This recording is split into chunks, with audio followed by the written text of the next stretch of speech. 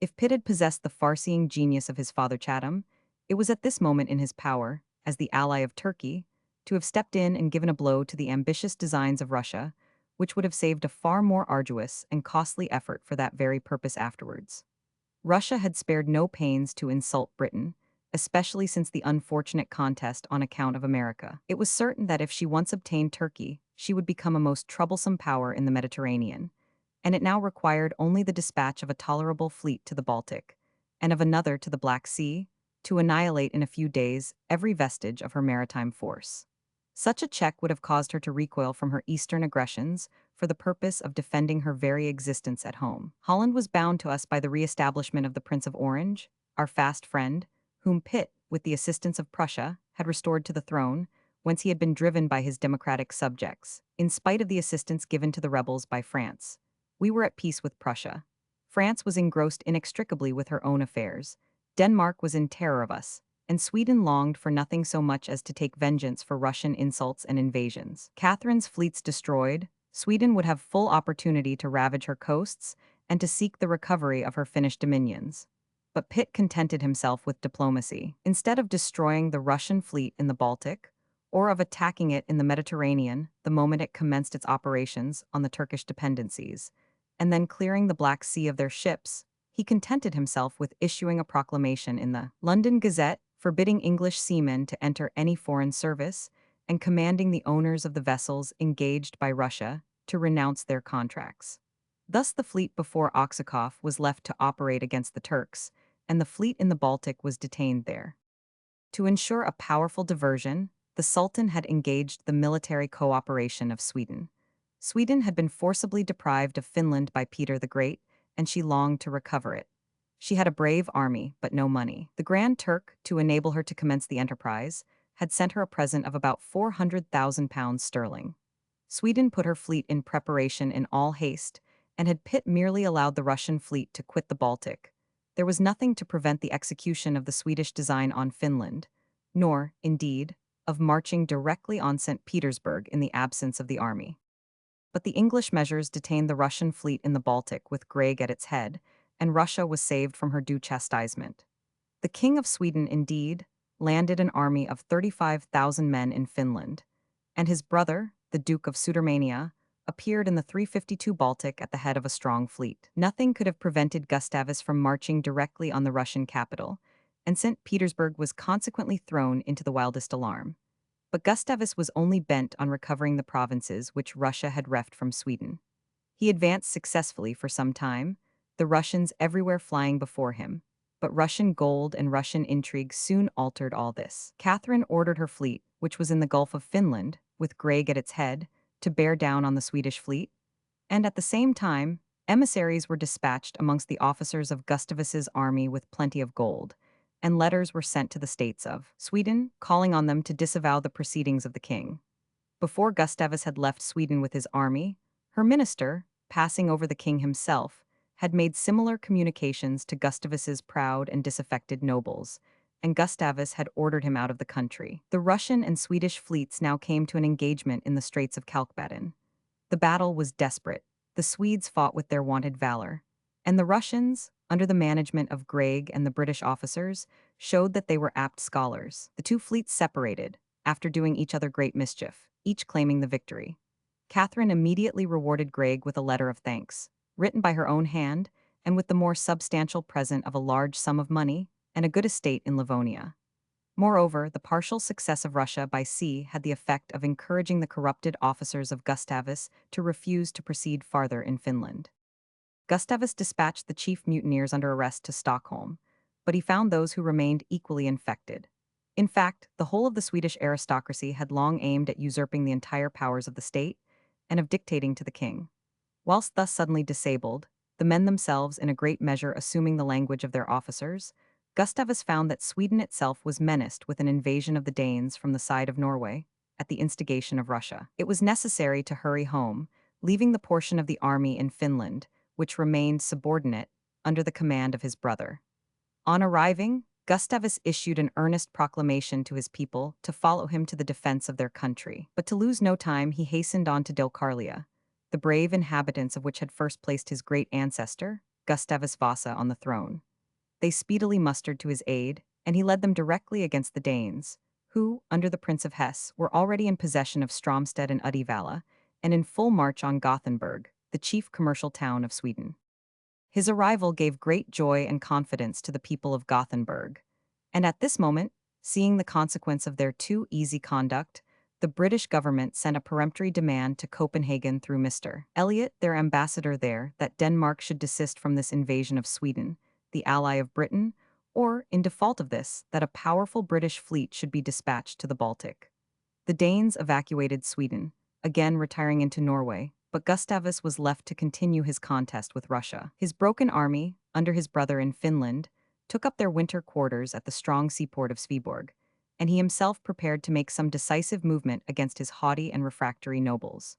Besides the order of nobility, 3 other orders sat in the General Assembly of the States, and Gustavus, confident of their affection to him, determined to throw himself upon them for protection against the nobles. He therefore, in the first place, sent for the chief magistrates, clergy and citizens, and laid before them forcibly his position. He showed them how the recovery of the ancient Swedish provinces on the other side of the Baltic had been prevented by the defection of the aristocracy, and how the country had been invaded by the Danes through this encouragement. Made certain of their support, he then summoned a diet, which met on the 26th of January, 1789. The nobles rose in a body and quitted the assembly, but Gustavus continued his speech to the 3 remaining orders. He declared it necessary, for the salvation of the country, for him to assume almost despotic powers, and he called on the 3 estates to support him in punishing the traitorous nobles, promising to secure the liberties of the country as soon as this was accomplished. Not only the 3 orders, but the public at large zealously supported him. Stockholm was in a state of high excitement. Gustavus surrounded the houses of the chief nobility with his brave Dalecarlians, secured 25 of the principal nobles, including the Counts Brahe, Fersen, Horn, and others, who were consigned to the castle. He had already arrested 9 of the leaders of the insurrection in the army in Finland, and these officers were 353 now also confined in the castle. Others had escaped and fled to their patroness in St. Petersburg.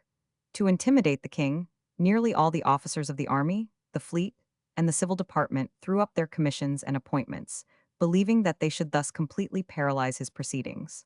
But Gustavus remained undaunted. He filled up the vacancies, as well as he could, from the other orders of the state. He brought the nobles and officers to trial, and numbers of them were condemned to capital punishment for treason and abandonment of their sworn duties. Some few examples were made, the rest, after a short confinement, were liberated, and they hastened to their estates in the country. But it was found there, as everywhere else, that rank confers no monopoly of talent.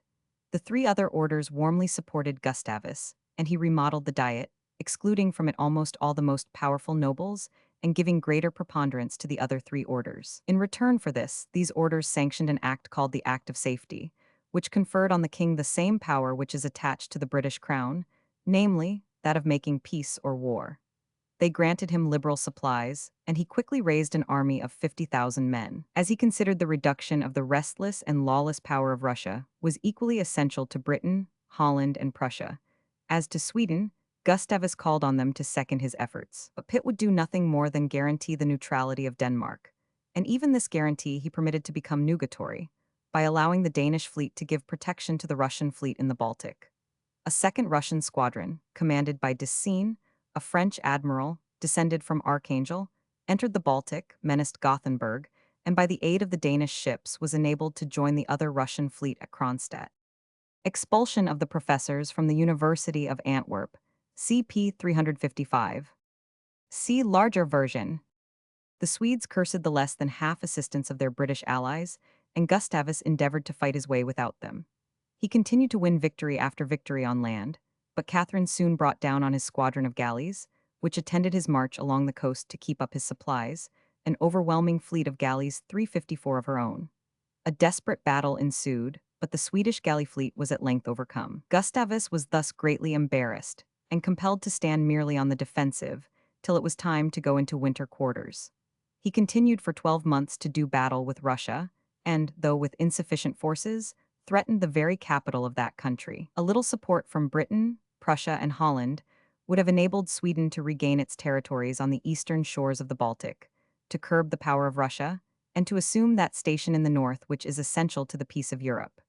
These countries, however, had not the statesmanship to appreciate this point, or the friendly feeling to effect it, and Gustavus was left to struggle on alone. The Emperor Joseph of Austria had returned from the campaign of 1788 against Turkey greatly chagrined, and with fast failing health. Had he been wise, he would have accepted the overtures for peace made to him by the Sultan, and have spent the few remaining days of his existence in tranquility. But his ambitious and persuasive ally, Catherine, prevailed upon him to make another effort. He mustered fresh troops. 150,000 men were marched against the Turkish frontier, early in the year of 1789, in different divisions. It was a circumstance very much in their favor that the able Sultan, Abdul Hamid, died suddenly in April, and was succeeded by his nephew, Selim, a young, rash, and unprincipled man. The acts of Selim in murdering and dismissing his father's best ministers and commanders, and the unruly condition of the Janissaries, rendered Turkey especially open to the attacks of its enemies. Marshal Laudon, supporting his earlier fame, took the fortress of Gradiška and stormed Belgrade. But this was not accomplished till the 8th of October, and an attempt was then made to reduce Orsova, but this failed. Coburg and Suvorov, having joined, won a great victory over the new vizier, Martinitzi, in Wallachia on the 22nd of September, and the remains of the Turkish army retired to the pass of Shumla on the Balkan Mountains. Potemkin, on his part, had greatly increased his forces after the reduction of Oksakov, and after a desperate resistance took Bender, famous as the abode of Charles XII. Of Sweden, after the Battle of Poltawa. Before winter, the Russians had made decided progress in their inroads into the Turkish dominions on the Black Sea. They had gained possession of Ackerman, at the mouth of the Dniester, of Keglianova, on the northern banks of the Danube, and of other places on the Black Sea. They had also extended their frontier to the left bank of the Danube, and they had actually reduced every important place between the Bug and Dniester and that river. Had Catherine had a sufficient fleet in the Black Sea, Constantinople might have trembled for its safety. But Catherine's ally, Joseph, was fast sinking, and his mortal sun was going down amid storm clouds, all collected by his reckless disregard of the rights of his subjects, great reformer as he desired to be. He had wantonly invaded the ancient constitution of Hungary, and on this the high-spirited and martial Hungarians had expressed their determination not to submit to it. They insisted that he should restore the regalia of their ancient kingdom, which he had carried off from Buda, the old capital, and where the Austrian emperors, as kings of Hungary, were always expected to be crowned, and to take the oath to observe the constitution. The Turks, already in possession of the Banat of Temeswar, invited their alliance, offering to assist them in driving out the Austrians and establishing their independence. Joseph, alarmed at this prospect, made haste to avert the danger by conceding the restoration of the Hungarian constitution and of the regalia, and the generous Hungarians were at once appeased. But far different was the issue of the troubles with his Flemish subjects, which, with an unaccountable folly and absence of good faith, he had excited. He sent into the Netherlands Count Trotmansdorff as governor, and General Dalton, a brutal Irishman, as commander. The latter ordered the professors of theology at Louvain to give way to the emperor's reforms, and, as they refused, Dalton turned them out by force, shut up the colleges, and Joseph sent back again the German professors, who had been before recalled, to appease the popular indignation. But the colleges remained empty. Not a student would attend the classes of the Germans. As the volunteer corps had disbanded themselves, in reliance on the emperor's wish, Trotmansdorff calculated on an easy compulsion of the people, and he called on the Grand Council at Brussels to enforce the decrees of the emperor. The council paid no regard to the order. The people having collected in great crowds in the neighborhood of the council house, Dalton ordered out a company of soldiers, under a young 355 ensign, to patrol the streets and overawe any attempts at demonstrations in support of the council. The young ensign, having a stone flung at him, without further ceremony ordered his men to fire into the crowd, and 6 persons were killed and numbers of others wounded. No sooner did Joseph hear of this rash and cruel act than he wrote highly approving of it and promoting the ensign. The people, greatly enraged, rose in the different towns, and were attacked by the imperial troops, and blood was shed in various places. With his usual disregard of consequences, Joseph was at this moment endeavoring to raise a loan in the Netherlands, to enable him to carry on the war against Turkey. But this conduct completely quashed all hope of it. Not a man of money would advance a stiver. Trotmansdorff continued to threaten the people, and Dalton was ready to execute his most harsh orders.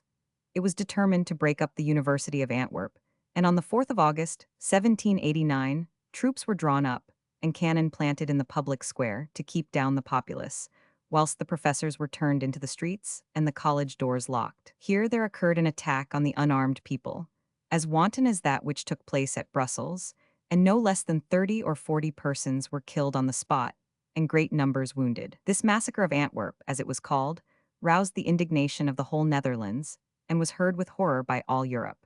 The monks and professors who had been turned out became objects of sympathy, even to those who regarded with wonder and contempt their bigotry and superstition.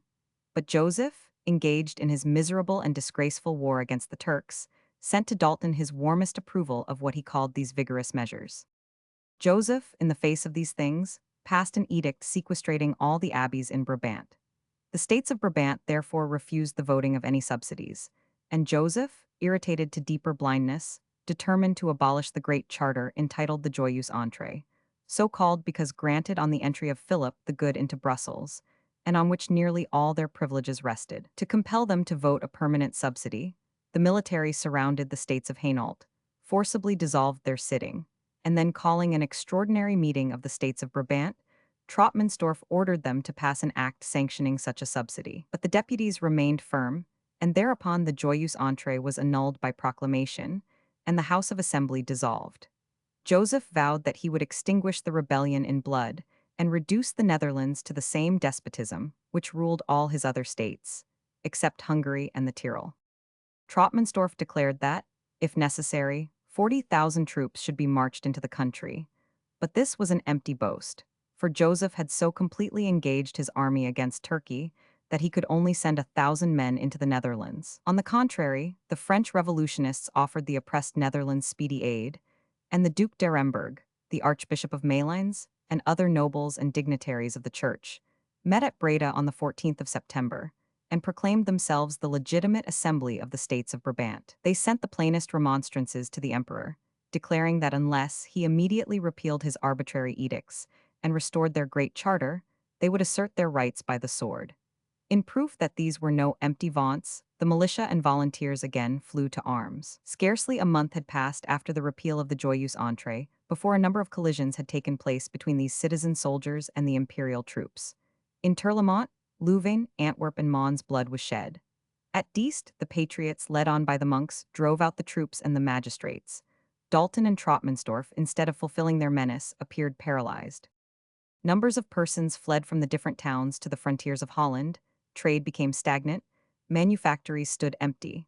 The whole country began to assume a melancholy and ruinous aspect.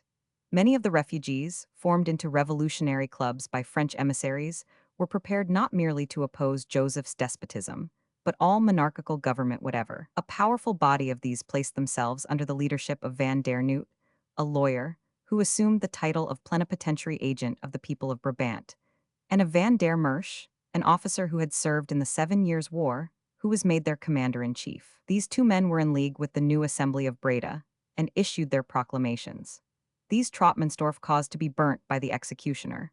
The patriots in Brussels who sympathized with those in arms were, many of them, arrested, the citizens were disarmed, the fortifications strengthened by palisades, and every means of defense was resorted to. But in October, the patriots of Breda surprised the forts of Lillo and Liefkenshoek, on the Scheldt. Dalton dispatched General Schroeder with a strong force, who retook the forts. But on Schroeder's venturing to enter Turnhout after the insurgents, a body of 3,000 of them, under Van der Merch, armed with pitchforks, bludgeons, and staves, attacked and drove him out. General Bender, who had been dispatched against the insurgents at Terlemont, was driven out in the same manner. General Arberg was compelled to retreat behind the Scheldt, and the people were victorious in Louvain, Ghent, Bruges, Ostend, and most towns of the district. Both Joseph and his governor and commander in the Netherlands now fell into the utmost alarm. The news which Marie Antoinette sent from Paris to her imperial brother only rendered this consternation the greater. Joseph, with that sudden revulsion which he had manifested on other occasions, after equally astonishing rashness, now issued a conciliatory proclamation, offering to redress all grievances on the condition of the Netherlanders laying down their arms. But they were not likely, after former experience, to trust any such promises of Joseph. On the 20th of November, the states of Flanders assumed the title of the High and Mighty States. They declared the emperor to have forfeited the crown by tyranny and injustice. They proclaimed their entire independence and ordered a levy of 20,000 men. Troppmannsdorf now hastened to conciliate in earnest. He issued 22 separate proclamations, made all kinds of fair promises, restored the arms of the citizens, and liberated the imprisoned patriots. But it was too late. The insurgents, under Van der Merch, were fast advancing towards Brussels, and Dalton marched out to meet them. But he was confounded by the appearance of their numbers and entered into an armistice of 10 days. But this did not stop the progress of insurrection in Brussels. There the people rose and resolved to open the gates to their compatriots. Women and children tore up the palisades and leveled the entrenchments. The population assumed the national cockade, and the streets resounded with cries of "Long live the patriots!" "Long live Van der Noot!" Dalton retreated into Brussels but found no security there. The soldiers began to desert. The people attacked those who stood to their colors, and Dalton was glad to secure his retreat by a capitulation. In a few days the insurgents from Breda entered, Troppmannsdorf having withdrawn at their approach, and the new federal union of the Netherlands was completely established. The state of Luxembourg was the only one remaining to Joseph, and thither Dalton retired with his forces, 5,000 in number. But Joseph did not live to see the full extent of the alienation of the Netherlands. He had dispatched Count Cobenzl to Brussels on the failure of Troppmannsdorf's efforts.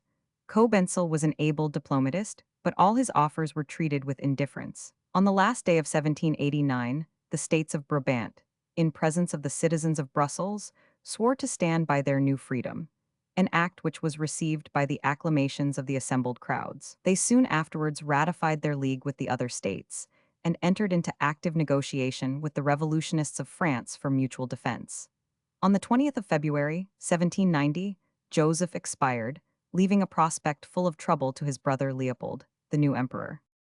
At the period at which we have now arrived, France was in a state of the wildest and most awful convulsion. A revolution had broken out, more terrible and furious than had ever yet appeared in the history of nations. The French people, so long trodden down by their princes, their aristocracy, and their clergy, and reduced to a condition of wretchedness and of ignorant brutality, almost unparalleled, seizing the opportunity of the distresses of the impoverished government, and, encouraged by a new race of philosophers who preached up the equality of the human race, had broken through their ancient subserviency, and were pulling down all the old constituted powers, ranks, and distinctions, with a rapidity which electrified the whole world. The people might have dragged on a considerable time still in their misery, but the government was in its death throes for want of revenue, and Louis XVI, who ascended the throne in 1774, had but little political sagacity. The administration groaned beneath a mountain of debts. The mass of the people were exhausted in their resources, trade was ruined by these causes, and the nobility and clergy clung convulsively to their prescriptive exemptions from taxation. Long before the American War, the state was in reality bankrupt. The prime minister of Louis XVI, the Count de Maurepas, was never of a genius to extricate the nation from such enormous difficulties.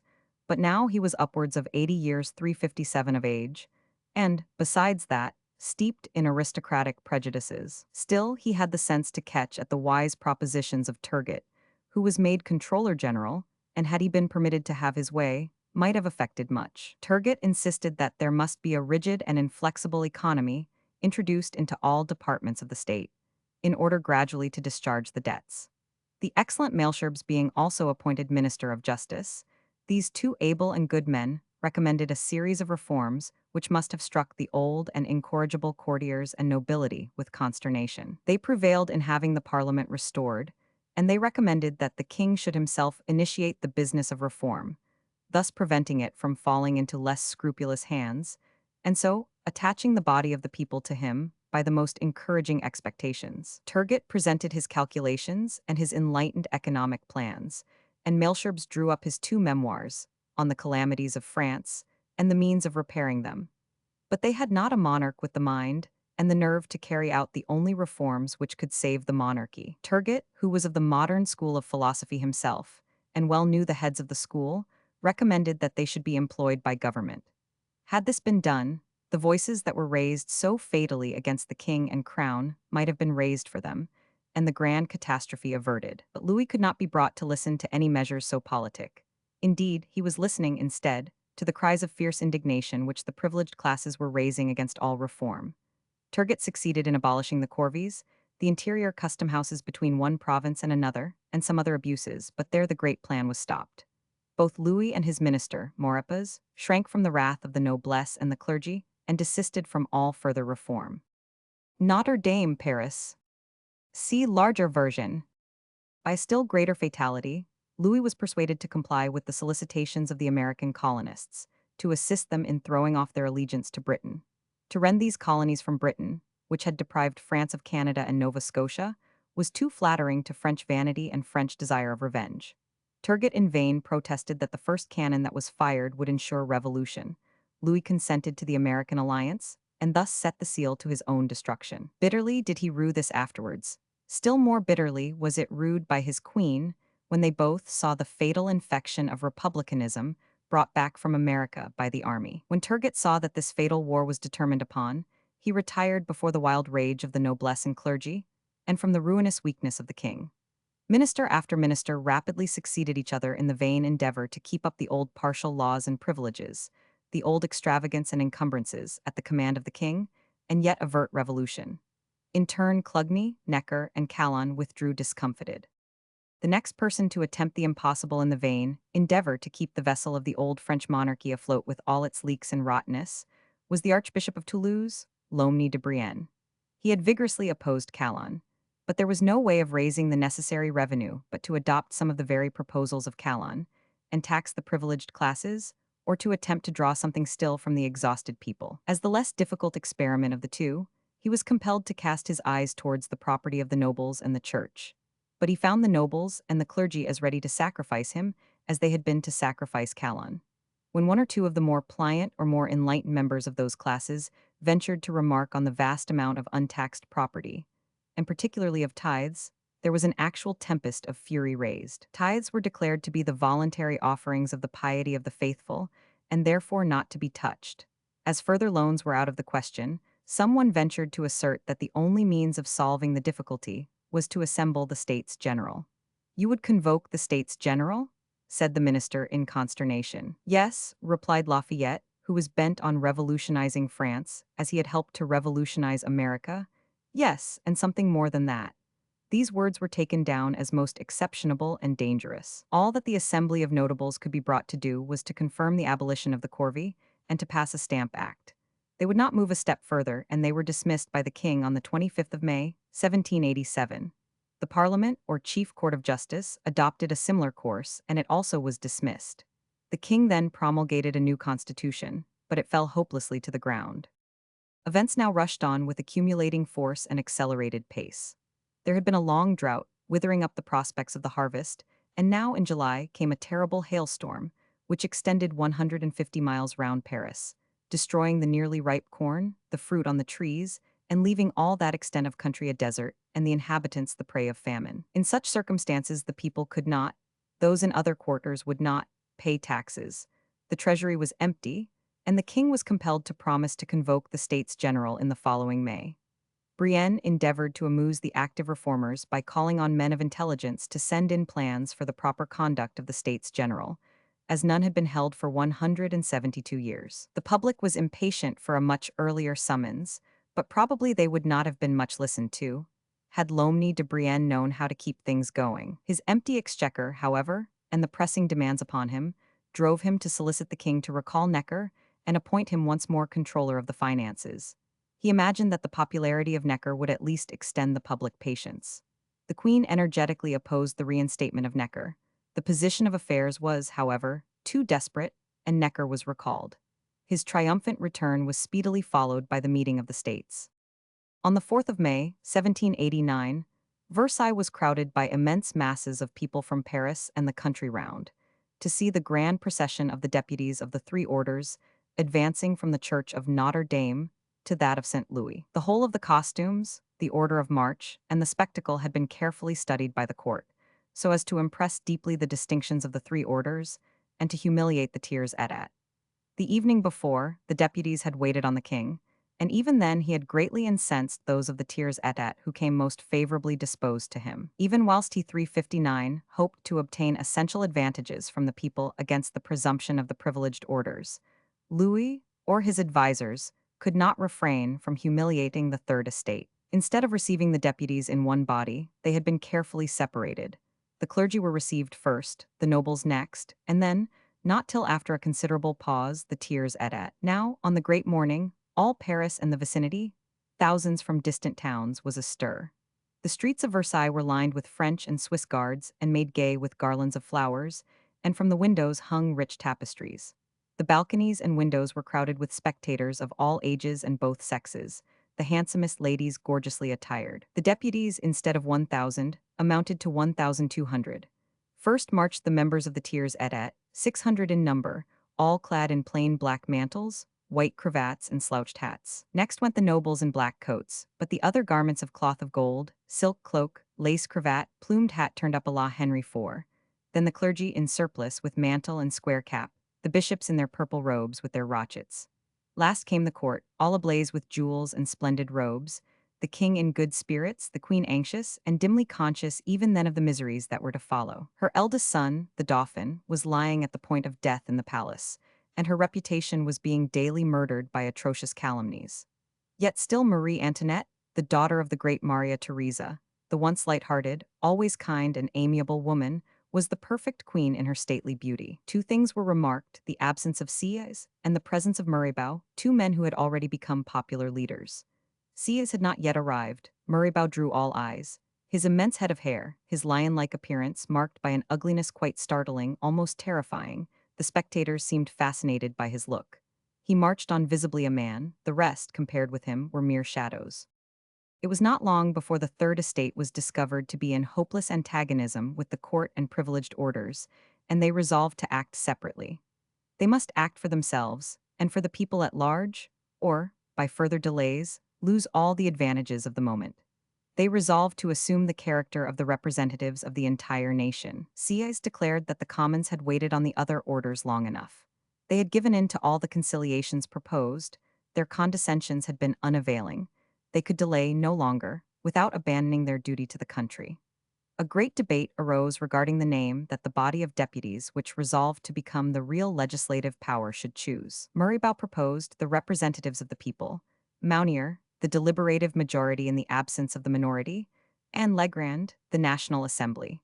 The proposal of Mounier was soon disposed of, but there was a strong inclination in favor of the National Assembly, and Murraybow vehemently opposed it. The name of National Assembly had, it is said, been recommended to Lafayette by Jefferson, the American minister, and as Lafayette had not yet ventured to move before his order, and join the tiers et, Legrand, an obscure member and lately a provincial advocate, was employed to propose it. But Sieyes had, in his famous brochure on the rights of man, long before thrown out these words: the tiers et alone, it will be said, cannot form a States General. So much the better, it will constitute a National Assembly. On the 15th of June, Sieyes proposed that the title should be the National Assembly of Representatives, known and verified by the French nation. Murraybow indignantly repelled the title in any shape. He declared that such a title, by denying the rights and existence of the other two orders, would plunge the nation into civil war. Legrand proposed to modify the name by making it the General Assembly. Sieyes then came back to his original title of simply the National Assembly, as devoid of all ambiguity, and Murraybow still more violently opposed it. But it was soon seen that this name carried the opinion of the mob with it. The deputies cried out loudly for it. The galleries joined as loudly in the cries. Murraybow in a fierce rage read his speech, said to have been written by his friend Dumont, before the President Bailly, and withdrew, using violent language against the people who had hooted him down, declaring that they would soon be compelled to seek his aid. He had protested in his speech that the veto, which some of the deputies wished to refuse to the king, must be given to him, that without the royal veto he would rather live in Constantinople than in France, that he could conceive nothing more dreadful than the sovereignty of 600 persons, that they would very soon declare themselves hereditary, and would 360 finish, like all other aristocracies that the world had ever seen, by usurping everything. These words, only too prophetic, had brought down upon him a tempest of execration, and writhing under it, he had hastened to the court and had an interview with Necker, warning him of the danger of the crisis, and offering to use his influence in favor of the king. Authority, Necker received him coldly, and thus Murraybow was thrown back on the people. Sieyes's motion was carried by a majority of 491 against 90, and the National Assembly was proclaimed amid loud acclamations, mingled with cries of "Vive le Roi." The French Revolution, costume of lady of the period. See larger version. This alarming event produced an instant and zealous union of the court and the nobles. The heads of the aristocracy and of the dignified clergy threw themselves at the feet of the king, declaring the monarchy lost if he did not at once dismiss the states. The utmost confusion reigned in the palace. The unhappy Louis, never able to form a resolution of his own, was made to sway to and fro like a pendulum between opposite recommendations. The assembly had adjourned on the 19th to the next day, and Bailey, on reaching the door of the hall, attended by many other deputies, found it not only closed, but surrounded by soldiers of the French Guard, who had orders to refuse admittance to everyone. Some of the fiercer young spirits amongst the deputies proposed to force their way in, but the officer in command ordered his men to stand to their arms and showed that he would make use of them. Bailey induced the young men to be patient and obtained leave from the officer to enter a court and write a protest.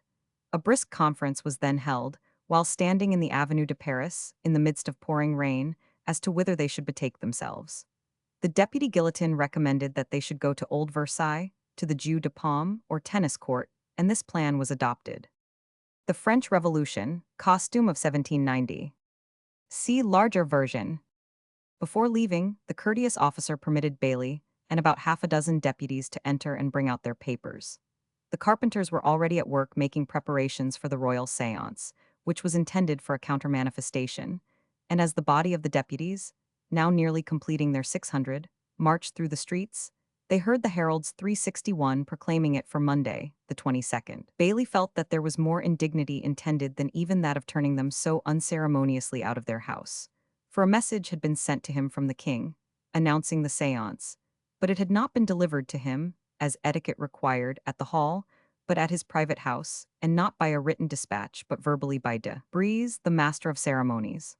When the deputies, with their president at their head, reached the tennis court, they found it a very spacious apartment, but naked, unfurnished, and desolate. There were no seats for the deputies, and a chair being offered to Bailey, he declined it, saying he would not sit whilst the other members were standing. A wooden bench was brought and served for a desk. 2 deputies were stationed as doorkeepers, and the keeper of the court appeared and offered them his services. Great numbers of the populace crowded in, and the deliberations commenced. There were loud complaints of the interruption of their sitting, and many proposals to prevent such accidents in future. It was proposed to adjourn to Paris, where they would have the support of the people, and this project was received with enthusiasm, but Bailey feared that they might be attacked on the way, and, moreover, that such a measure would give an advantage to their enemies, looking like a desertion of their ground. Mounier then proposed that the deputies should bind themselves by an oath never to separate till they had completed the Constitution. This was hailed with enthusiasm. The oath was drawn up, and Bailey, standing on the bench, read it aloud.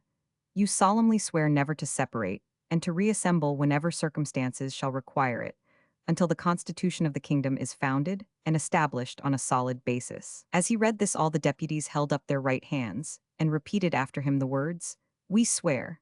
The formula was read so loud that not only the spectators within but numbers without heard it, and all joined in the cry, "We swear." Then followed loud acclaims of "Vive l'Assemblée," "Vive le Roi." The French Revolution, costume à la Robespierre. See larger version. Tricoteuse or knitting woman of the National Convention. See larger version. After this, the royal sitting was useless, as the king's authority was disregarded by the Third Estate. The court had to learn that the tiers état had remained in their seats after the king, and the nobles had retired. The assembly then, on the motion of Murraybow, declared its members 362 inviolable, and that whoever should lay a hand on any one of them was a traitor, infamous, and worthy of death. Thus, says Thiers, was effected the first revolution. The tiers état had recovered the legislature, and its adversaries had lost it by attempting to keep it entirely to themselves. In a few days, this legislative revolution was completely consummated, but it was not consummated without a violent fermentation of the populace. The court and the nobles were greatly alarmed and secretly preparing for war. The nobles had joined the assembly with the utmost repugnance, and many only on the assurance that the union would not continue. The members of that order continued to protest against the proceedings of the assembly, rather than join in its deliberations. The king himself had consented to the union, in the hope that the nobles would be able to put a check on the tiers état. King and nobles saw now that all such hopes were vain, and whilst Necker was retained to satisfy the people for the present, and whilst Mounier, Lally Tollendal, and Clermont Tonnerre were consulting with him on establishing a constitution resembling that of Britain, the court was preparing to put down the insurrection and the assembly by force. Marshal Broglie was placed at the head of the troops which surrounded both Paris and Versailles. He judged of both soldiers and citizens by the recollections of the 7 Years' War and assured the king that a little grapeshot would soon disperse the rioters. 15 regiments, chiefly foreign, had been gradually drawn round the capital. The headquarters of Broglie were at Versailles, where he had a brilliant staff and a formidable train of artillery, some of which commanded the very hall in which the assembly sat. There was a battery at the bridge of Sèvres, commanding the road to Paris, and in Paris itself there were strong batteries on Montmartre, which overlooked the city and which, moreover, were carefully entrenched. Besides these preparations, there were French regiments quartered at Saint-Germain, Charenton, St. Cloud, and other places. Altogether, 50,000 troops were calculated to be collected. The old noblesse were impatient for the king to give the order to disperse the people both in Paris and Versailles, to surround the assembly, seize the chief members, put them in prison, and send the rest adrift, to treat the ringleaders of the electors in the same manner, to dissolve formally the States General and restore the old order of things. Had the reins of government been in the hands of a Bonaparte, the whole plan would have been executed, and would for the time, without doubt, have succeeded. But Louis XVI was not the man for a coup d'état of that rigorous nature. He shuddered at the idea of shedding his subjects' blood. And instead of doing that for which the troops had been assembled, he now listened to Necker, who reminded him that when the people were put down or shot down, and the States General dispersed, the old debts and difficulties would remain, and without States General or Parliament, there would be no authority to impose or collect taxes. To Necker's arguments, the more timid and liberal nobles added that the excitement would soon wear itself out, that nothing serious could be done in the presence of such forces, and that the Constitution, once completed, all would right itself, and that he would have to congratulate himself on his bloodless patience in a new and happier reign. This was humane but fatal advice in the circumstances. The soldiers, allowed to remain inactive in the very midst of the hotbed of sedition, were sure to become infected with the spirit of revolution. The debates in the National Assembly were actively distributed in print, and the soldiers read them eagerly. Whilst the court had been conspiring, the people had conspired too. The electors at the Hôtel de Ville listened with avidity to a suggestion of Murraybow, thrown out in the National Assembly, which passed at the time without much notice. This was for organizing the citizens into a city guard. The plan had originated with Dumont and his countryman, de Roveraille, both Genevese. Murraybow had adopted and promulgated it, fallen unnoticed in the Assembly. On the 10th of July, Cara revived it at the Hôtel de Ville. He declared that the right of the Commune to take means for the defense of the city was older than the monarchy itself. The Parisian people seconded, in an immense multitude, this daring proposition, and desired nothing more than a direct order to arm themselves and to maintain their own safety. Thus encouraged, Murraybow renewed his motion in the National Assembly. He demanded that the troops should be withdrawn from the neighborhood of Versailles and Paris, and a burgher guard substituted. He also moved that the discussion on the Constitution should be suspended till the security of the capital and the Assembly were effected. He moved for an address to the king, praying him to dismiss the 363 troops and rely on the affections of his people. The motion was carried, and a committee appointed to draw up the address.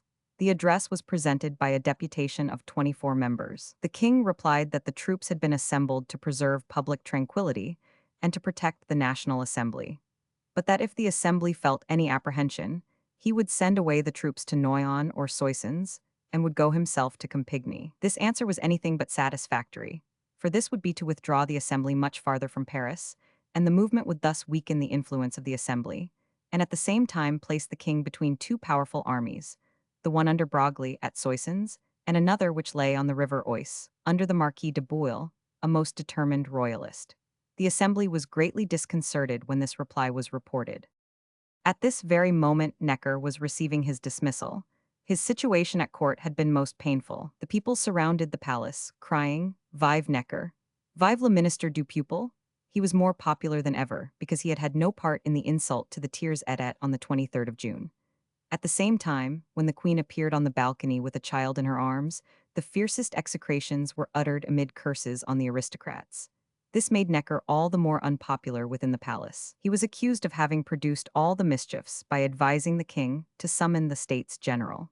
He retorted that the nobles and bishops were the cause, by preventing the king from following the plans he had laid down. Necker therefore begged to resign, but he had been always desired to remain, for the court apprehended an outbreak if he were dismissed. But now, matters being deemed sufficiently safe, the army being in grand force, the king, on the 11th of July, took him at his word. Necker was just sitting down to dinner when he received the king's note, which begged him to keep his retirement secret and to get across the frontier as expeditiously as possible. On the morning of the next day, Sunday, the 12th of July, the news was all over Paris that Necker was dismissed. The alarm was intense. Paris was in an uproar. The Palais Royal was choked with people in a frenzy of excitement. All at once a young man leaped upon a table and shouted, "To arms! To arms! Whilst we are talking, foreign troops are gathering round us to massacre us."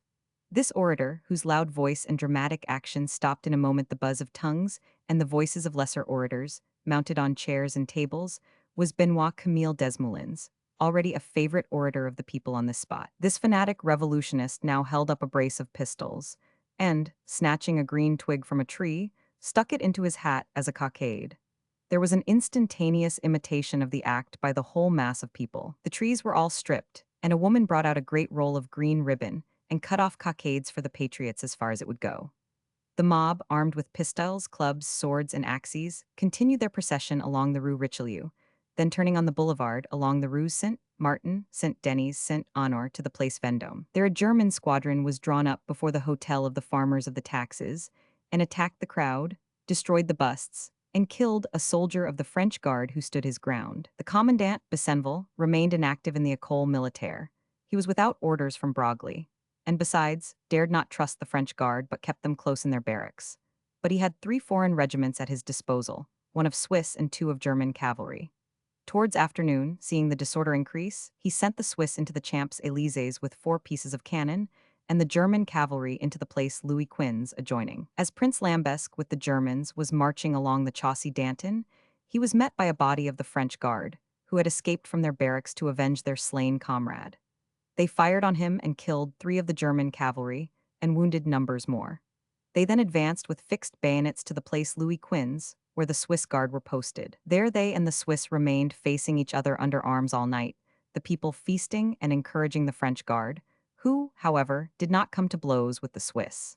Lambesc had continued his route to Saint-Cloud, leaving the city all night in the hands of the mob, who burnt the barriers at the different entrances, so as to allow free access to the people from the country, and broke open the gunsmiths' shops and carried off the arms.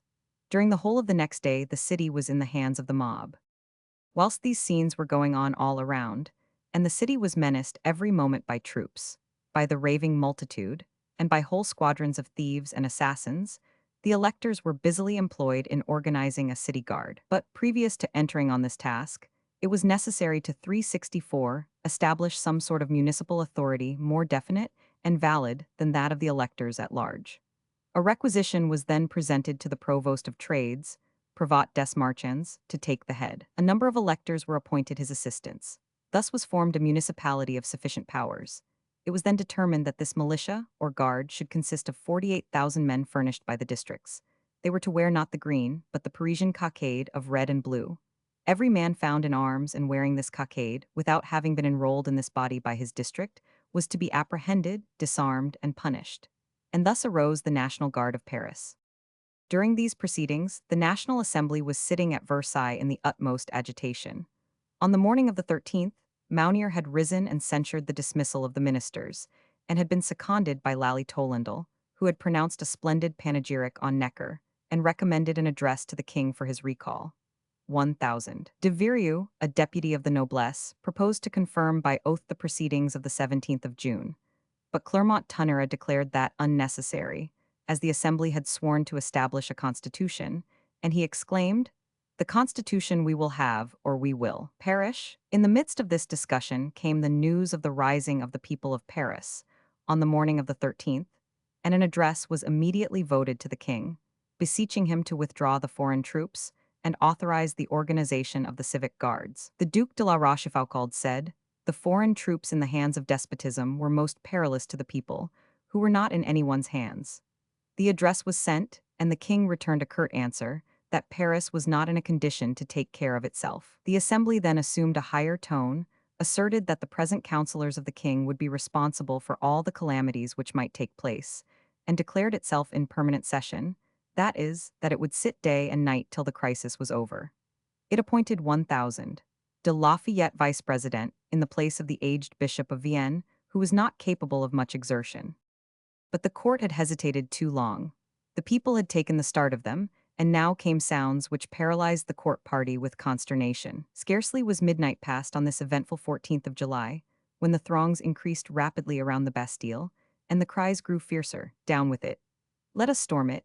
Delaunay, the governor, had made all necessary preparations, charged a dozen long guns on the towers with balls of a pound and a half each, and disposed his little force to the best advantage. While the Democratic leaders were negotiating with the garrison, the crowd grew first impatient, then furious. They advanced impetuously against the first drawbridge. Two men mounted the roof of the guardhouse, and, with axes, cut the chains of the bridge, which fell down. The mass of assailants rushed forward towards the second bridge, but were met by a discharge of musketry, which did deadly execution amongst them and brought them to a stand. The firing proceeded at once from the towers and from the loopholes below. A number of the assailants fell, whilst only 2 of the muskets fired by the people during the whole day took effect. Delaunay now gave orders to fire on the assailants with grape. This drove them back to some distance, but they soon came on more furious than ever. Delaunay looked in vain for the promised succor from Besenval or Broglie, and seeing the ever-increasing and ever more raging thousands around, he lost his head, was seized with despair, and resolved to blow up the prison and a great part of the old town near it. 635 barrels of gunpowder were deposited in the magazine. Seizing a match, he ran to cast it into an open barrel, and thus send into the air the horrible old fortress, himself, and garrison. With it must inevitably have been destroyed all the quarter of the Bastille, all the Marais, and a great part of the Faubourg Saint-Antoine. 2 uncommissioned officers stopped him by crossing their bayonets. He then attempted to kill himself, but was secured. His head was wholly gone. He was no longer capable of issuing an order. The Bastille surrendered almost immediately after the governor had been seized with despair. The French guard began to cannonade the fortress. The captain of the Swiss, who might undoubtedly have held out much longer, saw that no rescue came, and that prolonged resistance would only lead in the end to sanguinary vengeance. He therefore hoisted a white flag. The captain of the Swiss demanded to be allowed to capitulate and to march out with the honors of war, but the furious mob cried out, "No capitulation, no quarter, the rascals have fired upon the people." The Swiss captain then said that they would lay down their arms, on condition that their lives should be spared. Then the gates of the old prison were thrown open, and the furious and triumphant mob burst in. The news of the fall of the Bastille came as a thunderclap. The king, who had not been so confident, was gone to bed. The Duc de Liancourt, Grand Master of the Wardrobe, by virtue of his office went to his bedside, awoke him, and told him the amazing fact. "What?" exclaimed Louis, "is it then really a revolt?" "Say rather, sire," replied the Duke, "a revolution." The Conquerors of the Bastille, after the picture by Francois Flame. See larger version. The king agreed to visit the assembly in the morning, and he went, attended by his 2 brothers. He addressed them in a kind and conciliatory tone. He said, "You have been afraid of me, but for my part I put my trust in you." This avowal was received with applause, in one of those bursts of sentiment, so sudden and so soon over, which mark French history one moment with tearful emotions and the next with savage bloodshed. The deputies surrounded the monarch and escorted him back to the palace with tears in their eyes. The queen, from a balcony, saw this enthusiastic procession. She stood with the little dauphin in her arms and her daughter holding by her dress, and herself, greatly moved, was hailed for the moment also by the senators. For the time, all seemed to be forgotten. The king consented to the recall of Necker. The Duc de Liancourt was appointed president of the assembly, in the place of Bailly, and the nobles, who had hitherto absented themselves from the sittings, now attended and voted. Thus was the assembly apparently amalgamated, and the revolution completed. A sudden fit of generosity seemed to seize the nobles in the assembly, which, in fact, was a fit of terror, for they had come to the conclusion that no protection was to be expected from the assembly against the fury and cupidity of the people. They saw that the assembly was the slave of the people, that the army had fraternized with the people, and that they were at the mercy of the merciless populace. The Viscount de Noailles and the Duc d'Aiguillon declared that it would be wicked and absurd to employ force to quiet the people. They must destroy the cause of their sufferings, and all would be accomplished. The nobles hastened to renounce their privileges. They crowded round the table to enumerate what they surrendered. The commons, having nothing of their own to give up, surrendered the privileges and charters of towns and provinces. Some offered up their pensions, and one deputy, having nothing else, surrendered his personal convenience, pledging himself to devote his energies to the public welfare. The whole assembly was in a ferment and fever-heat paroxysm of renunciation, such as could only be witnessed in France. Lally Tollendal, unable to approach the tribunal, sent up a note to the president. Everything is to be apprehended from the enthusiasm of the assembly. Break up the sitting. Lally moved that the king should be proclaimed the restorer of French liberty, which was carried by acclamation, that a Te Deum should be performed for this joyful event, and the assembly broke up about midnight in a bewilderment of rapture and wonder at its own deed. The assembly had, on this memorable night of the 4th of August, decreed nothing less than the abolition of all serfdom, the right of compounding for the seigneurial dues, and the abolition of seigneurial jurisdictions, the suppression of exclusive rights of hunting, shooting, keeping warrens, dovecotes, etc., the abolition of tithes, the equality of taxes, the admission of all citizens to civil and military employments, the abolition of the sale of offices, the suppression of all the privileges of towns and provinces, the reformation of wardenship,s and the suppression of pensions obtained without just claims. The Assembly then continued the work of the Constitution. In the midst of this constitution-making, famine was stalking through the country, and bankruptcy was menacing the exchequer. The first loan of 30 millions had proved a total failure. A second of 80, according to a fresh plan of Necker's, was equally a blank. With the necessities of the government, the necessities of the people kept pace. The whole country was revolutionizing instead of working, destroying estates instead of cultivating them. Farmers were afraid of sowing what they might never reap. Trade and manufactures were at an end, for there was little money and no confidence. The country was not become unfruitful, but its people had gone mad, and the inevitable consequence was an ever-increasing famine. This, instead of being attributed to the true causes, was ascribed by the mob orators to all kinds of devilish practices of the court and the aristocracy. The court was soon alarmed by the report that the National Guard intended to march from Paris to Versailles, and, after removing the bodyguard, to do duty at the palace themselves, in order to prevent the royal family from escaping abroad. Lafayette, now head of the National Guard, on the 17th of September wrote to St. Priest, 1367 of the ministers, to assure him that there was no truth in the report, and therefore no danger. D'Estaing, the commander of the bodyguard, however, to whom Lafayette's letter was communicated by St. Priest, did not feel satisfied, and proposed to bring the regiment of Flanders to Versailles, and the assembly being applied to for its sanction, declared it was no business of theirs. And thus, neither encouraging nor discouraging the measure, the regiment was sent for. It arrived on the 23rd of September, and, at the sight of the long train of wagons that followed, alarm seized both the people of Versailles and the assembly. Murraybow, who, by a word, could have prevented the coming of the regiment, now denounced it as dangerous. News flew to Paris that a counter-revolution was preparing, and that the foreigners would be marched on the city. All this terror of one single regiment showed a disposition to feign alarm, rather than the real existence of it. But the court committed the great folly of creating fresh reasons for jealousy. The officers of the Life Guard showed a most lively desire to fraternize with those of the Flanders Regiment, and the courtiers were equally attentive to them. The officers of the Flanders Regiment were not only presented at the king's levee, but invited to the queen's drawing-room and treated in the most flattering manner. The Guards du Corps gave a grand dinner to welcome them, and, what was extraordinary, they were allowed to give it in the theatre of the palace. This took place on the 2nd of October. The boxes were filled by people belonging to the court. The officers of the National Guard were amongst the guests. After the wine had circulated some time amongst the 300 guests, the soldiers, both of the Flanders Regiment and of the other corps, the company, with drawn swords and heated by champagne, drank the health of the royal family. The toast of the nation was rejected or omitted. The grenadiers in the pit demanded to be allowed to drink the royal healths, and goblets of wine were handed to them, and they drank the health of the king, the queen, the dauphin, and the rest of the royal family amid mutual shaking of hands and loud shouts of Vive le Roi, Vive la Reine. The band of the Flanders Regiment then struck up the very expressive and celebrated song of Blondel when seeking his captive king, Coeur de Lion. O Richard, O Monroy.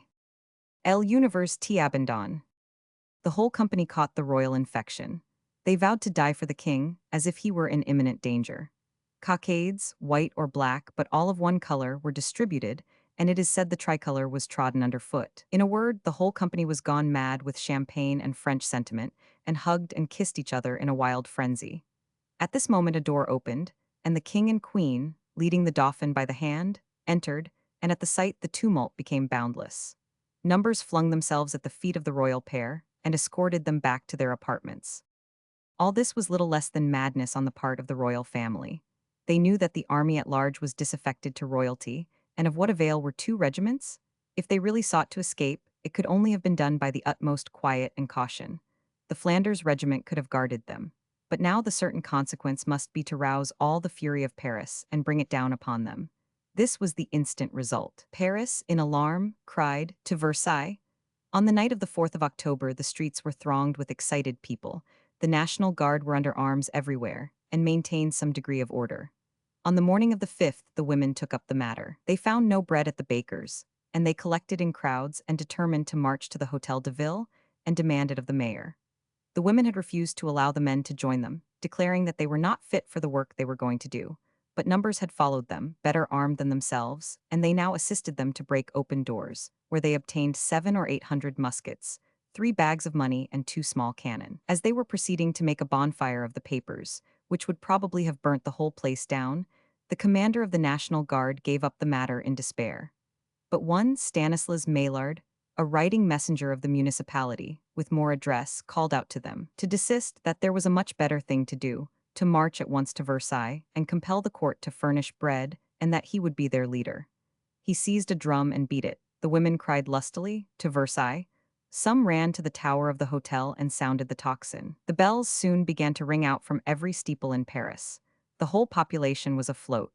The men and women, armed with all sorts of weapons, followed their new leader, who had been one of the heroes of the 368 Bastille, and he marched them to the Champs-Élysées. There he arranged his motley and ever-increasing army, the women in a compact body in the middle, the men in front and rear. Horses, wagons, carriages of all kinds were seized on wherever they were seen. Some of these were harnessed to the cannon, and then Maillard, drumming at their head, put his army in motion, and on they went towards Versailles, stopping every carriage that they met, and compelling even ladies to turn again and accompany them. Meanwhile, Lafayette and Bailey, summoned by this strange news, had hurried to the Hotel de Ville, where they found the National Guard and the French Guard drawn up, and demanding to be led to Versailles. The French Guard declared that the nation had been insulted by the Flanders regiment, the national cockade trampled on, and that they would go and bring the king to Paris, and then all should be well. Bailey and Lafayette attempted to reason with them, but they, and thousands upon thousands of armed rabble again collected there, only cried, "Bread, bread, lead us to Versailles?" There was nothing for it but to comply, and at length Lafayette declared that he would conduct them there. He mounted his white horse, and this second army, about 3 o'clock in the afternoon, marched in the track of the Amazons who had already reached Versailles. It was on foot, says Mounier, in the mud and under a violent storm of rain. The Paris women intermixed with a certain number of men, ragged and ferocious, and uttering frightful howlings. As we approached the palace, we were taken for a desperate mob. Some of the gardes du corps pricked their horses amongst us and dispersed us. It was with difficulty that I made myself known, and equally difficult it was to make our way into the palace. Instead of 6 women, I was compelled to admit 12. The king received them graciously, but separated from their own raging and rioting class, the women were overcome by the presence of the king, and Louison Chabry, a handsome young girl of 17, could say nothing but the word bread. She would have fallen on the floor, but the king caught her in his arms, embraced and encouraged her, and this settled completely the rest of the women, who knelt and kissed his hand. Louis assured them that he was very sorry for them, and would do all in his power to have Paris well supplied with bread. They then went out blessing him and all his family, and declared to those outside that never was there so good a king. At this the furious mob exclaimed that they had been tampered with by the aristocrats, and were for tearing them to pieces, and, seizing Louison, they were proceeding to hang her on a lamp-post, when some of the gardes du corps, commanded by the Count de Guiche, interfered and rescued her. One Brunout, an artisan of Paris and a hero of the Bastille, having advanced so as to be separated from the women, some of the guards struck him with the flat of their swords. There was an instant cry that the guard were massacring the people, and the National Guard of Versailles being called on to protect them, one of them discharged a musket and broke the arm of 1,000.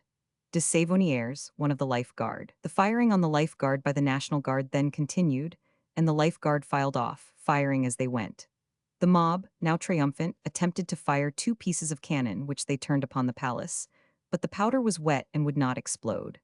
The king, having meanwhile heard the firing, sent the Duke of Luxembourg to order that the guard should not fire, but retire to the back of the palace. The mob then retired into Versailles in search of bread, which Lecointre, a draper of the town and commander of its National Guard, promised to procure them from the municipality. But the municipality had no bread to give, or took no pains to furnish it, and the crowds, drenched with rain, sought shelter wherever they could for the night. The women rushed again into the hall of the assembly and took possession of it without any ceremony. Soon after midnight, the roll of drums announced the arrival of Lafayette and his army. An aide-de-camp soon after formally communicated his arrival to the assembly, that they had been delayed by the state of the roads, and that Lafayette had also stopped them to administer to them an oath of fidelity to the nation, the law, and the king, that all was orderly, and that they had nothing to fear. Lafayette soon after confirmed this by leading a column of the National Guard to the doors of the assembly and sending in this message. The assembly being satisfied, adjourned till 11 o'clock the next day. Lafayette then proceeded to the palace, where he assured the king and the royal family of the loyalty of the guard, and that every precaution should be taken for tranquility during the night. On this, the king appeared to be at ease and retired to rest. The mob attacked the palace in the night, but Lafayette prevented an assault on the royal family, though 2 of the 369 guard were butchered.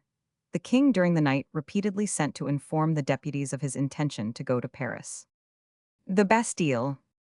See larger version.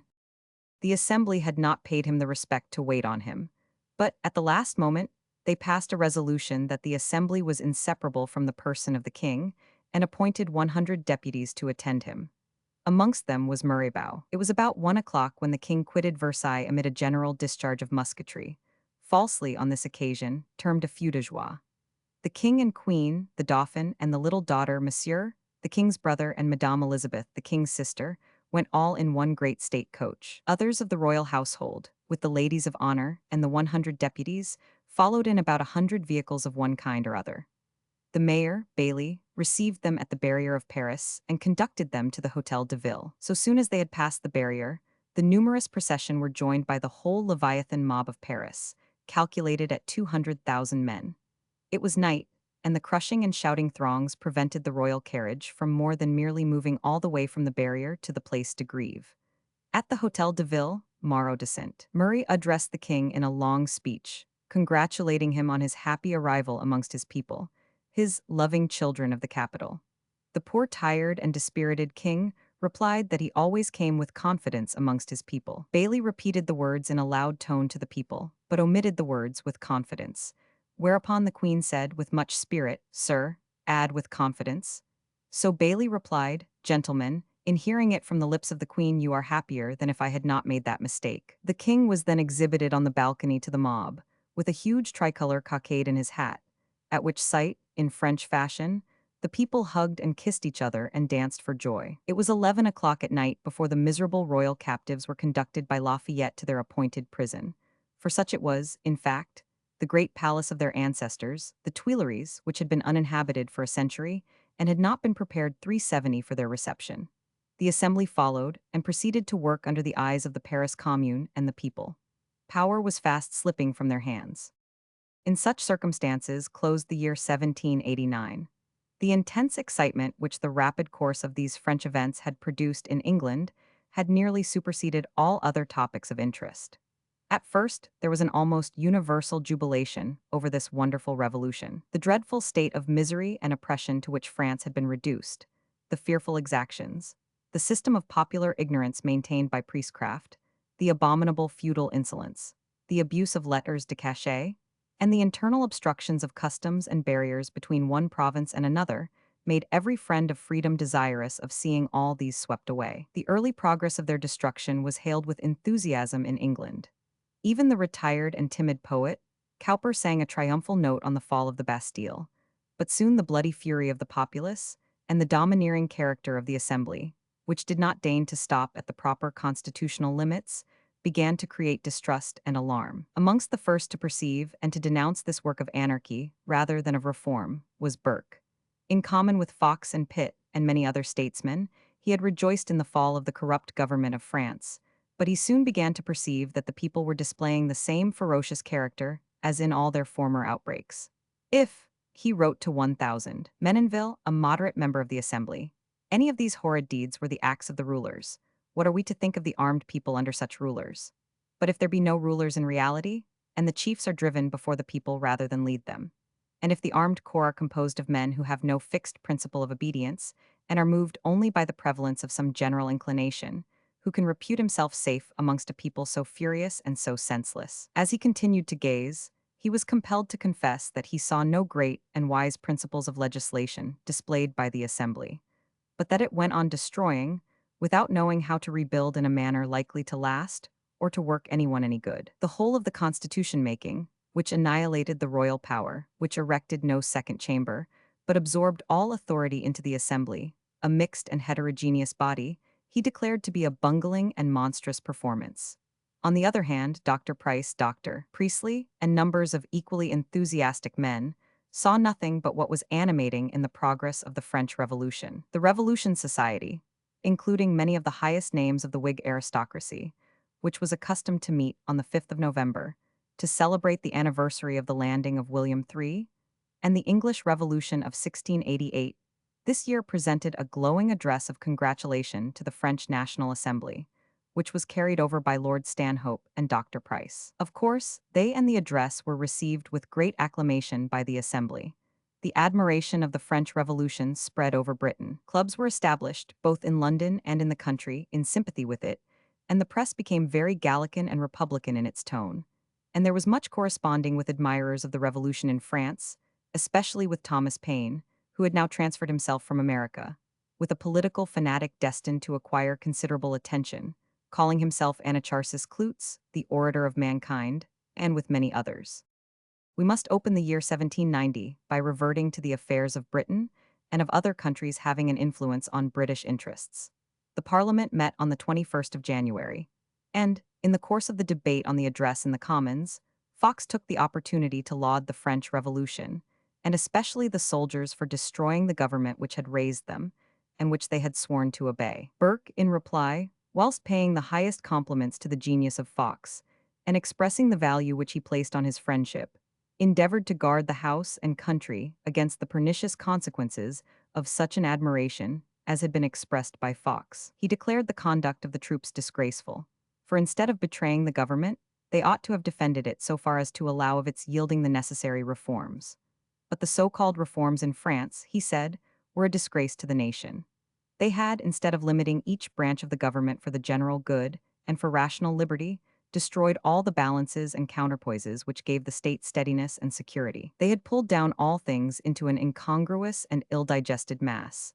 They had concocted a digest of anarchy called the Rights of Man, which would disgrace a schoolboy, and had laid the axe to the root of all property by confiscating 371 that of the church. To compare that revolution with our glorious one of 1688, he said, was next to blasphemy. They were diametrically opposed. Ours preserved the Constitution and got rid of an arbitrary monarch. Theirs destroyed the Constitution and kept a monarch who was willing to concede reforms, but who was left helpless. Fox replied that he had been mistaken by his most venerated and estimable friend, that he was no friend to anarchy, and lamented the cruelties that had been practiced in France, but he considered them the natural result of the long and terrible despotism which had produced the convulsion, and that he had the firmest hopes that the French would yet complete their constitution with wisdom and moderation. Here the matter might have ended, but Sheridan rose and uttered a grand but ill-considered eulogium on the French Revolution, and charged Burke with being an advocate of despotism. Burke highly resented this. He made a severe reply to Sheridan, and instead of the benefits which he prognosticated, Burke, with a deeper sagacity, declared that the issue of that revolution would be not only civil war but many other wars. The Whig party were in consternation at this sudden disruption of the union of the heads of their party. A meeting was held on the night of the 11th of February at Burlington House, which did not separate till 3 in the morning. The result did not appear to have been very satisfactory, and the fears of the Whigs were greatly augmented by finding Pitt, who had hitherto praised the Revolution, now expressed the great obligations of the country to Mr. Burke for the able warning which he had given against revolutionary principles. The king made no secret of his abhorrence of these principles. He considered the French Revolution as the direct result of the American one, and having come to the conclusion that he had himself erred by too much concession, he now censured the concessions of Louis XVI as fraught with certain calamity. All this boded a decided resistance to the spirit of reform at home. There was a new schism amongst the organs of the press. Many of the newspapers still fostered in their columns the wildest hopes of universal advantage to the cause of liberty from the French Revolution, but others adopted the opinions and views of Burke, and no few of the Whig and Foxite papers were of this class. The effect of the alarm at the wild conduct of the French was speedily seen in the refusal to consider the repeal of the Test and Corporation Act, which was brought forward by Fox on behalf of the dissenters, and a motion for parliamentary reform, introduced by Mr. Flood. Both were strongly opposed, on the ground that this was not the time to make any changes whilst so riotous a spirit of change was near us, and was so warmly admired by many of our own people. Both motions were rejected by large majorities. On the 31st of March, Dundas introduced the Indian budget, and soon afterwards Pitt congratulated the country on the fact that, so far from the American war having injured the trade or the power of Britain, the fact was that our shipping had increased considerably more than one-third since 1773, and we had been continually gaining strength even during the American war, and had relieved ourselves of a load of expense always incurred by the government of the states. This was an admirable argument for declaring all our colonies independent, if it meant anything, but Pitt went on seconding, and even surpassing Dundas in the prognostications of a long peace. What such ministerial speeches were worth was shown on the 5th of May, only a month and 5 days since the prophecy of Dundas, and not 3 weeks since his own prophecy, by Pitt announcing that the peace was already disturbed with Spain. It appeared that the high prices obtained by the crews of Captain Cook's ships, the Discovery and Resolution, at Canton, on his exploring voyages in the South Seas, for the ill-selected, half-worn furs brought from the northwest coast of America, had attracted the attention of adventurers under the direct protection of the East India Company. Mr. Mears, who had been a lieutenant in the Royal Navy, and a Mr. Tippin were sent out in command each of a vessel. Tippin was wrecked on the coast of Kamchatka, but Mears reached Prince William Sound and wintered there, opening a good trade with the natives. In the spring of 1788, he discovered Nootka Sound, a fine bay on the west side of a small island on the west coast of Vancouver's Island. There he formed a settlement, making a bargain with the chief for it. He went to Canton with furs and was opening a fine trade, when the Spaniards came down on the settlement, seized 4 British vessels, but permitted 2 United States vessels to remain unmolested. Part of the English crew were shipped in one of the American vessels to China, and the rest suffered to depart in one of their own ships after it had been plundered. The Spanish commander then settled himself in the new colony, and Spain set up a 372 general claim to all coasts and islands, and the whole Pacific as far as China. Pitt, on the day mentioned, announced these facts, and declared that His Majesty had demanded satisfaction from the court of Spain for the insult to our flag and for the usurpation of our settlement, but that considerable armaments were making in the ports of Spain. He called upon the House to address His Majesty, imploring him to take all necessary measures for the vindication of our honor and our rights. Fox naturally expressed his surprise at this announcement, after the high assurances of such profound prospects of peace little more than a fortnight before. He, moreover, asserted that not only were the ministers fully aware of all these circumstances at the very moment when the Premier made these statements, but that he had himself been aware of them a considerable time before that. Pitt endeavored to explain that all the circumstances were not known when he professed such confidence in peace. But these assertions were clearly as little true as the former, for the British government had received information from the Spanish government itself, as early as the 10th of the previous February.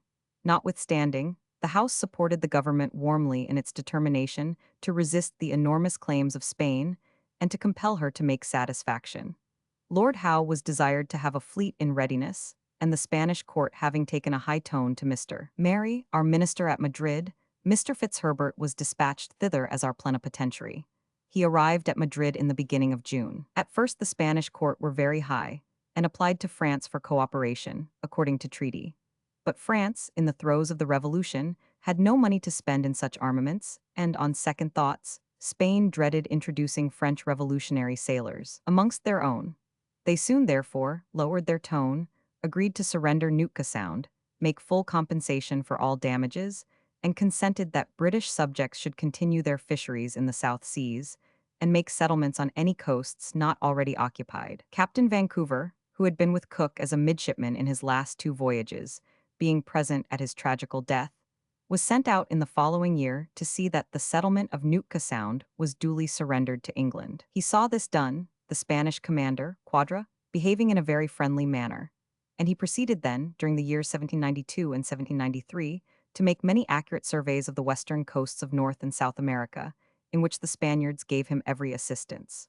The British took formal possession not only of Nootka Sound, but of the fine island called after Vancouver. Pitt was highly complimented for his firmness and ability in the management of this business. Wilberforce, on the 27th of January, had obtained a committee of inquiry into the slave trade. He, Clarkson, and the anti-slavery committees, both in London and the provinces, were laboring with indefatigable industry in collecting and diffusing information on this subject. The Committee of the Commons found strong opposition even in the House, and on the 23rd of April, Lord Penrhyn moved that no further evidence should be heard by the committee. But this was overruled, and the hearing of evidence continued through the session, though no further debate took place on the question. In Ireland, the influence of the free notions of France was already become broadly manifest, and though it resulted in no unconstitutional act, it wonderfully invigorated the resentment of the Irish against corruptions of government. These truly demanded reprehension and reform, but the government of Pitt was strong and set both Ireland and reform at defiance. The Marquis of Buckingham, the Lord Lieutenant, was recalled because he had not been able to repress the movement in the Irish Parliament on the Regency question. The Earl of Westmoreland was sent in his place, but the Parliament still showed its resentment as strongly as ever and proceeded to delve vigorously into the sink of government corruption and demand numerous corrections of abuses. Direct motions on the subject were made in both houses, in the Peers by Lord Portarlington, in the Commons by Grattan, and, in truth, the ministerial abuses of the Irish government were disgraceful. Grattan, on the 1st of February, pointed out the increased number of commissioners of revenue and moved that His Majesty be addressed to inquire by whose advice this had been done. Next, the increase of the pension list came under discussion, then the granting of no less than 14 government offices to members of the Irish Commons. Lastly was noticed the paltry withdrawal of Lord Strangford's pension of £400, which had been granted him at the request of the Irish House of Lords, in consequence of his small income, because he had voted against ministers on the Regency Bill, at the same time that numbers of men who were 373 not Irishmen, and had never done anything for Ireland or any other country, were saddled on the Irish revenue in a variety of sinecure posts and pensions. All these motions, however, were rejected by large ministerial majorities. Captain Cook, after the portrait by Dance in Greenwich Hospital. See larger version. Before returning to the progress of the French Revolution, we must pass a hasty glance over the affairs of the Netherlands and the north of Europe. On the accession of Leopold, the brother of Joseph, a sweeping change was made in Austrian policy. Leopold had ruled his dominions, as Grand Duke of Tuscany, with remarkable wisdom and benevolence. He had introduced many admirable reforms and had abolished the punishment of death, a grand example to the other nations of Europe, and proved to be as sound as it was striking by its results. He now made haste to assure the Netherlanders that all their grievances should be redressed and their old charters and constitution restored. There had always been a considerable party in favor of the imperial government, and this party was now greatly increased by these wise assurances, which were relied on from the known magnanimous character of the emperor. A congress met at Reichenbach to endeavor to make a peace between Austria and the Sultan, and this was accomplished by the mediation of Britain, Prussia, and Holland, backed up by the threat of an immediate invasion by Prussia, which was instigated by Pitt. The ministers of the three powers that had brought about this peace of Reichenbach next guaranteed to Leopold all the possessions of Austria in the Netherlands, on condition that he should restore all the ancient privileges and constitution. On the other hand, the Democratic Party had a Congress of the United Belgic States, and this Congress, infected by the French Republican principles, 374 declared still for independence, in which they were at first encouraged by the Democrats in France. Lafayette reverted to the idea of a republic in the Netherlands, which should form a barrier between Austria and France, in case that Austria should attempt to invade France and crush the revolution, as appeared probable. Dumouriez was sent to Brussels to inquire into the real state of the Netherlands, as the Belgians had sent deputies to Paris to make certain overtures. The result of Dumouriez's inquiries was so extremely unfavorable that the French government gave up all idea of meddling in Netherland affairs. To Dumouriez, Van der Noot, the leader of the Revolutionary Party, appeared a regular adventurer and impostor, the people to be ignorant and bigoted, and the army, though full of courage, yet destitute of good officers, money, clothing, and discipline. Dumouriez, therefore, shrewdly concluded that France had better make no present engagements with the Belgian reformers, but leave the destinies of the country to be decided by the Congress at Reichenbach, where the British, Dutch, and Prussian ministers had guaranteed the restoration of the government to Leopold on the renewal of the ancient institutions. Here again, Pitt's foreign policy was completely successful. Leopold easily crushed the rebellion and, having crushed it, proceeded to carry out the conditions of the Convention of Reichenbach.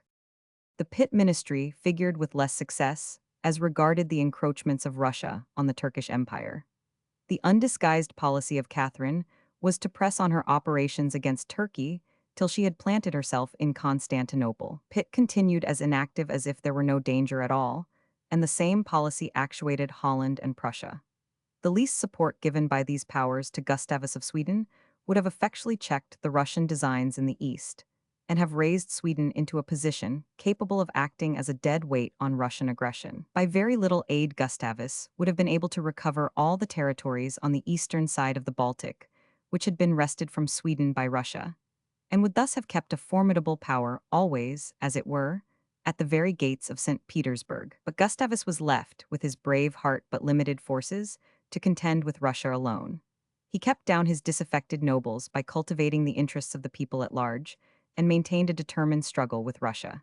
He sent over the Prince of Anhalt with a small army of about 3,000 men at so early a season that the ground was covered with ice and snow. The prince pushed on boldly towards St. Petersburg and made himself master of the strong forts and defenses at Karnamkoski, on the Lake Sema, within 2 days' march of that capital. In April, they were encountered by 10,000 Russians under the command of General Ingelstrom, whom they defeated after a desperate battle, leaving 2,000 Russians dead on the field. But the Prince of Anhalt was killed, and the Swedes were not able, with a handful of men, to advance on St. Petersburg, which was in fearful panic. Gustavus was more successful at sea. He and his brother, the Duke of Sudermania, fought the Russians with a very inferior force of ships off Revel and afterwards off Svenskasund. A considerable number of English officers were serving in the Swedish fleet, amongst them one destined to rise to high distinction, Sidney, afterwards Sir Sidney Smith. After 2 days' sanguinary fight at the latter place, Gustavus beat the Russian Admiral Chichikov so completely that he took 4,000 prisoners, destroyed several of the largest Russian ships, and took or sank 45 galleys. Catherine was now glad to make peace, which was concluded at Werle, near the river Kaiman, but with very different results to what would have been obtained had Gustavus found that support which it was the obvious interest of the whole civilized world to afford him. He agreed that each power should retain what it possessed before the war, thus conferring on Russia the provinces torn from Sweden. Gustavus complained bitterly of his treatment, and with ample cause. During this campaign, Catherine had made great progress in her road to Constantinople. Suvorov had reduced Ismail, a remarkably strong place, which was the key of the lower Danube and the only obstruction of any importance to the Russian advance to the Balkan Mountains and to Constantinople. This city had been taken by storm, after a most desperate defense, on the 25th of December, and when, with a little more resistance, the Russians would have been compelled to quit the field by the severity of the season. The carnage on this occasion was of the most frightful kind. The Russians themselves lost nearly 10,000 men, and the Turks 30,000 people, men, women, and children, who were indiscriminately butchered by the orders of Suvorov, who said to his soldiers, "Brothers, no quarter today, for bread is scarce." Every horror possible 375 in war, especially between barbarians, was perpetrated by the Russian hordes in Ismail, who were guilty of the most diabolical atrocities, such as burning whole streets, mosques, and sarais. Suvorov sat down and wrote in Russian rhyme the words quoted by Lord Byron in Don Juan: "Glory to God and the Empress, Ismail is ours." When Sir Charles Whitworth, the British ambassador, next saw Catherine, she said, in allusion to some strong remonstrances from Britain and Prussia, which took care not to go beyond remonstrances, which were cheap: "Since the king, your master, wishes to drive me out of Petersburg, I hope he will permit me to retire to Constantinople." The Tsarina Catherine still continued her war on the Ottoman Empire. The Turks gained several advantages over the Russians on the shores of the Black Sea and near the Danube, but they were severely repulsed in an attempt to drive the Russians from their conquests between the Black and Caspian Seas, and suffered a terrible slaughter on the banks of the river Cuban. Then Britain, Prussia, Holland, and Austria, from the Congress of Reichenbach, announced to Catherine that they were resolved not to permit further encroachments on Turkey, but Catherine paid not the slightest attention to their remonstrances. A fresh war had broken out with us in India. Tipu Sahib had resumed hostilities. He conceived the idea of obtaining the aid of an army from France, and of thus driving us, according to his vow, entirely out of India. He opened communications with 1,000. Du Fresnay, the governor of Pondicherry, which Britain had very imprudently restored to France at the peace after the American War. 1,000. Ledger, civil administrator in England, brought Tipu's proposals to Paris. Louis replied to the proposal that the matter, too, keenly reminded him of the endeavor to destroy the power of Britain in America, in which advantage had been taken of his youth, and which he should never cease to regret. He had learned too deeply the severe retribution which the propagation of republicanism had brought upon him. But, without waiting the arrival of the hoped-for French troops, Tipu had broken into the territories of the British ally, the Raja of Travancore, and by the end of 1789 had nearly overrun them. Lieutenant Colonel Floyd, suddenly attacked by Tipu with an overwhelming force, had been compelled to retire before him, with severe losses amongst his sepoys. But General Meadows advanced from Trichinopoly with 15,000 men, and following nearly the route so splendidly opened up by Colonel Fullerton, took several fortresses. Tipu retreated to his capital, Seringapatam, but there he again threatened Madras, and General Meadows was compelled to make a hasty countermarch to prevent that catastrophe. In the meantime, General Abercrombie landed at Tellicherry with 7,500 men from the Presidency of Bombay, took from the Mysoreans all the places which they had gained on the Malabar coast, restored the Hindu Rajas, who, in turn, helped him to expel the forces of Tipu from the territories of the Raja of Travancore, who was completely re-established. This was the result of the war up to the end of the year 1790, but Tipu still menaced fresh aggressions. The new British Parliament met on November 26, and ministers were seen to have a powerful majority. The king announced, in his speech from the throne, that hostilities had broken out in India with Tipu, and that a peace had been effected between Russia and Sweden, and he mentioned the endeavors that were in progress for restoring amity between the Emperor of Austria and his subjects in the Netherlands. In the debate on the address in the Commons, Fox appeared inclined still to laud France, and to condemn our interference in the Netherlands. His eyes were not yet open to the real danger from France, whose example was indeed exciting popular disturbances in the Netherlands and in Poland. Already the doctrines of liberty and equality had reached the ears of the Negroes in St. Domingo, who had risen to claim the rights of man, so amiably proclaimed by France, and the troops of France were on their way thither to endeavor to put them down, in direct contradiction of their own boasted political philosophy. In the Lords, Earl Grey, the father of the Whig statesman, on the 13th of December, called for the production of papers relating to Nootka Sound. The motion was negative by 258 against 134 votes.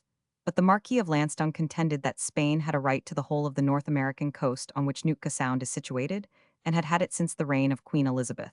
He asserted that we had insulted the weakness of Spain, and that Mr. Mears and the other projectors of the trading settlement of Nootka Sound were a set of young men of letters, seeking for novelties. He completely overlooked the provocations which 376 Spain had lately given us, and her endeavors to enter into a conjunction with France against us. He condemned ministers for having alienated France, Spain, Russia, Denmark, and Sweden, overlooking the fact that they had made alliances with Prussia, Austria, Holland, and the Netherlands. Pitt's cousin, Lord Grenville, replied to this one-sided view of things, and proudly contrasted the position of Britain at this moment to what it was at the conclusion of the American War, when Lord Lansdowne himself, as Lord Shelburne, had been in the ministry. Pitt, on the 15th of December, stated that the expenses of the late armament, and the sums necessary to keep up the increased number of soldiers and sailors for another year, before which they could not be well disbanded, owing to certain aspects of things abroad, would amount to something more than 3 millions, which he proposed to raise by increasing the taxes on sugar, on British and foreign spirits, malt, and game licenses, as well as raising the assessed taxes, except the commutation and land taxes. He stated that there was a standing balance of £600,000 to the credit of the government in the Bank of England, which he proposed to appropriate to the discharge of part of the amount. He, moreover, introduced a variety of regulations to check the frauds practiced in the taxes upon receipts and bills of exchange, which he calculated at £300,000 per annum. With this, Parliament adjourned for the Christmas recess, and thus closed the eventful year of 1790. The parliamentary session of 1791 was opened, after the Christmas recess, by Sir Philip Francis denouncing the war against Tipu Sahib in India and eulogizing that prince. He moved 13 resolutions condemnatory of the war, but they were all rejected, and Dundas, as head of the Board of Control, moved 3 counter-resolutions declaring that Tipu had voluntarily broken the treaty made with him in 1784, and that faith must be kept with the Raja of Travancore, whom he had attacked, as well as with the Nizam and the Marathas, and these resolutions were carried without a division. The British ministry was at length becoming aware of the mischief of allowing the Empress of Russia to make continual inroads on the Turkish Empire. The British ambassador, Mr. Falconer, had been instructed to inform Catherine that Britain could not quietly acquiesce in these usurpations, which were seriously disturbing the balance of power in Europe. Catherine replied, haughtily, that she did not recognize the right of Britain to interfere, and that she should keep possession of Oxakoff and all her conquests between the Bug and the Dniester. On the 28th of March, Pitt communicated this answer to the House, in a message from His Majesty, and that he had deemed it necessary to come to an understanding with his allies, Prussia and Austria, on the subject, and to maintain the fleet in its augmented condition. He moved, the next day, an address to His Majesty, thanking him for his care in these respects. The Whigs, almost to a man, condemned this policy. Coke of Norfolk, Lord Wycombe, Mr. Lambton, afterwards Earl of Durham, and others stoutly opposed it. Fox treated the idea of Russia having become a power formidable to the peace of Europe as ludicrous. Both he and Burke contended that there was nothing in the aggressions of Russia to occasion any alarm, that Turkey was a decaying nation, which it was useless to attempt to support, and that to bolster it up was only to maintain a barbarous people in domination over Christian populations. Fox upbraided the government with their folly and inconsistency, if such were their fears of Russia, in having till recently encouraged her in her plan of aggressions in that direction. He reminded them that, 20 years ago, Great Britain, on war breaking out between Russia and the Porte, had aided Catherine in sending a fleet to the Mediterranean, and had thus enabled her to acquire a maritime force in the Black Sea. The truth, however, was that it was not the present ministry that had committed this folly, but a Whig ministry, of which Fox was one. He confessed to this, and also to the fact that in 1782, when Catherine seized more completely on the Crimea and Cuban Tartary, France and Spain had urged us to unite with them in preventing this, but that we had declined, and these countries had become permanently united to Russia. Now all this was, in truth, a simple confession of the incapacity of the Whigs, and of Fox himself included, to see the dangerous tendency of the Russian policy, and the only circumstance on which he could justly condemn the ministry of Pitt was for not strenuously supporting Turkey and Sweden, the ally of Turkey against Russia, when they did see this tendency. By mean and parsimonious conduct, they had allowed Sweden to be driven out of her territories on the eastern shore of the Baltic by Russia, when, had they given her but moderate support, that power would have become a permanent check on the aggressive spirit of Russia. The motion of Pitt was carried by a large majority. A few days afterwards, Mr. Grey renewed the subject in a series of resolutions, condemning all interference on behalf of Turkey, and contending that Russia was only weakening instead of strengthening herself by extending her dominions. But Pitt, in reply, showed the very obvious facts that the retention of Oxakoff opened the way to Constantinople, and that the possession of Constantinople prepared the way for the seizure of Egypt, and the supremacy of the Mediterranean, with the most formidable consequences to our commerce. The resolutions of Grey were negatived, but twice again during the session the Whigs returned to the charge, on the 15th of April and on the 25th of May, but with no better success. The armament was maintained, but the isolated threats of England had little effect on Catherine. Pitt was accordingly compelled to change his policy, and acquiesce in a peace by which she retained the territory between the Bug and the Dniester, and the fortress of Oxakoff. Seen in the House of Commons, breach between Burke and Fox, CP 379. See larger version. On the opening of the session, the King called the attention of Parliament to the state of Canada. That colony had flourished since it had come into the possession of Britain, especially since the passing of the Bill of 1774, which had given freedom to the Roman Catholic Church there, the Church of the French inhabitants. But one part of the colony was still inhabited by the descendants of the French, and another by those of the English and Americans. It was, therefore, found desirable to put an end to the competition which still existed, from differences of faith and of national sentiments and customs, between the two races by dividing the colony into two provinces, the one inhabited by the French to be called Lower Canada, and the other, inhabited by the British, to be called Upper Canada. On the 25th of February, the king sent a message to Parliament proposing to carry out this division, and on the 4th of March, Pitt moved to bring in a bill for that purpose and stated the intended plan of arrangement. Besides an elective assembly, each province was to have a council, the members of which were to be appointed for life, with hereditary succession to the descendants of such as should be honored with hereditary titles, which titles were to confer on an inhabitant of either province the dignity of a member of the council. Landed property was to be held according to English law, in socage tenure. The habeas corpus was to be established in both provinces. An allotment of lands was to be made for the Protestant clergy. But, as the majority of the inhabitants in the lower province would be Catholic, the council and assembly were empowered to allot lands also to their clergy, which allotment, on sanction of the crown, was to be valid, without intervention of Parliament. No taxes were to be imposed by the British government except such as were necessary for the regulation of commerce, and these were to be levied by the provincial legislature to prevent any heartburnings like those which had occurred in the American states. This bill made it obvious that a great light had broken on the British government from the American Revolution. It was discovered that the best way to govern and retain our colonies was to allow them to govern themselves. This knowledge was worth all the loss and annoyance of the American Revolution. Fox expressed his approbation of the principle, and all appeared favorable to the passing of the measure. It was allowed to proceed without opposition through its first and second reading, and through the committee. But when it was reported, then came a scene of violent contention, arising not so much from the bill itself as from the state of parties, and the making a peg of this question on which to hang the conflicting opinions of different members on a very different question, that of the French Revolution. Not only had Fox and Burke and Sheridan broken up their old friendship on this question, Sheridan being as enthusiastic about the Revolution as Fox, but it had split up the whole Whig party. Burke had published his eloquent reflections on the French Revolution, and subsequently, in February of this year, a letter to a member of the National Assembly, in which he had repeated and extended his opinions upon it. The Duke of Portland and Mr. Windham took Burke's view of the nature of the French principles.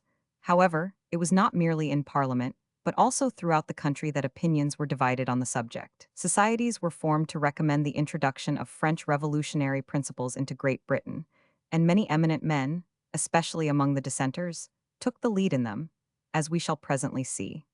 The tendency to despotic government in Britain, and a spreading conviction that Parliament was not truly elected by the people, rendered large numbers favorable to these views. In Parliament, however, the great shock of battle took place between the so long united friends and fellow laborers in Reform, Fox and Burke. And because the Canada Bill affected a French people 379, it was thought a proper occasion by these statesmen to indulge in a lengthy and violent discussion of their clashing views, in which the proper question before Parliament, the Quebec Bill, was soon lost sight of. On the motion for taking this bill into further consideration, on the 8th of April, Mr. Hussey presented various petitions from merchants regarding the measure, and moved that the bill required recommittal. He was seconded by Fox, who now, though approving of the main principles of the bill, took occasion to contend for the development of the advanced doctrines of political liberty inculcated by the French revolutionists, and to urge the insertion of clauses in the bill, in accordance with them. When the day for the debate on the bill arrived, Fox called on Burke, though he had not done so for some time, and, in the presence of a common friend, entered into explanations which appeared satisfactory. Fox then proposed that the answer of Burke should not take place on the discussion of the Quebec Bill, though this was the bill on which this topic had been introduced. Burke refused to comply, but the two old friends walked to the House together, displaying the last show of friendship which was to take place between them. Accordingly, on the 6th of May, when the chairman of the committee put the question, that the Quebec Bill be read paragraph by paragraph, Burke rose and determined to have a fair hearing on the question of the French Revolution, and proceeded to inveigh strongly against it. Then there were loud cries of order and question, and Mr. Baker declared that the argument of Mr. Burke was calculated to involve the House in unnecessary altercation, and perhaps with the government of another nation. Fox said his right honorable friend could scarcely be said to be out of order, for it seemed to be a day of privilege, when any gentleman might stand up and take any topic, and abuse any government, whether it had reference to the point in question or not. That not a word had been said of the French Revolution, yet he had risen and abused it. He might just as well have abused that of China or Hindustan. This taunt came with ill grace from Fox, who had himself introduced this extraneous topic into the debates on this very bill, and seized that occasion to attack Burke's opinions in his absence. Burke proceeded amidst constant interruption to review the many scenes and debates in which Fox and himself had acted, as well as those on which they had differed, especially their difference of opinion on the Royal Marriage Act.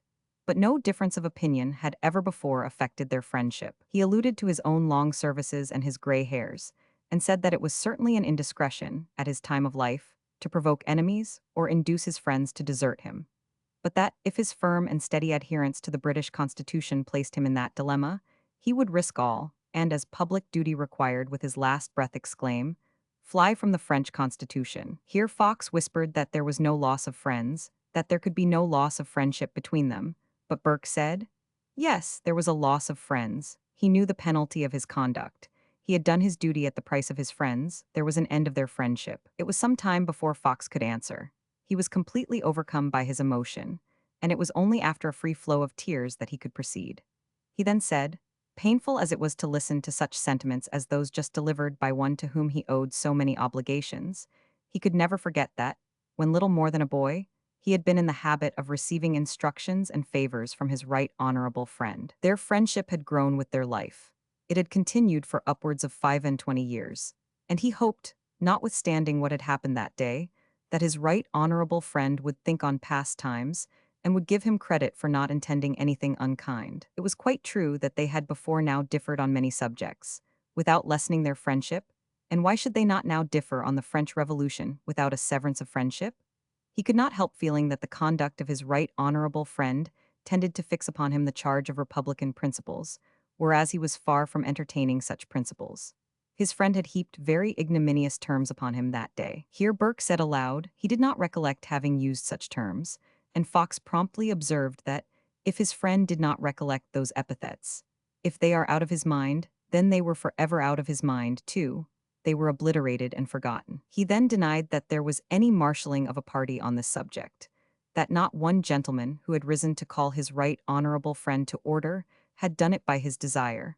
On the contrary, he had entreated his friends not to interrupt him. After again dwelling for some time on the merits of the French Revolution, he once more lamented the breach in the unanimity of his friend and 380 himself, and said he would keep out of the way of his right honorable friend till he had time to reflect and think differently, and that their common friends might bring them together again, that he would endeavor to discuss the question on some future day, with all calmness, if his friend wished, but for the present he had said all that he desired to say. With this debate terminated the friendship of Fox and Burke. Fox disclaimed any premeditated attack on Burke, but the severe things which he himself had said of his old friend, the contempt which he expressed for Burke's reflections on the French Revolution, and the private conversations which he invariably dragged into these public debates, give us less confidence in this assertion, whilst the cooperation of his party with him bore all the marks of a systematic assault. On the one side stood Fox, expressing much feeling and regret, but uttering the most cutting things, taunting Burke with his age and his enthusiastic temperament, and backed by a violent and insulting crew. On the other side stood Burke, deserted by those, and they were numerous, who thought entirely with him. Not a few expressed to Burke in private their agreement of opinion and admiration of his conduct, but to make this expression of any value it should have been open and bold. As it was, the great master who had taught the whole generation of politicians their principles was left to stand alone in the conflict. He sustained his part nobly, and time was not long in justifying his accuracy of calculation and his prescience. All the results, however, which he declared inevitable, were already rushing into open day, and the enamored lovers of the French Revolution were forced to hang their heads. In the meantime, the newspapers had poured on the head of Burke their vials of abuse. On the very day on which the Quebec debates terminated, the Morning Chronicle, the organ of the Whigs, published this paragraph. The great and firm body of the Whigs of England, true to their principles, have decided on the dispute between Mr. Fox and Mr. Burke, and the former is declared to have maintained the pure doctrines by which they are bound together, and upon which they have invariably acted. The consequence is that Mr. Burke retires from Parliament. They were not contented with this premature announcement. They charged him with corruption and apostasy, and described his life, one of honor and generosity, as a long series of basenesses. Whilst these violent dissensions had sprung up from the French Revolution, Wilberforce and his coadjutors had been active in their exertions to abolish the slave trade. Thomas Clarkson, now devoted heart and soul to this object, was, with Dr. Dixon, sent out by the parent anti-slavery society through the country to call into life provincial societies and committees, and found themselves zealously supported and warmly welcomed by philanthropists, and especially by the Society of Friends. They circulated the evidence taken before the House of Commons Committee and made a great impression. On the other hand, the French Revolution proved as antagonistic to the cause of the abolitionists as it had to the friendship of Burke and Fox. The dreadful insurrection in Saint Domingo was attributed to the formation of the Society in Paris of Les Amis des Noirs, and many otherwise enlightened men took the alarm, lest similar scenes in our West Indian colonies should be the result of the doctrines of the abolitionists. Few persons could be found willing to entertain the idea of immediate abolition of the trade in slaves, and even Dr. Parr, though a great Whig and adherent of Fox, declared that these utopian schemes of liberty to blacks were alarming to serious men. Wilberforce was earnestly entreated to reconsider his plan. He was assured that immediate abolition would not pass the Commons, nor even gradual abolition the Lords. Wilberforce, however, could not be deterred from bringing on the question. On the 18th of April, he moved for leave to bring in a bill to prevent the introduction of any more slaves into our colonies. Besides showing the cruelties practiced in the collection and transmission of Negroes, he brought forward evidence to prove that, so far from this trade being, as had been represented before the Committee of the Commons, the nursery of British seamen, it was their grave. He showed that of 12,263 men employed in it, 2,645 had been lost in 12 months. This was calculated to produce far less effect than the surrender of hundreds of thousands of Negroes, inasmuch as profit and loss was a more telling argument with the slave traders than mere humanity, and they exerted all their influence in defense of their traffic. Wilberforce added that even had this trade really been a beneficial one, as regarded mere political economy, there was a smell of blood about it that all the perfumes of Arabia could not disguise. He was ably supported by Fox and Pitt, but on this occasion, the Prime Minister could not command 381 his large majority. The motion was lost by 163 against 88. William Wilberforce, after the portrait by G. Richmond. See larger version. During the session, however, a bill was passed sanctioning the establishment of a company which had been formed several years before, for trading to the new settlement of Sierra Leone, on the coast of Africa. In 1787, this settlement was begun by philanthropists, to show that colonial productions could be obtained without the labor of slaves, and to introduce civilization into that continent through the means of commerce carried on by educated blacks. In that year, 470 Negroes, then living in a state of destitution in London, were removed to it. In 1790, their number was increased by 1,100, and 98 other Negroes from Nova Scotia, who could not flourish in so severe a climate. 10 years after the introduction of the blacks from Nova Scotia, 550 Maroons were brought from Jamaica, and in 1819, a black regiment, disbanded in the West Indies, was added. The capability of this settlement for the production of cotton, coffee, sugar, etc., was fully demonstrated, but no spot could have been selected more fatal to the health of Europeans. It is a region of deep-sunk rivers and morasses, which, in that sultry climate, are pregnant with death to the white man.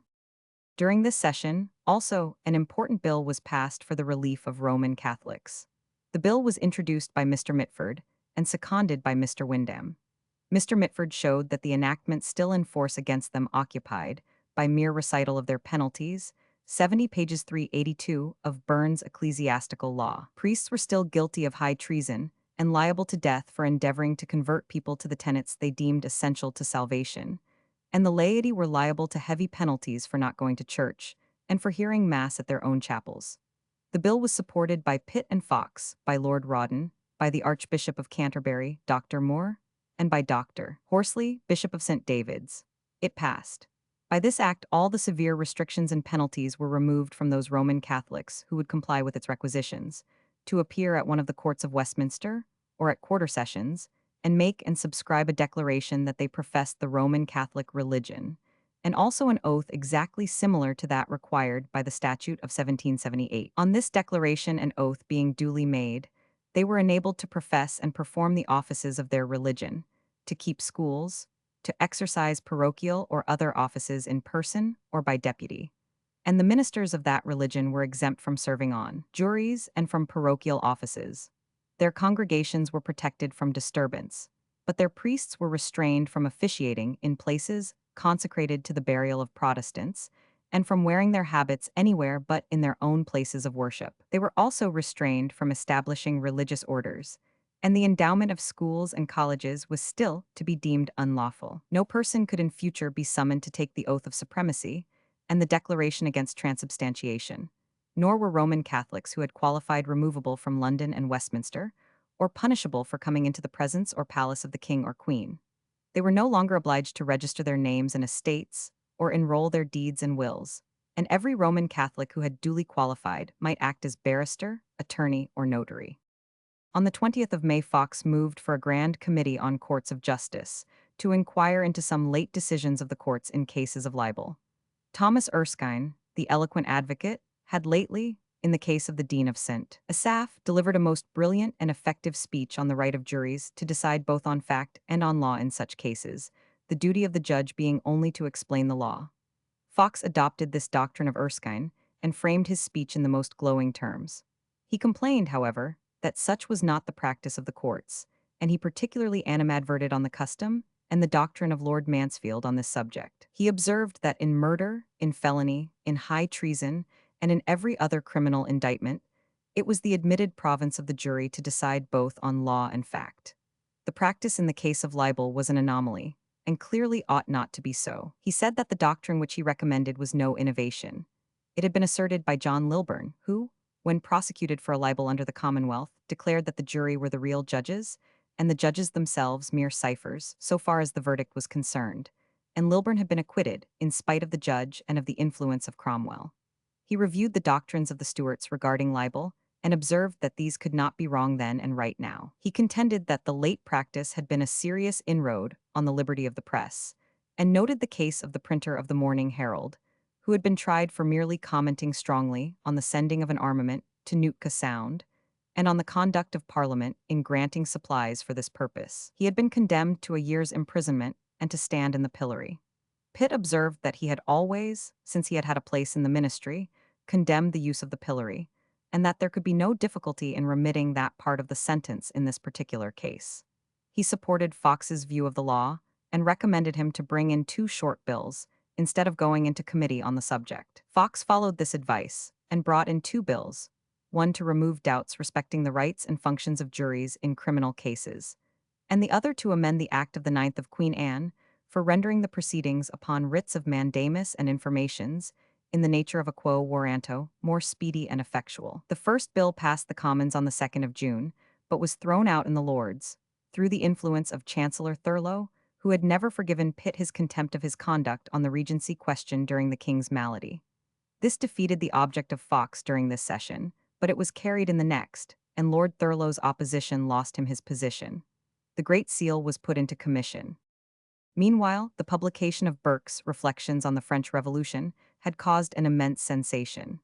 It went through edition after edition, and elicited a warm and wide response in hearts already convinced of, or beginning to see, the real tendency of the French outbreak. On 383, the other hand, it greatly exasperated the ultra-admirers of French republicanism, and produced a number of vindications of it by men who, for the most part, were exceedingly bitter against Burke, and denounced him as an apostate, a renegade, and a traitor to liberty. Amongst the most conspicuous of those who took the field against Burke in books were Sir James Mackintosh, Thomas Paine, Dr. Price, and Dr. Priestley, the 2 latter of whom also made free use of the pulpit for the propagation of their political ideas. Ladies also distinguished themselves in this contest, such as Mary Wollstonecraft and Mrs. Macaulay, the historian. Mackintosh, who was a young lawyer of excellent education, but yet entirely unknown, this year published his Vindici Gallic in reply to Burke, but he did it with the behavior of a gentleman and evident admiration of the genius and political services of the great man whom he opposed. His book was immensely admired, and at once lifted him into notice. But it was not long before he began to see the correctness of Burke's views and prophecies as to the French Revolution, and he did not shrink from avowing the change of his sentiments in the Monthly Review and in conversation. His talents and this alteration of his views recommended him to the ministers, and he was appointed by Pitt and Loughborough a professor of Lincoln's Inn, where, in a course of lectures on the Constitution of England, he exhibited himself as an uncompromising censor of the doctrines he had approved in his Vindici Gallic. For this he was classed, by the vehement worshippers of French ideas, with Burke as a venal turncoat. Mackintosh did not content himself with recanting his opinions on this topic from the platform and the press. He wrote directly to Burke, who was now fast sinking under his labors and his disappointments, and expressed his undisguised admiration of his sagacity as a politician, and of his general principles and political philosophy. Burke invited him down to Beaconsfield, where a closer view of the philosopher and orator greatly increased his esteem and admiration of the man. Paine, in his Rights of Man, was far from restricting himself to the courtesies of life in attacking Burke. He had been most hospitably received by Burke on many occasions at his house, and had corresponded with him, and must therefore have seen sufficient of him to know that, though he might become extremely enthusiastic in his championship of certain views, he could never become mean or dishonest. Yet Paine did not hesitate to attribute to him the basest and most sordid motives. He branded him as the vilest and most venal of apostates. Paine had, in fact, become a monomaniac in republicanism. He had been engaged to the last in the American Revolution, and was now living in Paris and constantly attending the Jacobin Club. He was hand in hand with the most rabid of the Republicans, and was fast imbibing their anti-Christian tenets. Paine fully believed that the French were inaugurating something much finer than any millennium, that they were going to establish the most delightful liberty, equality, and fraternity, not simply throughout France but throughout the world. Before the doctrines of the French clubbists and journalists, all superstition, all despotism, all unkindness were to vanish from amongst mankind, and a paradisiacal age of love and felicity was to commence. To those who pointed to the blood and fury already too prominently conspicuous in this business, he replied that these were but the dregs of corrupt humanity, which were working off in the great fermentation, and all would become clear and harmonious. Amongst those who hailed enthusiastically the French Revolution, and gave credit to its promises of benefit to humanity, were a considerable number of the dissenting body, and especially of the Unitarian class. Amongst these, doctors Price, Priestley, Kippis, and Towers were most prominent. Dr. Price, who furnished Pitt with the theory of the sinking fund, and with other propositions of reform, on the breaking out of the French Revolution, was one of the first to respond to it with acclamation. He was a member of the Revolution Society, and in 1789 he preached before it a sermon on the love of our country, and in this drew so beautiful a picture of the coming happiness of man from the French Revolution, that he declared that he was ready to exclaim with Simeon, Lord, now lettest thou thy servant depart in peace, for mine eyes have seen thy salvation. At the dinner on the same occasion, he moved that a congratulatory address be sent to the National Assembly on that glorious event, which was seconded by Lord Stanhope the chairman, and which was sent and received with great acclamation by the National Assembly. Burke, in his reflections on the French Revolution, was very severe on Price as well as on his coadjutors, and as Price died this year it was said that the reflections had killed him, which, were it true, could not be said 384 to have done it very prematurely, for the doctor was in his 70th year. But far more remarkable were the effects of the championship of French principles in the celebrated Dr. Joseph Priestley. Priestley was now nearly 60 years of age, a time of life when men rarely become great enthusiasts in any cause. He was a Unitarian minister, and was now the pastor of a congregation at Birmingham. He was well known for various theological writings, in which he had announced his doubts of the immateriality of the sentient principle in man, especially in his Disquisition on Matter and Spirit. He had been tutor to Lord Shelburne, first Lord Lansdowne, but had quitted that post, as supposed, in consequence of the objection of Lord Shelburne to these principles, retaining, however, an annuity of £150 a year. But Priestley was far more known and esteemed for his researches and discoveries in natural philosophy, especially in electricity, chemistry, and pneumatics. Orthodoxy and Toryism were extremely rampant in Birmingham, and Priestley was regarded as the very patriarch and champion of Socinianism and republicanism. There wanted only a spark to fire trains of fierce intolerance against Priestley and his party, and unfortunately, this was furnished by themselves. They resolved to celebrate, by a dinner, the anniversary of the taking of the Bastille on the 14th of July. Before the dinner took place, such were the rumors of impending riots that the party proposed to defer the celebration to a future day, but the landlord had prepared the dinner, and declared his opinion that there would be no danger if the party dispersed early, without stopping to drink many toasts. Darbley, the innkeeper, curiously enough, was a churchman, and in good odor with the Tory party. Satisfied by his representations, about 80 persons determined to hold the dinner on the appointed day, though a considerable number stayed away, and amongst those Priestley himself. The company were hooted as they entered the inn, but chiefly by a crowd of dirty lads, who cried church and king. On the table were ranged three figures: a medallion of the king encircled with a glory and emblematical figure of British liberty, and another of French slavery bursting its chains. In the evening, a fierce riot broke out, instigated, according to Priestley's account, by some prominent magistrates, though the statement was never proved. The mob rushed to Darbley's hotel after the dinner was over and most of the people were gone. There they raised the cry of church and king, and began to throw stones. Someone cried out, "Don't break Darbley's windows, he is a churchman." But the church and king people and their set, now flushed with wine and loyalty, waved their handkerchiefs from the windows of the opposite inn, and hurrahed the mob on.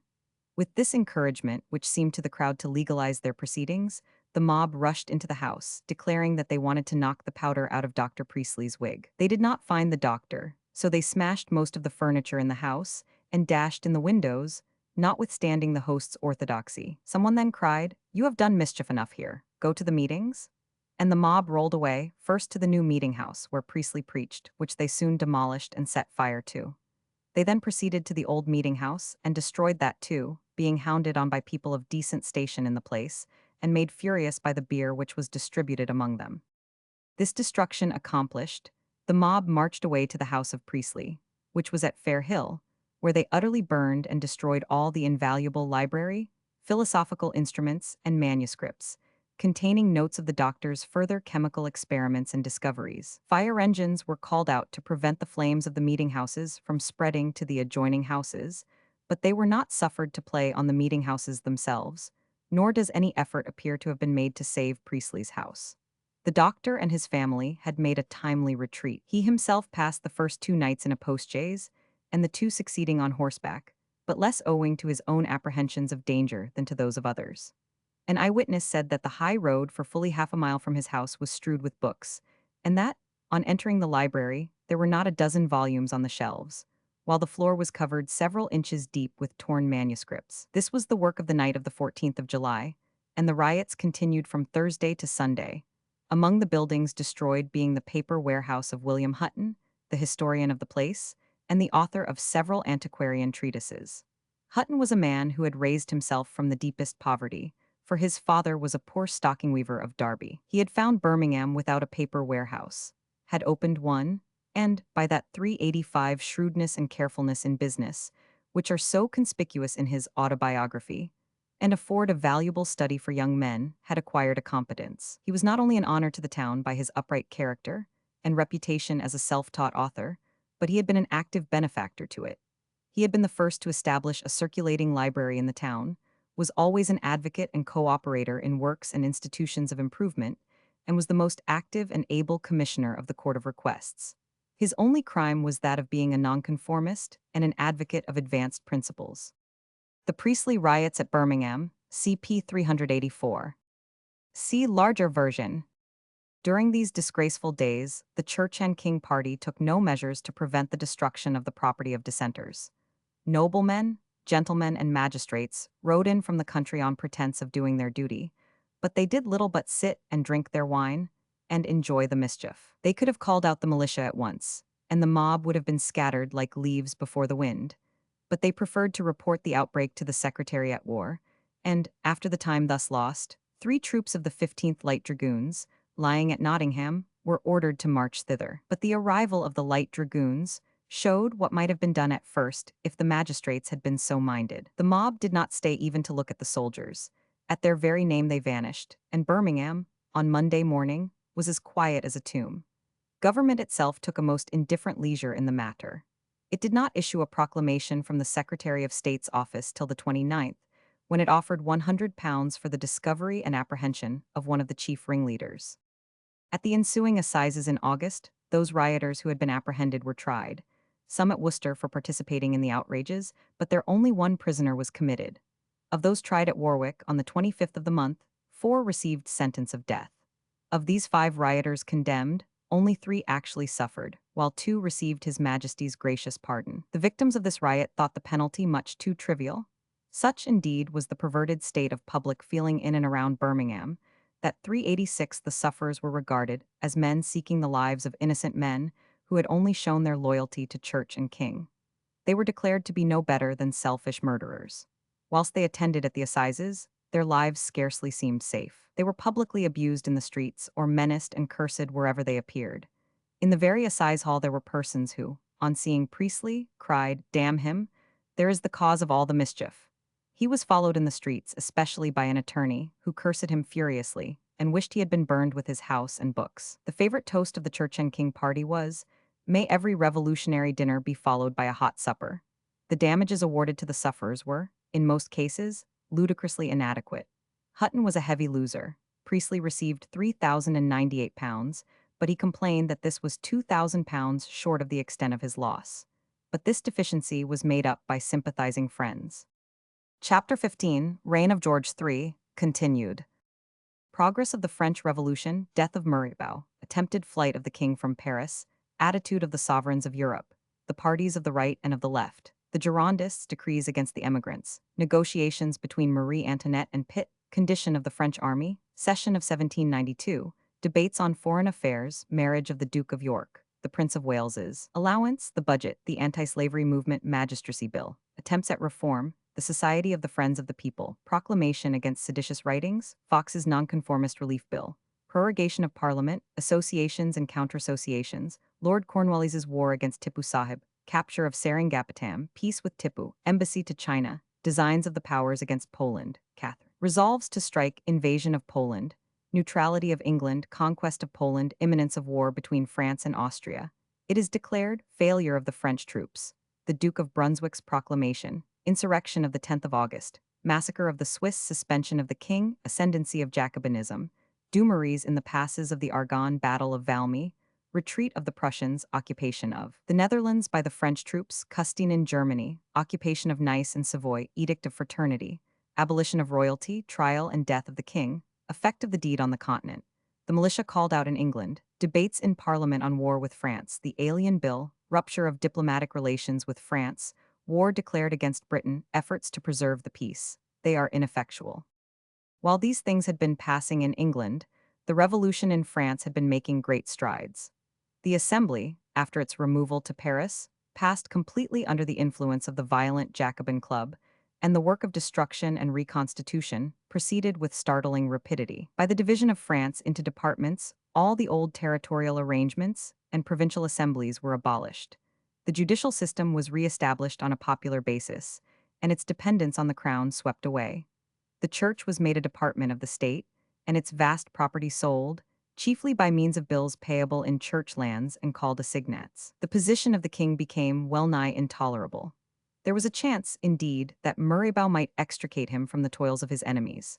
That great man, now reconciled to the court, advised him to withdraw from the capital and throw himself upon the conservatism of the country districts. But the death of Mirabeau in April 1791 deprived Louis of his only wise advisor, and in June he adopted the ill-judged course of flying from Paris, with the object of making his way across the frontier and joining the enemies of his country. The flight was ill-managed. The royal family were arrested at Varennes and brought back as prisoners to Paris, where they were placed under the strictest surveillance. Had the sovereigns of Europe been in earnest in behalf of the King of France, and had they at once marched into the country, they could scarcely have failed to make themselves masters of Paris, though they might have precipitated the deaths of the king and queen. But in truth, the kings of Europe were in no such chivalrous mood. They were thinking more of their own interests, and actually, some of them, planning the most disgraceful robberies of their neighbors. Spain, seeing no sign of coalition 387 amongst the northern sovereigns, expressed its friendly disposition towards the French government and prevented an attempt on its southern provinces, in which the Knights of Malta were to assist with 2 frigates. The French emigrants at Brussels and Coblentz were in a state of agitation, declaring that Monsieur, who had now joined them, was the regent of the kingdom, seeing that the king was a prisoner and had no will of his own. The poor king was compelled by the Assembly to write to them, disavowing these proceedings. As to the powers in general, Leopold of Austria, who had the most direct interest in the rescue of his sister and her family, was, notwithstanding his recent declarations, desirous rather of peace, and by no means pleased with the emigrants. A declaration of allied sovereigns was, indeed, made at Pillnitz, that Prussia and Austria and Russia would advance to the rescue of Louis XVI. But the more immediate object of the agreement made there was the dismemberment of Poland, which was determined in secret articles. Any concerted action on the part of the powers was, in fact, rendered impossible by the action of Pitt, who, true to his policy of neutrality and of holding aloof from any interference in the domestic concerns of France, declined to sanction any appeal to arms. In September 1791, the Assembly, having completed the Constitution, which was accepted by the King, dissolved. Its place was taken by the National Legislative Assembly, which met on the 1st of October.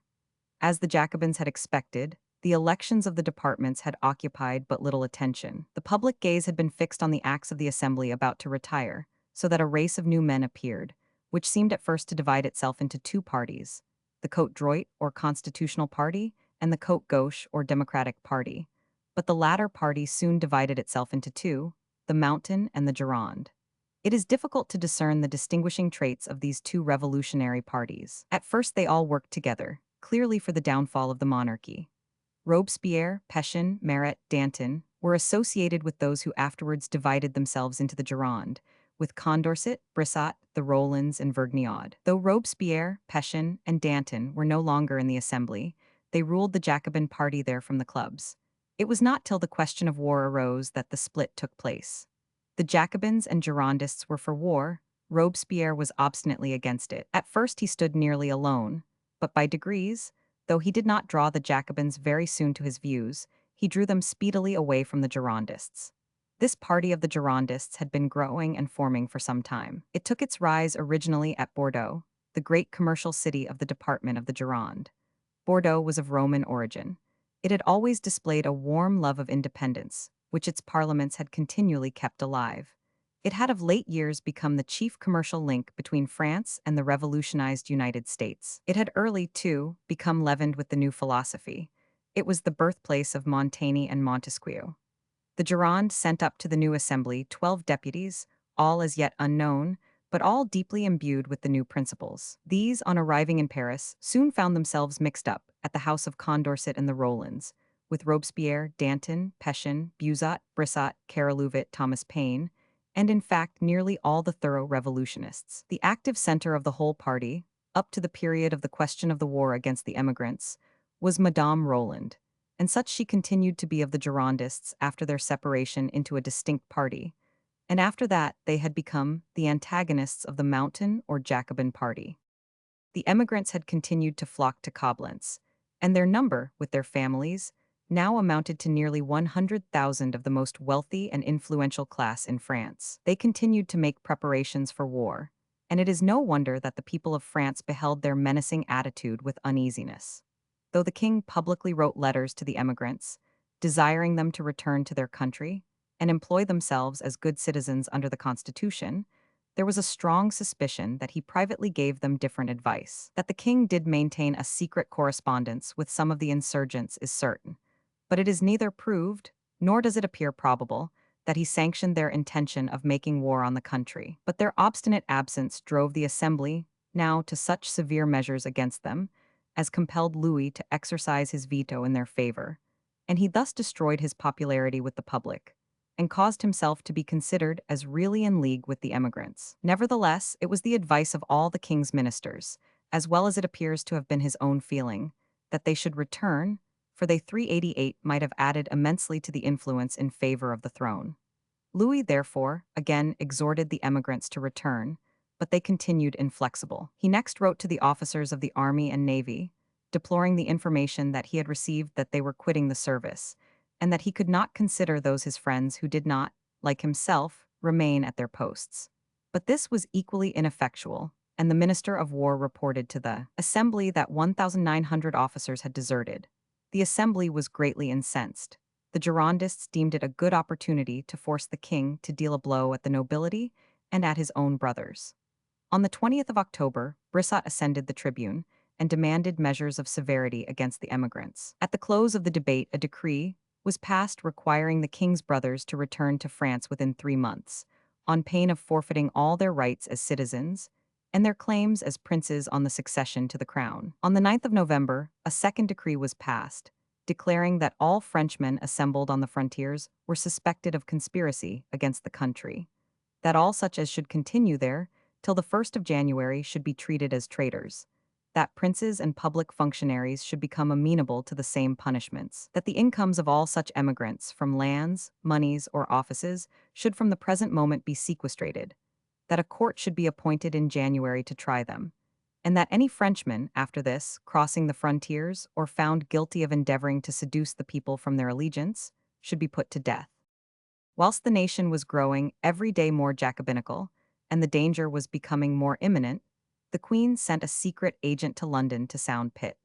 She hoped to win him to an announcement of supporting the throne of France in conjunction with the continental sovereigns, but Pitt showed his usual reserve. He declared that England would not allow the revolutionary spirit to put down the monarchy, but he said nothing expressly of supporting the monarch himself.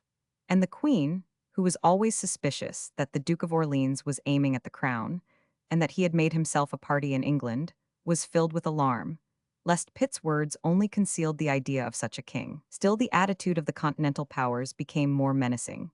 The troops of the emperor, in Belgium and Luxembourg, pressed upon the very frontiers of France, and the numbers of the emigrants were constantly increasing in the territories of the electors of Treves, Mayence, and Spires. 200,000 men, in fact, formed a line along the French frontiers from Bâle to the Scheldt. The French, exasperated beyond further endurance, on the 22nd of November entered on the question of war in the Assembly in earnest.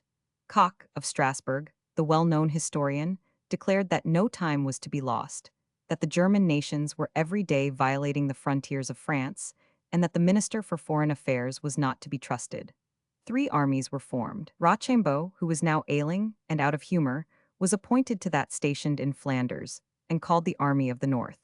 Lafayette was put in command of the central division stationed at Metz, and Luckner of the one stationed in Alsace. Narbonne, the new minister, made a rapid journey, and returning, announced to the Assembly that the different fortresses were fast assuming a creditable condition, and that the army, from Dunkirk to Besançon, presented a mass of 240 battalions, 160 squadrons, with artillery requisite for 200,000 men, and supplies for 6 months.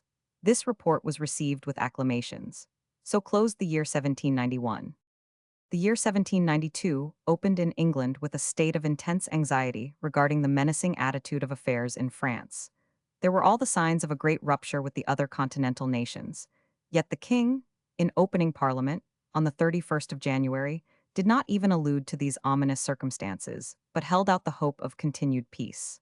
George III stated that he had been engaged with some of his allies in endeavoring to bring about a pacification between the Russians and Austrians with Turkey, and that he hoped for the conclusion of the war in India against Tipu Sahib, ere long, through the able management of Lord Cornwallis. He also announced the approaching marriage of the Duke of York with the eldest daughter of the King of Prussia. Grey and Fox, in the debate upon the address, condemned strongly our interference on behalf of Turkey, a state which they contended ought, from its corruption, to be allowed to disappear. They also expressed a strong opinion that the war in India would not be so soon terminated. Fox was very severe on the treatment of Dr. Priestley and the dissenters at Birmingham, declaring the injuries 389 done to Priestley and his friends equally disgraceful to the nation and to the national church.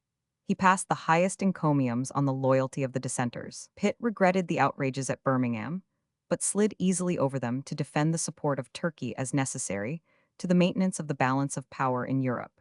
And he concluded the debate by stating that the revenue of the last year had been £16,770,000, and that it left £900,000 towards the liquidation of the national debt. The Count de Murraybaugh. See larger version.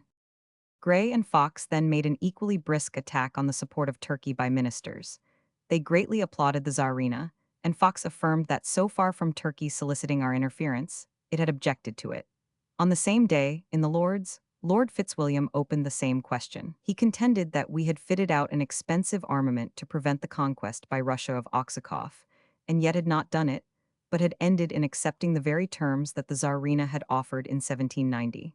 Ministers replied that, though we had not saved Oxakoff, we had prevented still more extensive attempts by Russia. Though the opposition in both cases was defeated, The attack was renewed on the 27th of February, when the Earl Stanhope, an enthusiastic worshipper of the French Revolution, recommended as the best means of preventing aggression by continental monarchs, a close alliance on our part with France. 2 days afterwards, Mr. Whitbread introduced a string of resolutions in the Commons, condemning the interference of ministers between Russia and Turkey, and the needless expenditure thus incurred, in fact, going over 390 much the same ground. A strenuous debate followed, in which Grey, Fox, Windham, Francis, Sheridan, and the whole Whig phalanx took part. On this occasion, Mr. Jenkinson, afterwards Earl of Liverpool, first appeared and made his maiden speech in defense of ministers. He showed that the system of aggression had commenced with Russia and menaced the profoundest dangers to Europe, that Britain had wisely made alliance with Prussia to stem the evil, and he utterly repudiated all notion of the moderation of the Tsarina, whose ambition he asserted to be of the most unscrupulous kind.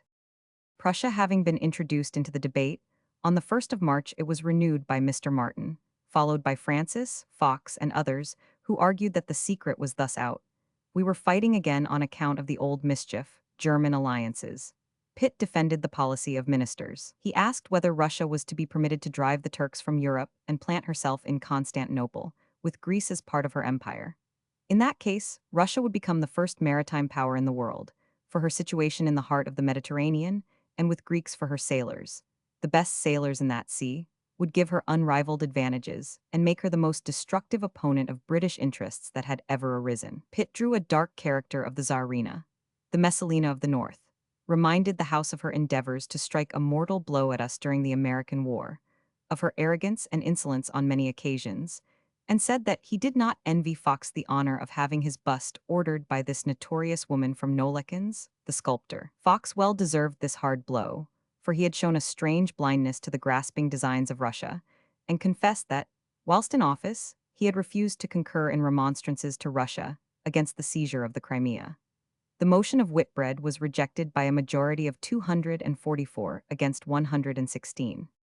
On the 7th of March, the House of Commons went into committee on the establishment of the Duke of York, on account of his marriage. Fox united with Pitt in supporting the recommendation that £25,000 per annum should be added to the £12,000 which the Duke already had. Besides this, the Duke had a private yearly revenue of £4,000, making altogether £41,000 a year, in addition to the bishopric of Osnaburg, in Germany, which had been conferred on the Duke, though a layman and a soldier. Notwithstanding the union of Whigs and Tories on this occasion, the vote did not pass without some sharp remarks on the miserable stinginess of the King of Prussia, who only gave his daughter the paltry sum of £25,000 as a dowry, and stipulated that even that should be returned in case of the Duke's death, though in that case, his daughter was to have a permanent allowance of £8,000 a year. Fox, on this occasion, also introduced the subject of the Prince of Wales's allowance, who, he contended, had far less than had been granted to a Prince of Wales since the accession of the House of Hanover, that allowance being £100,000 a year, and the present parsimony towards the prince being grossly aggravated by the royal civil list having been raised, in this reign, from £600,000 to £900,000, and the privy purse from £6,000 to £60,000. Fox's remarks were rendered all the more telling because, when the House went into committee on the finances, Pitt had made a most flourishing statement of the condition of the exchequer. He took off the taxes which pressed most on the poorer portion of the population, namely, on servants, the late augmentations on malt, on wagons, on inhabited houses, etc., to the amount of £200,000, and appropriated £400,000 towards the reduction of the national debt. Still blind to the storm rising across the Strait of Dover, he declared that these were mere trifles compared with what he should be able to do shortly, for never was there a time when a more durable peace might be expected. But besides nascent war, the anti-slavery movement of Wilberforce, Pitt's friend, was decidedly adverse to the expected increase of income. The abolitionists had now begun to abandon the use of slave-grown sugar, and they proposed to extend this to all the produce of the West India Islands, till the slave trade should be extirpated. This alarmed Pitt, as Chancellor of the Exchequer, and he prevailed on Wilberforce to discourage this project for a while. The abolition cause received serious injury from the frightful insurrection which had broken out in St. Domingo, and from the outrages which the insurgent blacks had perpetrated on the whites. Such were held up by the friends of slavery as the natural consequences of novel doctrines of philanthropy. What made 391 the matter more serious was that Brissot and the worst of the Jacobins were the authors of these bloody tragedies, by their violent advocacy of the universal adoption of the rights of man. All these men were enthusiastic applauders of the English abolitionists. Paine was a prominent abolitionist, and Clarkson, the right hand of Wilberforce, was an equal admirer of the French Revolution and gave serious offense by attending a dinner at the Crown and Anchor to celebrate the taking of the Bastille. These circumstances had a great effect when Wilberforce, on the 2nd of April, brought in his annual motion for the immediate abolition of the slave trade. Fox and Pitt eloquently supported him, but Dundas, now become Secretary of State, prevailed to introduce into the motion the words, gradual abolition. The Wilberforce party managed to carry a motion in the Commons for the abolition of the trade to the West Indies on the 1st of January, 1796. But this was thrown out in the Lords, where it was opposed by the Duke of Clarence, who had been in the West Indies, and thought the descriptions of the condition of the slaves overdrawn. It was also opposed by Thurlow, by Horsley, Bishop of St. David's, and a considerable majority. During this session, a very important bill was introduced, and passed both houses, for the improvement of the police and the administration of justice in London. The old unpaid and very corrupt magistrates were set aside. The metropolis was divided into 5 districts, each having its police office, at which 3 justices were to sit, each having a salary of £300 per annum. They were not allowed to take fees in their own persons, and all fines paid in the courts were to be put in a box towards defraying the salaries and other official expenses. Constables and magistrates were empowered to take up persons who could not give a good account of themselves and commit them as vagabonds. A great raid of reform was made in the opposition, and it fell first on the corruption of the boroughs, both in Scotland and England. The subject was brought on, as it were, incidentally. An enclosure bill, affecting some parts of the New Forest, Hampshire, was attacked, as a job intended to benefit Pitt's staunch supporter, George Rose, who had rapidly risen from an obscure origin to the post of Secretary to the Treasury. Rose had a house and small estate in the forest, and there was a universal outcry, both in Parliament and in the public press, that, in addition to the many sinecures of the fortunate Rose, there was also a sop intended for him at the cost of the crown lands. The reformers were successful in casting much blame on ministers, and they followed it up by charging Rose with bribing one Thomas Smith, a publican in Westminster, to procure votes for the ministerial candidate, Lord Hood. Though the motion for a committee of the House to inquire into the particulars of this case was defeated, yet the debates turned the attention of the country on the scandalous bribery going on in boroughs. The Scots, the countrymen of Rose, petitioned for an inquiry into the condition of their boroughs. Of the 66 boroughs, petitions for such inquiry came from 50. They complained that the members and magistrates of those corporations were self-elected, and by these means the rights and property of the inhabitants were grievously invaded. Sheridan introduced the subject on the 18th of April, and Fox ably supported him, but the motion was negatived. But this defeat only appeared to stimulate the reformers to higher exertions. On the 28th of April, a new reform society, entitled the Society of the Friends of the People, was formally inaugurated by the issue of an address, which was signed by no less than 28 members of the House of Commons and a considerable number of lords, amongst them the Lords Lauderdale, John Russell, Stanhope, and Fitzgerald. Their title was unfortunate, for, though they were united only for parliamentary reform, this cognomen was so much in the French style as to create suspicion and alarm. Many of the members were known to be admirers of the French Revolution, and about the same time, another and decidedly French-admiring society was started, calling itself the Corresponding Society, and prosecuting a zealous intercourse with the Girondists and Jacobins. The admiration of French political principles rendered the conservative portion of the population quite determined to resist all innovations.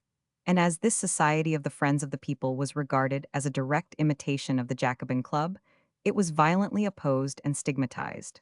On the 30th of April, Mr. Grey, as representative of this society, rose to announce that in the next session he meant to introduce a regular measure for the reform of Parliament. That it was necessary, he said, had long been asserted by the 2 leading men of the House, Pitt and Fox. Pitt rose on this and declared himself still the friend of reform, but he contended that this was not the time to attempt it. He had only, he said, to point to 392 the state of things in France, and to the effervescence which those principles of anarchy had produced in Britain, to show the necessity of remaining quiet for the present. Neither did he believe that the mass of the English people would support any change in our constitution. Fox upbraided Pitt with the abandonment of his former sentiments, and contended that we had only to look at the money spent lately in the armament against Russia, money thus spent without any consent of the people, to perceive the necessity of reform. In our representation, he referred to Pitt's remarks on revolutionary books and pamphlets recently published, and declared that he had read very few of them. He had only read one of the two books of Thomas Paine, The Rights of Man, and did not like it. Burke replied to him, and drew a most dismal picture of the condition of France under her revolutionists. He said that the French Assembly was composed of 700 persons, of whom 400 were lawyers, and 300 of no description, that he could not name a dozen out of the whole, he believed, with £100 a year, and he asked whether we should like a parliament in Great Britain resembling it. In this debate, the further dissolution of the Whig party became obvious when Windham and others took the side of Burke. Immediately after this debate, the government took active steps to crush that spirit of free discussion in books, pamphlets, and associations, which no doubt had been greatly stimulated by the excitement of the French Revolution, and which they professed to believe was aiming at the same object, the destruction of the monarchy. But in attempting to check this spirit, they adopted the un-English plan of fettering the press and individual opinion. Pitt's government issued a proclamation against seditious books and societies corresponding with the Republicans across the water, and magistrates were desired to make diligent inquiries as to the authors of seditious books and pamphlets, to put down all mischievous associations, and to take the promptest means of suppressing and preventing riots and disturbances.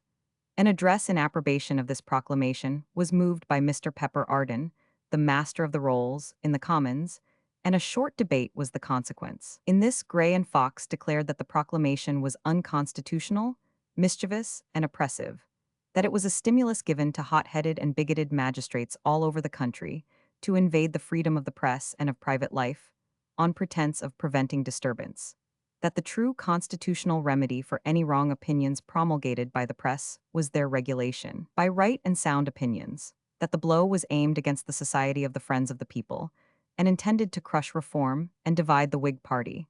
That, in truth, the riots and instigations to anarchy came not from the reformers, but from the Church, the magistracy, and the Tories, and they appealed for the truth of this to the disgraceful scenes which had occurred at Birmingham. They reminded government that in 1782 Pitt had joined the Duke of Richmond, Major Cartwright and Horne-Tooke in a meeting at the Thatched House Tavern for reform, that they, the Whigs, had never gone to the length of Cartwright and Horne-Tooke in their principles of reform as Pitt had done, and they reproached the minister with his shameful inconsistency. Lord John Russell, Francis, Lambton, and others supported Grey and Fox, and Windham, Lord North, Dundas, etc., supported Pitt. The address was carried, and when sent up to the Lords produced another striking exhibition of the change going on in the Whig party. For the Prince of Wales, who had hitherto been in such close union with them, and had been so zealously supported by them, now rose and gave his decided approbation to the address, declaring that he had been educated in admiration of the established constitution, and was determined, so far as in him lay, to support it. These words were received with triumph by the government party. The address was carried almost unanimously, and was followed by an immediate prosecution of the rights of man by the Attorney General, which caused it to be far more generally read than it otherwise would have been. It appeared to be the design of the Whigs to agitate this session a series of questions connected with freedom of opinion, which, from the spirit of the times, they could not have the slightest chance of carrying, but merely to maintain the cause of liberty and liberality against the spirit of alarm and the spirit of tyranny that dogged its steps. On the 11th of May, Fox moved for leave to bring in a bill to repeal certain old statutes affecting the dissenters, but his principal remarks were directed against the outrages perpetrated on Dr. Priestley and the Unitarians at Birmingham, his tone being taken from a petition from that body presented a few days before. Burke replied to 393 him and asserted that this body of so-called religionists was rather a body of political agitators. He noticed, in proof, the close connection of doctors, Price and Priestley, and their adherents with the French revolutionists. He quoted Priestley's own writings to show that they avowed a desire to destroy the national church. He expressed his conviction that, from the intolerance shown by this party in the prosecution of their views, they would, did they succeed in destroying the church and the Constitution, prove worse masters than those whom the English nation then had. He had no desire to see the king and parliament dragged after a national assembly, as they had been by the admired reforms of Priestley, price, and that party and much preferred to live under George III or George IV than under Dr. Priestley or Dr. Kippies. Pitt expressed his unwillingness to give more power to a party that declared its desire to overturn both church and constitution, and Fox, in reply, attacked Burke's Reflections on the French Revolution, saying that Paine's Age of Reason was a libel on the Constitution of Great Britain, but that Burke's book was a libel on every free constitution in the world. The motion was rejected by 142 votes against 63. Government House, Calcutta, from a photograph by Frith and Co. See larger version. Lord Rawdon again attempted to mitigate the condition of debtors imprisoned by their creditors, but did not succeed. And after Dundas had drawn a very flattering picture of the condition of India in presenting his annual statement of Indian finance, and had procured some regulations for ensuring the payment of seamen's wages to themselves or their families, the king prorogued Parliament on the 15th of June, still congratulating the country on the prospect of peace and of reducing substantially the national debt. During the recess of Parliament, there was an active contest between the new French opinions and the old constitutional ones. One called forth and provoked the other. Clubs and societies for reform were more after the model of the wholesale proceedings of France than the old and sober ones of England. The Society of the Friends of the People was compelled to disclaim all connection with the Society for Constitutional Information in London, which was in open correspondence with 394 the Jacobins of Paris. It was forced to disown societies in the country of the same stamp, and especially to check a branch of the Society for Constitutional Information in Sheffield, which, in May of the present year, called on the Society of the Friends of the People to establish a convention in London. To allow of no mistake as to their principles, the Society of the Friends of the People held a great meeting on the 5th of May, in which they announced that they had no other object but to obtain parliamentary reform by strictly legal and constitutional means, and that after this end had been secured, they should dissolve themselves. Yet, notwithstanding this, there were those in the society who deemed that they were in connection with persons and associations whose views went farther than their own. And on this ground, on the 9th of June, Mr. Baker, who had been the chairman at the late meeting at the Freemasons' Tavern, Lord John Russell, who had been deputy chairman, Dudley North, Mr. Kerwin, and Mr. Courtney, withdrew from it. On the other hand, the corresponding society and the Society for Constitutional Information kept up an open correspondence with the National Convention of France, even after the bloody massacres of September of this year, which we have yet to mention. Unwarned by these facts, they professed to see, in the example of Frenchmen, the only chance of the liberation of the English nation from the oppressions of the crown and of an overgrown aristocracy. They made no secret of their desire to establish a republic in Great Britain, and the Society for Constitutional Information included amongst its members a number of red-hot Americans. These societies and the Revolutionary Society in London continued to send over glowing addresses to the French Convention, declaring their desire to fraternize with them for liberty and equality, and their determination never again to fight with Frenchmen at the command of despots. These proceedings called forth an opposite class of associations, in which the clergy of the establishment took the lead. The bishop and clergy of Worcester and Dr. Watson, the bishop, and the clergy of Llandaff met and presented addresses to the king, expressing their abhorrence of the doctrines of these associations, which made no secret of their demand for the rights of man, liberty and equality, no king, no parliament, and they expressed their conviction that this country already possessed more genuine liberty than any other nation. Whatever, they asserted that the Constitution, the Church, and State had received more improvement since the Revolution in 1688 than in all previous ages, that the dissenters and Catholics had been greatly relieved, the judges had been rendered independent, and the laws in various ways more liberalized since the accession of His present Majesty than for several reigns previously. They asserted boldly that in no country could men rise from the lowest positions to affluence and honor, by trade, by the practice of the law, by other arts and professions, so well as in this, that the wealth everywhere visible, the general and increasing prosperity, testified to this fact, in happy contrast to the miserable condition of France. They concluded by recommending the formation of counter-associations in all parts of the country, to diffuse such constitutional sentiments, and to expose the mischievous fallacies of the democratic societies. This advice was speedily followed, and every neighborhood became the arena of conflicting politics. The Democrats, inoculated by the wild views of French license, injured the cause of real liberty and progress by their advocacy of the mob dominion of Paris. And the constitutionalists, urged by the alarm and the zeal inspired by opposition, grew intolerant and persecuting. The eyes of thousands who had at first hailed the French Revolution as the happy dawn of a new era of liberty and brotherhood were now opened by the horrors of the massacres of the French clergy in September of this year, and by the sight of swarms of priests, who had fled for security to London and were everywhere to be seen in the streets, destitute and dejected. A public meeting was called at the London Tavern towards the close of 1792, and a subscription entered into for their relief. In March of this year, Lord Cornwallis had brought a war in India, with the implacable enemy of the British, to a very successful close. Early in the preceding year, 1791, he had reinstated our ally, the Rajah of Travancore, in his dominions, and had further seized nearly all Tipu's territories on the Malabar coast. He then determined to strike a decisive blow by marching upon Tipu's capital, Seringapatam. In February, he took the city of Bangalore, and early in May, he was on his route for Seringapatam. Tipu was in the deepest consternation. Lord Cornwallis arrived in the neighborhood of Seringapatam on the 13th of May and immediately attacked Tipu, who was drawn up with a large force. The Mysoreans broke and fled 395 before the British bayonets. The British army was in full view of the capital and expected a rich booty when Cornwallis was compelled to order a retreat. The forces of General Abercrombie, who had to make his way from another quarter through the mountains, had not come up.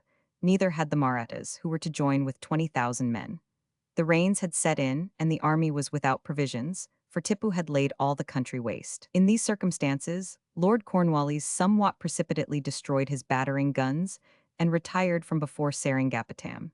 He sent word to Abercrombie, who was now approaching, to retire also. On the 26th of May, the very first day of his retreat, the Marathas arrived.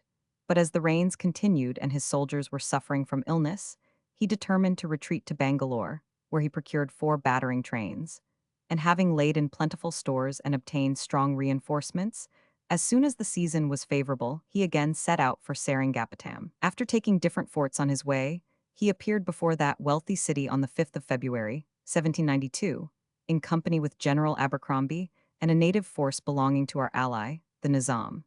Tipu was drawn up before the city, having between it and himself the rapid river Kaveri, and the place extremely well fortified and defended by batteries. He had 40,000 infantry and 5,000 horse, but he was speedily defeated and driven across the river into the city. There the British followed him, and under the guidance of the brave generals, Meadows and Abercrombie, they soon penetrated so deeply into the place that Tipu was compelled to capitulate. In these actions, the British were said to have lost about 600 men, Tipu 4,000. The conditions proposed by Lord Cornwallis were that Tipu should cede 1/2 of his territories, that he should pay 3 crores and 30 lakhs of rupees, that he should restore all the prisoners taken since the time of his father, Hyder Ali, and that 2 of his eldest sons should be given up as hostages for the faithful fulfillment of the articles.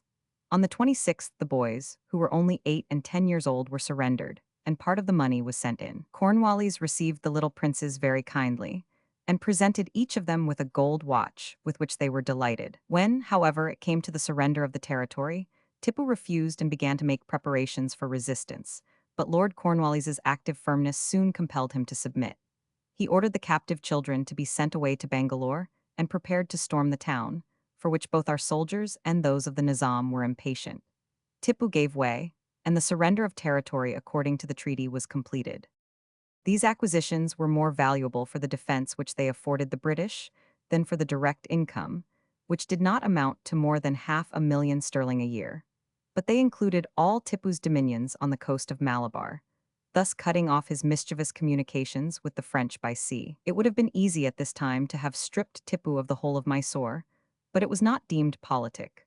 We were far from having great faith in the continued fidelity of the Marathas, and it was thought necessary not to remove the check which the existence of Tipu's power and his desire for revenge on the Marathas presented. Besides, the finances of India were in a very embarrassed state, and the question of Indian war was unpopular in Britain.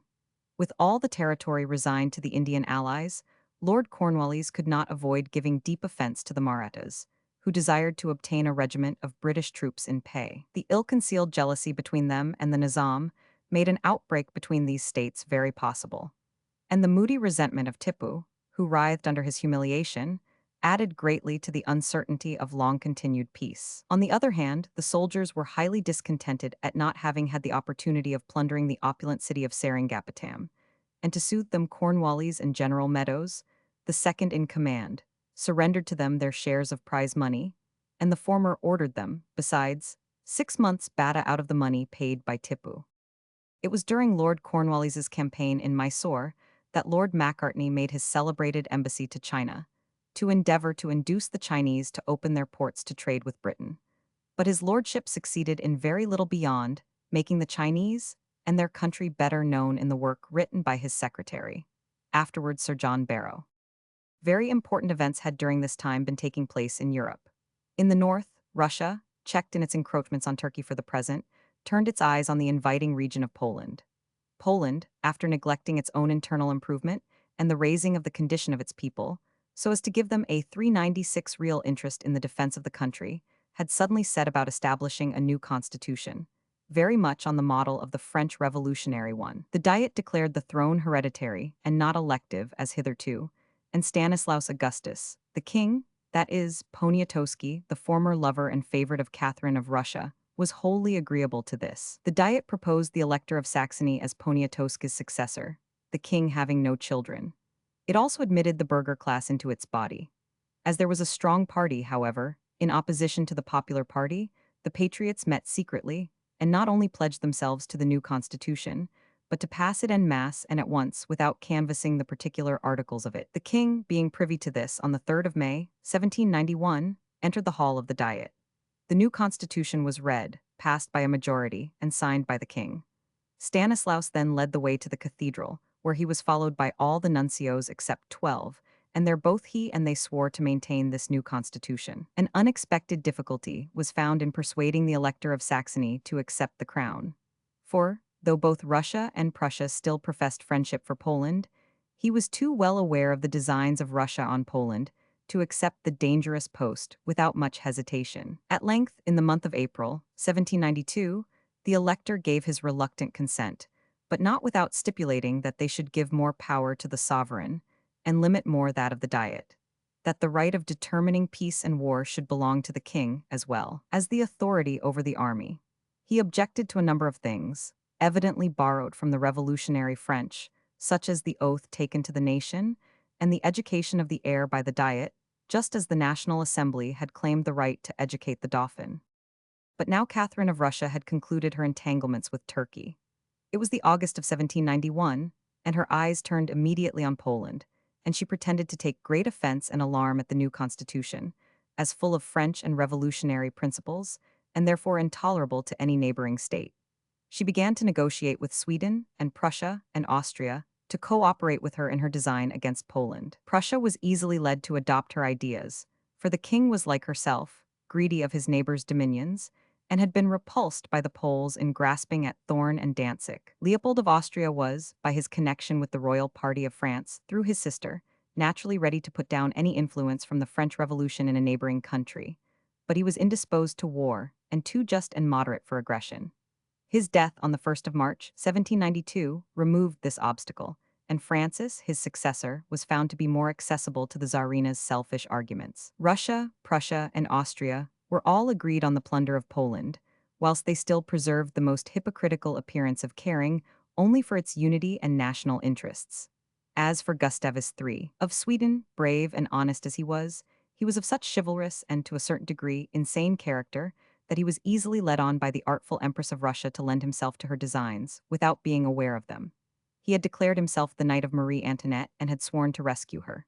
He was avaricious of military glory, and like his predecessor, Charles XII, he was desirous only of conducting some great and brilliant enterprise. He desired to lead an army against the French, now bursting out under the revolutionary general, Custine, on Germany, and joining with the army of the emigrants, 18,000 in number, to beat back the democratic general, to march into France and restore the throne of Louis and Marie Antoinette. But he had no money. The Empress of Russia, who wished him employed at a distance, and especially in keeping back the French Democrats whilst she carved up Poland, offered him both money and arms. But the Empress was relieved of the high-minded Gustavus in a manner which she had by no means contemplated. He fell, on the 16th of March, in his own capital, by the hand of an assassin called Ankerstrom. Catherine of Russia, thus rid of the only two monarchs who were likely to trouble her with scruples, hastened her grand design of absorbing Poland. She professed to be much scandalized and alarmed at the proceedings of the king, who had attended a dinner given by the municipality of Warsaw on the anniversary of the passing of their new constitution, at which he had not only responded to the toast of his health by drinking to the nation and the municipality, thus sanctioning them as great powers, as the French had done, but had sat complacently amid the loud cries of "Long live liberty," "Long live the nation," and "Our citizen king, the friend of the rights of man." The Poles had certainly become enthusiastic imitators of the French. They had 397 established clubs in imitation of the clubs of Paris, had sent a deputation to congratulate the French on their revolution, and had passed various decrees of a Jacobin character. Neither did she lack a sanction from the Poles themselves. There had always been violent parties in that kingdom, and at this time, a number of nobles who opposed the new constitution sent a deputation with a memorial to the Empress at St. Petersburg, inviting her to assist them in restoring the old constitution. Catherine gave them a ready promise, and on the 14th of May, Felix Podocki, Branicki, Arzuinski, and 11 other nobles met at Targowica and entered into a confederacy for this purpose. This confederacy was followed, only 4 days after its signing, by a protest issued by Bulgakov, the Russian minister, at Warsaw, against the whole of the new institutions and decrees.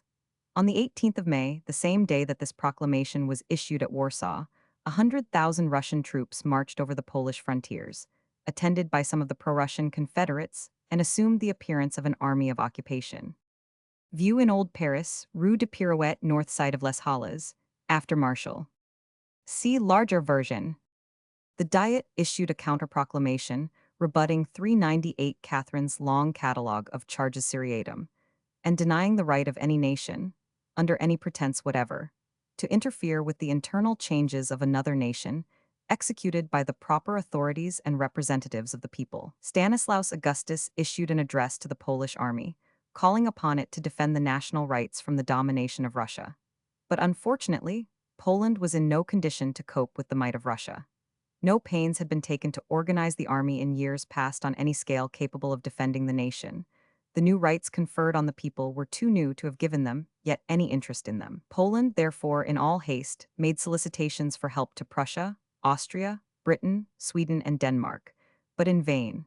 Sweden and Denmark had, now that Gustavus was dead, determined to have no concern in wars resulting in any way from the French Revolution. Frederick William of Prussia pretended to have foreseen this offense to Russia in the alarming measures of the Diet, and protested that had it not been for these, Russia would never have taken the decided step which she had now done. He, however, coldly professed himself ready to unite with Russia and Austria to restore the former state of things in Poland. As for Austria, she lay cold and neutral in appearance. But though Poland was not aware of it, both Prussia and Austria were in the secret league for the dismemberment of that unfortunate country. Britain was anxiously appealed to for aid, but Pitt, who had raised so powerful an armament to check the attacks of Russia on Turkey, was not disposed to denounce the attempts of Russia on Poland. He might be blamed for refraining from exerting the moral power of Britain in condemnation of the unprincipled aggression of Russia, but he could not be expected to take arms in defense of Poland, so far removed from the influence of a maritime nation. Colonel Gardiner, our minister at Warsaw, was instructed by our Secretary for Foreign Affairs, Lord Grenville, to express a friendly interest towards Poland, but to take care to avoid raising hopes of assistance. The Poles, repelled by Prussia and Austria, and finding no warmth of sympathy in the agent of Britain, dispatched Count Bucquety in June to London to plead for aid. But Pitt was cold and immovable, though he saw with regret that the absorption of this large country, in the center of Europe, would formidably increase that preponderance of Russia, which he had attempted to prevent when there was a question of the absorption of Turkey. He adopted an attitude of strict neutrality. No motion condemnatory of Russia's grasping schemes was made in Parliament. It seemed to Britain a matter of no moment that one of the chief nations of Europe should be torn in pieces by rapacious powers, contrary to all moral and international law. The Whigs, those warm advocates of revolution and of popular freedom, were dumb. In fact, what could they say? Fox and his admirers had all along been lauding the Russian Empress as one of the greatest, ablest, and most innocent of monarchs, simply in opposition to Pitt and his endeavors to repress her schemes of aggrandizement. Fox had even sent Mr. Adair as his emissary to St. Petersburg to congratulate her on her successes and to assure her of the admiration of Englishmen. Such are the perversities into which men are driven by party spirit. At this very moment Fox and the Whigs were flattering and patting Catherine on the back, when her bandit armies had already their feet on the doomed soil of Poland, and they were still applauding the revolutionists of France when they were already beyond the Rhine, on that crusade of conquest which plunged Europe into more than 20 years of the most horrible bloodshed. They saw all this when too late.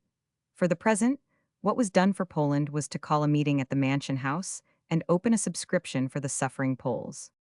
Poland, abandoned to her own resources, made a brave but ineffectual defense. The Russians received several severe checks in their advance. At Zadorsk, at Palermo, and finally at Dulianska, the Poles fought them gallantly. At the last named battle, on the 17th of July, the heroic Kosciuszko made terrible havoc of the Russian lines, and was only prevented from utterly routing them by his flank being turned by another arrival of Russians, whom the Emperor Francis of Austria had allowed to march through Galicia. The Russians advanced to Warsaw, took regular possession of it, and of all the towns and military 399 forts throughout the country. They dismissed the patriot officers of the army and dispersed the army itself in small divisions into widely separated places. They abolished the new constitution, thrust the burgher class again out of their newly acquired privileges, and put the press under more ignominious restrictions than before. They confiscated the estates of nobles who had advocated the new reforms. Both Catherine and her ministers treated the idea of any partition of Poland as the most groundless and ridiculous of notions. They pointed to the invasion of Germany already by Custine, the French revolutionary general, and justified the temporary occupation of Poland as necessary to the security of both Poland and the neighboring states. We must leave the three robber powers, Russia, Prussia, and Austria, therefore, gloating over their prey, and ready to rend it asunder, in order to continue the narrative of the wild explosion of France. The Girondists were, at the opening of the year 1792, vehemently urging on war against the emigrants and the Emperor of Germany. Just at this crisis, as we have seen, Leopold of Austria died and was succeeded by his nephew, Francis II, and war became more inevitable, for Francis had not the same pacific disposition as Leopold, and the Gironde was bent on war. The internal condition of France also seemed to indicate that there must soon be war abroad or civil war at home. The ministers were at variance. The Jacobins and Girondists were coming to an open and desperate feud. The people, both in Paris and throughout the country, were excited by the Jacobin publications to the utmost pitch of fury against the royalists and the priests. Whilst the Gironde was thus weakened by this implacable and incurable feud with the Jacobins, Austria was making unmistakable signs of preparations for that war which Leopold had often threatened, but never commenced. Francis received deputations from the emigrant princes, ordered the concentration of troops in Flanders, and spoke in so firm a tone of restoring Louis and the old system of things, that the French ambassador at Vienna, 1000, de Noailles, sent in his resignation, stating that he despaired of inducing the emperor to listen to the language which had been dictated to him. 2 days afterwards, however, Noailles recalled his resignation, saying he had obtained the categorical answer demanded of the court of Vienna. This was sent in a dispatch from Baron von Cobenzl, the foreign minister of Austria. In this document, which was tantamount to a declaration of war, the court of Vienna declared that it would listen to no terms on behalf of the King of France, except his entire restoration to all the ancient rights of his throne, according to the royal declaration of the 23rd of June, 1789, and the restoration of the domains in Alsace, with all their feudal rights, to the princes of the empire.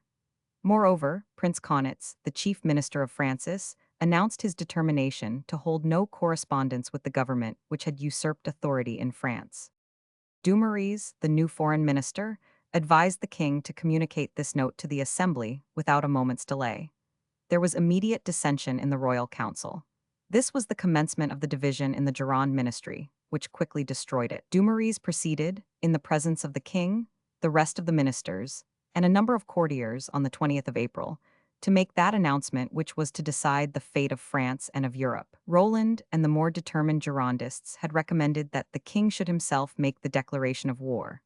But as the war itself was most repugnant to the king, Dumouriez had advised that he should only consult with the Assembly on the necessity of this declaration, and thus throw the responsibility on that body. There had been division of opinion amongst ministers, and now Dumouriez read a detailed account of the negotiations with Austria. And then Louis, who looked jaded and anxious, stated that he had followed the recommendations of the Assembly and of many of his subjects in various parts of France in these negotiations, and, as they had heard the results, he put it to the Assembly whether they could any longer submit to see the dignity of the French people insulted and the national security threatened. The speech was received with loud acclamations and cries of "Vive le Roi." The president said they would deliberate, and the result was that a decree was passed resolving upon war. This resolve the Assembly justified by the declaration that the Emperor of Austria had concerted with the emigrants and foreign princes to threaten the peace and the constitution of France, that he had refused to abandon these views and proceedings, and reduce his army to a peace establishment, as demanded of him by a vote of the 11th of March of this year, that he had declared his intention to restore the German princes by force to the possessions they had held 400 in Alsace, although the French nation had never ceased to offer them compensation, and that, finally, he had closed the door to all accommodation by refusing to reply to the dispatches of the king. Dumouriez had no sooner come into office than he laid down a great military plan. He proposed that wherever France extended to what he called her natural limits, that is, to the Rhine, the Alps, the Pyrenees, and the sea, they should act only on the defensive. But in the Netherlands, where the territory did not extend to the Rhine, and in Savoy, where it did not extend to the Alps, there they should act on the offensive and carry France to what he called its boundaries by the genuine laws of nature. This plan was adopted. The Austrians had only 30,000 men in Belgium, and Lafayette was to make a dash on that division of the Netherlands. From Namur he was to push on for Liege, which would make him complete master of the country, and was to be strengthened by a reinforcement of 30,000 infantry, so that he would be 75,000 strong before the emperor could advance to his attack. Further, while Lafayette was marching from Givet on Namur, a division of his army of 10,000 men, under General Bayern, was to march upon Mons, where Beaulieu, the Austrian general, was posted with only 2,500 men. On the same day, Major General Theobald Dillon was to advance with 3,600 men from Lille, in Tournai, and to surprise that place. The French calculated on the support of the Belgians, who had been strongly inoculated with the spirit of the revolution. The two smaller divisions were punctual in their movements, but Lafayette, instead of marching simultaneously, remained strengthening himself in his position at Givet. General Bayern set out from Valenciennes and, on the 29th of April, crossed the Belgian frontiers, and the next day marched towards Mons. But no sooner did the French cavalry come in sight of some light troops, said only to amount to about 500 men, than they fled, crying that they were betrayed. Beaulieu's horse pursued and captured Bayern's baggage and military chest. On the very same day, Dillon's division, on their march from Lille to Tournai, fled with the very same cry from 900 Austrians who had issued from Tournai. The French officers in vain endeavored, in both cases, to rally their forces, and Dillon was murdered by his own men on re-entering Lille with a lieutenant colonel and an unsworn priest. Lafayette, hearing this strange news, did not venture to quit Givet. The news of this astonishing cowardice of the soldiery caused great consternation in Paris. Lafayette and Rochambeau wrote complaining of Dumouriez and the Gironde ministry. The Girondists accused the Jacobins of inciting the troops to this conduct, and the Jacobins blamed the incompetence of the Gironde. The king proceeded to dismiss his Girondist ministry and to rule with something like independence. In the early part of July, it was known at the Tuileries that the Prussians, having joined the Austrians, had marched on Coblentz, to the number of 80,000 men, all old soldiers of the great Frederick, and commanded by the Duke of Brunswick, the nephew of Frederick, who had won so much distinction in the 7 Years' War. Marshal Luckner, not deeming himself strong enough to resist this force, had retired upon Lille and Valenciennes. The court was in high spirits. The queen told her ladies, in confidence, that the allies would be in Paris in 6 weeks. The king wrote to the allied camp recommending moderation. In this moment of effervescence appeared the proclamation of the Duke of Brunswick as commander of the allied armies, and in the name of the allied monarchs. This proclamation arrived in Paris on the 28th of July, though it was dated Coblentz, July 25th.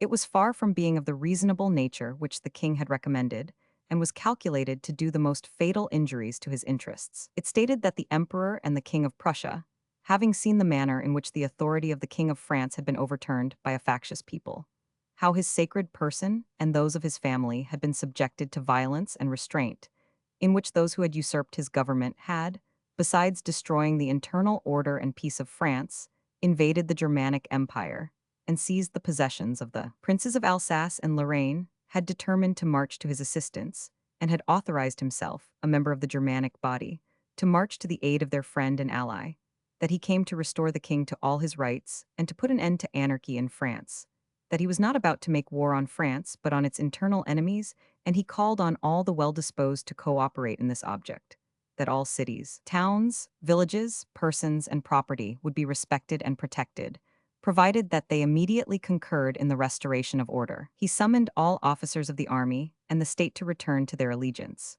All ministers of departments, districts, and municipalities were likewise summoned, and were to be held responsible, by their lives and properties, for all outrages and misdemeanors committed before the restoration of order, and all who resisted the royal authority and fired on the royal troops or the allies should be instantly punished with all rigor, and their houses demolished or burned.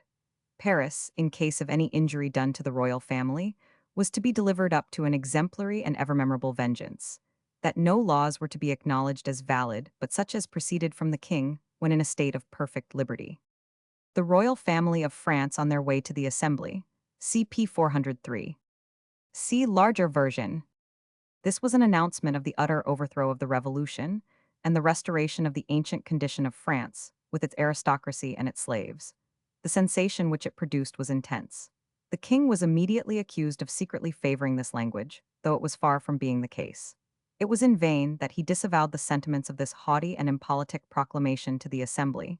He was not believed, and the exasperation against him was dreadfully aggravated. The crisis was at hand. The efforts of the Jacobins had culminated in the great blow which should crush this ancient monarchy to the earth. The Federates called a meeting of the Committee of Insurrection to arrange the final plans, and it was resolved that the insurrection should take place on the 10th of August. On this day all Paris was astir. The drums were beating in all quarters, the National Guard were assembling at their different posts. The insurrectional committee had divided itself into three sections. One took its station in the Faubourg Saint-Marceau, with Fournier at its head, another in the Faubourg Saint-Antoine, headed by Westermann and Santerre, whilst Danton, Camille Desmoulins, and Cara were at the Cordeliers. About 12 o'clock, the tocsin began to ring out from the Hôtel de Ville, and was quickly followed by the bells in every church tower in Paris. By 1 o'clock, the palace was surrounded by vast throngs of armed people. They could be seen by the inmates of the palace through the old doors of the courts, and from the windows. Their artillery was visibly pointed at the palace, and the noise of their shouting, beating of drums, and singing of insurrectionary songs was awful. The king had issued an order that the Swiss and guards should not commence the attack, but should repel force by force. It was now recommended that the king also should go down, and by showing himself and addressing a few words to them, should animate them in their duty. The queen, her eyes inflamed with weeping, and with an air of dignity, which was never forgotten by those who saw her, said also, "Sire, it is time to show yourself." She is said to have snatched a pistol from the belt of old General de Frey, and to have presented it in an excitement that scarcely allowed her to remain behind. Could she have changed places, had she been queen in her own right, there would soon have been a change of scene. As for Louis, with that passive courage which he always possessed, and so uselessly, he went forward and presented himself to view upon the balcony. At the sight of him, the grenadiers raised their caps on the points of their swords and bayonets, and there were cries of "Vive le Roi!" the last that saluted him in his hereditary palace. Even at this cry, numbers of the National Guard took alarm, imagining that they were to be surrendered to the Knights of the Dagger, and that they had been betrayed. The gunners, joining in the panic, turned their guns towards the palace, but the more faithful guard drove them from the guns, disarmed them, and put them under watch. The king, undeterred, descended into the court, and passing along the ranks, addressed them from time to time, telling them he relied on their attachment, and that in defending him they defended their wives and children. He then proceeded through the vestibule, intending to go to the garden, when he was assailed by fierce cries from some of the soldiers. "Down with the veto! Down with the traitor! Vive la nation!" Madame Campan, who was at a window looking into the garden, saw some of the gunners go up to the king, and thrust their fists in his face, insulting him in the most brutal language. He was obliged to pass along the terrace of the Feuillants, which was crowded with people, separated from the furious multitude merely by a tricolor line, but he went on in spite of all sorts of menaces and abuse. He saw the battalions file off before his face, and traversed the garden with the intention of joining the assailants in the Place du Carrousel, whilst the gensdarms at the colonnade of the Louvre and other places did the same. This completely extinguished all hope in the unhappy king. The Viscount du Bouchage, seeing the situation of Louis from the palace, descended in haste with 4 of 3 another nobleman to bring him in before some fatality happened to him. He complied and returned with them. When the gunners thrust their fists in his face, Madame Campan says Louis turned as pale as death. Yet he had shown no want of courage, had it been of the right sort. He had, indeed, refused to wear a kind of defensive corset which the queen had made for him, saying, on the day of battle it was his duty to be uncovered, like the meanest of his servants. When the royal family came in again, Madame Campan says, the queen told me all was lost, that the king had shown no energy, and that this sort of review had done more harm than good. The royal family, amidst insults and reproaches, walked on fast to the assembly and placed themselves under its protection. Vergniaud, the president, assured them of safety. Hardly had they arrived when a discharge of cannon was heard. The assembly was horror-struck, and the king exclaimed, I assure you I have forbidden the Swiss to fire. But he was interrupted by fresh reports of cannon, showing that a fierce conflict was taking place at the Tuileries. No sooner was the royal family gone than the Gensdarmes and the National Guard fraternized with the people, and breaking open the chief gate with hatchets rushed into the court. They then formed in column, and turning the guns which had been left in the court on the palace, they called out to the Swiss within to give up the place to them, and they would be friends. The Swiss, to show their amicable disposition, threw cartridges out of the windows, but remained firm to their duty. Some of the mob, with long poles and hooks at the end, then dragged some of the Swiss out of the vestibule and murdered them. They next fired 3 of the cannon right into the palace, and the Swiss thereupon returned a smart fire of musketry. Those of the servants and courtiers that still remained in the palace now made haste to escape, if possible. Clery, one of the king's valets de chamber, who has left a vivid narrative of these events, escaped by dropping from a window upon the terrace.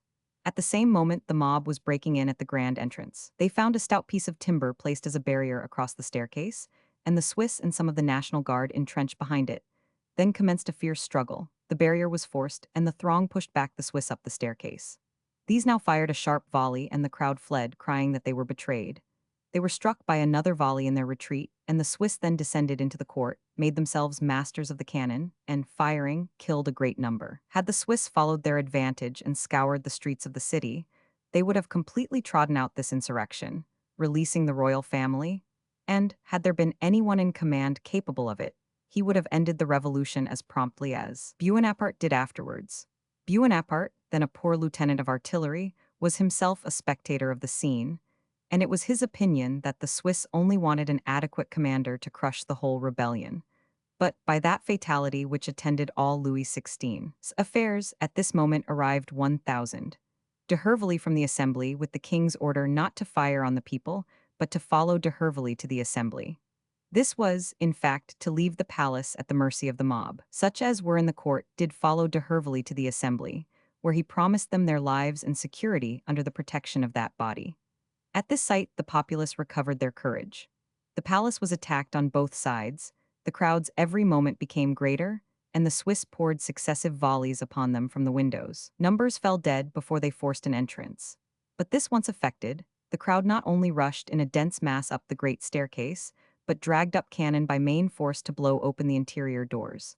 For some time the Swiss made a stout stand against this raging mob, but being few against tens of thousands, and having exhausted their cartridges, they grounded their arms and called for quarter. They called in vain. The bloodthirsty sansculottes commenced a relentless massacre of them. Women and children, armed with knives, assisted in their slaughter. The unhappy men, fixing their bayonets, drove the furious mass before them, resolving to cut their way through the Champs-Élysées to Courbevoie, where was another detachment of their countrymen in barracks. But no sooner were they outside than they were surrounded and shot, and cut down without mercy. Vainly did they cry for quarter, none was given. They then broke and fled in small parties, one of them seeking to gain the assembly for protection. But they were butchered, nearly to a man, their heads stuck on pikes and paraded through the city. The butcheries were not terminated till late at night, but the shouts of victory had, so early as 11 o'clock in the morning, informed the assembly that the people were masters of the four Tuileries. Numbers of the insurrectionists had appeared at the assembly from time to time, crying, Vive la nation? And the members replied with the same cry. A deputation appeared from the Hôtel de Ville, demanding that a decree of dethronement should be immediately passed, and the assembly so far complied as to pass a decree, drawn up by that very Vergniaud who had assured the king that the assembly was prepared to stand to the death for the defense of the constituted authorities. This decree suspended the royal authority, appointed a governor for the Dauphin, stopped the payment of the civil list, but agreed to a certain allowance to the royal family during the suspension, and set apart the Luxembourg for their residence. The Luxembourg Palace being reported full of cellars and subterranean vaults and difficult of defense. The Temple, a miserable, dilapidated old abbey, was substituted, and the royal family were conveyed thither. The triumph of the mob had consummated the triumph of Jacobinism. The Republic was at length established, but not to the benefit of the Girondists. The ruin of royalty, for which they had so zealously labored, was in reality their own ruin. The Jacobins, and at their head the sanguinary Robespierre, were left without a rival, except in that mob by which they worked, and which was destined to destroy them too. Danton appeared before the Assembly on the morning of the 10th, at the head of a deputation of the Commune, to state what had been done, and said plainly, "The people who send us to you have charged us to declare that they think you worthy of their confidence, but that they recognize no other judge of the extraordinary measures to which necessity has forced them to recur than the French nation, our sovereign and yours, convoked in primary assemblies." This was announcing without disguise that the clubs were the supreme authorities. The assembly felt its weakness and professed to approve of everything. Next, the new ministers were chosen, Roland as Minister of the Interior, Servan as War Minister, and Clavière as Minister of Finance. But to these were added Danton as Minister of Justice, Monge as Minister of the Marine, and Lebrun as Minister of Foreign Affairs. They were to receive instructions, not from Louis, but from the Assembly. And now came into full light the mortal antagonism of the Assembly and the clubs, and the real ascendancy of the latter. The Assembly voted for the education of the Dauphin. The clubs called for the utter removal of royalty. The Assembly recommended an active campaign against foreign powers, but mercy to the vanquished. The clubs called for instant and universal vengeance on all supporters of royalty, who, they said, had intended to massacre the people and bring in the Prussians. They declared that there was no need of electoral bodies to form a new assembly, but that every man, and some said every woman, was entitled to vote. And they insisted that the people ought to come in arms to manifest their wishes to the legislative body. This was plainly avowed mob rule. Marat argued loudly for this and for purging France, as he called it, by cutting off every man, woman, and child that was not for mob rule. And Robespierre demanded the removal of the Assembly as a feat and the summoning of a convention. His advice was adopted, and the National Democratic Convention was convoked for the 21st of September. In the interval, the Royalists were murdered in the prisons, and the Revolutionary Commune established at Paris. News of the most alarming character arrived from the frontier. Lafayette had gone over to the enemy, and the Prussians had taken Longwy. At this point, the advance of the Prussians was unexpectedly checked. After the capture of Verdun, on the 2nd of September, they had spread themselves over the plains of the Meuse and occupied, as their main center, Stenay. Dumouriez and his army lay at Sedan and in its neighborhood. To reach him and advance on Chalons in their way to Paris, the Allies must pass or march round the great forest of Argonne, which extends from 13 to 15 leagues, and was so intersected with hills, woods, and waters that it was at that time impenetrable to an army except through certain passes. These were Chine Populou, Croix-aux-Bois, Grand Prix, La Chalade, and Ilettes. The most important were those of Grand Prix and Ilettes, which however were the two most distant from Sedan. The plan therefore was to fortify these passes, and in order to do this Dumouriez immediately ordered Dillon to march forward and occupy Ilettes and La Chalade. This was effected, a division of Dillon's forces driving the Austrian general, Clairfait, from the Ilettes. Dumouriez followed and occupied Grand Prix, and General Duboquet occupied Chine Populou and sent a detachment to secure Croix-aux-Bois between Grand Prix and Chine Populou. Louis XVI and Marie Antoinette in the prison of the Temple. From the painting by E1000, Ward, R.A. See larger version. On the 10th of September, the Prussians began to examine the passes of the forest, and finding them defended, they attacked the French entrenchments but were everywhere repulsed. On the 11th, they concentrated their efforts on the pass of Grand Prix, defended by Dumouriez himself, and were again repulsed by General Miranda at Mortam and by General Stengel at Saint-Juvian. The Allies, thus unexpectedly brought to a check, for they had been led by the emigrants to expect a disorganized, or as yet undisciplined army, determined to skirt the forest and endeavor to turn it near Sedan. Whilst engaged in this plan, the Austrians discovered the weakness of the force in the defile of Croix-aux-Bois, where only 2 battalions and 2 squadrons of volunteers were posted, for Dumouriez had not examined the pass himself, and was assured that this force was amply sufficient. Once aware of this mistake, the Austrians, under the Duc d'Aline, briskly attacked the position and drove the French before them. Dumouriez, informed of this disorder, ordered forward General Chassat with a strong force, who defeated the Austrians, killed d'Aline, and recovered the pass. But the advantage was but momentary. The Austrians returned to the charge with a far superior force, and again cleared the pass and remained in possession of it. Thus Dumouriez saw his grand plan of defense broken up, and finding that Chassat, who had fallen back on Vouziers, was cut off from him on his left along with Duboquet, he saw the necessity of falling back himself into the rear of Dillon, on his right, who was yet master of the islets and the road to Saint-Ménehould. He then sent messages to Chassat, Duboquet, and to Kellerman to direct their march so as to meet him at Saint-Ménehould. Marie Antoinette, 1783. See larger version. At the same time, the Duke of Brunswick was 406 approaching from the rear, and Kellerman from Metz, but both with equal tardiness. Dumouriez dispatched a courier to order Kellerman, on arriving, to take his position on the heights of Gisoncourt, commanding the road to Chalons and the stream of the Auve. But Kellerman, arriving in the night of the 19th, instead of reaching the heights of Gisoncourt, advanced to the center of the basin at Valmy, where, on the morning of the 20th, he found himself commanded by the Prussians, who had come up and formed on the heights of La Lune, when, had Kellerman taken the position assigned him on Gisoncourt, he would have commanded La Lune. The Prussians had been in full march for Chalons when they took post here, and discovered Kellerman below them by the mill of Valmy, and Dumouriez above on the heights of Valmy. Kellerman, perceiving the error of his position, and that the Prussians would soon seize on the heights of Gisoncourt, which he ought to occupy, sent to Dumouriez for assistance to extricate himself. The King of Prussia, perceiving that forces were thrown forward towards Kellerman's position, imagined that the French meant to cut off his march towards Chalons, and immediately commenced firing. From the heights of La Lune and of Gisoncourt, which he now occupied, he poured a deadly fire of artillery on Kellerman, and the Austrians, about to attempt to drive the French from the heights of Hiron, if they succeeded, would leave him exposed on all sides. The battle now was warmly contested, but only through the artillery. A shell falling into one of Kellerman's powder wagons exploded it, and occasioned much confusion. The King of Prussia thought this the moment to charge with the bayonet, and now, for the first time, the revolutionary soldiers saw the celebrated troops, bearing the prestige of the great Frederick, marching down upon them in 3 columns with the steady appearance of victory. Kellerman, to inspirit his inexperienced soldiers, shouted, "Vive la nation!"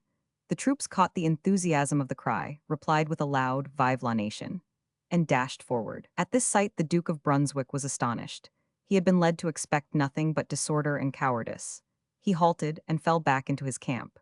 This movement raised the audacity of the French. They continued to cannonade the Prussians, and after 1 or 2 more attempts to reach them with the bayonet, Brunswick found himself, as night fell, in anything but a victorious position. About 20,000 cannon shots had been exchanged, whence the battle was called the Cannonade of Valmy. Yet there stood the French, who, according to the reports of the emigrants, were to have run off at the first smell of powder, or to have come over to them in a body. The next morning it was worse. Kellerman in the night had recovered himself from his false position, had gained the heights of Gisoncourt which he should have occupied at first, had driven the Prussians thence, and now commanded them in La Lune. The condition of the Prussian camp was daily growing worse. The troops were compelled to kill their horses for food. They were drenched with heavy rains and decimated by dysentery. The King of Prussia and the Duke of Brunswick were full of resentment at the false representations of the emigrants, who had assured them that they would have little to do but to march to Paris, loaded with the welcomes and supplies of the people. Europe was surprised at the easy repulse of the Prussians. With their reputation, it was expected that they would march rapidly on Paris and disperse the Republican troops with scarcely an effort. But they were no longer commanded by old Frederick, and even he would have found it difficult to make his way through a country which refused the barest food for an army, and which almost to a man was in arms to resist the foe. On the 24th of September, overtures were made by the Prussians for an exchange of prisoners, to which Dumouriez agreed, refusing, however, to give up a single emigrant captive. This led to discussions on the general question, and having bargained for a safe retreat, the Allies hurried homeward with all speed. Oppressed by famine and disease, and disgusted with the emigrants, who had led them to suffering and disgrace, they made the best of their way to the Rhine, and at the end of October reached Koblenz, a sorry spectacle, reduced from 80,000, who had entered France 3 months before confident of victory and fame, to 50,000 humbled and emaciated men. If Dumouriez had had unity and subordination amongst his generals, he would have been able by a forced march to outstrip the Allies, cut them off from the Rhine, and scarcely 1,000 of them would have escaped. The blame thrown upon him for not thus inflicting a terrible chastisement appears unmerited. After a visit to Paris, Dumouriez arrived at Fort 7 Valenciennes on the 27th of October and prepared to follow the Austrian commander, Saxe-Stettin, who had been in vain bombarding Lille. On the 5th of November, he overtook Saxe-Stettin at Jemappes. The Austrians were strongly posted, but were only about 15,000 men opposed to the 60,000 French, yet they made a vigorous resistance. The battle raged from early in the morning till 2 in the afternoon, when the Austrians gave way. They retired, however, in good order, and Dumouriez, who had led his forces into the field singing the Marseillaise hymn, did not make much pursuit. Upwards of 2,000 men are said to have fallen on each side. The battle placed all Flanders at the mercy of the French. Tournai opened its gates to Labordonnais, and Courtrai, Menin, and Bruges sent deputies to welcome Dumouriez. Other towns rapidly followed their example. The country had been already Jacobinized, and now fancied it was going to enjoy liberty and equality in alliance with the French. The people were soon undeceived. The French had no intention of anything, but, under those pretenses, of subduing and preying on the surrounding nations. Flanders had speedy proofs of what every country where the French came had to expect. Jacobin commissioners arrived from the Convention to levy contributions for the maintenance of the army, as if they were a conquered people. Dumouriez issued an order on entering Mons for the clergy to advance 1 year's income for the same purpose. Saxe-Stettin and old Marshal Bender evacuated Brussels, and on the 14th Dumouriez entered and took up his headquarters there. He there made heavy forced loans, and soon after arrived what was styled a committee of purchases from Paris, headed by Biedermann, the banker and partner of Clavière, Minister of Finance. This committee, on which were several Jews, made all the bargains for the army and paid for them, not in gold but in the worthless assignats of France. The Belgians remonstrated and resisted, but in vain.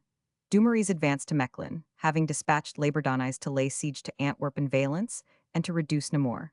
At Mechlin he found a great store of arms and ammunition, which enabled him to equip whole flocks of volunteers who came after him from France. On the 22nd, at Terlemont, he again overtook Saxe-Stettin, who made another stout resistance, and then retired to Liege, where the Austrians made another stand on the 27th. They were repulsed, but with heavy loss on both sides, and soon afterwards, Antwerp and Valence having surrendered, all the Austrian Netherlands, except Luxembourg, were in the hands of France within a single month. Dumouriez sent forward Miranda, a Peruvian, who had superseded Labordonnais at Antwerp, to reduce Roermond and to enter Holland by the seizure of Maastricht. But the Convention were not yet prepared for this invasion of Holland, and Dumouriez pushed on to Aix-la-Chapelle, where he again defeated the Austrians on the 7th of December, and levying heavy contributions there, took up his winter quarters in the ancient city of Charlemagne, and within little more than a day's march of the Rhine. Whilst Dumouriez had thus overrun the Netherlands, other French generals had been equally pushing on aggressions. Custine, with about 20,000 men, had marched upon the German towns on the Rhine, had taken Spires, Worms, and Mayence by the 21st of October. These towns abounded with Democrats, who had imbibed the grand doctrine of the rights of man, and labored, to their cost, under the same delusion as the Belgians, that the French were coming solely for their liberation and advantage. Custine advanced to Frankfurt-on-the-Main, which he plundered without mercy. Custine called loudly for cooperation from Kellerman, but Kellerman not complying, he was superseded by Bournonville, who was ordered to take Treves. He attempted it, but too late in the season, and failed. Custine, who had advanced too far from the main army to support his position, still, however, garrisoned Frankfurt with 2,000 men, and took up his own quarters at Oberursel and Hamburg, a little below Frankfurt, in the commencement of December. This was a broad indication of the French seizing, under the pretense of propagating liberty, on what had been called the natural boundaries of France in the time of Louis XIV. Namely, the Rhine and the Alps, thus including Belgium, part of Holland, Nice, and Savoy. They dispatched emissaries to Victor Amadius, the king of Sardinia, offering to drive the Austrians out of Italy and give Italy to the Italians. As they had, however, previously sent numbers of their Jacobin propagandists to inoculate his people with republicanism, the king refused their offers and forbade General Semonville to enter the country. On this, the Convention proclaimed war against him and ordered Montesquieu to invade Nice and Savoy. With an army of 15,000 men, 408, and 20 pieces of artillery, Montesquieu entered Savoy, and the few Savoyard troops being unable to compete with him. The people, moreover, being already prepared by French republicans. He overran the country, entered Chambéry in triumph, and occupied the province to the foot of Mont Cenis. Elated by the successes of these campaigns, the French Convention passed a decree, declaring that it would grant succor and fraternity to all peoples desirous of recovering their liberty. It ordered its generals to give such aid to all citizens who were, or might be, harshly treated on account of their desire for liberty, and the generals were instructed to post this decree in all public places to which they should carry the arms of the Republic. 2 days afterwards, Savoy was formed into a new department as the Department of Mont Blanc. On the 21st of September, the convention had met in the Tuileries. The first act of the convention was to send to the Legislative Assembly the notification of its formation, and that the existence of that body was, as a matter of course, at an end. They then marched in a body to the Salle de Mange and took possession of it. The Girondists now appeared on the right, the Jacobins on the left, under the name of the Mountain, and the center, or moderates, took the name of the Plain. The first speech in motion was made by Manuel, proposing that the President of the Convention and of France should be lodged in the Tuileries, attended by all the state which had accompanied the king, and that, whenever he appeared in the House, all the members should receive him standing. The motion was received with a storm of reprobation and dismissed. The second motion, made by Collot de Herbois, was for the immediate abolition of royalty. He was seconded by the Abbé Gregoire, and it was unanimously abolished accordingly. No time was lost in communicating this fact to the royal family in the Temple. The convention proceeded to debate the question of Louis's trial. On the 6th of November, Valets, a Girondist, presented to it the report of the Committee of 24. This report charged Louis Capet with high treason against the nation and declared that his punishment ought to be more than simple deposition. The next day, Mail, another Girondist, presented the report of the Committee of Legislation and accompanied it by a speech, in which he accused Louis of all the crimes which had been committed during the Revolution and recommended the trial of Charles I as the model for his trial. The Queen, he said, ought to be tried by an ordinary tribunal, observing that the heads of queens were no more inviolable than other women's heads. This was as plainly intimating the wishes of the Girondists for the execution of the king and queen as any Jacobins could do. In fact, so completely did his remarks coincide with the views of the Jacobins that he was applauded by Jacobins, Girondists, and Plain. It was voted that the report should be printed and circulated through the departments, that a committee should be appointed to collect the necessary papers and other evidence, that these should be submitted to Louis or his council, that the convention should fix the day of trial, and should pronounce sentence by every member voting separately and aloud. It was decreed that Louis should be brought to the bar of the convention on the 26th of December. The king's demand to be allowed counsel having been conceded, he began to prepare his defense. In the afternoon of the 16th, 4 commissioners, who had been members of the Committee of 24, appeared and presented him with a copy of his impeachment, and also submitted to him a number of papers that were to be produced against him. At 9:30 in the morning of the 26th, all Paris was again under arms, and Chambon, the mayor, appeared at the Temple, attended by Santero with a strong force.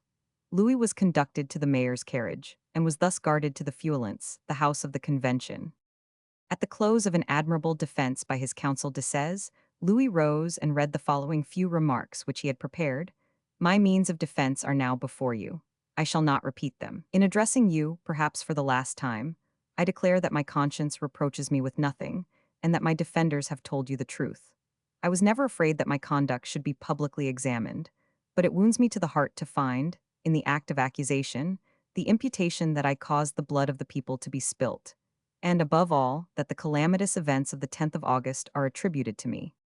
I confess that the multiplied proofs which I have given at all times of my love for the people, and the manner in which I have always conducted myself, ought, in my opinion, to demonstrate that I was not afraid to expose myself in order to prevent bloodshed, and ought to clear me forever from such an imputation."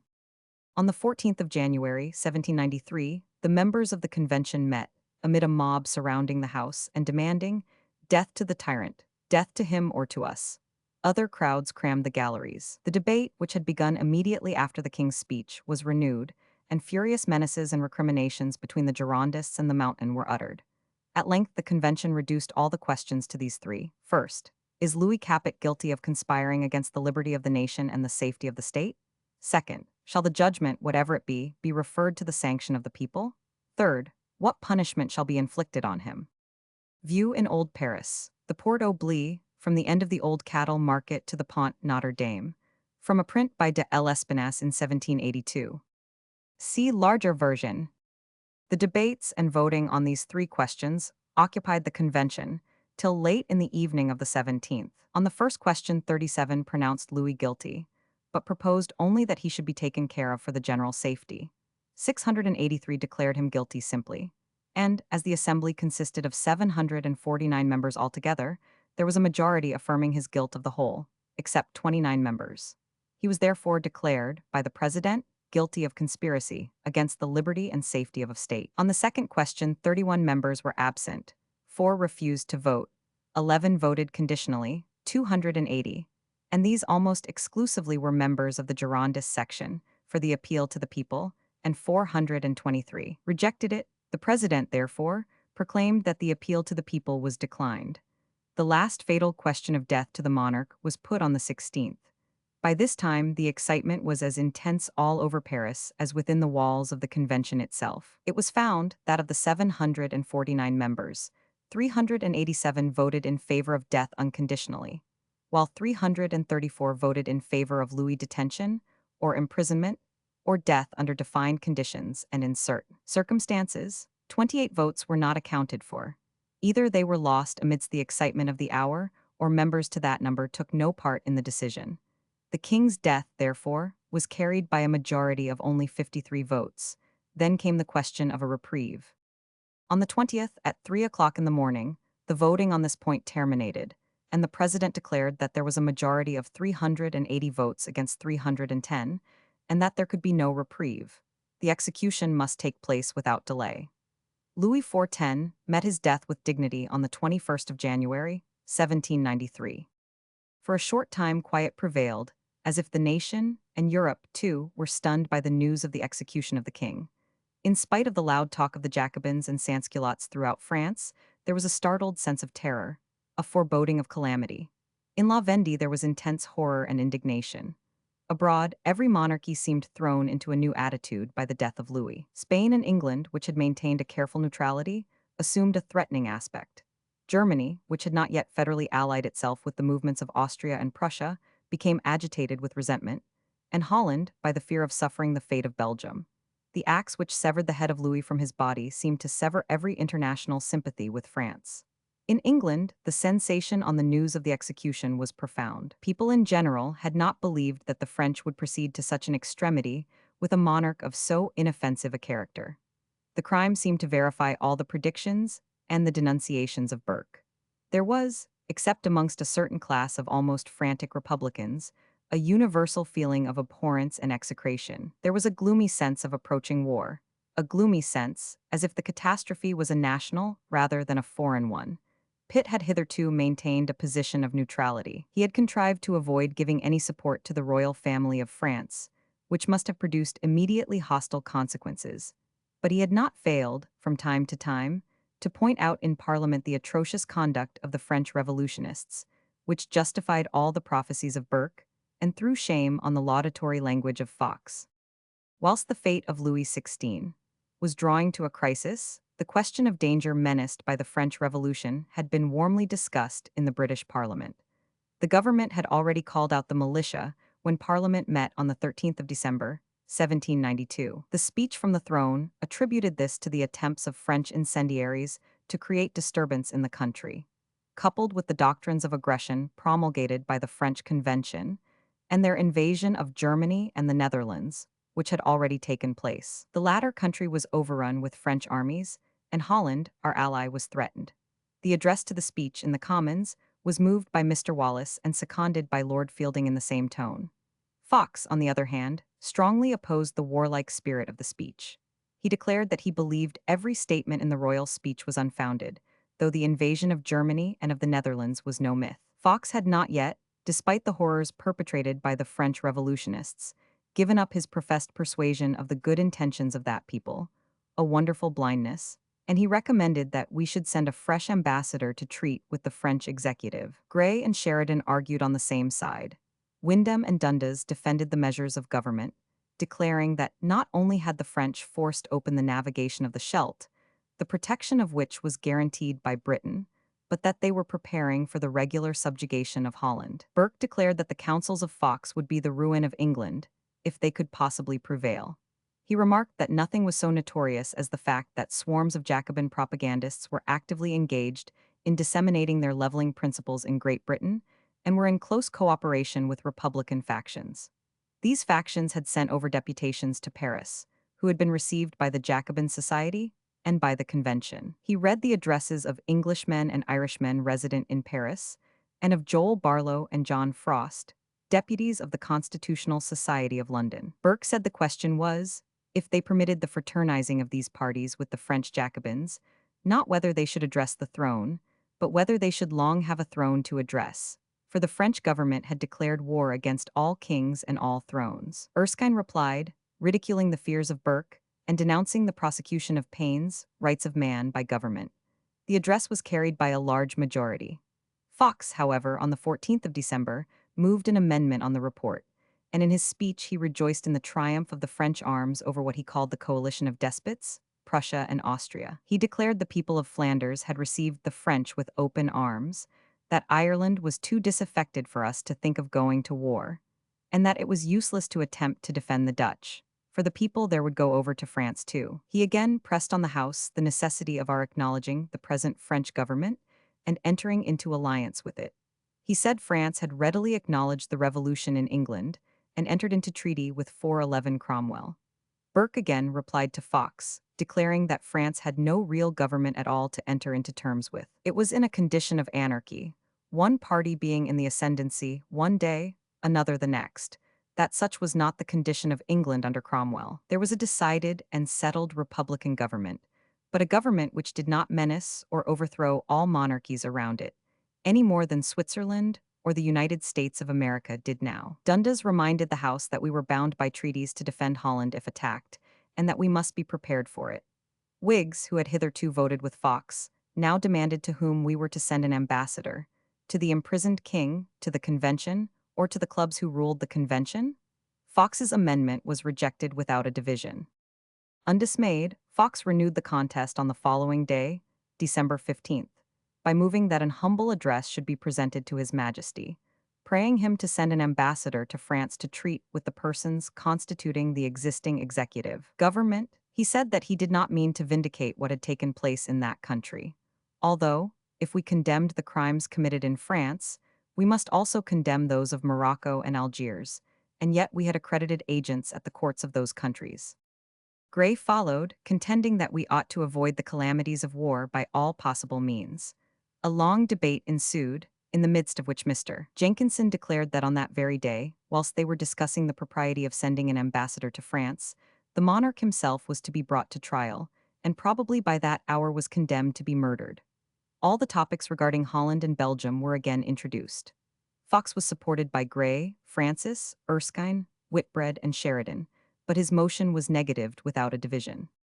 On Monday, the 17th, Fox renewed the discussion, supported by Mr. Grey, who complained that at a so-called loyal meeting held at Manchester, the people had been incited to attack the property of those of more liberal views, and that an association had been formed in London, at the Crown and Anchor Tavern, which had issued a paper called A Pennyworth of Truth from Thomas Bull to his brother John, containing most unfounded censures on the dissenters, whom it charged as being the authors of the American War. He declared that this paper was far more inflammatory than Paine's Rights of Man, and he desired that it might be read at the table. Fox severely criticized the conduct of the loyal associations and the means taken by the subscription papers to mark out those who maintained liberal opinions.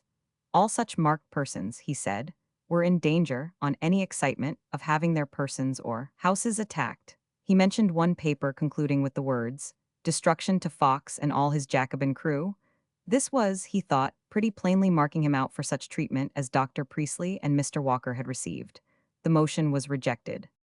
Immediately after this, Fox encouraged the formation of a Society of Friends of the Liberty of the Press, of which Erskine and Hornetook were members.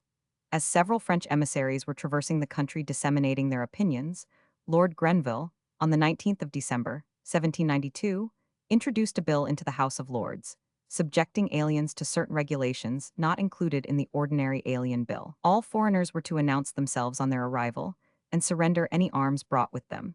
They were to take out passports and to have them viced on every fresh removal through the country so that their movements might be known to the authorities, those who had arrived during the year 1792 to be particularly observed, and the motives for their coming ascertained.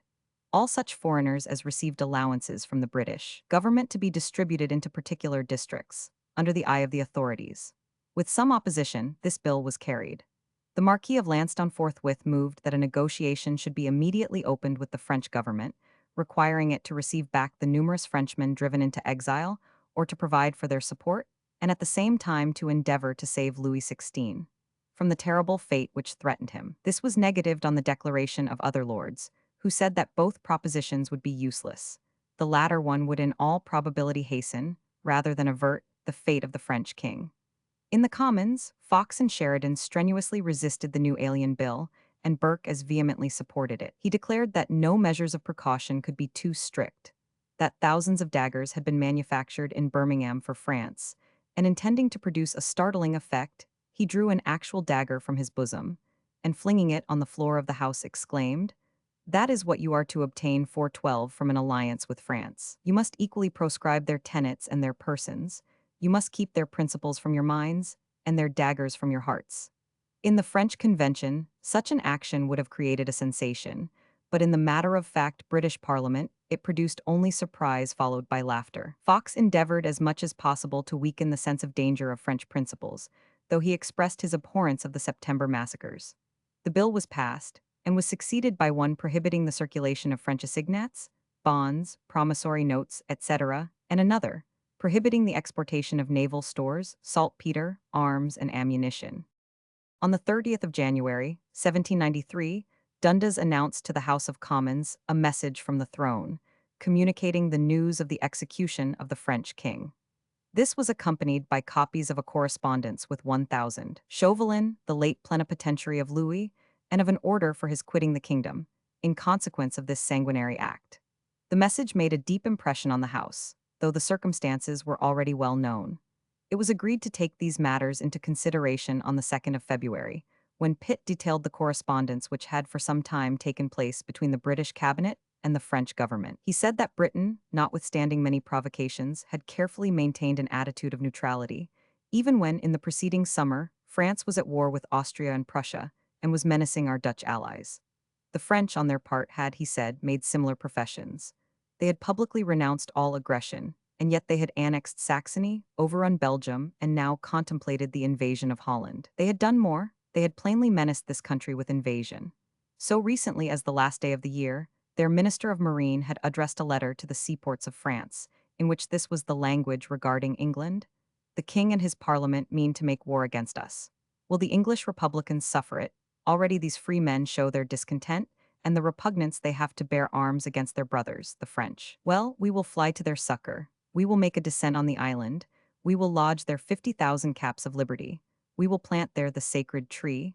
We will stretch out our arms to our Republican brethren, and the tyranny of their government shall soon be destroyed." There was a strong war spirit manifest in the House. Fox and his diminished party combated it in vain. The same prevailing expression was exhibited in a similar debate in the House of Lords, in which Lord Loughborough, who, on the 20th of January, succeeded Thurlow as Lord Chancellor, supported the views of ministers. But there was little time allowed for the two houses to discuss the question of peace or war, for on the 11th of February Dundas brought down a royal message, informing the Commons that the French had declared war on the 1st of February, against both Britain and Holland. On the following day Pitt moved an address to His Majesty, expressing a resolve to support him in the contest against France. In the debate, Burke declared the necessity of war against a nation which had, in fact, proclaimed war against every throne and nation. At the same time, he declared that it would be a war in defense of every principle of order or religion. It would not be the less a most desperate war. France was turning almost every subject in the realm into a soldier. It meant to maintain its armies on the plunder of invaded nations. Trade being ruined at home by the violence of mob rule, the male population was eager to turn soldiers and to live on the spoils of the neighboring countries. Lyon alone, he said, had 30,000 artisans destitute of employment, and they would find a substitute for their legitimate labor in ravaging the fields of Holland and Germany. He deemed war a stern necessity. A similar address was moved and carried in the Peers. On the 18th of February, however, Fox moved a string of resolutions condemnatory of war with France. They declared that that country was only doing what every country had a right to do, reorganize its internal constitution. That, as we had allowed Russia, Prussia, and Austria to dismember Poland, we had no right to check the aggressions of France on these countries. As we had remained quiescent in the one case, we were bound to do so in the other, and not to make ourselves confederates of the invasion of Poland. And his final resolution went to entreat His Majesty not to enter into any engagements with other powers which should prevent us from making a separate peace with France.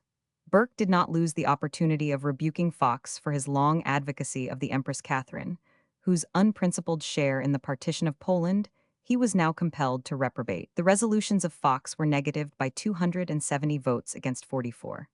Not daunted by this overwhelming majority, Fox again, on the 21st of February, brought forward his resolution in another form, declaring that there were no sufficient causes for war. The motion was negatived without a division.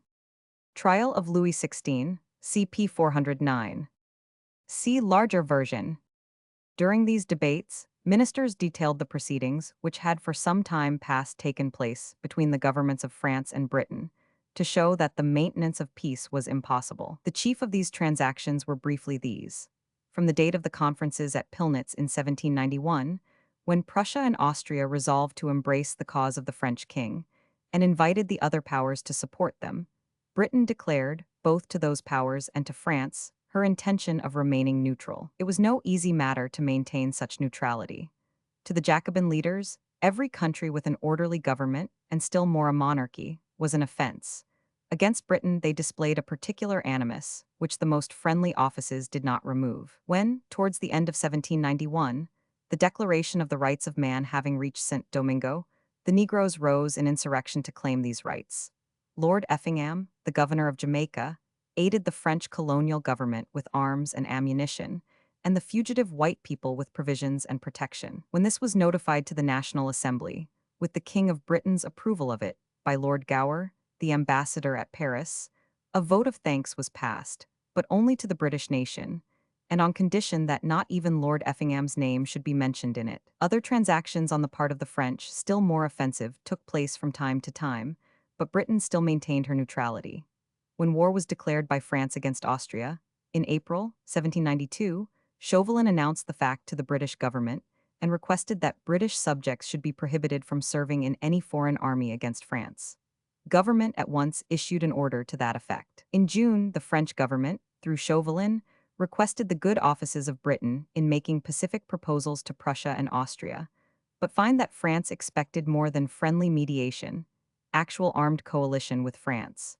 The British government declined this, as contrary to existing alliances with those powers. The proclamations of the French government were already such as breathed war to Europe. All thrones were menaced with annihilation. At this time Mr. Miles, who exerted himself to maintain a friendly feeling between the nations, records, in his correspondence with the French minister Lebrun and others, that Roland declared to one of his friends that peace was out of the question, that France had 300,000 men in arms, and that the ministers must make them march as far as ever their legs could carry them, or they would return and cut all their throats. This was the state of things when, on the 17th of August, 1792, the French deposed Louis, and prepared for his death. Lord Gower was thereupon recalled, on the plain ground that, being accredited alone to the king, and there being no longer a king, his office was at an end. He was, however, ordered to take a respectful leave, and to assure the government that Britain still desired to maintain peaceful relations. Yet at this very time, London was swarming with paid emissaries of the French government, whose business was to draw over the people to French notions of republican liberty.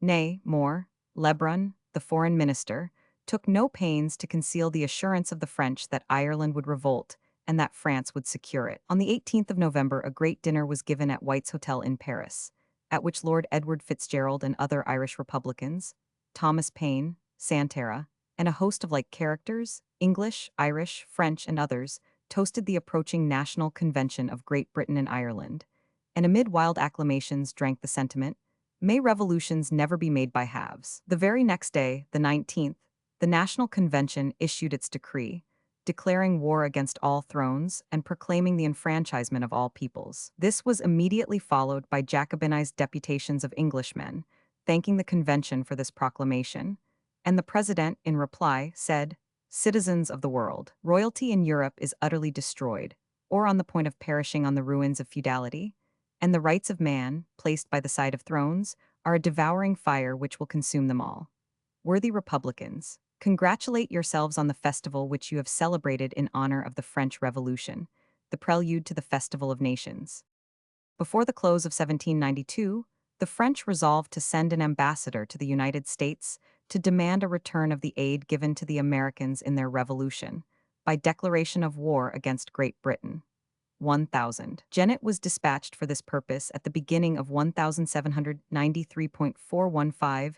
Still neutrality was maintained, though our ambassador was withdrawn from Paris, and 1000.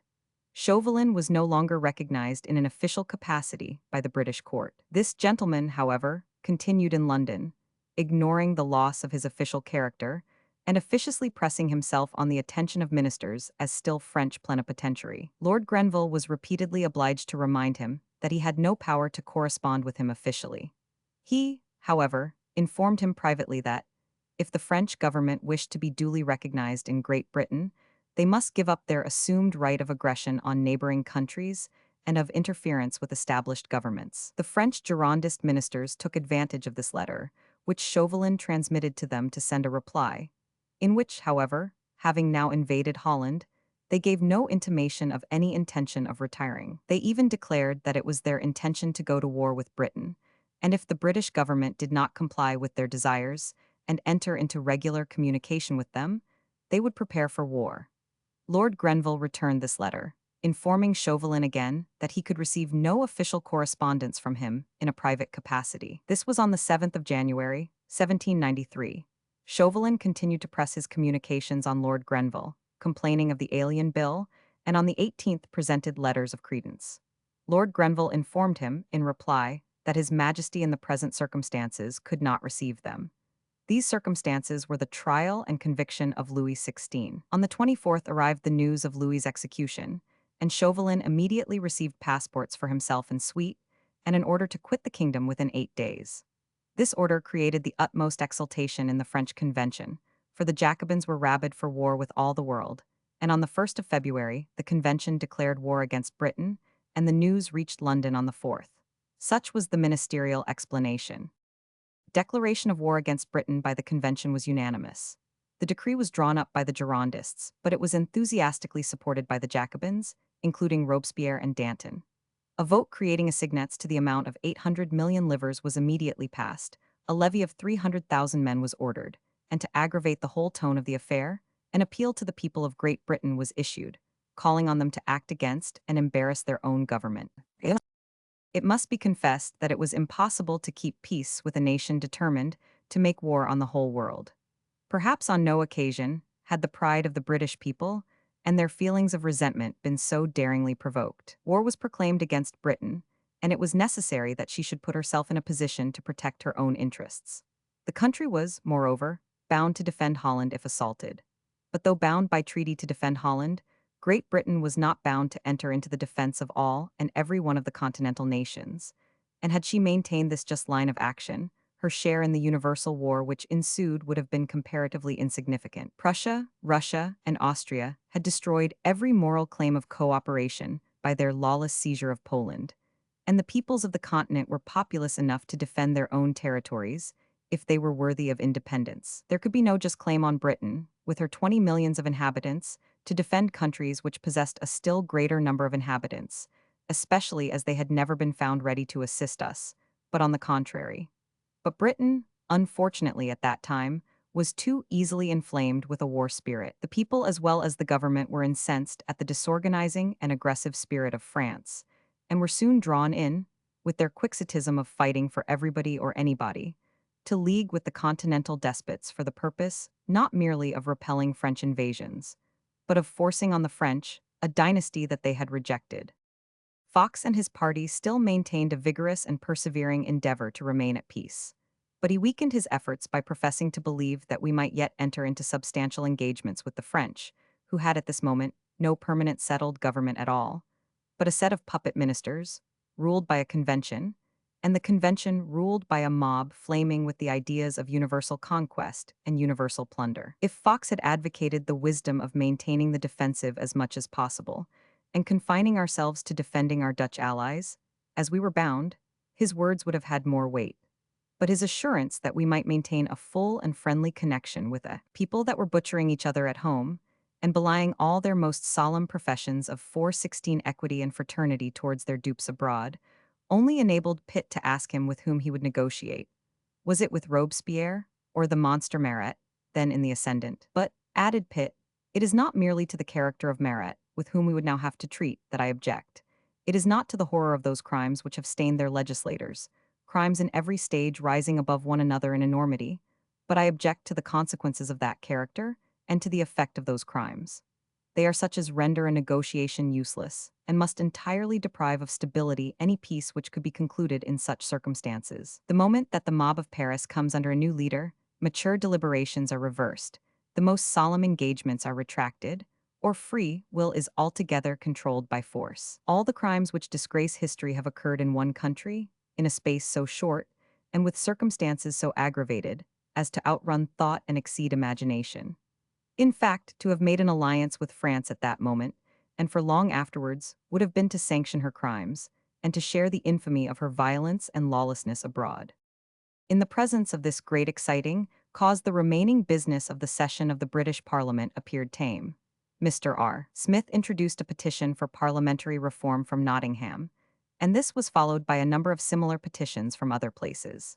But whilst French emissaries and English demagogues were preaching up revolution, nobody would listen to reform, and a motion of Mr. Grey, to refer these petitions to a committee, was rejected by 282 votes to 41. On the 25th of February, Dundas introduced an optimistic statement of the affairs of India, declaring that dependency as very flourishing, in spite of the continuance of the war with Tipu. And this was preparatory to a renewal of the charter of the East India Company, which was carried on the 24th of May. Francis, Fox, and others opposed the bill and made very different statements in vain.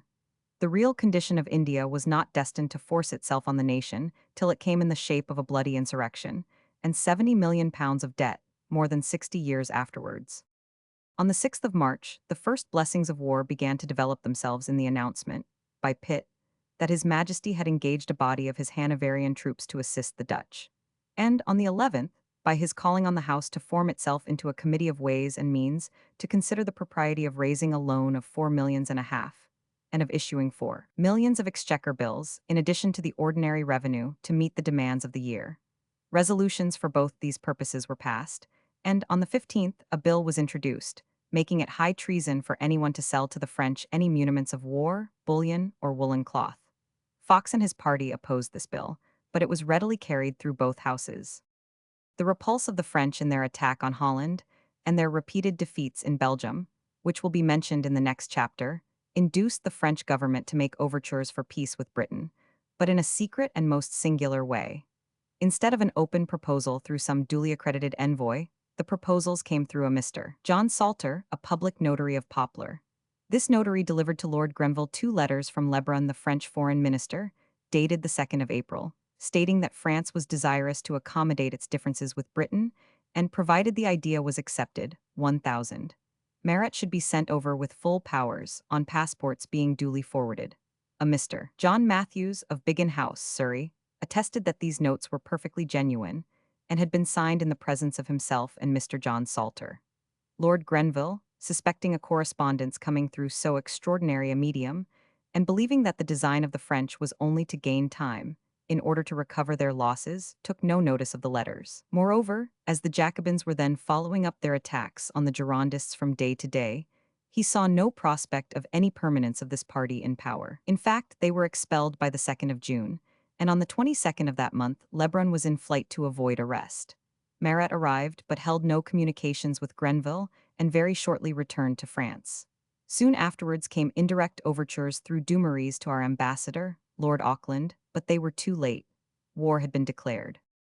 Before the close of April, a great commercial crisis had taken place in England, and ministers were compelled to make a new issue, by consent of Parliament, of 5 millions of exchequer bills, to assist merchants and manufacturers under proper security. The sudden expansion of industry, which was met by an undue increase of the paper currency rather than bullion, combined 417 with reckless banking, produced the crisis. It was calculated that out of the 350 provincial banks, 100 failed. In the circumstances, the issue of exchange bills was a most successful makeshift. Robespierre. See larger version. Fox did not suffer the session to close without another powerful effort to avoid war with France. A petition had been handed to him for presentation to the Commons, drawn up by Mr. Gurney of Norwich, and signed by the friends and other inhabitants of that city, praying that peace with France might be concluded. Fox not only agreed to present it and support its prayer, but he earnestly exhorted Mr. Gurney and his friends to promote the sending of petitions from other places for this object, as the only means of influencing the House, bent determinedly on war. On the 17th of June, only 4 days before the close of the session, Fox moved an address to the Crown, praying that, as the French had been driven out of Holland, peace should be made. In pursuance of his object, a great one if attainable, he did not spare his former favorite, the Empress of Russia, and the other royal robbers of Poland. Burke replied that Fox knew very well that the defense of Holland was but a very partial motive for the war. The real obstacles to peace were the avowed principles of the French, those of universal conquest, of annexation of the kingdoms conquered, as already Alsace, Savoy, and Belgium, their attempts on the constitution of Great Britain by insidious means, the murder of their own monarch held up as an example to all other nations. To make peace with France, he said truly, was to declare war against the rest of Europe, which was threatened by France. And he asked with whom in France should we 418 negotiate for peace, if so disposed? Should it be with Lebrun, already in a dungeon, or with Clavière, who was hiding from those who were anxious to take his head? Or with Egolite, who had been consigned to a dungeon at Marseille? Burke declared that you might as well attempt to negotiate with a quicksand or a whirlwind as with the present ever-shifting and truculent factions which ruled in France. The motion of Fox was negatived by a large majority, and on the 21st of June, the king prorogued Parliament. Chapter 16, The Reign of George III, continued. Invasion of Holland by Dumouriez. He is defeated at Neerwinden and goes over to the enemy. Second partition of Poland, the campaign in the Netherlands, and on the Rhine the English fleets in the Channel and West Indies, siege of Toulon, first appearance of Napoleon Bonaparte, fall of Lyon, the reign of terror, insurrection in La Vendée, its brutal suppression, worship of the goddess of reason, opposition to the war in England, prosecutions for sedition, trials in Scotland, discussions on the subject in Parliament, arrests of Horne-Tooke, Thelwall, Hardy, and others, battle of the 1st of June, the war in the West Indies, annexation of Corsica, the campaign of 1794, the Prussian subsidy, successes of Pichegru against the Austrians, struggle for the Sambre, loss of Belgium, danger of Holland, the war in the south, the reign of terror continues, the festival of the supreme being, death of Robespierre and his associates, the Thermidorians, final extinction of Poland, the Portland Whigs join the ministry, trials of Hardy, Horne-Tooke, and their associates, opening of Parliament, the budget, attempts at reform, marriage of the Prince of Wales, his allowance, the French occupy Holland, it becomes a republic, Prussia and Spain leave the coalition, but the war continues, campaigns on the Rhine and in Italy, the war in La Vendée and in Brittany, the expedition from England planned, destruction of the expedition at Quiberon, extinction of the war in La Vendée, establishment of the Directory, attack on George III, the budget, Pitt's first negotiations for peace, failure of Lord Malmesbury's mission, successes in the West Indies and Africa, expedition to Bantry Bay, the campaign of 1796, retreat of the French, Napoleon's Italian campaign, the battles of Arcole, a new British loan, suspension of cash payments, grievances of the seamen, mutiny at Portsmouth, its pacification, mutiny at the Nore descent on the Welsh coast, campaign of 1797, preliminaries of Leoben, Treaty of Campo Formio, Lord Malmesbury's mission to Lille. Dumouriez was now making his projected attack upon Holland. On the 17th of February 1793, he entered the Dutch territory and issued a proclamation, promising friendship to the Batavians and war only to the stadtholder and his British allies. His success was brief, and he was soon forced back at all points. He received peremptory orders from the Convention to retire into Belgium. He obeyed with reluctance. On Dumouriez's return to Belgium, he was greatly incensed at the wholesale rapacity of the commissioners of the Convention.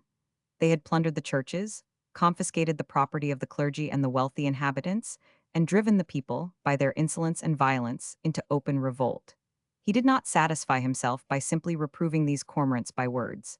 He seized 2 of the worst of them, and sent them to Paris under a military guard. General Morton Chamberlain, who defended the commissioners, he summarily dismissed. He restored the plate to the churches, as far as he was able, and issued orders for putting down the Jacobin clubs in the army. On the 16th of March, he was attacked at Neerwinden by the Prince of Saxe-Coburg, and after a sharply fought field, in which both himself and the Duke of Chartres fought bravely, he was routed with a loss of 4,000 killed and wounded, and the desertion of 10,000 of his troops, who fled at a great rate, never stopping till they entered France, and spreading in all directions. They caused the most alarming rumors of Dumouriez's conduct and the advance of the enemy. The convention at once dispatched Danton and Lacroix to inquire into his proceedings, and, roused by all these circumstances, no sooner had these two envoys left him than he entered into communication with the Prince of Saxe-Coburg. Colonel Mack, an Austrian officer, was appointed to confer with Dumouriez, and it was agreed that he should evacuate Brussels, and that then the negotiation should be renewed. Accordingly, the French retired from Brussels on the 25th of March, and on the 27th they encamped at Ath, where Dumouriez 419 and Mack again met. The result of this conference was the agreement of Dumouriez to abandon the Republic altogether, to march rapidly on Paris, and disperse the Convention and the Mother Society of the Jacobins. His designs, however, were suspected by the Jacobins, and he was eventually compelled to go over to the enemy almost alone. Dampierre, who had been appointed by the Convention to supersede Dumouriez, took the command of the army and established himself in the camp at Famars, which covered Valenciennes. He was there attacked on the 8th of May by the combined armies of Austrians, Prussians, English, and Dutch, under Clairfait, the Duke of Saxe-Coburg, and the Duke of York. He was defeated with terrible slaughter, 4,000 men being killed and wounded, whilst the Allies stated their loss at only 800 men. Dampierre himself lost a leg and died the next day. Lamarck, who succeeded him, might have easily been made to retreat, for the French were in great disorder, but the Allies had resolved to advance no farther till Mayence should be retaken. Lamarck, therefore, fortified himself in his camp at Famars and remained unmolested till the 23rd of the month. He was then attacked and beaten, but was allowed to retire and encamp again between Valenciennes and Bauchin. The Allies, instead of pushing their advantages, waited the advance of the King of Prussia upon Mayence. Custine, who was put in command of the Rhine, was enabled to keep back the Prince of Hohenlohe, who had but an inconsiderable force, the King of Prussia having been compelled to send a large force to Poland, instead of forwarding it according to agreement to the Rhine. In fact, whilst these events had been proceeding on the frontiers of France, Russia, Prussia, and Austria had been dividing Poland amongst them. The King of Prussia, when contemplating his participation in this vile business, issued a proclamation assigning the most virtuous reasons for it. It was to check the spread of French principles in Poland, which had compelled himself and his amiable allies, the Empress of Russia and the Emperor of Germany, to invade Poland. But these pretenses were merely a cloak for a shameless robbery.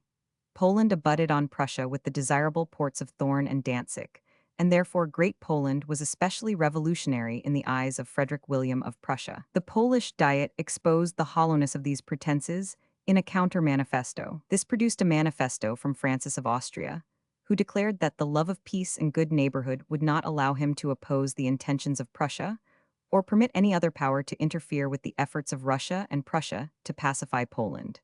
In fact, his love of peace would not allow him to discountenance an aggressive war, but his love of good neighborhood would allow him to permit the most flagrant breach of good neighborhood.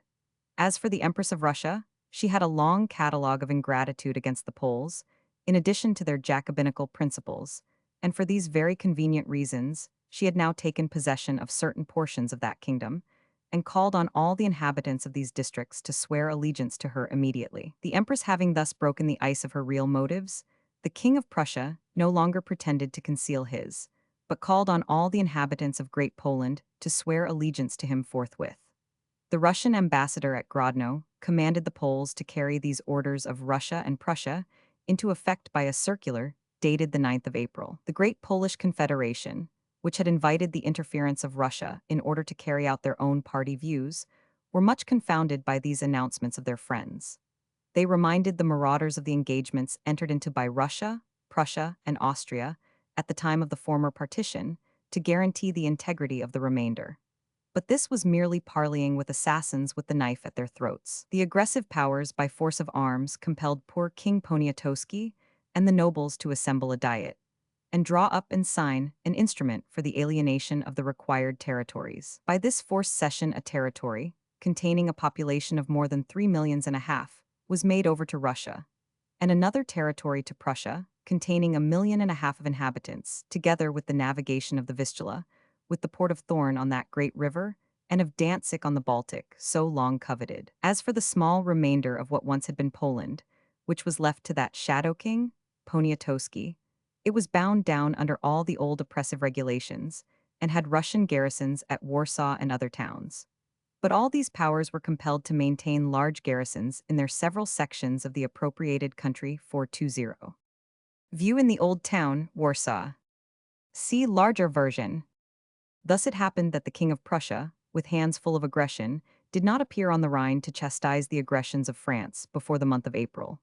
He brought with him about 50,000 men, Prussians, Saxons, Hessians, and Bavarians. He was joined by 15 or 20,000 Austrians, under Wurmser, and 5 or 6,000 French emigrants under the Prince of Conde. But the French had on the Rhine 140,000 men at least, of whom 20,000 were within the walls of Mayence. The Prussians laid siege to that city, and the Austrians and British to Valenciennes. On the 21st of July, the French engaged to give up Mayence, on condition that they should be allowed to march out with the honors of war. And this, the King of Prussia was weak enough to comply with. They must of necessity have soon surrendered at discretion. Now they were at liberty to join the rest of the army and again resist the Allies. Valenciennes did not surrender until the 28th of July, and not till after a severe bombardment by the Duke of York. Thus 3 months of the summer had been wasted before these two towns, during which time the French had been employed in drawing forces from all quarters to the frontiers of Belgium, under the guidance of Carnot. The Duke of York was recalled from Valenciennes to Menin to rescue the hereditary Prince of Orange from an overwhelming French force, against which his half-Jacobinized troops showed no disposition to act. Having effected his deliverance, the Duke of York marched on Dunkirk and began, towards the end of August, to invest it. But he was left unsupported by the Prince of Orange, and being equally neglected by the Austrians, he was compelled to raise the siege on the 7th of September and retreated with the loss of his artillery. The Prince of Orange was himself not long unassailed. Houchard drove him from Menin and took Quesnoy from him, but was, in his turn, routed by the Austrian general Beaulieu and chased to the very walls of Lille. According to the recent decree of the Convention, that any general surrendering a town or post should be put to death, Houchard was recalled to be guillotined. There continued a desultory sort of warfare on the Belgian frontiers for the remainder of the campaign. On the 15th and 16th of October, Jourdain drove the Duke of Coburg from the neighborhood of Maubeuge across the 421 Sambre. But the Duke of York, coming up with fresh British forces, which had arrived at Ostend under Sir Charles Grey, the French were repulsed, and the Netherland frontiers maintained by the Allies for the rest of the year. Retreat of the Royalists from Toulon, CP 423. See larger version. On the Rhine, the war was carried on quite into the winter. The King of Prussia did not stay longer than to witness the surrender of Mayence. He then hurried away to look after his new Polish territory and left the army under the command of the Duke of Brunswick. Brunswick, in concert with Wurmser and his Austrians, attacked and drove the French from their lines at Weissenberg, took from them Lauder, and laid siege to Landau. Wurmser then advanced into Alsace, which the Germans claimed as their old rightful territory, and invested Strasbourg. But the Convention commissioners, sent Justin Lebas, defended the place vigorously. They called forces from all quarters. They terrified the people into obedience by the guillotine, Lebas saying that with a little guillotine and plenty of terror, he could do anything. But he did not neglect to send for the gallant young Hoche and put him at the head of the army. Wurmser was compelled to fall back. Hoche marched through the defiles of the Vosges, and taking Wurmser by surprise, defeated him, made many prisoners, and captured a great part of Wurmser's cannon. In conjunction with Pichegru, de Saix, and Michaud, he made a desperate attack on the 26th of December on the Austrians in the fortified lines of Weissenberg, whence they had so lately driven the French. But the Duke of Brunswick came to their aid and enabled the Austrians to retire in order. Hoche again took possession of Weissenberg. The Austrians retreated across the Rhine, and the Duke of Brunswick and his Prussians fell back on Mayence. Once there, dissatisfied with the Prussian officers, he resigned his command, he and Wurmser parting with much mutual recrimination. Wurmser was not able long to retain Mayence, and the French not only regained all their old positions before they retired to winter quarters, but Hoche crossed the lines and wintered in the Palatinate, the scene of so many French devastations in past wars. The French also repulsed the enemy on the Spanish and Sardinian frontiers. Though war had long been foreseen with France, when it took place, we had no fleet in a proper condition to put to sea. It was not till the 14th of July that Lord Howe, who had taken the command of the Channel Fleet, sailed from Spithead with 15 ships of the line, 3 of which were first-rates, but none of them of that speed and equipment which they ought to have been. He soon obtained intelligence of a French fleet of 17 sail of the line, seen westward of Bellisle. He sent into Plymouth and had 2 third-rate vessels added to his squadron. On the 31st of July he caught sight of the French fleet, but never came up with them, the French ships being better sailors. After beating about in vain, he returned to port, anchoring in Torbay on the 4th of September. At the end of October, Howe put to sea again with 24 sail of the line and several frigates, and several times came near the French fleet, but could never get to engage. He, however, protected our merchant vessels and disciplined his sailors. One French ship was taken off Barfleur by Captain Saumarez of the Crescent, and that was all. In the West Indies, a small squadron and some land troops took the islands of Tobago, St. Pierre and Miquelon. At the invitation of the planters, we also took possession of the western or French portion of St. Domingo.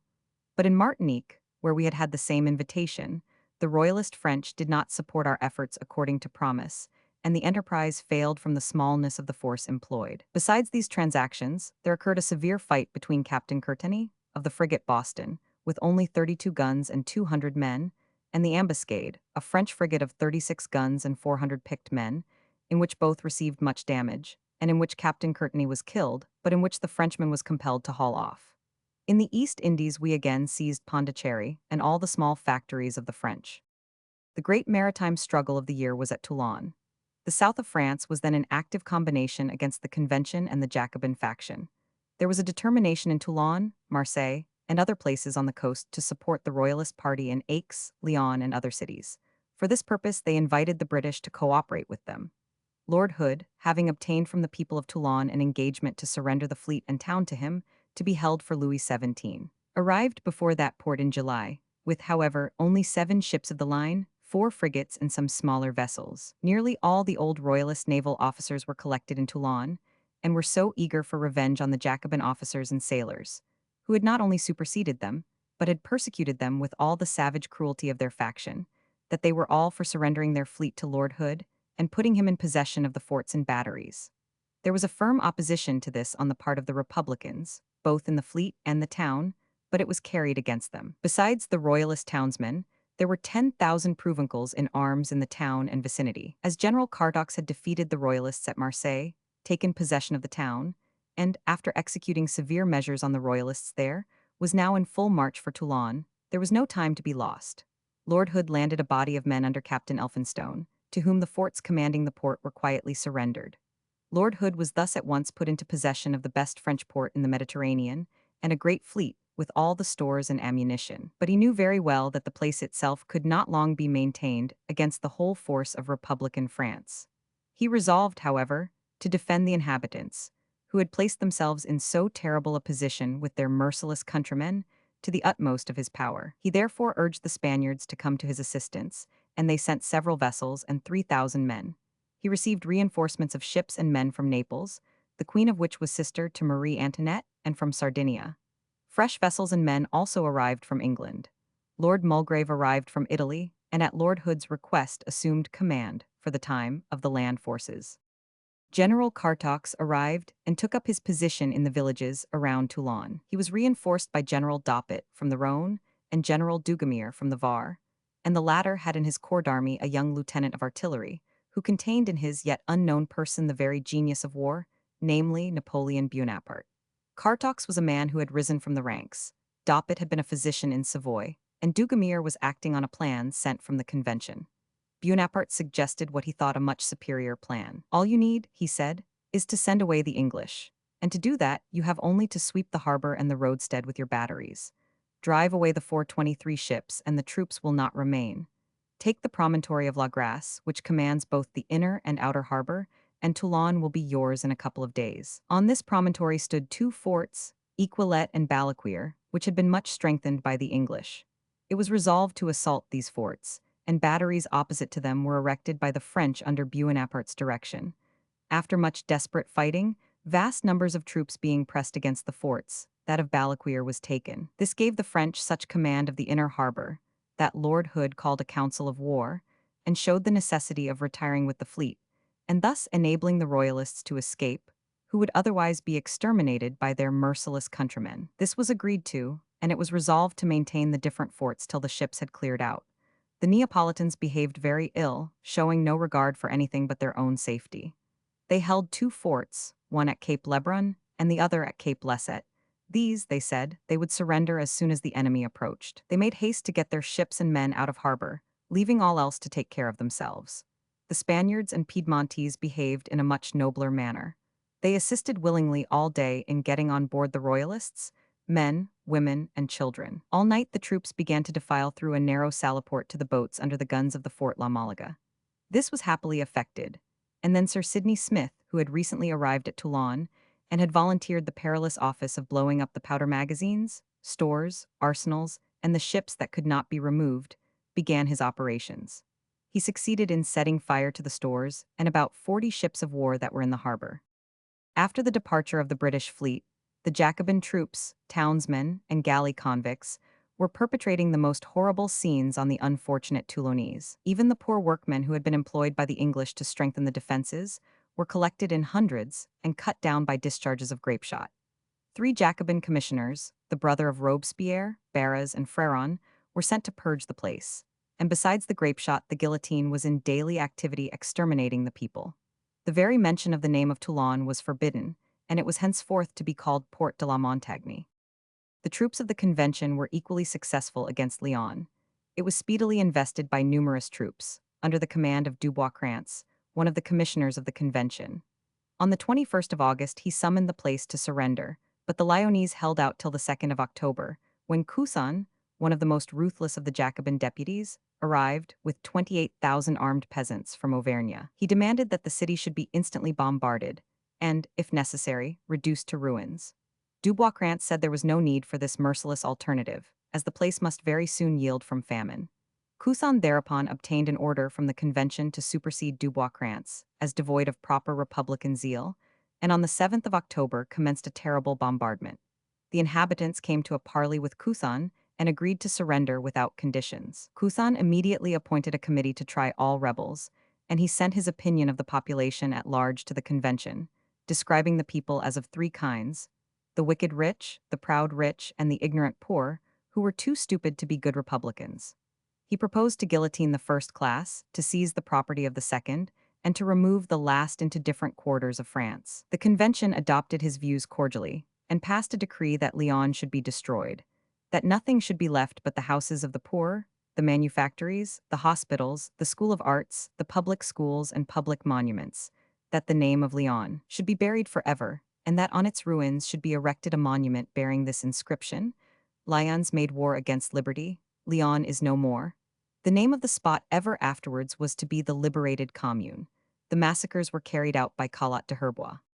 The same scenes, but on a still larger scale, were exhibiting in the capital.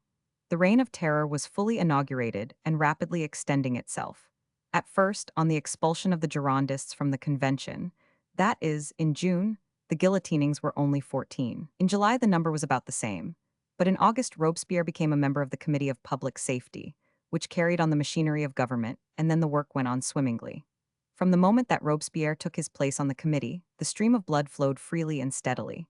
His friend, if such monsters can be said to have any friends, Barrere, who belonged to the timid plain till the Girondists were 424 overthrown, now became his active agent. He proposed, on the 7th of August, that William Pitt should be proclaimed the enemy of the whole human race, and that a decree should be passed that every man had a right to assassinate him.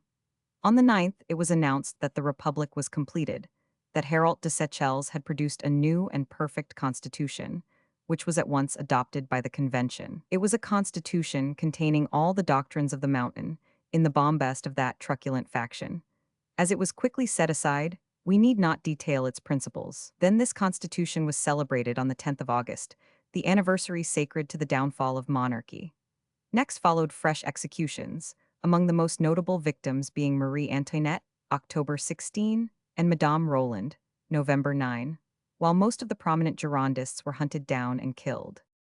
Whilst blood was thus flowing by the guillotine, not only in Paris, but under the management of Jacobin commissioners, in nearly all the large towns of France, especially Lyon, Bordeaux, and Nantes, a terrible work of extermination was going on against the royalists of La Vendée. The simple people of that province, primitive in their habits and sincere in their faith, desired no republic. Their aristocracy, for the most part of only moderate possessions, lived amongst them rather like a race of kindly country squires than great lords, and the people were accordingly cordially attached to them. In March of the year 1793, the convention called for a conscription of 300,000, and the Vendians, to a man, refused to serve under a government that had persecuted both their priests and their seigneurs. This was the certain signal of civil war. Troops were ordered to march into La Vendée and compel obedience. Then the peasants flew to arms and called on the nobles and priests to join them. At first they were entirely successful, but matters changed when Kleber was put in practical command. Their general, Lescure, was killed, and most of their other leaders were severely wounded. Kleber triumphed over them by his weight of artillery, and they now fled to the Loire. Amongst a number of royalist nobles who had joined them from the army of the Prince of Condé on the Rhine was Prince de Talmont, a Breton noble, formerly of vast property in Brittany, and now of much influence there. He advised them, for the present, to abandon their country and take refuge amongst his countrymen, the Bretons. The whole of this miserable and miscellaneous population, nearly 100,000 in number, crowded to the edge of the Loire, impatient from terror and despair to cross. Behind were the smoke of burning villages and the thunder of the hostile artillery. Before was the broad Loire, divided by a low long island, also crowded with fugitives. La Roche-Jacqueline had the command of the Vendians at this trying moment. But the enemy, not having good information of their situation, did not come up till the whole wretched and famished multitude was over. On their way to Laval they were attacked both by Westermann and Lechelle, but being now joined by nearly 7,000 Bretons, they beat both those generals. And Lechelle, from mortification and terror of the guillotine, now the certain punisher of defeated generals, died. The Vendians, for a time, aided by the Bretons, appeared victorious. They had two courses open before them. One, to retire into the farthest part of Brittany, where there was a population strongly inspired by their own sentiments, having a country hilly and easy of defense, with the advantage of being open to the coast, and the assistance of the British. The other, to advance into Normandy, where they might open up communication with the English through the port of Cherbourg. They took the latter route, though their commander, La Roche-Jacqueline, was strongly opposed to it. Stofflet commanded under Jacqueline. The army marched on in great confusion, having the women and children and the wagons in the center. They were extremely ill-informed of the condition of the towns which they approached. They might have taken Rennes and Saint-Malo, which would have greatly encouraged the Bretons, but they were informed that the Republican troops were overpowering there. They did not approach Cherbourg for the same cause, being told that it was well defended on the land side. They therefore proceeded by Dol and Avranches to Granville, where they arrived on the 14th of November. This place would have given them open communication with the English, and at the worst an easy escape to the Channel Islands. But they failed in their attempts to take it, and great suspicion now having seized the people that their officers only wanted to get into a seaport to desert them and escape to England, they one and all protested that they would return to the Loire. In vain did La Roche-Jacqueline demonstrate to them the fatality of such a proceeding, and how much better it would be to make themselves strong in 425 Normandy and Brittany for the present. Only about 1,000 men remained with him. The rest retraced their long and weary way towards the Loire, though the Republicans had now accumulated very numerous forces to bar their way. Fighting every now and then on the road, and seeing their wives and children daily drop from hunger and fatigue, they returned through Dol and Pontorson to Angers. There they were repulsed by the Republicans. They then retreated to Mons, where they again were attacked and defeated, many of their women, who had concealed themselves in the houses, being dragged out and shot down by whole platoons. At Ancenis, Stofflet managed to cross the Loire, but the Republicans got between him and his army, which, wedged in at Savonay between the Loire, the Vilaine, and the sea, was attacked by Kleber and Westermann, and after maintaining a desperate fight against overwhelming numbers and a terrible artillery, was literally, with the exception of a few hundred who effected their escape, cut to pieces, and the women and children all massacred by the merciless Jacobins. Carrier then proceeded to purge Nantes in the same style as Collot de Herbois had purged Lyon. Napoleon Buonaparte, Lieutenant of Artillery. After the portrait by J. B. Greuze. See larger version. These godless atrocities, these enormous murders, beyond all historic precedent, proclaimed a people which had renounced God as well as humanity, and they soon proceeded to avow this fact, and to establish it by formal decree. In their rage for destroying everything old, there was nothing that escaped them. They altered the mode of computing time, and no longer used the Gregorian calendar, but dated all deeds from the first year of liberty, which they declared to have commenced on the 22nd of September, 1792. The next and greatest achievement was to dethrone the Almighty and erect the goddess of reason in his place. Under the auspices of the goddess of reason, they did a very unreasonable thing. They deprived all working people and all working animals of one rest day in every month. Instead of having the 4 weeks and 4 Sundays in a month, they 426 decimalized the months, dividing them each into 3 decades, or terms of 10 days each, so that there were only 3 rest days instead of 4 in the month. The British Parliament met on the 21st of January, 1794. The opposition, on the question of the address, made a strong remonstrance against the prosecution of the war. They urged the miserable conduct of it and the failures of the Allies as arguments for peace. They did not discourage the maintenance of a proper system of self-defense, and therefore acceded to the demands of ministers for raising the navy to 85,000 men. The production of the budget by Pitt, on the 2nd of February, gave additional force to their appeals for peace. He stated that the military force of England, including fencibles and volunteers, amounted to 140,000 men, and he called for £19,939,000 for the maintenance of this force, and for the payment of 60,000 German troops.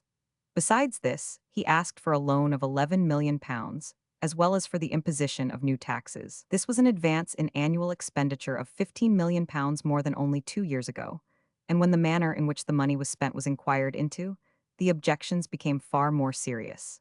It thus appeared that we were not only fighting for Holland and Belgium, but that we were subsidizing German princes to fight their own battles. There had been a large subsidy to the King of Prussia, to assist him, in reality, to destroy Poland. We were in fact on the threshold of that system of pits, by which Britain engaged to do battle all over Europe with money as well as with men. But remonstrance was in vain. Fox, Grey, and Sheridan and their party in the Commons, the Marquis of Lansdowne, the Duke of Bedford, and the Whigs in the Peers, made amendment after amendment on these points, but were overwhelmed by Pitt's majorities. Burke in the Commons was frantic in advocacy of war, because France was revolutionary and impious. The anti-Gallic spirit was at the same time made violent use of to crush opinion at home. It is true that there was a foolish zeal on behalf of the French Revolution in a certain portion of the British public, which ought, by this time, to have been cooled by the too obvious nature and tendency of that revolution. But this might readily have been prevented from doing harm by a fair exposure of the folly of the admirers of so bloody and dishonest a system as that of the French Jacobins. But it was more in accordance with the spirit of government at that time to endeavor to crush the freedom of the press and of speech, under cover of the repression of a Gallic tendency. The persecution began in Scotland. The first indictment was preferred against James Tytler, a chemist of Edinburgh, for having published an address to the people, complaining of the mass of the people being wholly unrepresented, and, in consequence, being robbed and enslaved, demanding universal suffrage, and advising folk to refuse to pay taxes till this reform was granted. However strange such a charge would appear now, when the truth of it has long been admitted, it was then held by government and the magistracy as next to high treason. Tytler did not venture to appear, and his bail, 2 booksellers were compelled to pay the amount of his bond and penalty, 600 merk Scots. He himself was outlawed and his goods were sold.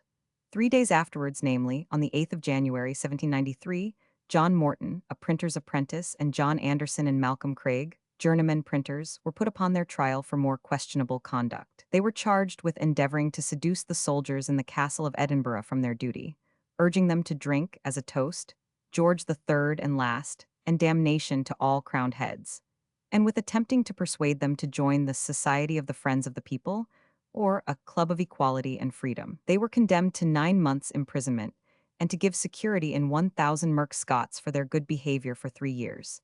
Next came the trials of William Stewart, merchant, and John Elder, bookseller of Edinburgh, for writing and publishing a pamphlet on the rights of man and the origin of government.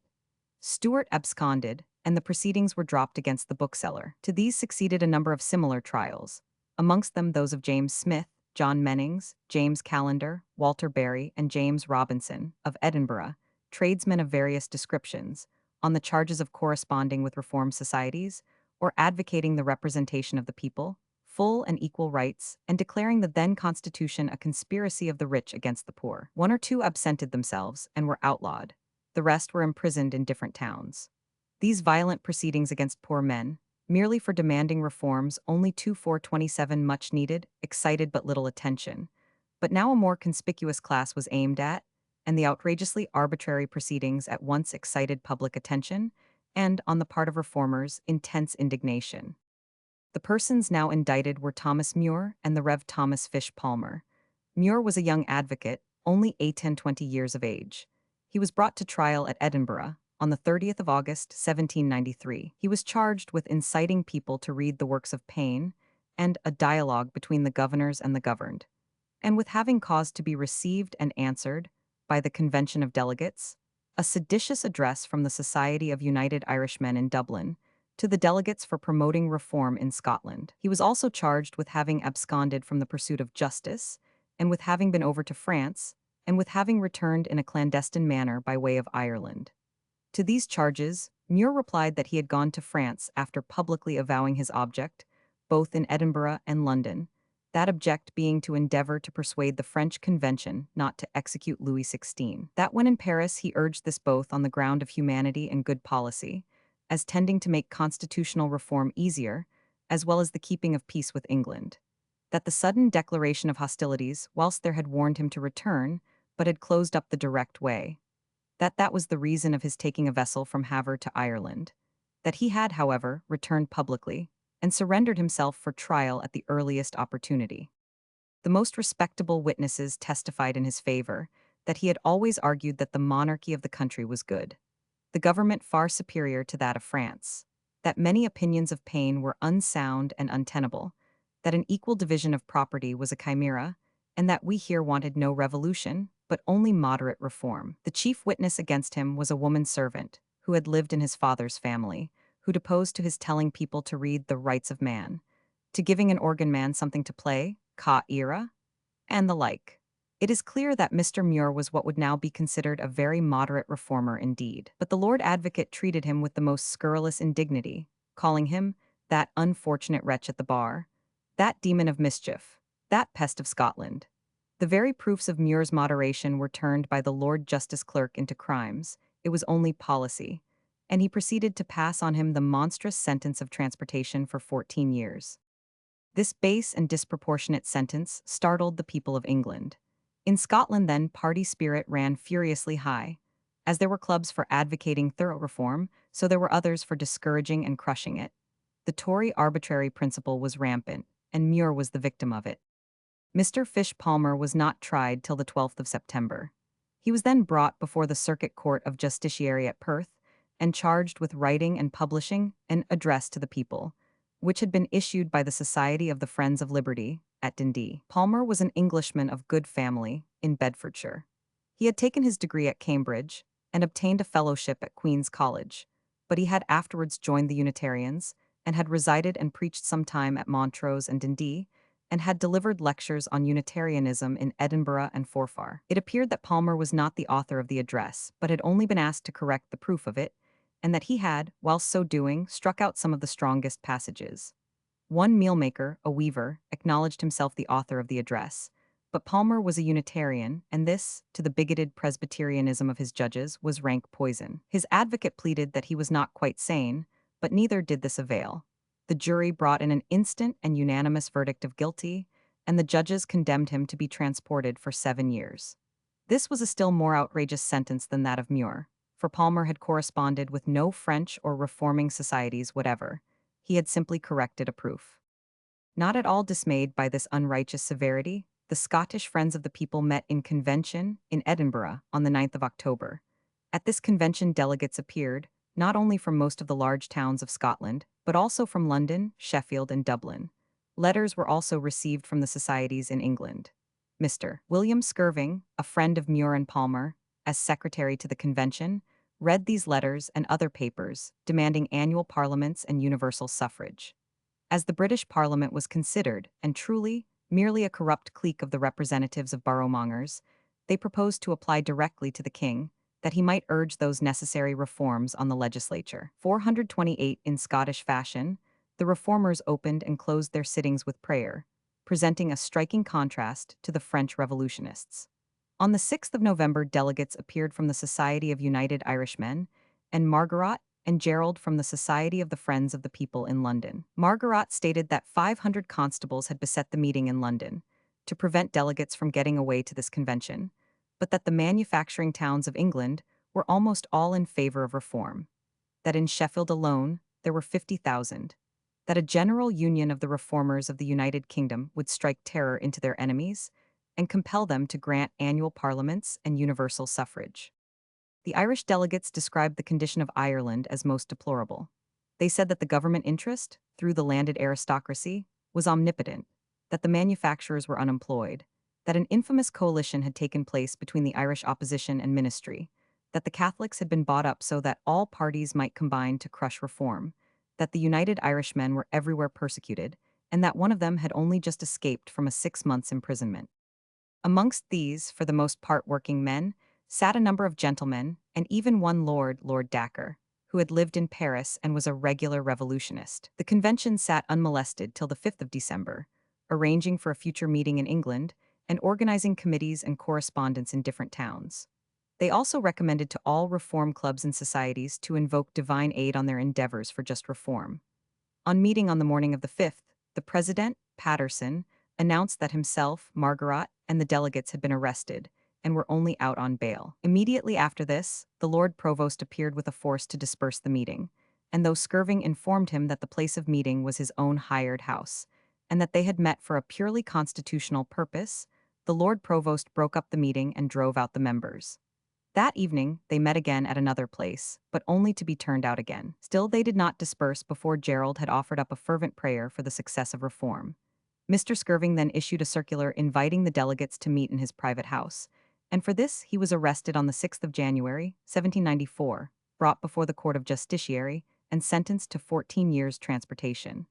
On the 13th, Margaret received the same sentence, and in the month of March, Gerald likewise. Muir and Palmer, on the 19th of December, 1793, had been conveyed on board the hulks at Woolwich, before being shipped off to the Antipodes, and were put in irons. But before they were sent off, the matter was brought before Parliament.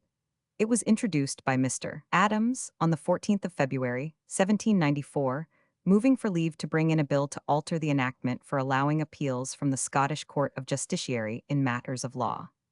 This was refused, and he then gave notice of a motion for the revision of the trials of Muir and Palmer. Sheridan, on the 24th, presented a petition from Palmer, complaining of his sentence as unwarranted by law. Pitt protested against the reception of the petition, and Dundas declared that all such motions were too late. The warrant for Palmer's transportation was already signed and issued. Wilberforce moved that Palmer's being sent off should be delayed till the case was reconsidered, but this was also rejected by a large majority. Such was the determined spirit of Pitt and his parliamentary majority against all reform or justice to reformers. On the 10th of March, Mr. Adams again moved for a revision of the trials of Muir and Palmer, declaring that leasing-making, verbal sedition, their crime by the law of Scotland, was punishable by fine, imprisonment, or banishment, but not by transportation, and that their sentence was illegal. Fox exposed the rancorous spirit with which the trials had been conducted, and to which the judges had most indecently lent themselves. That the Lord Justice Clerk, during Muir's trial, had said, "A government in every country should be just like a corporation, and, in this country, it is made up of the landed interest, which alone has a right to be represented. As for the rabble, who have nothing but personal property, what hold has the nation on them? They may pack up all their property on their backs and leave the country in the twinkling of an eye." Lord Swinton said, "If punishment adequate to the crime of sedition were to be sought for, it could not be found in our law, now that torture is happily abolished." The Lord Advocate was in his place to defend his conduct and doctrine, but Pitt and Dundas supported these odious opinions. The House also sanctioned them by a large majority, and Adams's motion was rejected. In the Upper House, similar motions, introduced by Lords Lansdowne and Stanhope, were similarly treated. The Tolbooth, Edinburgh. See larger version. The success of the Scottish courts in sentencing reformers encouraged the ministers to try the experiment in England, but there it did not succeed so well. First, one Eaton, a bookseller of Bishopgate, was indicted for selling a seditious libel, called Politics for the People, or Hogswash. On the 2nd of April, Thomas Walker, a merchant of Manchester, was, with 6 others, indicted at the Lancaster Assizes, but Eaton, in London, and these Manchester men were acquitted. Rather irritated than discouraged by these failures, Pitt and Dundas made a swoop at the leaders of the Corresponding Society and the Society for Constitutional Information in London. And in the month of May, Horne took John Thelwall, a celebrated political lecturer, Thomas Hardy, Daniel Adams, and the Rev. Jeremiah Joyce, private secretary to the Earl of Stanhope, and tutor to his son, Lord Man, were arrested and committed to the Tower on a charge of high treason. No sooner was this done than, on the 12th of May, Dundas announced to the House of Commons that, in consequence of the government having been informed of seditious practices being carried on by the above-named societies, they had seized their papers, and he now demanded that a committee of secrecy should be appointed to examine these papers.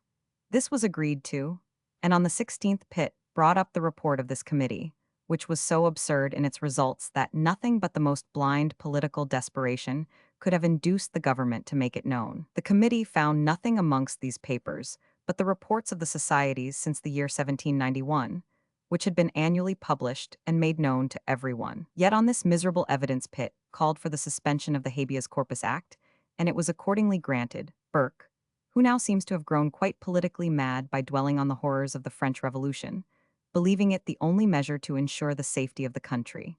Windham and others asserted that the mere suspension of the Habeas Corpus Act was hardly 430 sufficient. There required yet more stringent measures. Similar language was held in the Lords, but did not pass without some severe comments from the Duke of Bedford, and the Lords Stanhope, Lauderdale, and Albemarle, who declared that ministers, instead of suppressing, were creating a veritable reign of terror. The bill was, notwithstanding, readily passed, and on the 13th of June an address was carried to His Majesty, expressing the determination of their lordships to punish the men who had been concerned in the so-called conspiracy. Fox and Lambton condemned this course energetically in the Commons, declaring that, if there were any conspiracy, the ordinary laws and tribunals were amply sufficient for their punishment. Fox moved that all that part of the address which expressed a conviction of the existence of a conspiracy should be struck out, but it was carried entire. And such was the alarm of the country at the reverses of the Allies on the continent and the successes of France, that far more violent measures would have been readily assented to.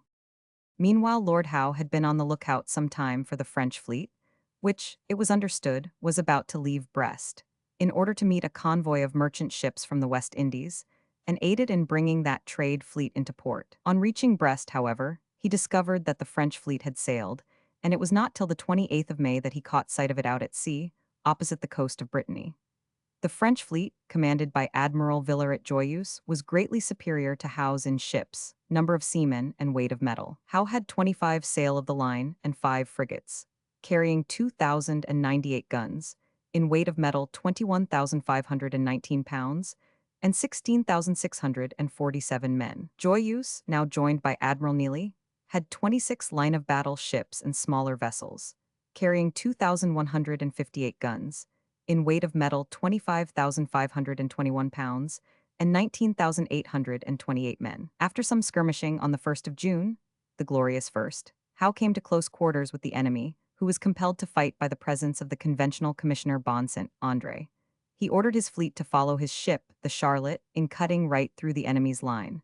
Only 5 ships, however, accomplished this so as to engage the French to the leeward and prevent them from escaping. Howe afterwards complained that some of his captains had not obeyed his orders and threatened them with a court-martial.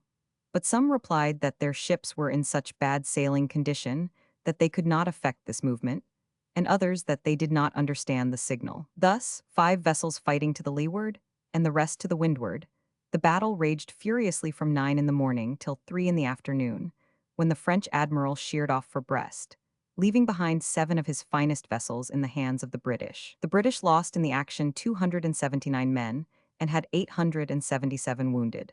The French lost in 6 of the captured ships alone 690 men and had 580 wounded.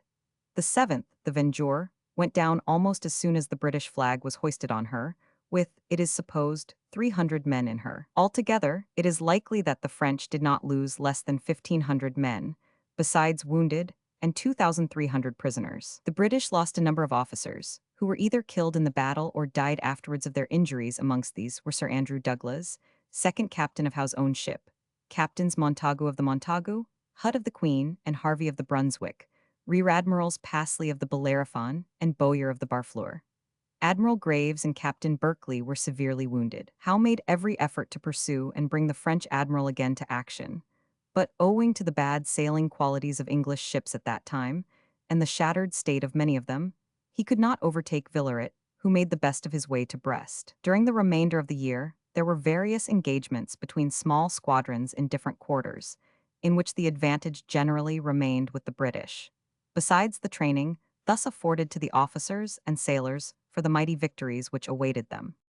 During the spring of 1794, the British, under Lieutenant General Sir Charles Grey, took the French island of Martinique, in which attempt the Duke of Kent, father of Queen Victoria, distinguished himself.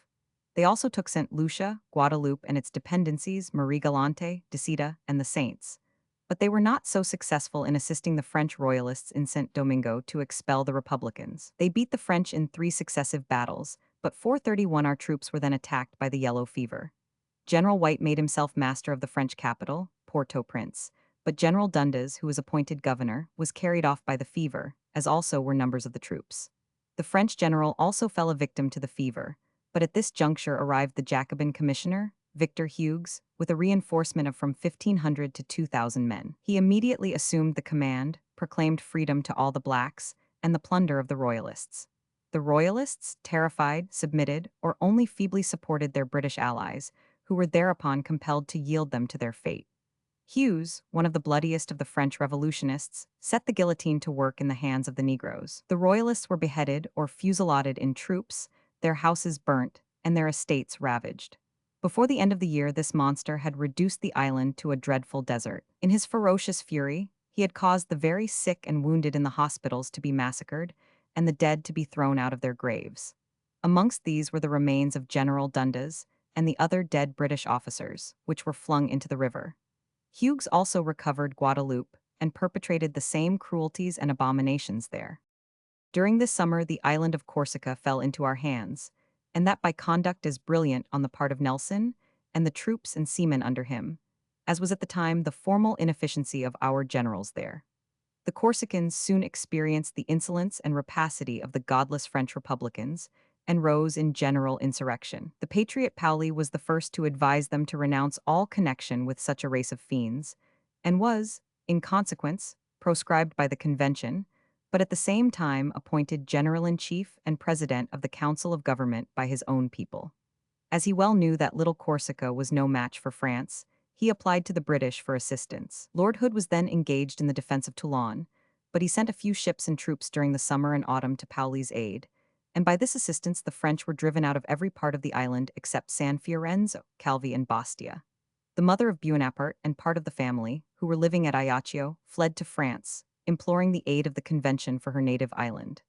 Lord Hood, however, having evacuated Toulon, made haste to be beforehand with them. By the 7th of February, 1794, he had blockaded the 3 ports still in the hands of the French, and had landed 5 regiments, under the command of General Dundas, at San Fiorenzo. The French were soon compelled to evacuate the place, but they retreated to Bastia, without almost any attempt on the part of Dundas to injure or molest them.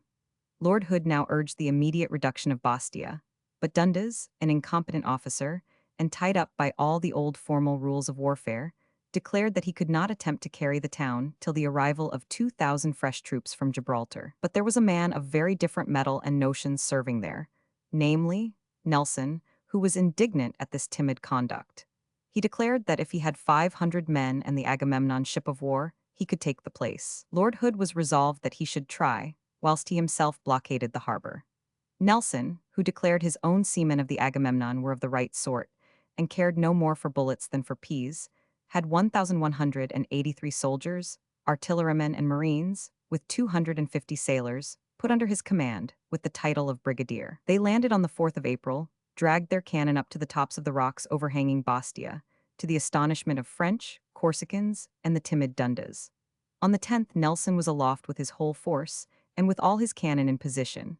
A body of Corsicans rather kept guard than gave any active assistance on another side of the town, for they had no cannon or could not drag them up precipices like British seamen. On the 11th, Lord Hood summoned the town to surrender.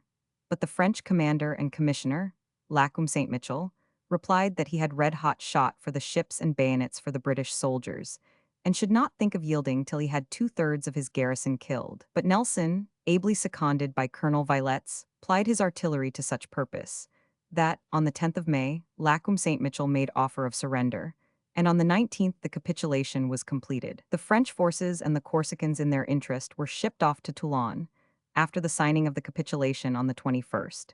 And now General Daubant, who had succeeded General Dundas, but who had continued lying at San Fiorenzo instead of assisting at the siege, came up with his troops and took possession of Bastia. The whole loss of the British in this brilliant affair was only 14 men killed and 34 wounded. Calvi, the most strongly situated and fortified 432 place, still remained to be taken. By the middle of June it was thoroughly invested, both by sea and land, and Nelson, again serving on shore, assisted by Captains Hallowell and Saracold, was pouring shells and red-hot shot into the fort. Captain Saracold was killed at the very outset, but Nelson and Hallowell, chiefly with the sailors and marines, continued the bombardment through the terrible heat of the dog days and the enervating effects of malaria from stagnant ponds in the hills, and compelled the surrender on the 10th of August, but not before one half of the 2,000 men engaged were prostrated by sickness. The island was now, by the advice of Paoli, offered to the British Crown and by it accepted. But a gross blunder was made in not appointing Paoli governor, as was expected both by himself and his compatriots. Instead of this most proper and conciliatory measure, Sir Gilbert Elliot was appointed governor, to the disappointment and disgust of the Corsicans. Sir Gilbert attempted to gratify the islanders by framing a new constitution for them and granting them trial by jury, but neither of these institutions was adapted to their ideas, and both failed to heal the wound which the ignominious treatment of their great patriot occasioned. Calvi, Corsica. See larger version. But this little episode of the war presented one bright spot amid the vast picture of miserable mismanagement, want of concert and of activity, amongst the Allies engaged against France. The campaign of 1794 was most disgraceful and discouraging. The plan still was for the different armies of the Allies to advance from the different frontiers, north, west, east, and south, and concentrate themselves on Paris. But all the activity and concentration were on the side of the French. In the very commencement of it, it was observed that Prussia was not bringing, by any means, the stipulated amount of forces into the field. The king, thinking much more of securing his Polish robberies than of cooperating against France, remained in Poland, and was even discovered to be secretly negotiating with the French Convention for Peace. Britain was alarmed at this symptom of Prussian defection and made strong remonstrances. Frederick William coolly replied that it was impossible for him to go on without a large sum of money. The hint of Prussia was not lost. Money was promised, and in April of this year, a subsidy of £2,200,000 was paid to Prussia to secure her more active operation, and on condition that she brought into the field 60,000 men. The bulk of this money was paid by Britain, a small fraction by Holland, and what was the result? The King of Prussia sent very few troops into the field, but employed the money in paying and 433 maintaining armies to keep down the invaded provinces of Poland and to invade more.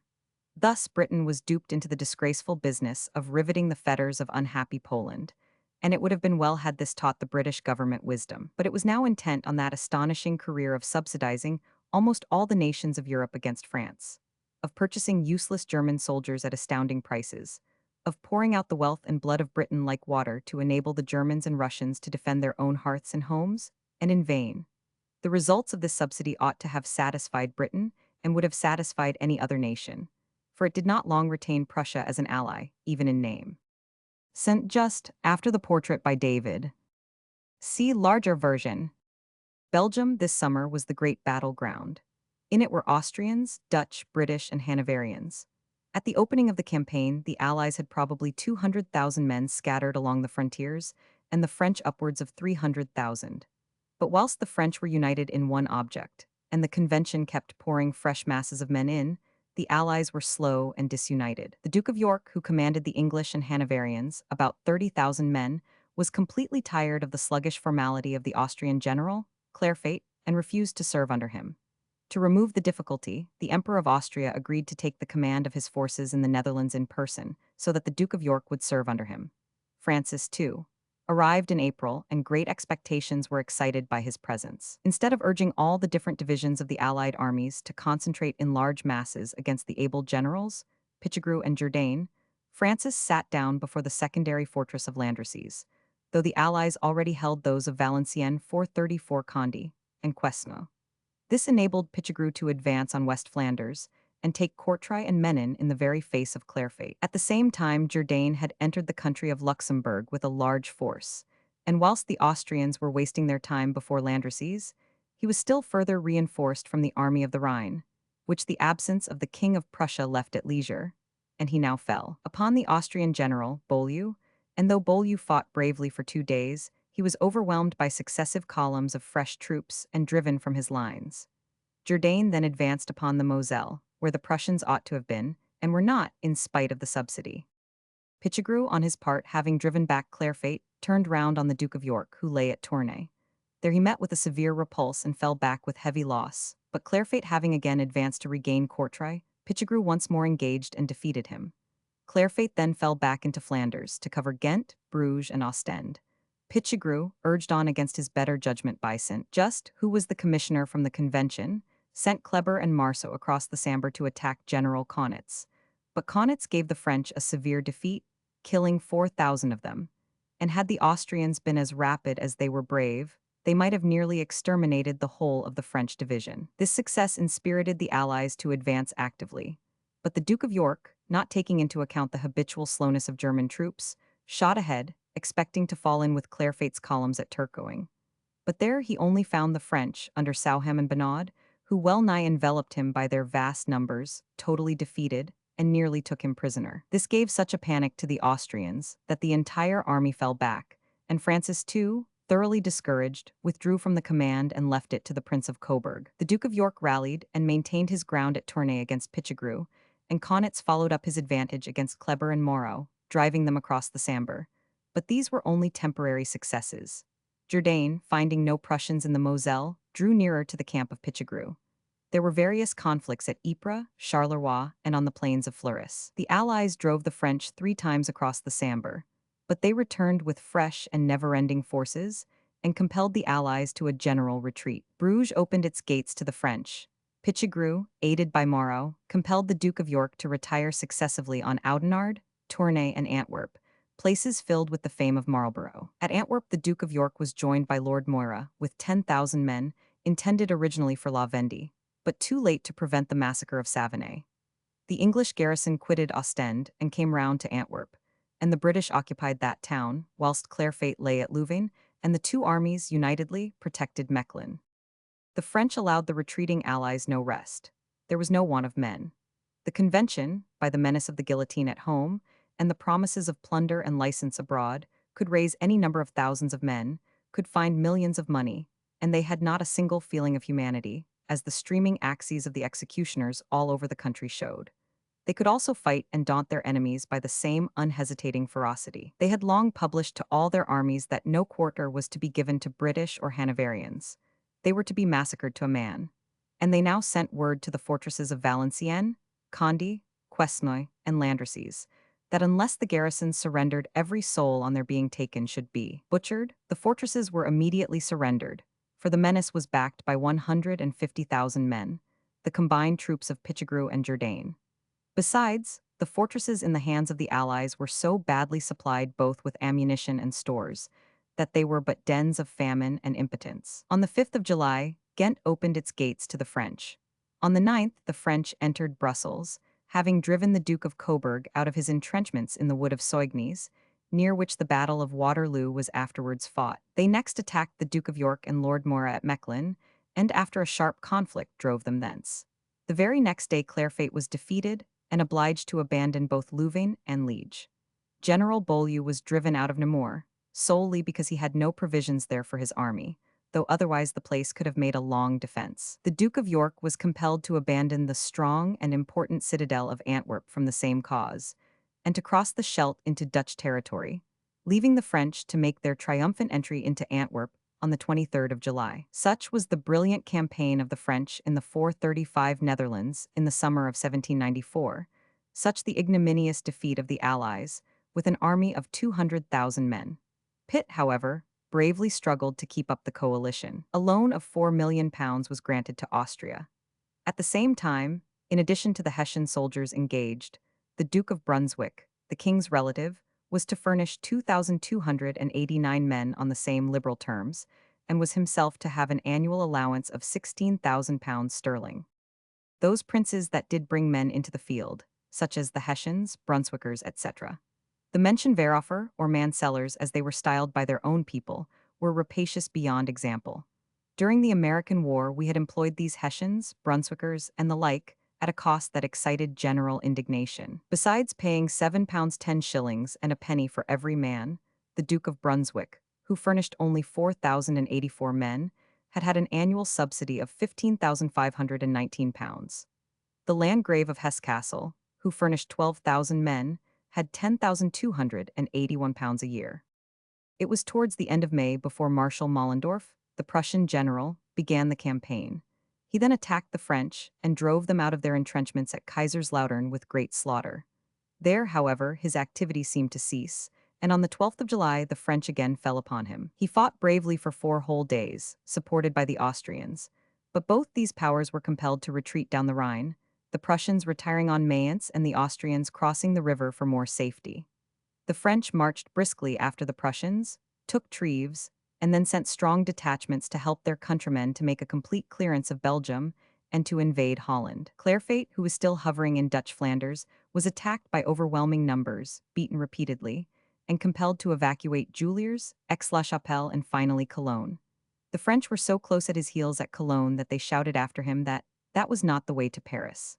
Koblenz, where the royalist emigrants had so long made their headquarters, though strongly fortified, soon after surrendered. The stout fortress of Venlo, on the Meuse, and Bois-le-Duc as promptly surrendered, and the French marched on Nijmegen, near which the Duke of York lay, hoping in vain to cover the frontiers of Holland. The people of Holland, like those of Belgium, were extensively Jacobinized. The army was deeply infected by French principles, and to attempt to defend such a country with a mere handful of British was literally to throw away the lives of our men.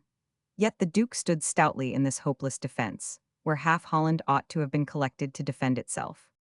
On the 19th of October, the French attacked the Duke with 60,000 men, and though his little army fought with its usual dogged bravery, it was compelled to give way. It did this, however, only to assume a fresh position, still covering Nijmegen, where, on the 27th, the French again attacked it, and compelled it to retire from the contest. The Duke led the wreck of his army across the Waal and the Rhine, and posted himself at Arnhem in Gelderland, to throw some impediment in the path of Pichegru, who was advancing, at the command of the Convention, to reduce Holland. Nijmegen, full of Dutch traders, soon opened its gates. Maestricht did the same to Kleber, and at the end of the campaign the gloomiest prospects hung over Holland. In the south, great successes had been won by the French. A formidable attack was made on the territories of the King of Sardinia, and the position of Seorgio was turned. But another division of these French descended from the Alps. It was the month of May when General Dumas, with the army of the Alps, had forced his way through the defiles of Mont Cenis. The Piedmontese garrisons of the forts there had fled without much resistance, astonished and confounded at seeing the French appear on the loftiest heights around them. The French pursued their retreating troops as far as Suza, led on by Jacobinized Savoyards, who hated the Piedmontese. But Dumas, finding that strong forces of Piedmontese and Austrians, under the King of Sardinia and the Austrian General Wallis, were drawn up at the foot of the Alps, did not venture to descend into the plains. Another body of the army of Italy was delayed some time in the Genoese territory, whilst Buonaparte was employed in sounding the condition and intentions of the people of Genoa. All the Alpine passes were in their hands, and Italy was doomed to drink the cup of misery to the very dregs. Whilst the French armies had been carrying bloodshed and misery into the countries around them, their brethren at home had been equally 436 busy in pushing forward those mutual hatreds, which appeared likely to end in the extermination of the whole race of revolutionists. The Girondists being destroyed, new divisions showed themselves in those who had hitherto been allies, Robespierre and his coadjutors. Hebert, Chaumet, Clootz, Ronson, and others began to raise their heels against their chief, and their chief doomed every one of them to the guillotine. His most important victim was Danton, a man by no means contemptible, guillotined April 5, 1794. Robespierre believed that there was a majority of the Republicans who thought they had gone too far in abolishing the deity, and setting up the goddess of reason. He declared that the people needed festivals, and immediately it was decreed that every decade should be celebrated as a festival. A festival in honor of the Supreme Being inaugurated this series of special holidays, and it was to be followed by festivals to the human race, the French people, the love of country, agriculture, necessity, misfortune, posterity, and various other qualities and sentiments, each having one decade in the year. The first festival to the Supreme Being was fixed for the 20th of Perial, or 8th of June. The painter David was commissioned to prepare the scenes and ceremonies of the festival, which was enacted in the gardens of the Tuileries. Robespierre, in his sky-blue coat and most showy waistcoat, and carrying in his hand a grand bouquet of flowers mixed with ears of wheat, led the procession and officiated as high priest. But though Robespierre had proclaimed the reign of the Supreme Being, he had not the least intention that it should on that account be any the more a reign of mercy. In his speech at the Festival of the Supreme Being, he declared that the Republic must be still further purged, that they must remain inexorable. On this point, he and all his colleagues were agreed, but they were agreed in nothing else. They immediately broke into fresh schisms, as would necessarily be the case with such men, who must go on exterminating one another to the last. Robespierre, Saint-Just, and Couthon still hung together, but Bearer, Caillot de Herbois, Belaud Varennes, and most of the other members of the Committees of Public Welfare and Public Safety were in the very act of rushing into opposition and beginning a struggle with the triumvirate, Robespierre, Couthon, and Saint-Just, to the death. Saint-Just advised Robespierre to anticipate them, but he, relying on his authority with the Convention, remained inactive. It was a fatal mistake.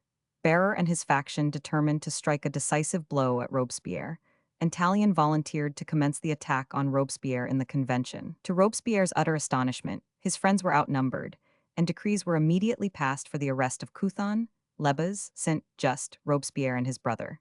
He escaped and fled to the Commune. For a moment it seemed as if a revolution would have restored him to power. But the Parisians were weary of their tyrant, and on the following day Robespierre, with 20 members of the Commune, perished on the scaffold July 28, 1794.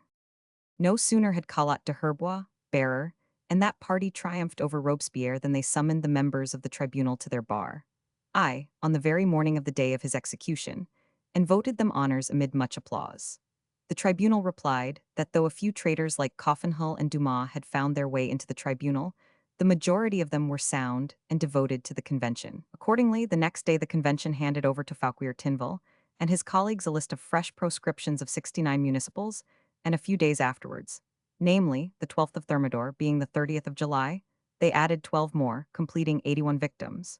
These were all executed within 24 hours.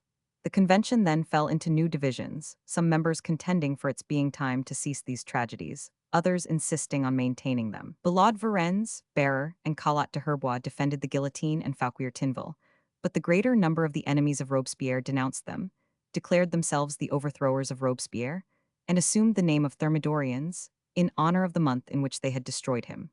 For the Thermidorians saw that the better part of the public had become sick of blood, and they set about contracting the reign of terror. They reduced the powers of the two governing committees. They decreed that 1/4 of the members should go out every month.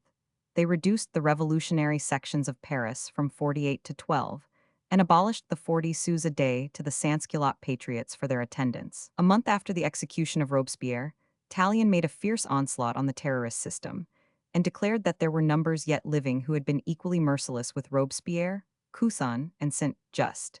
And the next day Lecointre denounced by name Bearer, Belaud Varennes, and Caillot de Herbois. To put an end to the Jacobin resistance, the convention closed the Jacobin Club altogether, which had thus only survived the fall of Robespierre about 4 months.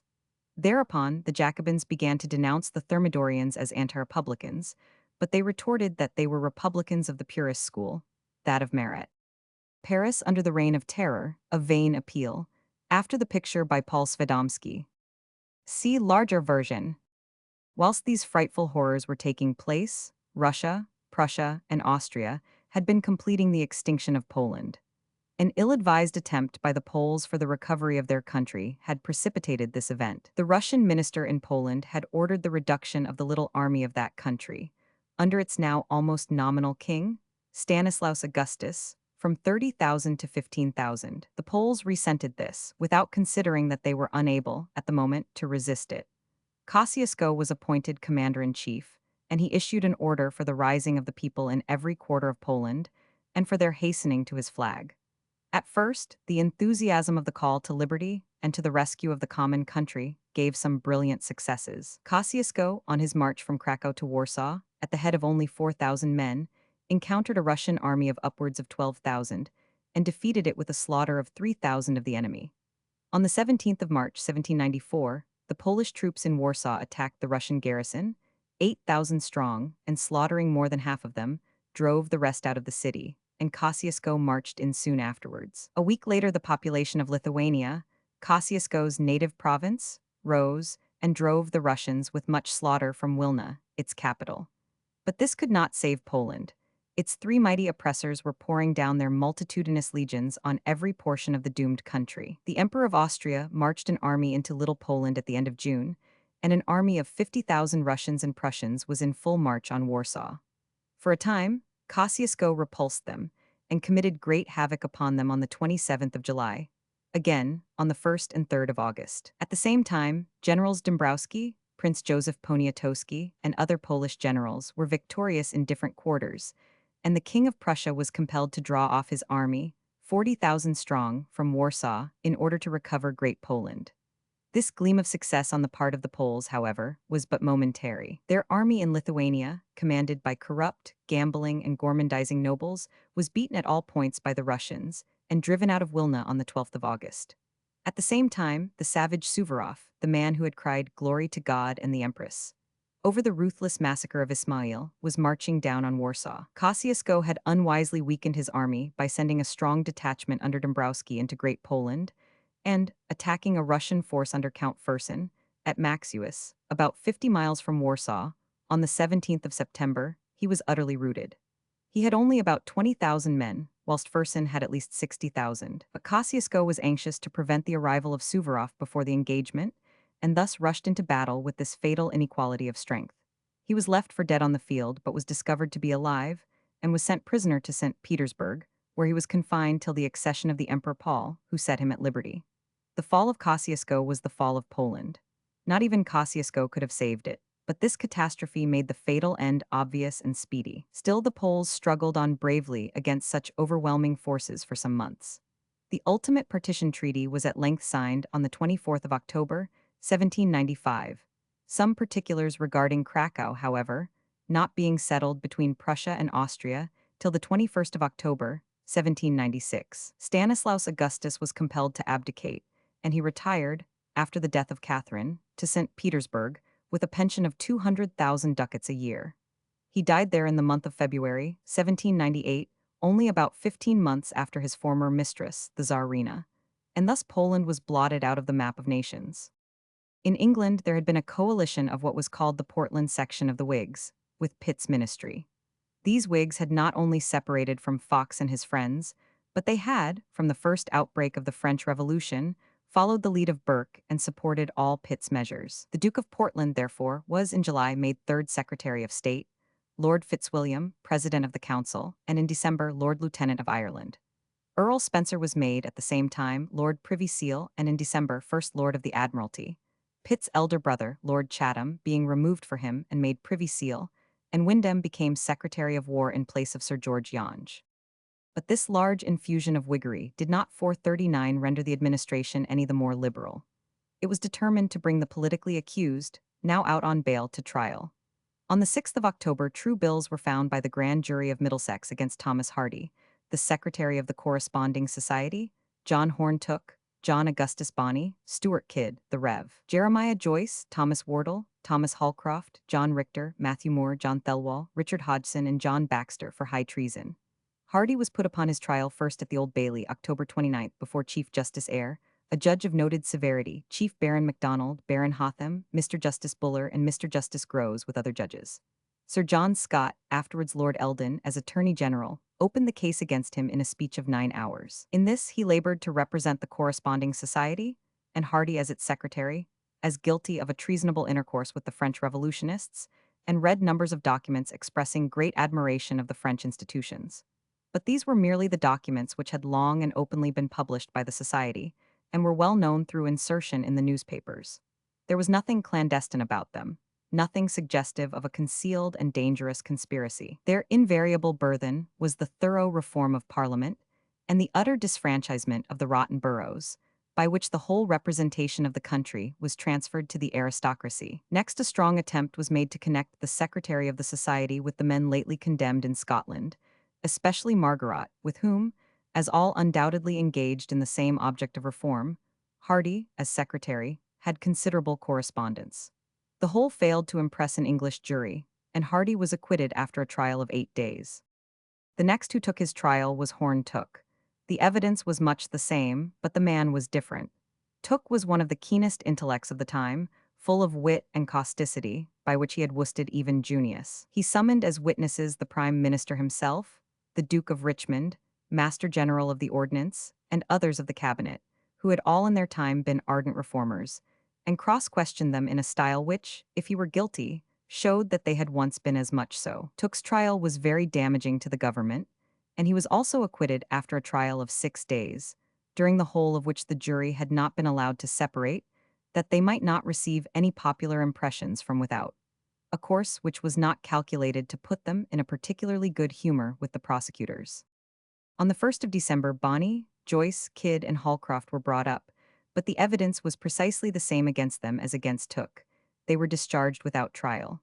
Holcroft would have made a speech condemnatory of these prosecutions, but was not allowed. As these gentlemen were removed from the bar, John Thelwall, the well-known elocutionist and political lecturer, was brought up. As the government thought there were some other charges against him, the trial went on and lasted 4 days, but with the same result. And as it was found that it was hopeless to expect verdicts of guilty from English juries for mere demands of reform, the rest of the accused were discharged. To the honor of the nation, people of all parties appeared to rejoice at the independent conduct of the juries. This noble independence was in bright contrast to that of Scottish juries. In this very autumn, fresh trials of accused seditionists had taken place at Edinburgh, in which the conduct of government and the servility of the Scottish juries were equally reprehensible. One Robert Watt, a ruined tradesman of that city, was put upon his trial, on the 14th of August, charged with 18 overt acts of high treason, in exciting many individuals to arm themselves, and to meet in convention to concoct plans for the overthrow of the government. But it appeared on the trial that Watt had long been a government spy, employed to instigate people to these courses, by direct orders from Mr. Secretary Dundas and the Lord Advocate of Scotland.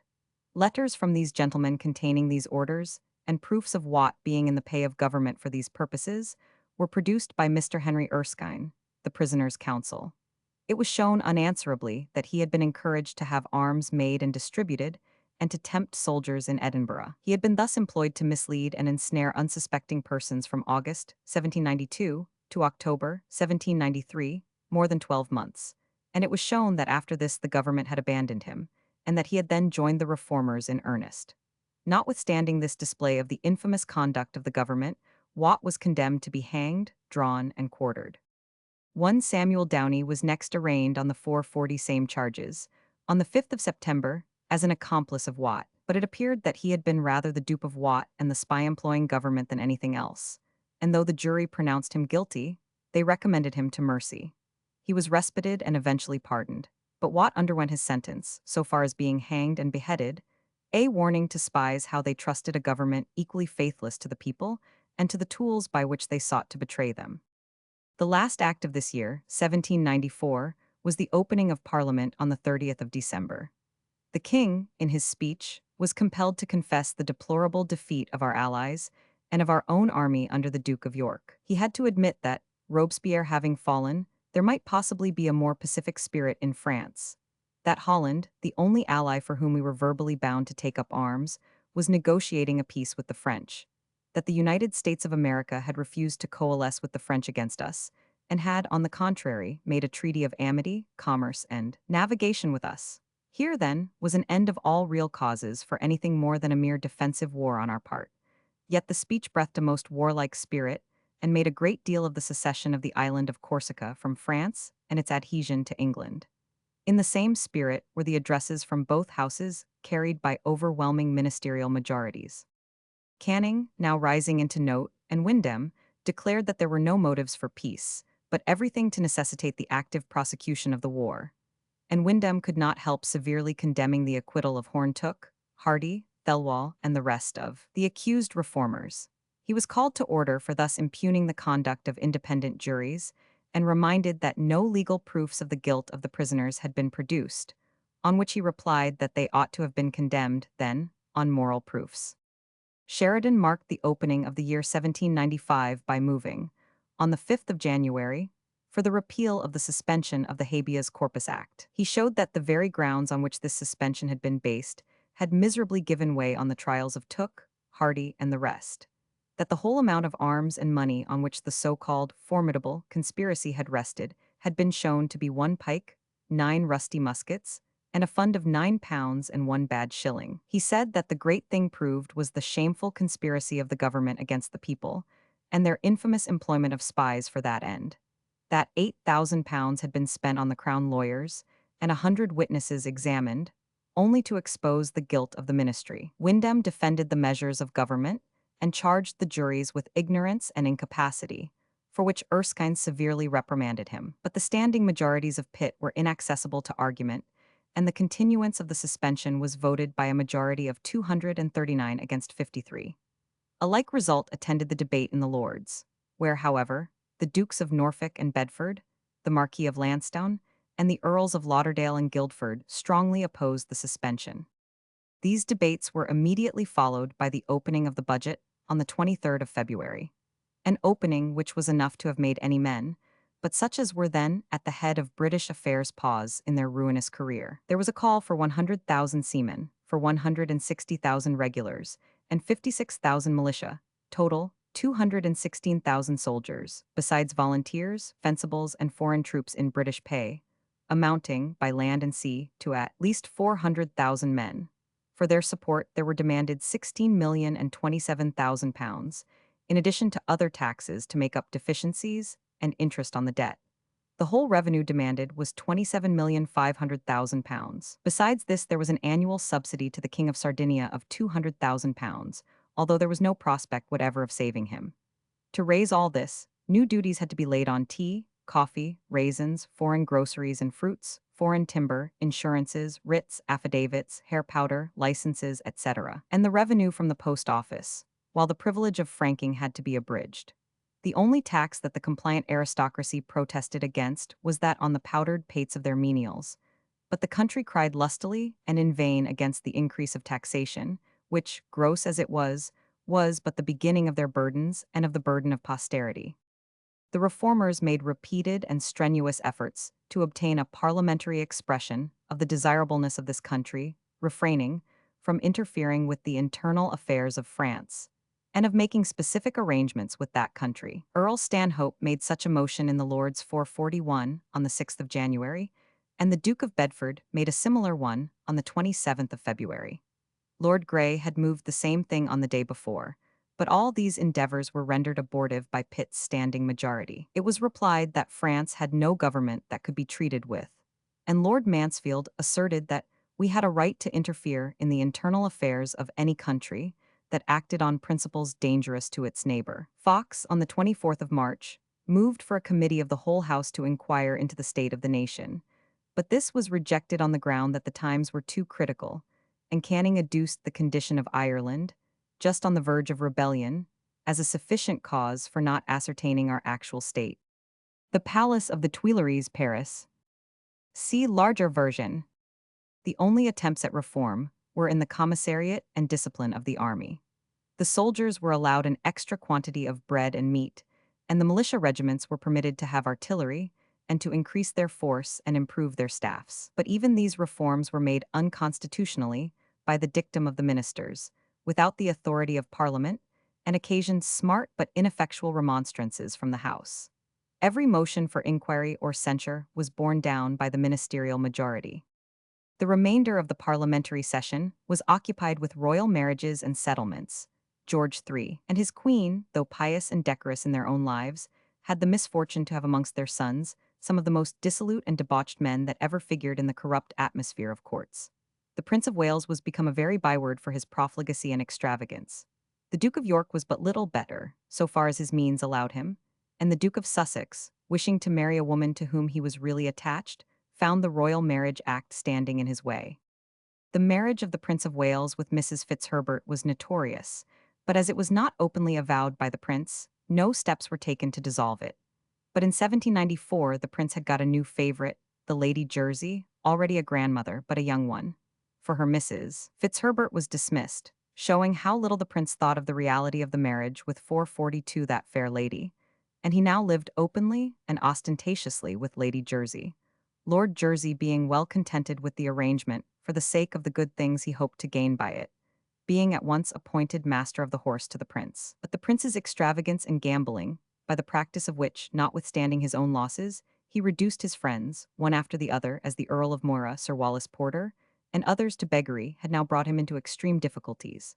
His debts, after having been more than once paid off by Parliament, now again amounted to £630,000. Another appeal to Parliament was absolutely necessary, for his creditors were grown excessively clamorous. The king seized the opportunity to induce the prince to marry a foreign princess, representing it as the only plan by which they could apply to Parliament for such an increase of means as would enable him to liquidate his debts. But instead of allowing the prince to go abroad and make his own selection, so that there might be possibly some degree of freedom of choice in the matter, the queen was anxious to have her own niece, the Princess Louisa Augusta Amelia of Mecklenburg, selected for him. This princess, afterwards the popular Queen of Prussia, was a good creature, and might possibly have wrought some favorable change even in so depraved a nature as that of the Prince of Wales. But the king was equally determined to secure the unenviable post for his own niece, Caroline Amelia Elizabeth, the second daughter of the Duke of Brunswick, who was one of the petty princes of Germany. To effect this arrangement, an attachment between the Crown Prince of Prussia and this Princess Caroline had to be rent asunder.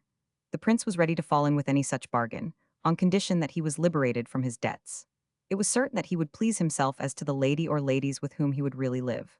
All obstacles of nature, or of nearness of consanguinity, or of private attachments were overborne by diplomacy, and by the promise of the discharge of the prince's debts. The Princess Caroline of Brunswick was selected, a young lady of not unpleasing person in her youth, according to the descriptions of the time, but of defective education, and coming to this country with the repugnance of a prior and rudely sundered attachment. She landed at Greenwich on Sunday, the 5th of April, 1795, and the marriage ceremony was performed at St. James's by the Archbishop of Canterbury on the 8th. The princess had not been ignorant of the dissolute character of her appointed husband, and his mode of receiving her was not calculated to inspire any brilliant hopes of his improvement. He had sent his mistress, the Lady Jersey, to meet her on landing, and he made no disguise of his connection with her before or after the marriage.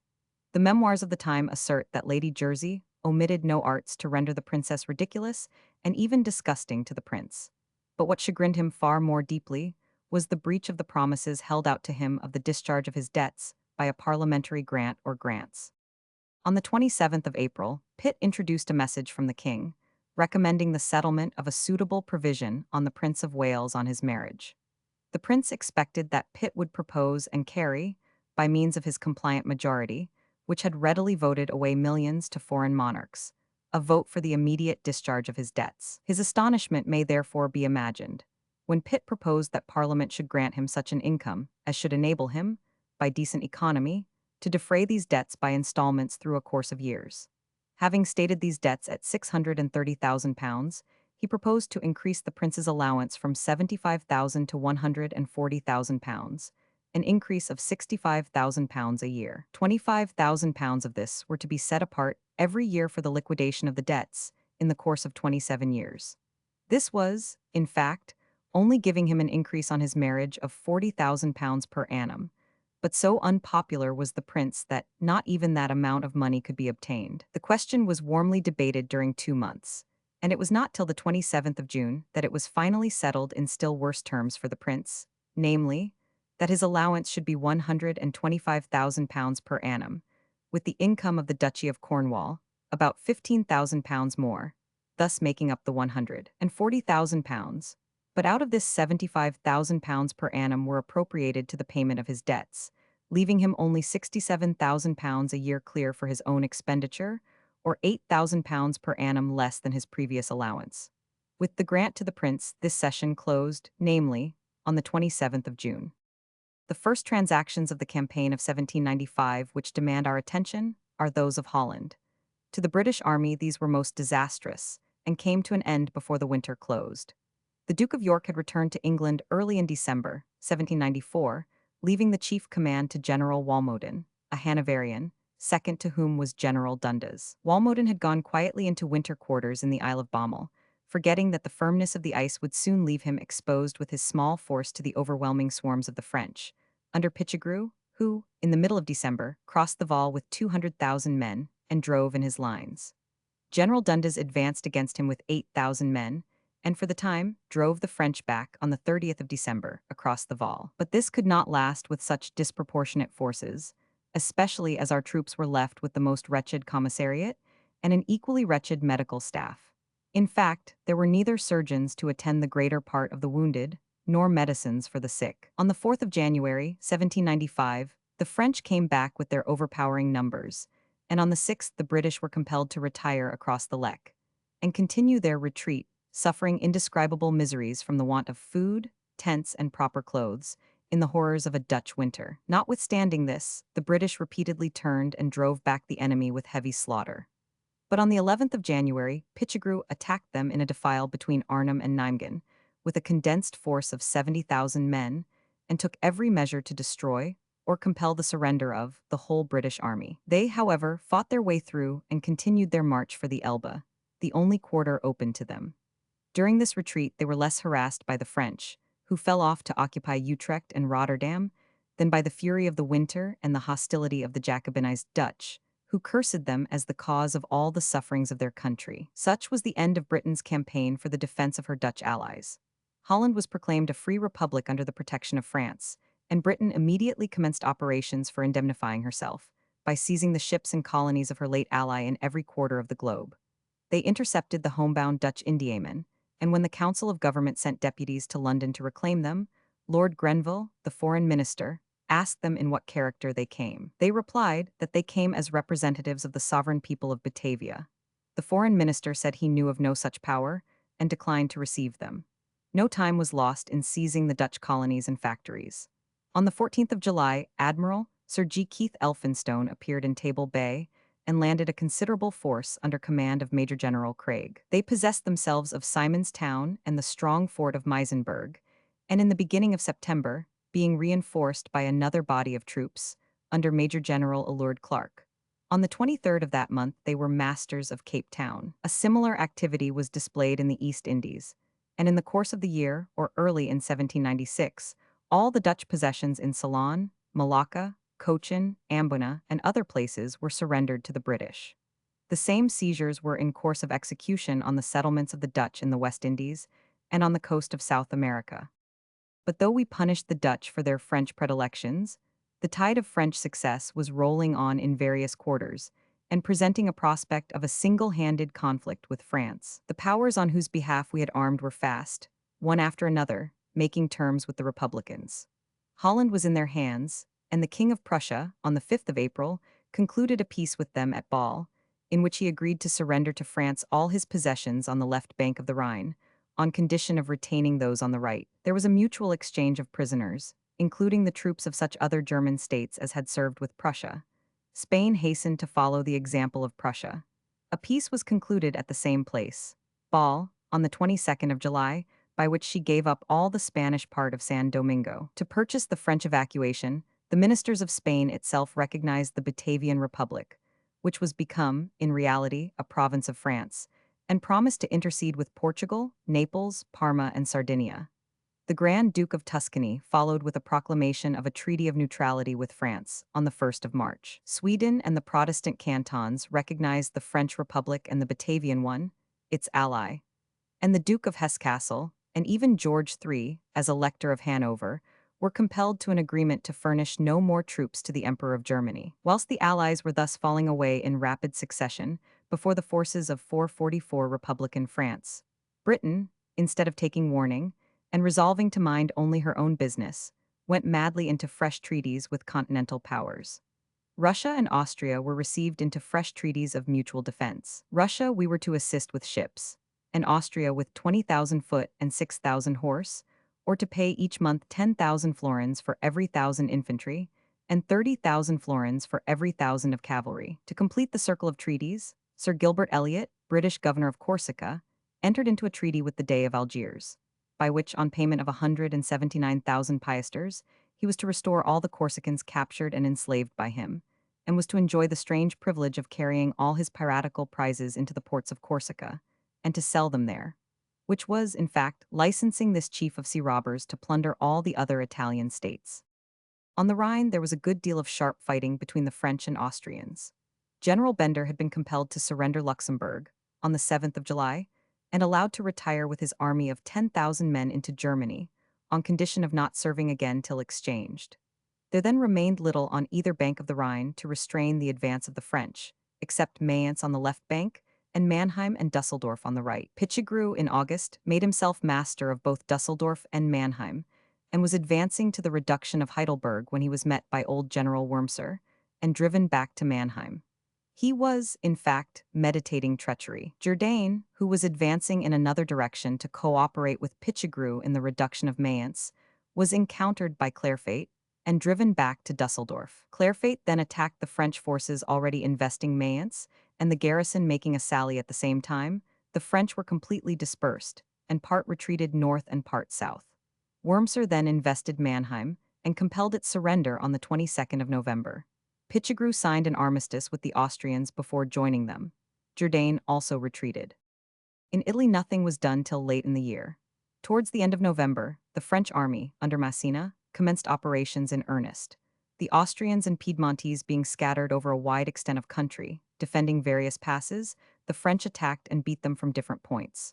The right and center of the Allies were ere long routed, and the left, posted on the shores of the Bay St. Pier d'Arena near Genoa, was attacked, both from the land and from the water, by gunboats, which Nelson, who had been detached to cooperate with the Austrians, had no means of coping with, except by letting loose a far greater number of armed vessels, and was also compelled to flight. Nelson managed to keep open the Bacchetta Pass for them, or from 8,000 to 10,000 prisoners would have been made, including the Austrian General Devens himself, who was laid up at Novi, at the foot of the Apennines. The French were then in a position to open the campaign against Italy in the spring. The massacre of Savigny had not settled La Vendée. In the spring of 1794, armed parties were again on foot. The largest body was that under Charette, posted on the Isle Noirmoutier, to which many of the fugitives who escaped from the massacre of Savigny betook themselves.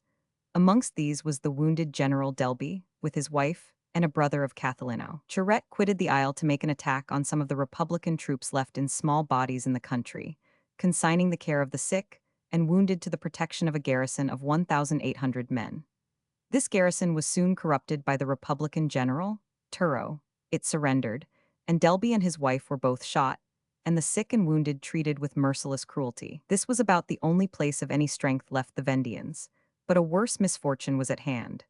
The young and chivalrous Henry La Roche Jacqueline, marching, at the head of a body of his own peasantry, between Trementine and Noailles, met two Republican soldiers. The Count generously offered them quarter, but, instead of accepting it, one of them instantly leveled his musket and shot him through the head. The two soldiers were immediately dispatched by his followers, and, supposing that a Republican column must be at hand, they buried the three hastily in one grave and fled. The young Count was only in his 21st year, and with him died the hopes and confidence of his peasantry. Stofflet succeeded him in the command of his people, but Charette might be considered the commander-in-chief of the Vendeans.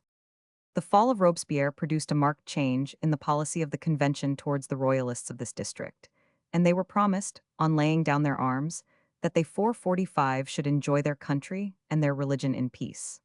On this assurance, Charette signed a treaty of pacification with the agents of the government at Nantes in February 1795. But scarcely was the peace signed, when Charette received a letter from Monsieur, brother of the late king, and now appointed by the royalist party regent to the Dauphin, now styled by them Louis XVII, assuring him of his confidence, declaring him the second founder of the monarchy, and appointing him his lieutenant general. Charette wrote back to inform him that he had been compelled to sign a peace, but that his submission was only apparent, and when the royalist affairs were somewhat reinstated, he should be ready to take up arms and die in the service of his prince. The young General Hoche, who was sent to reduce the insurgents of Brittany, whilst Canclox reduced those of La Vendée, did not for a moment believe in the sincerity of the peace. He was aware that Puiset, the chief of the insurgents in Brittany, was gone to England, to endeavor to induce Pitt to do what all the efforts and importunities of the Bourbon princes and emigrant nobles had failed to do, to send an expedition to the coast of Brittany, with another to the coast of La Vendée, in which the British fleet should support the bodies of emigrants who had, in England and the Channel Islands, formed themselves into regiments for the purpose. Aware of this, he still did all he could to reconcile the peasantry to the peace, and very soon they would have been pacified by this judicious treatment, and been averse from rising again, with a prospect of re-experiencing their former sufferings. But the Bourbon princes and the tribes of emigrants now driven from the Rhine did not allow them that chance. La Roche-Jacqueline and the Republican soldiers, CP 444. See larger version. Puiset's mission to London had been successful. Pitt was weak enough to fall into the plan of sending over the emigrants in our ships, as if any such force could do more against the Republican armies than create fresh miseries to all parties and bring down worse vengeance on the unfortunate Vendians and Bretons. Puiset, with the aid of the Counts de Hervely, de Hector, du Dresnay, Colonel Routhelier, and other royalist officers, had mustered a most miscellaneous 446 body of 3,000 emigrants, most of whom had been soldiers, and who were accompanied by 400 artillerymen of Toulon, commanded by Routhelier. Besides these men, of whom the Count d'Artois, for the time, gave the command to Puiset, intending himself to follow, Puiset carried over 10,000 pounds, furnished by the Count d'Artois, 27,000 muskets, 600 barrels of gunpowder, uniforms for 17,000 infantry and 4,000 cavalry, as well as provisions for 3 months. These troops and stores were, after many delays, conveyed in a little squadron of 3 ships of the line and 6 frigates, attended by transports, and commanded by Sir John Borlase Warren. They sailed from the Isle of Wight in the beginning of June, another squadron being sent to take up the emigrant troops in the Channel Islands and land them at St. Malo, where they were to co-operate with bodies of Chouans. These Chouans were smugglers and bandits, who had led a life of plunder, and had been easily collected into a sort of guerrilla force, and their mode of warfare still bore a strong resemblance to their old habits. These men, under their different chiefs, had been excited by Puiset to combine for a strong resistance to the Republicans. They were dressed in green coats and pantaloons, with red waistcoats. During his absence, Puiset had deputed the chief command of the Chouan bands to the so-called Baron Cormatin, or Sieur de Saudux, who had assumed the title of Baron de Cormatin from an estate of his wife's. Cormatin was a vain, weak man, and by no means trustworthy, being ready, at any moment, to supersede his chief, Puiset, and act for himself. If the expedition against St. Malo did not succeed, it was to join Puiset and his detachment in the Bay of Quiberon, and transports were also sent to the mouth of the Elbe, to fetch thence the emigrant regiments with the black cockade, and bring them to join Puiset. If all went well, the Count d'Artois was to follow with British troops. The grand error of the whole was that the French prince did not put himself at once at the head of the expedition, and see the different squadrons united in the Bay of Quiberon before making the descent, though even then it could have effected no great success. On the passage, the squadron of Sir John Warren came in sight of the French fleet of Villars-Joyeuse, of 9 ships of the line, but it bore away and left them to pursue their course. They entered the Bay of Quiberon on the 25th of June, and after much wrangling as to the best situation for landing, they put the troops ashore at the village of Carnac. There they were immediately joined by Georges Cadoutel, Delegar, Dubois Berthelot, and other Chouan chiefs, with about 4,000 or 5,000 of their wild and bandit-looking soldiers. Along with the Chouans came troops of peasants, crying "Vive le Roi!" and bringing in abundance of fresh eggs, poultry, and other provisions.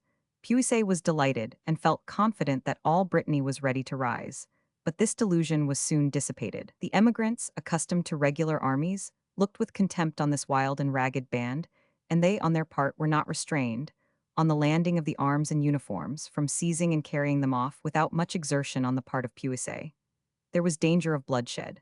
At length, in about a couple of days, 10,000 of them were put into red coats and furnished with muskets. But fatal dissensions prevented all operations. Puiset proposed to march up the country, seize different towns, such as Vannes and Reims, and take up their position behind the Mayenne.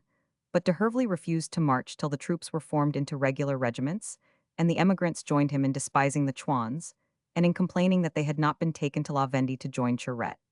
Puiset and de Hervely also disputed the supreme command, and Puiset had to dispatch letters to London, to Count d'Artois, on the subject. At length, after 5 days had been wasted in this contention, Puiset proposed that they should endeavor to carry Fort Penthièvre, which stood on a small peninsula on Quiberon Bay and was united to the main land by a sandy isthmus.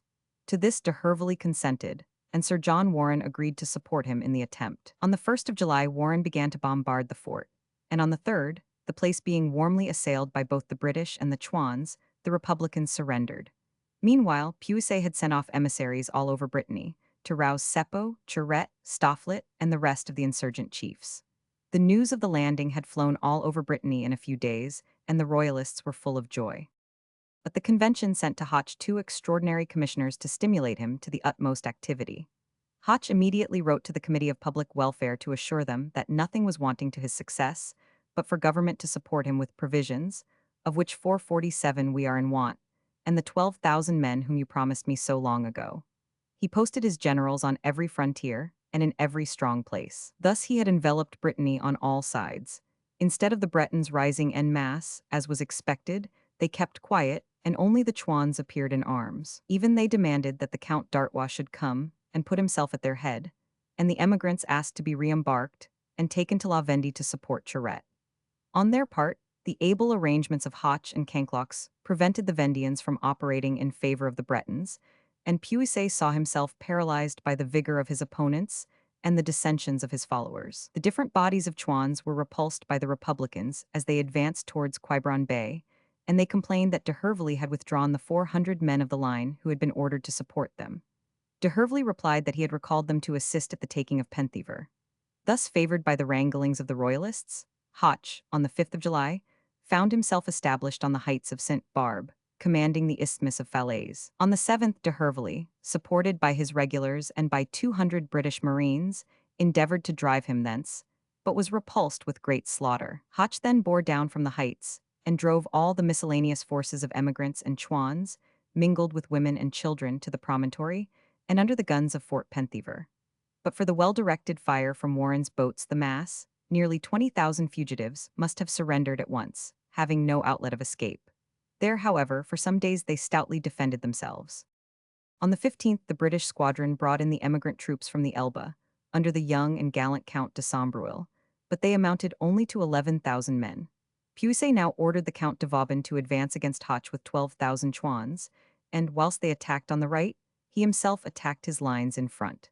After some desperate fighting, they were driven back and lost most of their cannon in the deep sand of the isthmus. Their misfortunes were completed, on the 20th, by the garrison of the fort of Penthever going over to the enemy, surrendering the fort to them, and helping to massacre such of their officers and comrades as refused to follow their example. The English admiral exerted himself to receive the remainder of the troops who remained true on board his ships, but the storminess of the weather and the impatience of the fugitives rendered this a most difficult task. About 14,000 regulars and 2,400 Chouans were got on board, but Sombreuil, exposed to the murderous fire from the enemy whilst waiting on the beach, surrendered on promise of life. No sooner, however, were they in the hands of the Republicans than all the officers and gentlemen were led out and shot, and the common men enrolled in Hoche's regiments. Sir John Warren put the 2,400 Chouans on shore near Lorient, and left them to return to their own predatory mode of warfare. He then located himself on two small neighboring islands, and waited for a fresh squadron carrying 4,000 British troops, which, arriving in September, he bore away with them for La Vendée, and thus terminated the miserable descent on the coast of Brittany. The descent on the coast of La Vendée was still more unsatisfactory. On arriving there, it was found that 15,000 Republicans were in possession of the Isle Noirmoutier, formerly the stronghold of Charette. The British, therefore, disembarked on the little desolate Isle d'Ia, about 5 leagues from Noirmoutier, and there awaited the arrival of Count d'Artois, who did not come till the 10th of October, and then, alarmed at the fusillading of the officers at Quiberon, declined to land. On hearing this, Charette exclaimed, "We are lost. Today I have 15,000 men about me. Tomorrow I shall not have 500. And in fact, chagrined at the pusillanimous conduct of the prince and the approach of Hoche with his victorious troops from Brittany, his followers rapidly dispersed, and at the end of the year the British armament returned home, having done nothing. From this day may be dated the extinction of the war in La Vendée. Stofflet, in January 1796, was defeated, and in February was betrayed to the enemy, and on the 26th of that month was executed at Angers with 4 of his companions. Charette was captured a month afterwards, and was shot at Nantes on the 29th of March. With him died the last Vendean general of mark. By this time, the spring of 1796, not a fifth part of the male population of La Vendée remained alive, and Hoche himself calculated that the Vendean War had cost France 100,000 men. Meanwhile, the convention determined to proceed to the abolition of the Constitution of 93 and to the establishment of one more accordant 448 with their own tendencies. In 1793, the revolutionists were as violent against aristocracy as against monarchy, and had allowed only one legislative body. The precipitate acts of the last 3 years had now persuaded them that at least a second, if not an aristocratic, chamber might be useful, as a balance against legislation under violent impulses. They proposed then to have two chambers, one called the Council of 500, composed of that number of members of at least 30 years of age, having exclusively the right of proposing laws, of whom 1/3 should be renewed every year. The second, called the Council of the Ancients, to consist of 250 members, of at least 40 years of age, all either widowers or married, having the sanctioning of the law, and also to be annually renewed by 1/3. No sooner were these decrees passed than there was a violent outburst of discontent. On April 1st, and again on May 20th, the Parisian mob rose in insurrection, but were completely suppressed. This was the death blow of the Democratic Party. Then came the turn of the Royalists. A meeting took place in the Odeon Theatre on the 3rd of October, under protection of some battalions of National Guard. The Duke of Nivernois presided. The committees of public safety and welfare gave the alarm to the convention, and the convention sent a force to disperse the meeting, but it had already dissolved itself. The sections had committed the mistake of refusing to allow the ultra-Jacobins to vote, and the convention now embodied and armed 1,800 of these, ready, in their indignation, to do anything. On the 4th, the section Lepelletier beat to arms, and the committee held its meeting in the convent of Fils St. Thomas, in the Rue Vivienne. General Menou was summoned from the camp at Sablons and ordered to disperse the meeting. He proceeded to the convent, found the committee of the section armed, and instead of dispersing them, agreed to retire on a promise that they would withdraw of themselves. The convention immediately arrested Menou as a traitor and deprived him of his command. They forthwith appointed Barras general of the interior in the place of Menou, and ordered him to clear the streets, and place troops in a position to ensure the safety of the convention. Barras was a general of brigade, but he was not too fond of exposing himself, and, fortunately for him and for another, he had his eye on one who would execute the orders of the convention without shrinking. This was Napoleon Bonaparte. The convention had about 5,000 troops, but the decision of the conflict must depend on the cannon. These were in the camp at Sablons. Bonaparte instantly dispatched Murat to secure them, and received the insurrectionists with such a shower of grape that after a short resistance they were completely defeated.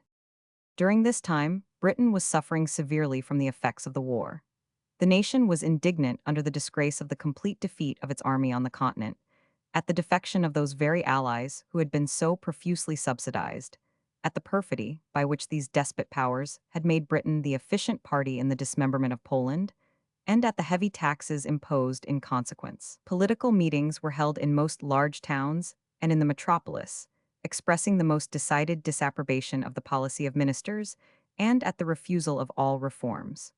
At the end of June, a monster meeting had been held in St. George's Fields, and on the 26th of October, another, of 50,000 people, near Copenhagen House, at which the lately prosecuted but acquitted agitators, Thelwall, Gale Jones, and others were the speakers. The numbers and tone of these meetings, which were accompanied with loud cries of bread, bread, and down with Pitt, greatly alarmed government, and there was a summons of Parliament at the unusually early date of October 29th, only 3 days after the meeting in Copenhagen Fields. On going to the House to open the session, the king, who had become very unpopular from his eager support of the war, and his going about saying, "The French won't leave a single crowned head in Europe," was shot at with an air gun in Margaret Street, opposite to the Ordnance Office, the ball from which passed through the windows of the carriage, between His Majesty and the Earl of Westmoreland. The king, on entering the House, exclaimed to the Lord Chancellor, "My lord, I have been shot at." As the king returned, he was again furiously hissed. There was the same vociferous shouting of bread, bread, and no Pitt. Stones were thrown at the royal carriage, and in the haste and confusion to escape into the palace of St. James's, one of the royal grooms was thrown to the ground and had his thigh broken. The king got into a private coach to regain Buckingham House, where his family was, but he was recognized and pursued by the same cries of bread, bread, and peace. That evening the king, who had 449 behaved throughout with great courage, accompanied the Queen and three of his daughters to Covent Garden Theatre, where he was received with zealous acclamations. The actors sang "God Save the King" 3 times over. Some of the people in the gallery were, however, pretty vehement in their hisses but were attacked and turned out. Attack on the royal carriage, CP 448. See larger version. The ministers, instead of making rational concessions to the demands of the people for reform, proceeded without delay to fresh aggressions on their liberties. Not contented with the existing suspension of the Habeas Corpus Act, and with introducing into the Lords a bill for the protection of the king's person and government, they passed a law prohibiting all political meetings, and another to extend the law of treason. They recommenced arrests and prosecutions, and sent out shoals of spies and informers, so that all the safeguards of public liberty were completely annihilated. These despotic measures did not pass without energetic opposition and a good deal of violent language from Fox, but all remonstrance was useless against Pitt's majority. Still, the alarm of the government was not allayed. On the 8th of December, the king sent a message to both houses, reiterating his assurance of an earnest desire to negotiate peace with France. The opposition very properly pointed out that, so far as France was concerned, victorious in its armies, and as anti-monarchical in its government as ever, there were less hopes of any consent on its part to peace than when the opposition had so repeatedly urged the same measure. In this unsatisfactory state closed the year 1795. Mr. Grey seized the professed desire of peace by government, so soon as Parliament met after the Christmas recess, to bind them to it by a resolution. He complained that, so far from any intentions of peace, ministers were making fresh preparations for the prosecution of the war. Pitt denied this, and asserted that the government was really anxious for peace, but could not consent to it unless France agreed to yield up its conquests of Belgium, Holland, Savoy, and Nice.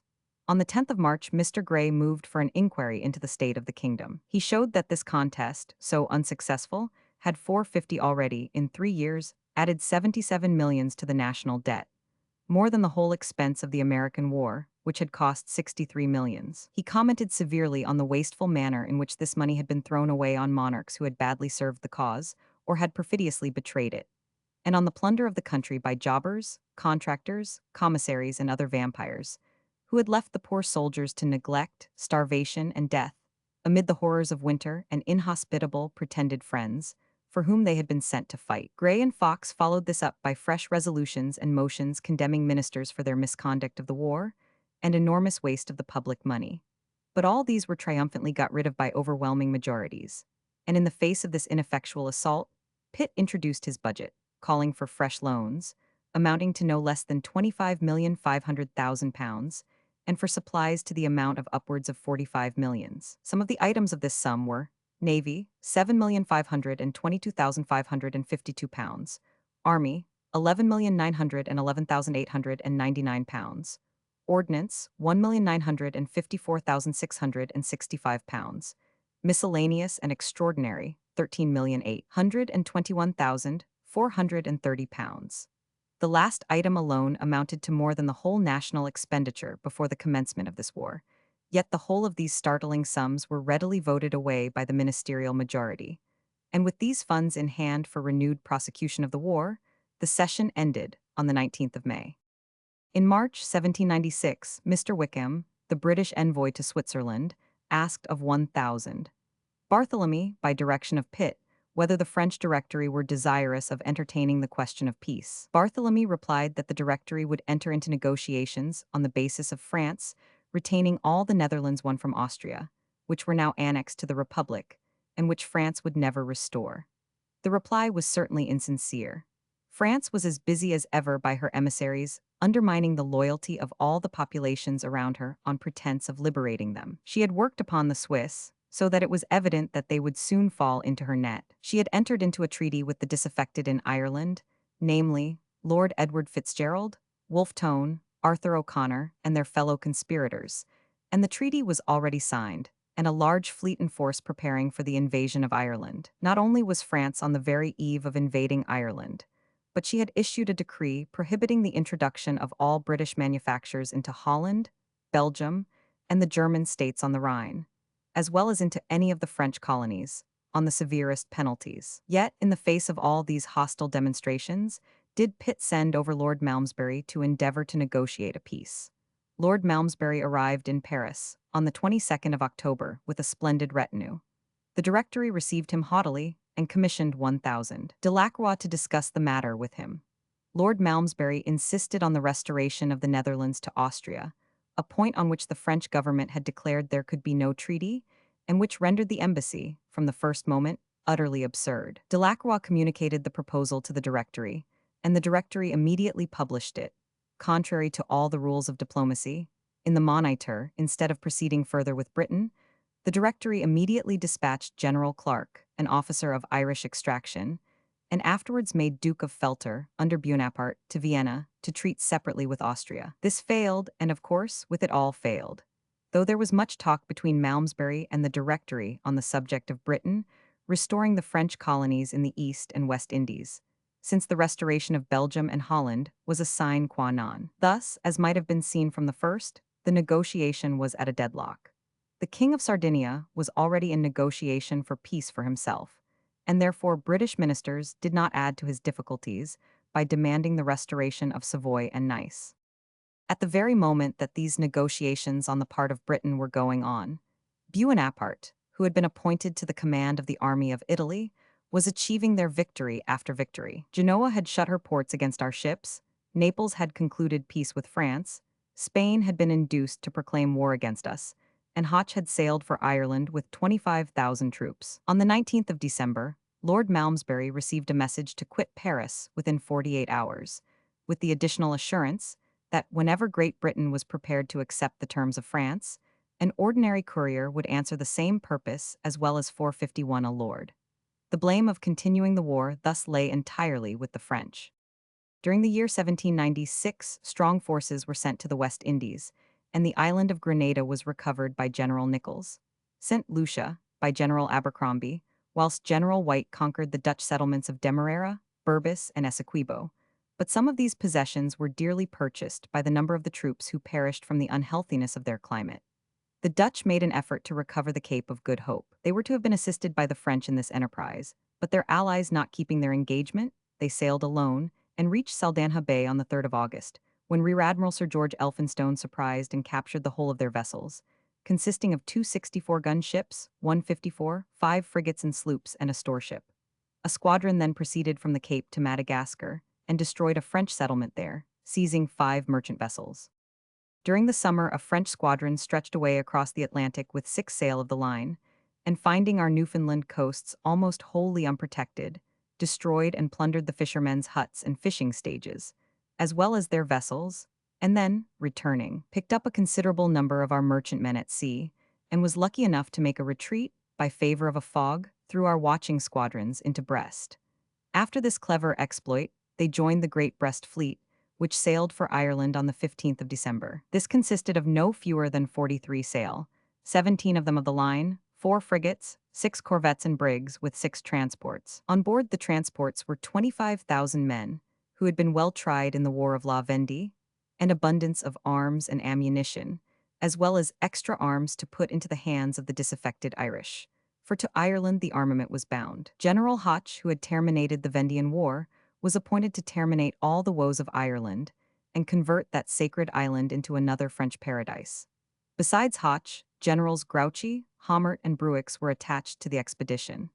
The fleet sailed out and anchored in Camaret Bay, but no British fleet was visible to intercept them. But no sooner did the armament put out to sea again the next day than it was assailed by a tempest, and the ships were driven different ways. One of them was forced immediately on the Grand Stennet Rock and wrecked. Out of 1,400 souls on board, only 60 were rescued. 7 ships of the line, and 10 of the vessels commanded by Rear Admiral Bouvet, managed to reach Bantry Bay on the 24th of December, but there the storms continued to batter them. There being no sign of an insurrection, and no other part of the fleet appearing, they sailed back and reached Brest on the 1st of January, 1797. When they were gone, another portion of the fleet arrived in Bantry Bay, but only to be tossed and driven about without rest, to lose several of the ships, and to put back again. As for Hoche, he never saw Ireland, the greater part of the fleet being driven about and swamped in the Channel. Of the 43 sail, only 31 returned, and thousands of the soldiers were drowned in the foundering transports. Sir Edward Pellew in the Indefatigable of 44 guns, and Captain Reynolds in the Amazon of 36 guns, fell in with the Droits de Elham, of 74 guns, and after a severe fight close in Audierne Bay, south of Ushant, left her a wreck aground, where of the 1,800 men aboard, scarcely more than 300 were saved, notwithstanding the greatest exertions of the British seamen to rescue them.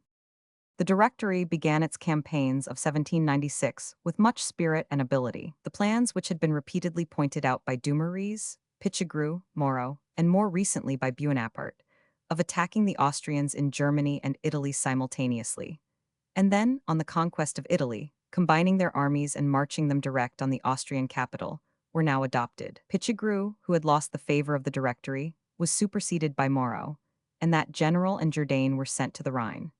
Jourdain took the command of 63,000 foot and 11,000 horse at Koblenz and immediately invested the famous fortress of Ehrenbreitstein on the opposite bank of the river. Moreau was sent to lead the army at Strasbourg, consisting of 72,000 foot and nearly 7,000 horse.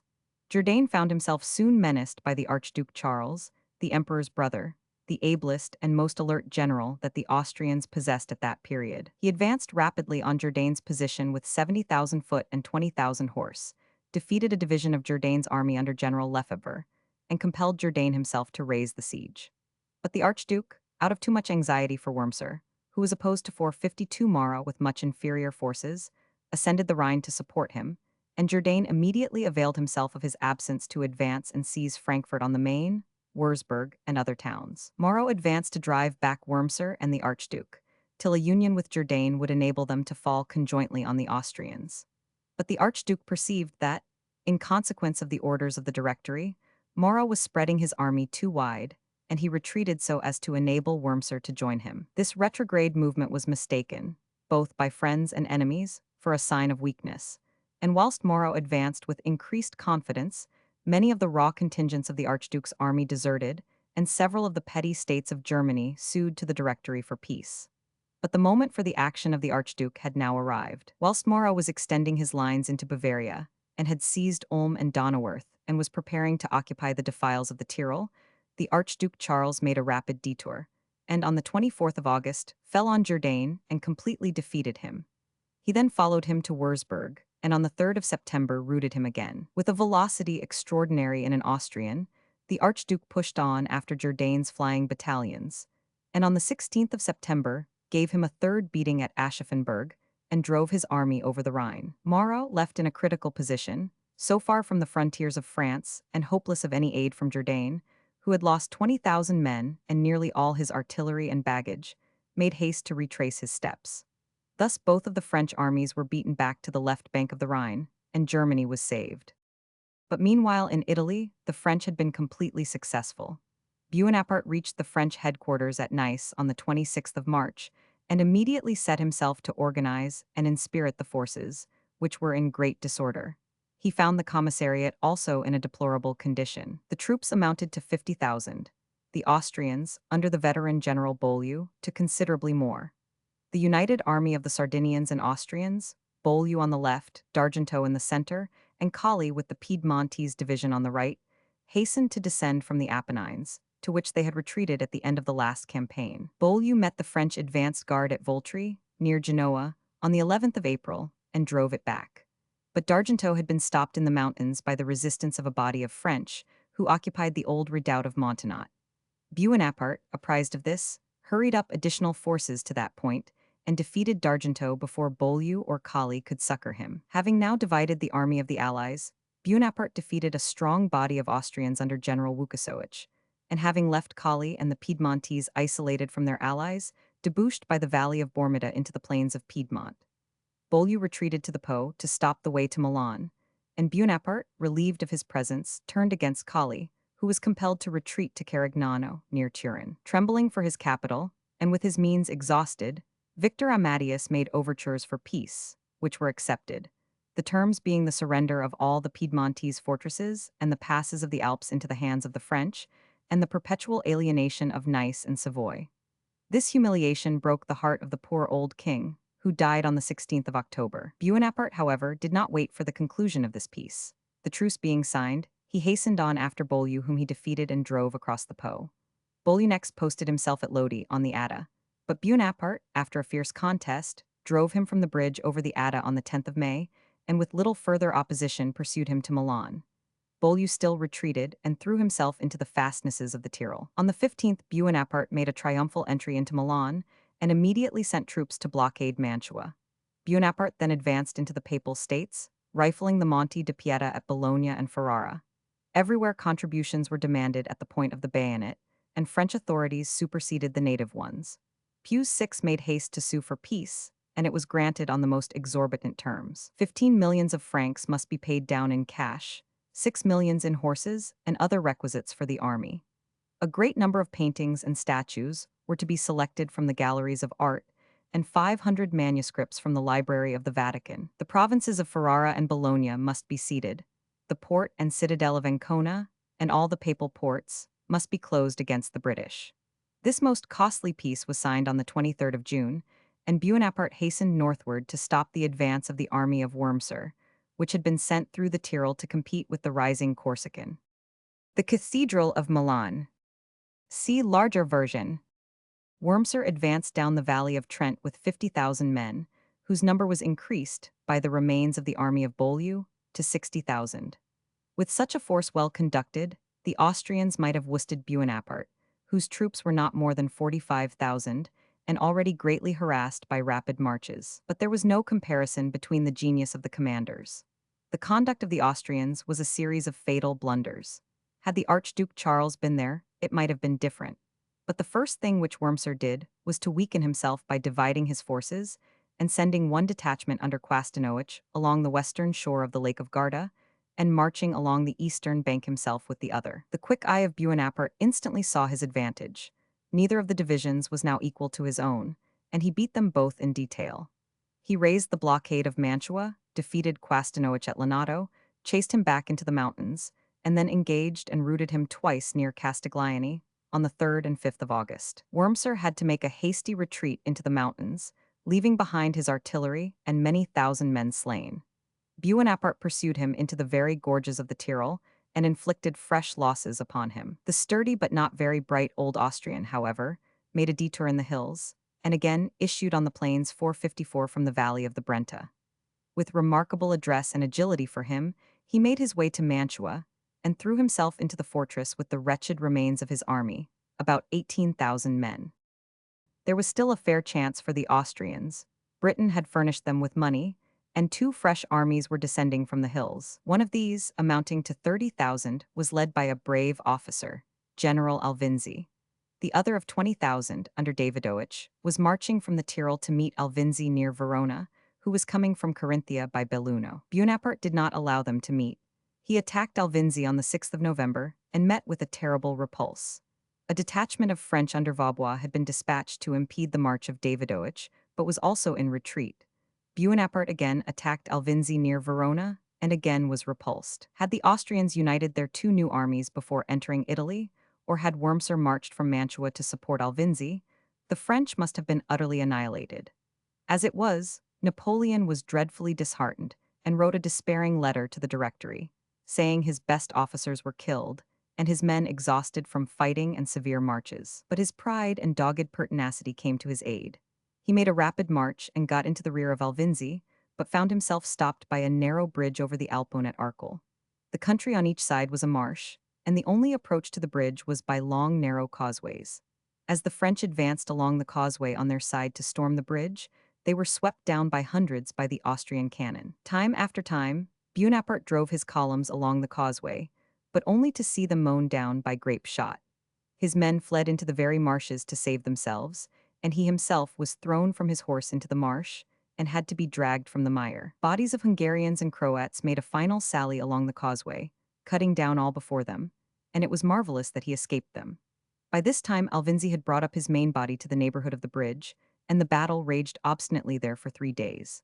Seeing it impossible to carry the bridge against that solid mass of troops, Buonaparte dispatched General Gaius to cross the Adige at the ferry of Alberto, below the confluence of the Alpone, and take Alvinzi in flank. Gaius succeeded in crossing, but was repulsed on the other side by the Austrians. Buonaparte again, on the 16th, made one more desperate rush at the bridge, but only to receive another bloody defeat. The next day he threw a bridge over the Alpone, just above its confluence with the Adige, and sent over Augereau with a powerful force, whilst he again assailed the bridge from his side. These combined operations succeeded. Alvinzi was compelled to retreat to Vicenza and Bassano. Scarcely had he given way, when Davidovich, who ought to have joined him long before, came down the right bank of the stream. He now came only to experience a severe defeat, whereas his timely arrival might have ensured a complete victory. He again had recourse to the security of the hills. The belligerents then went into winter quarters, leaving the French victorious. Whilst the French had been thus beating the Austrians out of Italy, and thus rendering abortive our new and lavish subsidy to the emperor, ministers had been busy in the election of a new parliament. This new parliament assembled on the 6th of October, and was full of patriotism. As Hoch's army had not yet sailed, and as nobody seemed to know its destination, Pitt represented that it probably was for the coast of England, and called for the enrollment of 15,000 men from the parishes, half of whom were to be sent into the navy, and for 60,000 militia and 20,000 more yeoman cavalry, all which were carried. On the 26th of October, Windham, as Secretary at War, announced the whole military force of the country at home and abroad, apart from the troops in the East Indies, which were raised and maintained by the company, to be 196,000 men, and he demanded for their payment £5,190,000. On the 7th of November, Pitt opened his budget, requiring no less than £27,945,000 for the total expenditure of the year. There was another loan called for of £18 million, and though the terms were then considered low, such was the spirit of the nation that the amount was subscribed within 2 days.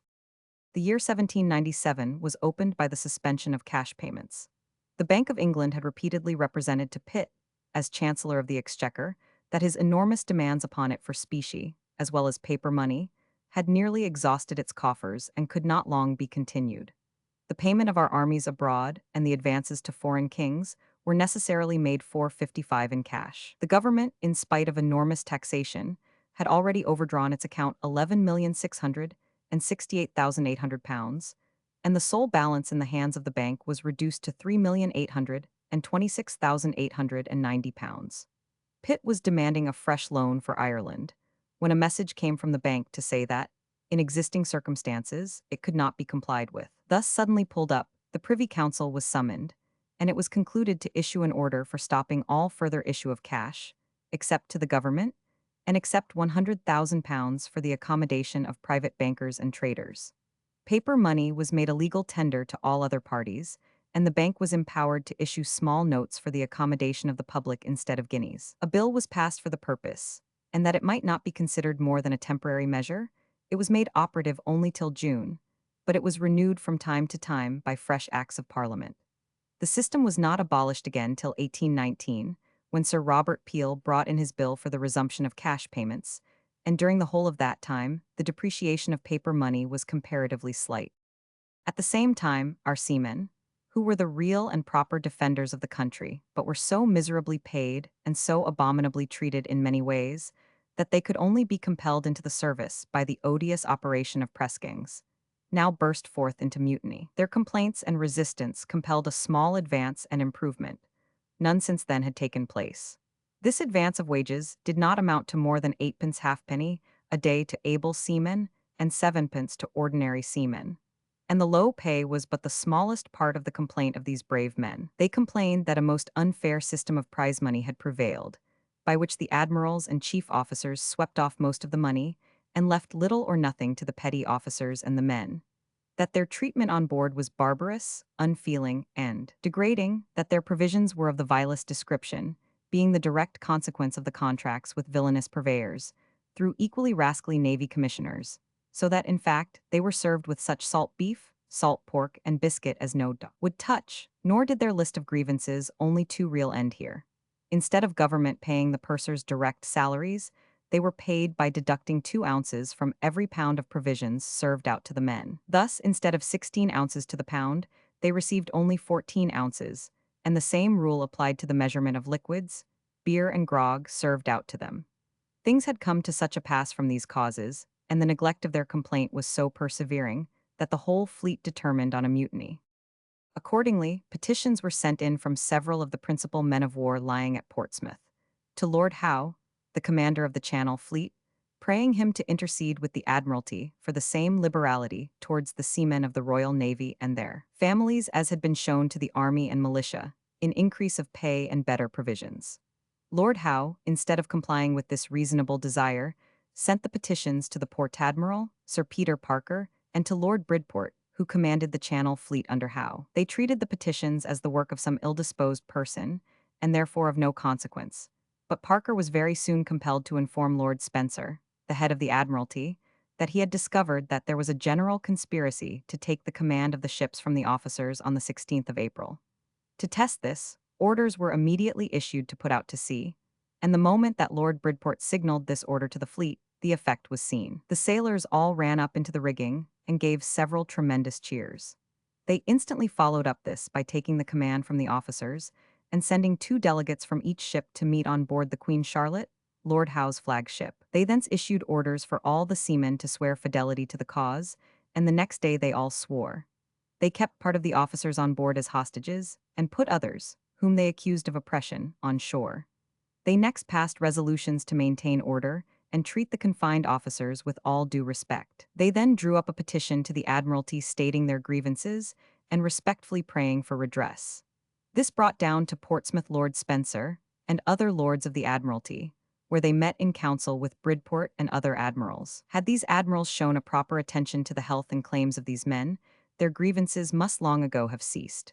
But though they were perfectly well aware of them, they now proposed, along with the Admiralty, to recommend the granting of part of their demands.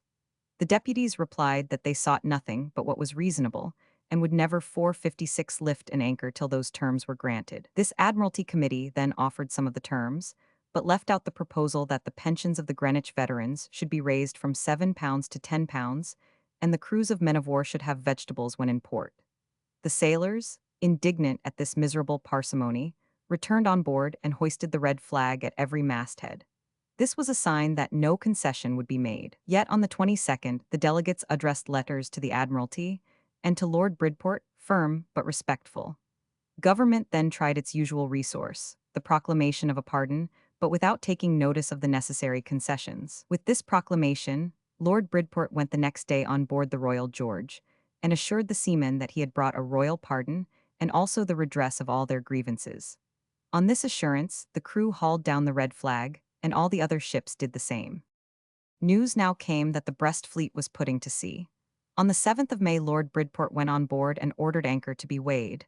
Not a man stirred, nor was it likely. No sooner had Lord Bridport told them what was not true, that their demands were acceded to, than, in the House of Lords and the House of Commons, ministers had spoken of the subject in very ambiguous terms, and the Board of Admiralty had only ended the ambiguity by issuing an order on the 1st of May, commanding, in consequence of the disposition lately shown by the seamen of several of His Majesty's ships, that the arms and ammunition of the marines should be kept in readiness for use in harbor, as well as at sea, and that, on the first appearance of mutiny, the most vigorous measures should be taken to quell it. This was ordering the officers of marines to fire on the sailors, who should refuse to be thus shamefully juggled out of their promised rights by the government. On board the London, Vice Admiral Colpoys pushed the matter so far that his men resisted orders, and as one was unlashing a gun, Simpson, the first lieutenant, told him that if he did not desist, he would shoot him. The man went on unlashing, and Simpson shot him dead. On this, the sailors, in a rage, disarmed the officers and proceeded to hang Simpson at the yardarm. Colpoys then begged for the lieutenant's life, assuring them that the order was his own, and that Simpson had only done his duty in obeying it. The chaplain and surgeon joined in the entreaty, and the men, far more merciful and reasonable than their commanders, complied. They ordered, however, Colpoys and all the officers to their respective cabins, and put the marines, without arms, below deck. Similar scenes took place on the other ships, and the fleet remained in the hands of the sailors from the 7th to the 11th of May, when Lord Howe arrived with an Act of Parliament, granting all their demands. Howe, who was old and infirm, persuaded them to prepare a petition for a full pardon. They, however, accompanied this petition by an assurance that they would not serve again under the tyrannical officers whom they had put on shore, and this was conceded. Admiral Colpoys was included in this list of officers proscribed by their oppressed men, along with 4 captains, 29 lieutenants, 17 masters' mates, 25 midshipmen, 5 captains of marines, 3 lieutenants, 4 surgeons, and 13 petty officers of marines.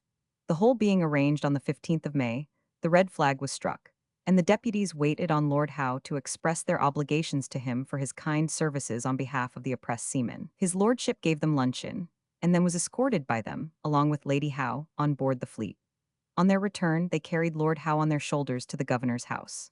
Sir Roger Curtis's squadron had just come in from a cruise, and on learning what had passed, declared themselves ready to support the rest of the fleet. But the news which Howe had brought at once satisfied them, and all eagerly prepared to set sail and demonstrate their loyal zeal by an encounter with the Brest fleet. But the fleet at Sheerness, which sympathized with that at Portsmouth, did not think fit to accept the terms which had satisfied the seamen of Portsmouth.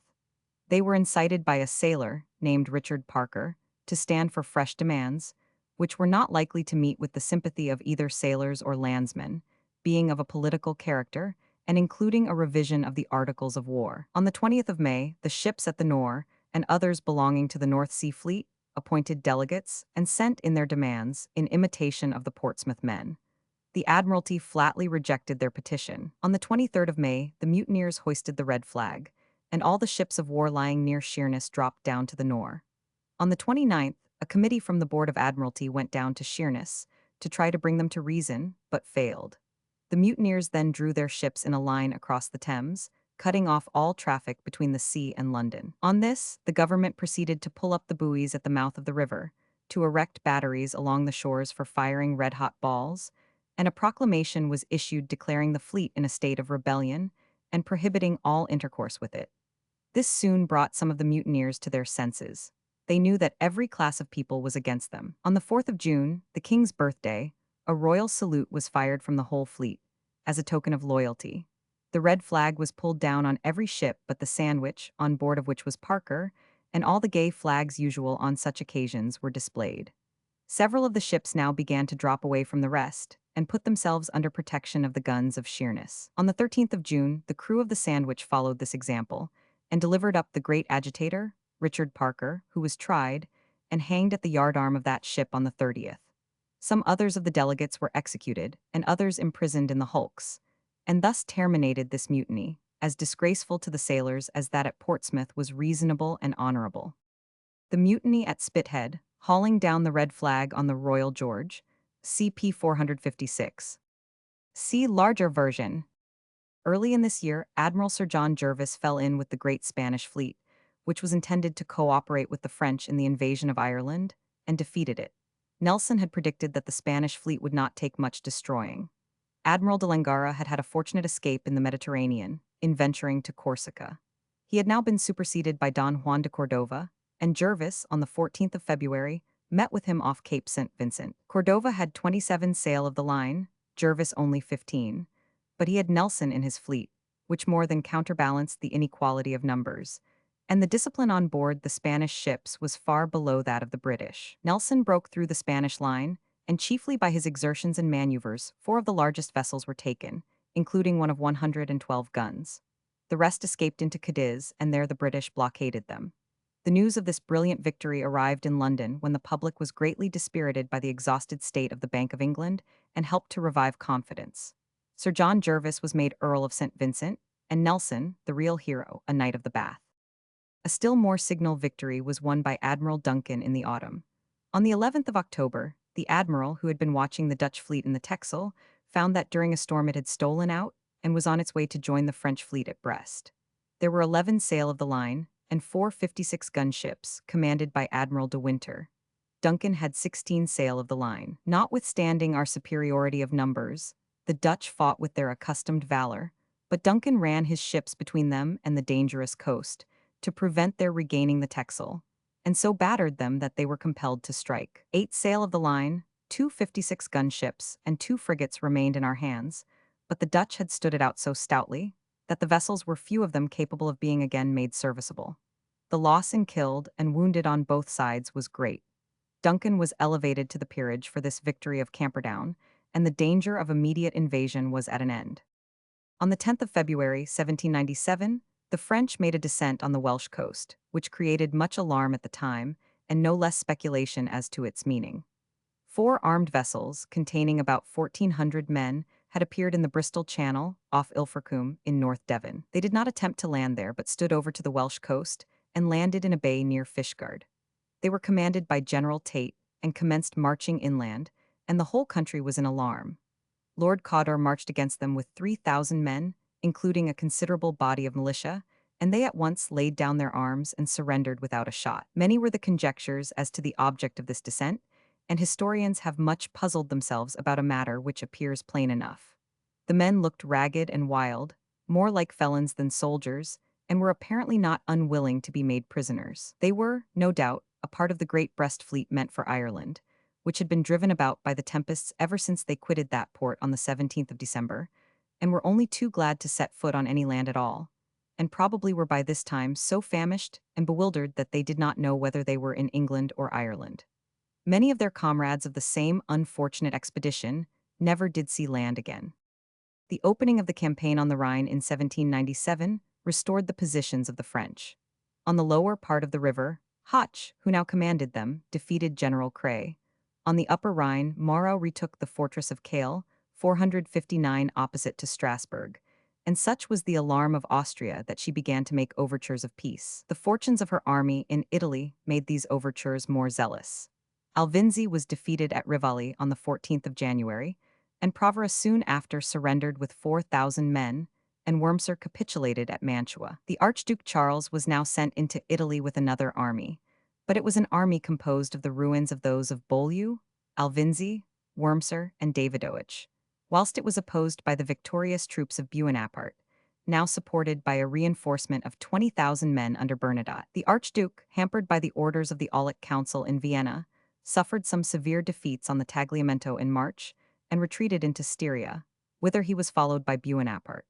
But the danger of a rising in his rear, where the Austrian general Laudon was again collecting numerous forces, induced Buonaparte to listen to the Austrian terms for peace. The preliminaries were signed on the 18th of April at Leoben, and Buonaparte, to bind the emperor to the French cause and completely to break his alliance with Britain, proposed to hand over to the Austrians the territory of Venice.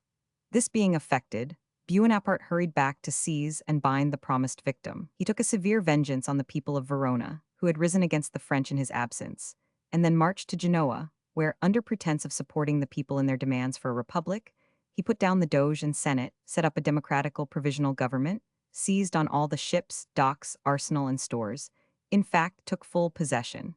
All further pretense of regard for the neutrality of Genoa was abandoned. On the 17th of October, the peace between France and Austria was definitively signed at Campo Formio. To France, Austria ceded Belgium, the left bank of the Rhine, including Mayence, the Ionian Islands, and the Venetian possessions in Albania, both of which really belonged to Venice. Venice itself and its territory as far as the Adige, with Istria and Venetian Dalmatia on the other side of the Adriatic, were made over to Austria without ceremony. The Milan and Mantuan states were given up by Austria, with Modena, Massa, Carrara, and the papal provinces of Bologna, Ferrara, Ravenna, and the rest of them, as far as the Rubicon, were included in a new so-called Cisalpine Republic belonging to France. Tuscany, Parma, Rome, and Naples were still called Italian, but were as much, Naples excepted, in the power of France as the rest. In fact, except Venetia, which Austria secured, all Italy except Naples was subjected to the French, and the regular process of democratizing was going on in the latter kingdom for an early seizure. Before the conclusion of this treaty, Pitt had made another effort to obtain peace with France. The fact that one ally, Austria, was engaged in separate negotiations gave him a fair excuse, and Lord Malmesbury was once more sent to negotiate. He went to Lille, presented his plan of a treaty, and at first all went well. Britain promised to restore all her conquests with the exception of Ceylon, the Cape of Good Hope, and Trinidad. But the Directory suffered the negotiations to drag on, and when intestine struggles in France had been terminated in the triumph of the Republican Party on the 18th Fructidor, September 4, the negotiations were suddenly broken off on the ground that Malmesbury had not full authority. Once more the war party in France had gained the day, and the weary contest was resumed. The Doge's Palace, Venice. See larger version. Chapter 17, Reign of George III, continued. Sympathy in Ireland for the French Revolution. Intrigues with the French, attitude of the Roman Catholics. Failure of Fitzwilliam's efforts at reform, open rebellion begins. The mission of Fitzgerald and O'Connor to France, disclosure of the conspiracy, arrest of Fitzgerald and his confederates, outbreak of the rebellion, battle of Vinegar Hill, arrival of Humbert's expedition, its brief success, and surrender, suicide of Wolfe Tone, desire of France to invade England. Napoleon advises the expedition to Egypt. He gives Nelson the slip, his gigantic projects, surrender of Malta, Nelson's pursuit, Napoleon's campaign, Battle of the Pyramids, surrender of Cairo, Battle of the Nile or Aboukir Bay, Pitt's second coalition, the income tax, projected union of Great Britain and Ireland, proclamation of the Parthenopean Republic, Italy regained by the coalition, suppression of the revolution in Naples, the Allies in Holland, Napoleon's march into Syria, his defeat at Acre, Battle of Aboukir, Napoleon returns to France, coup d'état of the 18th Brumaire, death of Tipu Sahib, Napoleon's letter to the king, the union with Ireland, means by which it was carried, its reception in England, Napoleon crosses the Alps, Battle of Marengo, the French recover Lombardy, Battle of Hohenlinden, Treaty of Luneville, Corn riots, breach with Russia, Pitt's resignation, the king's illness, the Addington Ministry, revival of the armed neutrality, Battle of Copenhagen, peace between Britain and the Northern powers, the expedition to Egypt, Battle of Alexandria, evacuation of Egypt by the French, negotiations for peace, Treaty of Amiens. Britain had seen her continental allies fall away one by one. The time was now approaching when some good allies might have been very useful to herself, if such people were ever to be found. We have seen that, during the American Revolution, the rebellious colonists found admirable allies in the Irish. They had no difficulty in exciting disturbances amongst that ardent Celtic race, and thus greatly to augment our difficulties. No sooner did the French commence the work of revolution than the Irish became transported with admiration of their doings. Not all the bloodshed and horrors of that wild drama could abate their delight in them, and their desire to invite them over to liberate Ireland, as they had liberated Belgium. These views found expression in the north of Ireland, especially in Belfast and other places, where the population was Presbyterian and to a certain extent Republican. The Roman Catholics were inert and disposed to wait patiently. Ever since the American revolt, the necessity of conciliating the Irish had been impressed on the British government, and many important concessions had been granted them. They had not yet obtained Catholic emancipation, but the public mind was ripening for it, and the chief difficulty was the opposition of the extreme Protestant party in the Irish Parliament. Whatever were the evils which England had inflicted on Ireland, they were nothing compared with those which French fraternity would have perpetrated. But the United Irishmen, as the revolutionaries called themselves, could see nothing of this, not even after all the world had witnessed the French mode of liberating Belgium, and French wagons, guarded by soldiers, were day after day, and month after month, bearing over the Alps the priceless chefs, dover of the arts from ravaged Italy. In the spring of 1798, the preparations of the French Directory for the invasion of Ireland were too open and notorious to be overlooked by anybody. The British government had employed the best portion of the session of Parliament, between the commencement of November and Christmas, 1797, in receiving the report of the insults of the French commissioners at Lille to our ambassador, and his summary dismissal from the place of meeting without any chance of peace, and in voting money to carry on the war at our own doors. Pitt called for the grant of £25,500,000 and for trebling all the assessed taxes. All this was readily granted. In April 1798, he called for 3 millions, and that was as freely conceded. In fact, by that time, the Irish were on the very verge of appearing in arms to cast off the yoke of England and accept the boasted fraternity of France. Lord Edward Fitzgerald, brother of the Duke of Leinster, one of the leading members of the Society of United Irishmen, had spent some time in France during the Revolution. He had married Pamela, the daughter of Madame de Genlis. To him, on his return to Ireland, French emissaries of revolution were secretly sent over, and he introduced them to the leading members of the projected revolt. In 1794, a Jacobinized Irishman, the Rev. William Jackson, came over from Paris at the time of the fiercest raging of the Reign of Terror to concert with Wolfe Tone and his fellow conspirators the plans of insurrection. At the very time that some of these, Bond, Simon Butler, and Hamilton Rowan, were 461 tried as accomplices of the Scottish reformers, Muir and the rest, and acquitted as men only seeking reform of Parliament, they were deep in the scheme of French invasion. Jackson was arrested in Dublin, was tried and convicted of high treason, but anticipated his sentence by suicide. The most public display of sympathy with his views and mission was made by a vast attendance of carriages at his funeral, and the features of rebellion became so undisguised that a stop was put to all questions of political concession and amelioration. Dublin Castle, from a photograph by W. Lawrence Dublin. See larger version.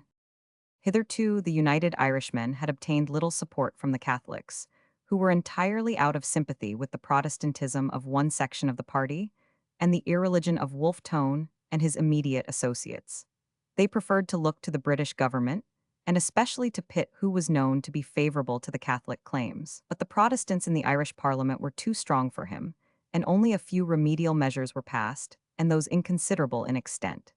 In 1792, Sir Hercules Langriche, with the consent of the government, succeeded in carrying a bill which admitted Catholics to the profession of the law, removed restrictions on their education, and repealed the Intermarriage Act. In 1793, the Irish Secretary, Major Hobart, succeeded, after much government pressure, in carrying a second Catholic relief bill, admitting Catholics to the grand juries, magistracy, and finally to the franchise, though not to Parliament. Further than that, Pitt could not be induced to go. He would neither consent to the admission of Catholics to Parliament, nor would he consent to a measure of parliamentary reform, though the state of the representation was about as rotten as could possibly be conceived. From an inquiry instituted some years earlier, it appeared that out of a House of 300 members, 124 were nominated by 53 peers, while 91 others were chosen by 52 commoners. The British ascendancy was, in fact, maintained by a system of organized corruption and placeholding, which failed only when religious bigotry carried the day.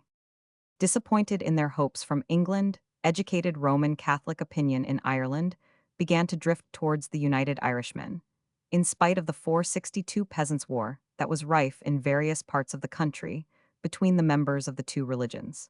Suddenly, their expectations received an unlooked-for impulse. During the spring of 1794, Pitt determined to send over Lord Fitzwilliam, who was heir to the Marquis of Rockingham and a prominent member of the Portland Whigs, as Lord Lieutenant. It was clearly understood that Fitzwilliam should be allowed to inaugurate a policy of reform, but Pitt wished that reform to be gradual and cautious. It is plain that he gave Grattan intimation to that effect, and that Grattan thought the stipulation a reasonable one, but it is equally clear that he somehow or other failed to make much impression upon Fitzwilliam. No sooner had the new Lord Lieutenant arrived in Ireland than he proceeded to dismiss Cassell officials before he could possibly have had time to inquire into the rights and wrongs of their cases, and with equal abruptness turned out the attorney and Solicitor General and Mr. Beresford, the Commissioner of Revenue, the head of the most powerful of the Protestant families. The result was a violent outcry, which was increased when he proceeded, in conjunction with Grattan, to draw up a bill for the immediate granting of the Catholic claims. The ascendancy party clamored for his recall, and the Lord Chancellor Fitzgibbon represented to the king that to admit Roman Catholics to Parliament would be to violate his coronation oath. Pitt was obliged to give way, and on March 25, 1794, Fitzwilliam left Ireland, amidst every sign of national mourning. The incident is a melancholy one, but a calm review of the circumstances produces the conclusion that the indiscretion of Lord Fitzwilliam was very much the cause of it. After the departure of Fitzwilliam, an open rebellion began, but the measures of his successor, Lord Camden, were at once moderate and prompt. A vigilant eye was kept on the agents of sedition and the democratic clubs, which swarmed all over Ireland, as much in the Presbyterian North as in the Catholic South. Wolfe Tone and Hamilton Rowan had escaped to the United States, but there they fell in with Dr. Reynolds, Napper Tandy, and other enthusiastic Irish revolutionists. Tone was supplied with money and dispatched to France to stimulate the Directory to the Irish invasion. He arrived at Havre in February 1796, and on reaching Paris he presented letters from 1,000. Adet, the French minister to the United States, and was warmly received by Carnot, General Clark, acting as Minister of War, and the Duc de Feltre. He was assured that General Hott should be sent over with a resistless army as soon as it could be got ready. But the Directory desired to see some other of the leading members of the United Irishmen before engaging in the enterprise. Tone promised General Clark £1,000 a year for life, and similar acknowledgments to all the other officers, on the liberation of Ireland, and he solicited for himself the rank of Brigadier General, with immediate pay, and obtained it. Lord Edward Fitzgerald and Mr. Arthur O'Connor, nephew of Lord Longueville, went over to Paris to arrange the invasion. In London, Fitzgerald, his French wife, who accompanied him, and O'Connor, were entertained by members of the opposition, and dined at the house of a peer in company with Fox, Sheridan, and several other leading Whigs. And Thomas More, in his Life of Fitzgerald, more than hints that he made no secret to these patriots of the object of his journey, for he was of a very free-talking and open Irish temperament. The friends of Fox have been inclined to doubt this discreditable fact, but no one was more likely than Moore to be well informed about it. And when Fitzgerald and O'Connor were on their trial, not only Fox, but Sheridan, Lord John Russell, the Dukes of Suffolk and Norfolk, Lords Thanet and Oxford came forward, and gave them both the highest character as excellent, honorable men. These emissaries reached Ball, by way of Hamburg, in the spring of 1797, and there, through Bartholomew, negotiated with the Directory. The Directory objected to receive Lord Edward Fitzgerald at Paris, on account of his connection with the Orleans family through his wife, lest the people should imagine that it was with some design on the Orleans estate. He therefore returned again to Hamburg, and O'Connor proceeded to Paris and arranged for the expedition under General Hoche, whose disastrous voyage we have already related. Fitzgerald and O'Connor did not reach Ireland again without the British government being made fully aware of their journey and its object, from a lady fellow traveler with Fitzgerald to Hamburg, to whom, with a weak, and, as it concerned the fate of thousands, unpardonable garrulity, he had disclosed the whole. Almost simultaneously, the arrest of the Revolutionary Committee of the North disclosed a systematic and well-organized conspiracy. In March 1797, General Lake proceeded to disarm the revolutionaries in Ulster and accomplished his task with ruthless severity. Still, emissaries continued to pass to and fro, and notwithstanding that the promised armament had failed to reach Ireland, the impatient Irish were determined to rise. In February 1798, they sent appeals to the French to come over, assuring them that they had 300,000 men banded to receive them, who only wanted arms, and Talleyrand sent them word that a fresh armament was preparing. But on the 28th of that month, O'Connor, one O'Coigley, an Irish priest, and Burns, a leading member of the London Corresponding Society, were arrested at Margate as they were about to embark for France. Papers found on O'Coigley or Quigley proved his treason. One was a direct invitation to the French to send an army into England, as certain to prevent the sending of British forces into Ireland, and thus to make the descent there sure. He was condemned and executed, but Burns was acquitted, and O'Connor remanded for fresh evidence. That was soon forthcoming, for one Thomas Reynolds, who had been the treasurer for the insurgents in his county, and also a colonel in the intended Revolutionary Army, being pressed for money, betrayed his associates. In consequence of the information which he gave, a number of the conspirators were arrested at their place of meeting. The four chief leaders, however, were not there, as expected, namely, Lord Edward Fitzgerald, Emmet, Sampson, and Mac Nevin, but they were afterwards secured. Lord Edward Fitzgerald was surprised at 1 Murphy's, 153, Thomas Street, Dublin, and made a desperate resistance. He attacked Major Swan, who presented the warrant with a dagger, and being a powerful man, was very formidable. Major Swan discharged a pistol at him, but missed. Captain Ryan, next entering, was stabbed mortally by Lord Edward, and a bloody struggle ensued. Captain Ryan, who was, practically speaking, unarmed, behaving with great courage and self-sacrificing heroism. Major Sir, who had surrounded the house with soldiers, then rushed in and fired at Fitzgerald and wounded him in the shoulder. He was then overpowered and secured by the soldiers, and conveyed first of all to Dublin Castle and then to Newgate. This took place on the 19th of May. Captain Ryan died of his wounds on the 30th. Lord Edward died of fever, the consequence of his wounds, and of mortification at the failure of the enterprise, June 4. On the 23rd, the day fixed for the rising, the insurgents turned out in many places, notwithstanding the arrest of their leaders. They did not succeed at Carlow, Naas, and Kilcullen. But on the 25th, 14,000 of them, under one Father Murphy, attacked Wexford, defeated the garrison which came out to meet them, took a considerable number of prisoners, whom they put to death, and frightened the town into a surrender on the 30th. They treated such Protestants as remained in the place with the utmost barbarity. They took Enniscorthy, and, seizing some cannon, encamped on Vinegar Hill. On the 31st they were attacked by General Lake, who drove them from their camp, made a great slaughter of them, and then retook Wexford and Enniscorthy. General Johnson attacked another party which was plundering the town of New Ross, killing and wounding 2,600 of them.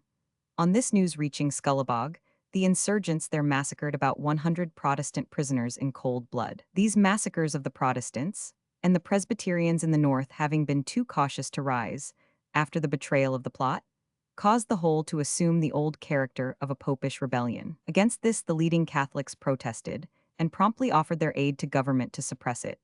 Of the leaders, Mac Can, Byron, 2 brothers named Shears, the sons of a banker at Cork, were executed. The success of the soldiers was marked by worse cruelty than that of the rebels, For instance, at Carlow about 200 persons were hanged or shot. Arthur O'Connor, Emmet, Macnevin, Sampson, and a number of others were banished. Lord Cornwallis was appointed Lord Lieutenant in place of Lord Camden, and pardons were assured to those who made their submission. All now seemed over, when in August there appeared at Killala 3 French frigates, which landed 900 men, who were commanded by General Humbert. Why the French should send such a mere handful of men into Ireland, who must inevitably be sacrificed or made prisoners, can perhaps only be accounted for by the assurances of the disaffected Irish, that the whole mass of the people, at least of the Catholics, were ready to rise and join them. But if that were true, if, as Wolfe Tone assured them, there were 300,000 men already disciplined, and only in need of arms, it would have been sufficient to have sent them over arms. But then Tone, who had grown as utterly reckless as any sansculotte Frenchman, described the riches of Ireland, which were to repay the invaders, as something prodigious. In his memorial to the Directory, he declared that the French were to go shares with 464 the nation whom they went to liberate, in all the church, college, and chapter lands, in the property of the absentee landlords, which he estimated at £1,000,000 per annum, in that of all Englishmen, and in the income of government, which he calculated at £2,000,000 per annum. General Humbert, who had been in the late expedition, and nearly lost his life in the Droits de Elham, no doubt expected to see all the Catholic population flocking around him, eager to put down their oppressors. But so far from this, all classes avoided him, except a few of the most wretched Catholic peasants.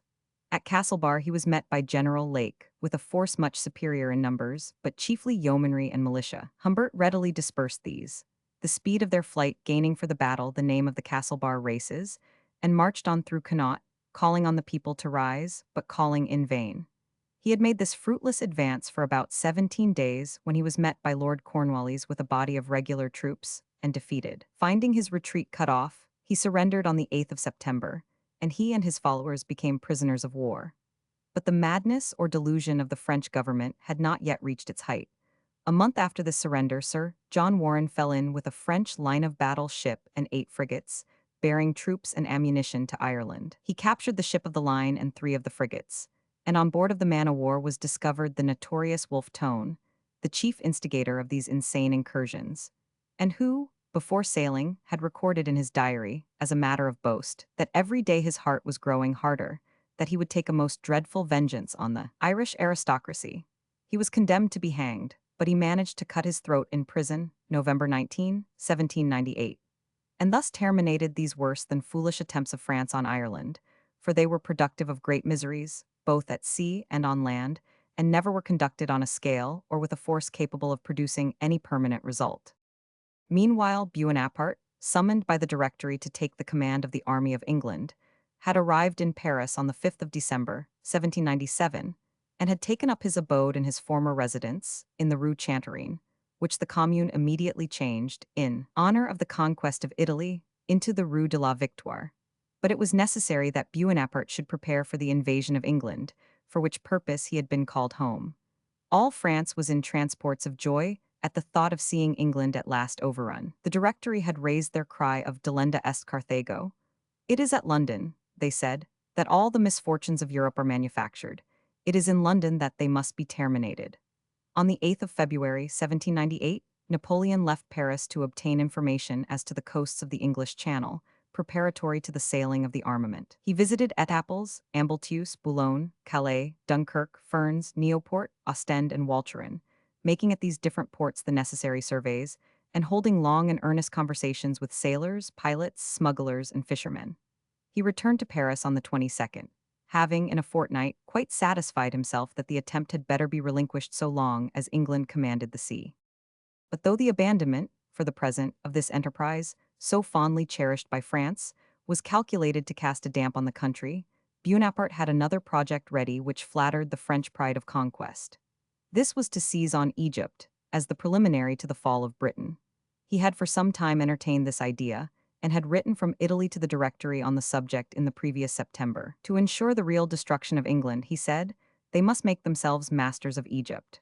Malta and Corfu must be seized first, and for this purpose he conceived 8 or 10 sail of the line, and 25,000 men would suffice.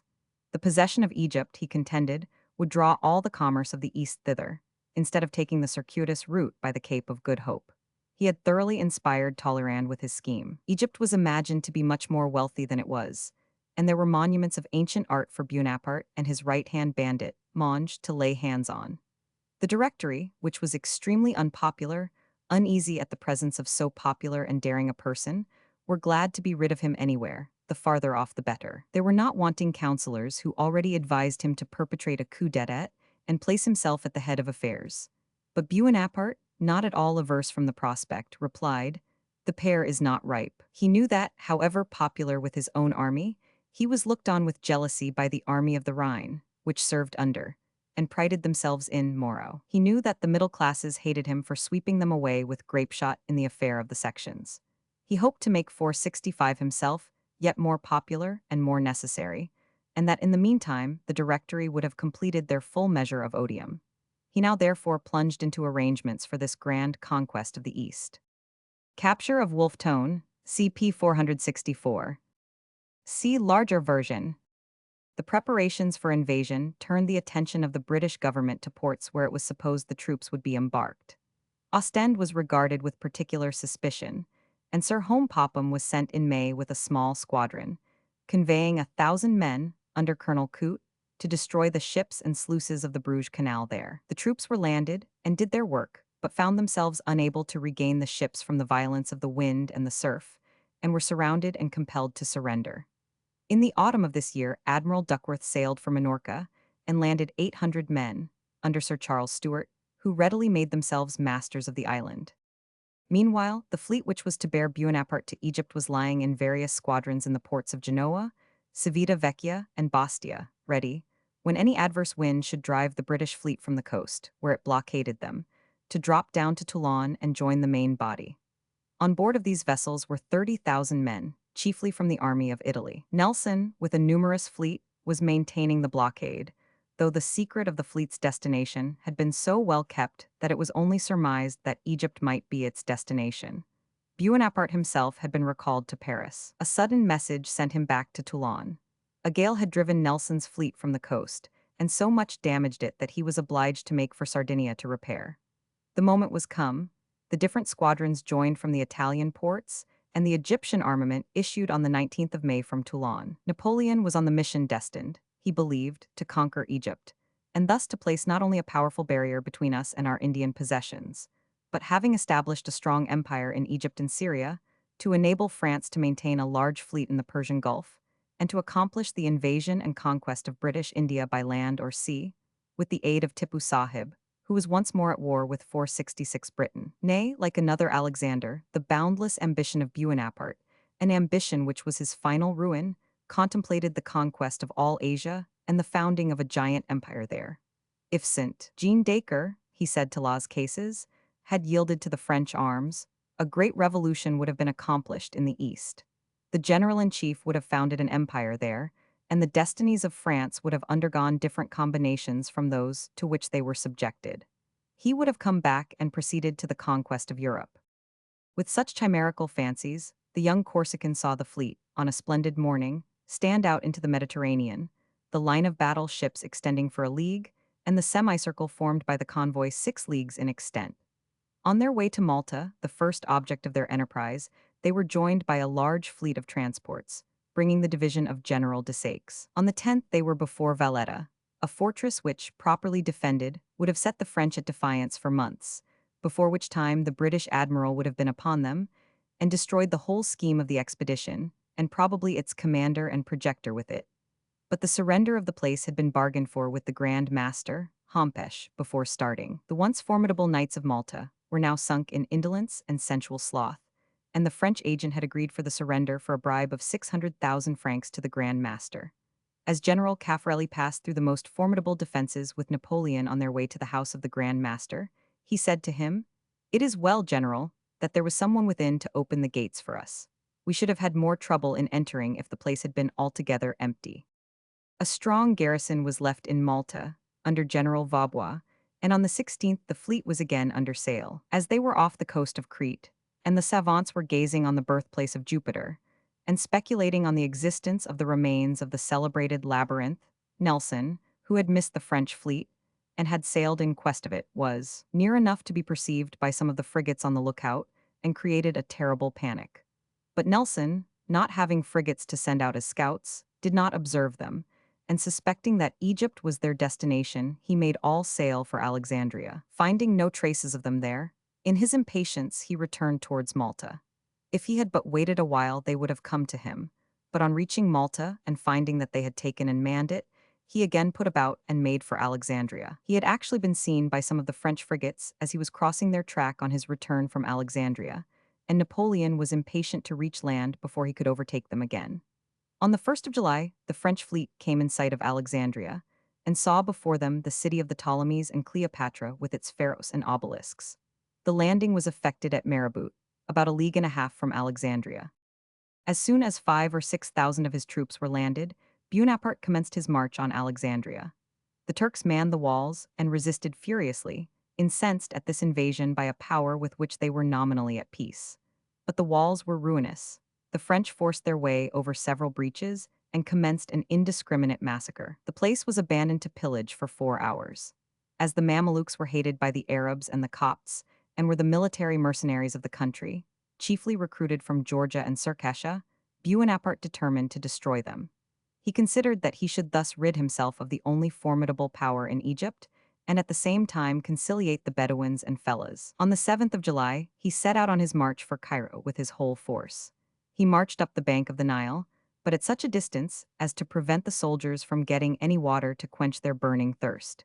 It was all that Bonaparte could do to keep his troops in subordination. For 14 days this melancholy march was continued, when they came at once in sight of the pyramids, not far distant from Cairo, and of the army of the Mamelukes, drawn up across their way, headed by Murad Bey. This force consisted of 5,000 cavalry, Mamelukes, mounted on the finest Arabian horses in the world, trained to obey the slightest touch of the rein, to advance, wheel, or fly with wonderful rapidity. The riders were all fine men, armed with sabers, pistols, and blunderbusses of the best English workmanship. They were deemed invincible and were ruthlessly cruel. They presented in appearance the finest body of cavalry in the world, the plumes of their turbans waving in the air, and their arms glittering in the sun. There were, moreover, 20,000 infantry lying in a slightly entrenched camp on their right, 467, but these were a mere rabble, fellahin, or, in other words, peasantry, brought from their fields and armed with matchlocks. They had 40 pieces of cannon to defend the camp, but these had no carriages, being mounted on clumsy wooden frames. Bonaparte drew up his army so as to keep out of gunshot of the camp, and to deal only with the cavalry first. He formed his troops into squares to resist the onslaught of the cavalry, and as he saw the Mamelukes come on, he called to his men, "From yonder pyramids 20 centuries behold your actions." The Mamelukes came thundering on like a whirlwind, and sending before them the most horrible yells. Murad Bey said he would cut up the French like gourds. One of the French squares was thrown into confusion, but it recovered itself, and the battle was instantly a scene of the most desperate fury. The Mamelukes fought like demons, but finding that they could not break the French ranks, whilst they and their horses were mown down by musketry and artillery, in despair they flung their pistols at their foes, backed their horses up to them to break them by kicking, and finding all unavailing, fled. Such as were left wounded on the ground crept forward to cut at the legs of the French soldiers. Both cavalry and infantry then, by swimming their horses, or in boats, attempted to cross the Nile, but the greater part were drowned in the attempt. Murad Bey, with the residue of his Mamelukes, escaped into Upper Egypt. To give to this action greater importance in the eyes of the world, Bonaparte called it the Battle of the Pyramids.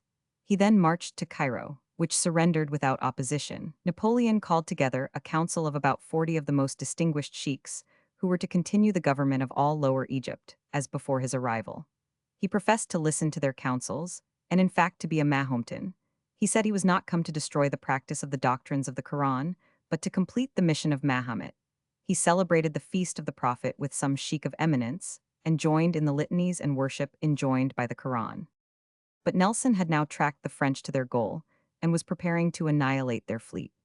Admiral Brueys, unable to enter the harbor of Alexandria, had anchored his ships in the Bay of Aboukir, in a semicircular form, so close inshore that he deemed it impossible for ships of war to thrust themselves between him and the land. He had altogether 13 ships of war, including his own flagship of 120 guns, 3 of 80 and 9 of 74, flanked by 4 frigates and a number of gunboats, with a battery of guns and mortars on an island in the van. Nelson had also 13 men of war and 1 5-gun ship, but the French exceeded his by about 46 guns, 3,000 pounds weight of metal, considerably more tonnage, and nearly 5,000 men. No sooner did Nelson observe the position of the French fleet than he determined to push his ships between it and the shore. No sooner was this plan settled than Nelson ordered dinner to be served, and on rising from table said, "Before this time tomorrow I shall have gained a peerage or Westminster Abbey." It was 5:30 on the afternoon of the 1st of August, 1798, when this celebrated battle was commenced. As the British vessels rounded a shoal to take up their position, the battery of the island played upon them. But this ceased as they came near the French line of vessels, lest they should damage their own countrymen.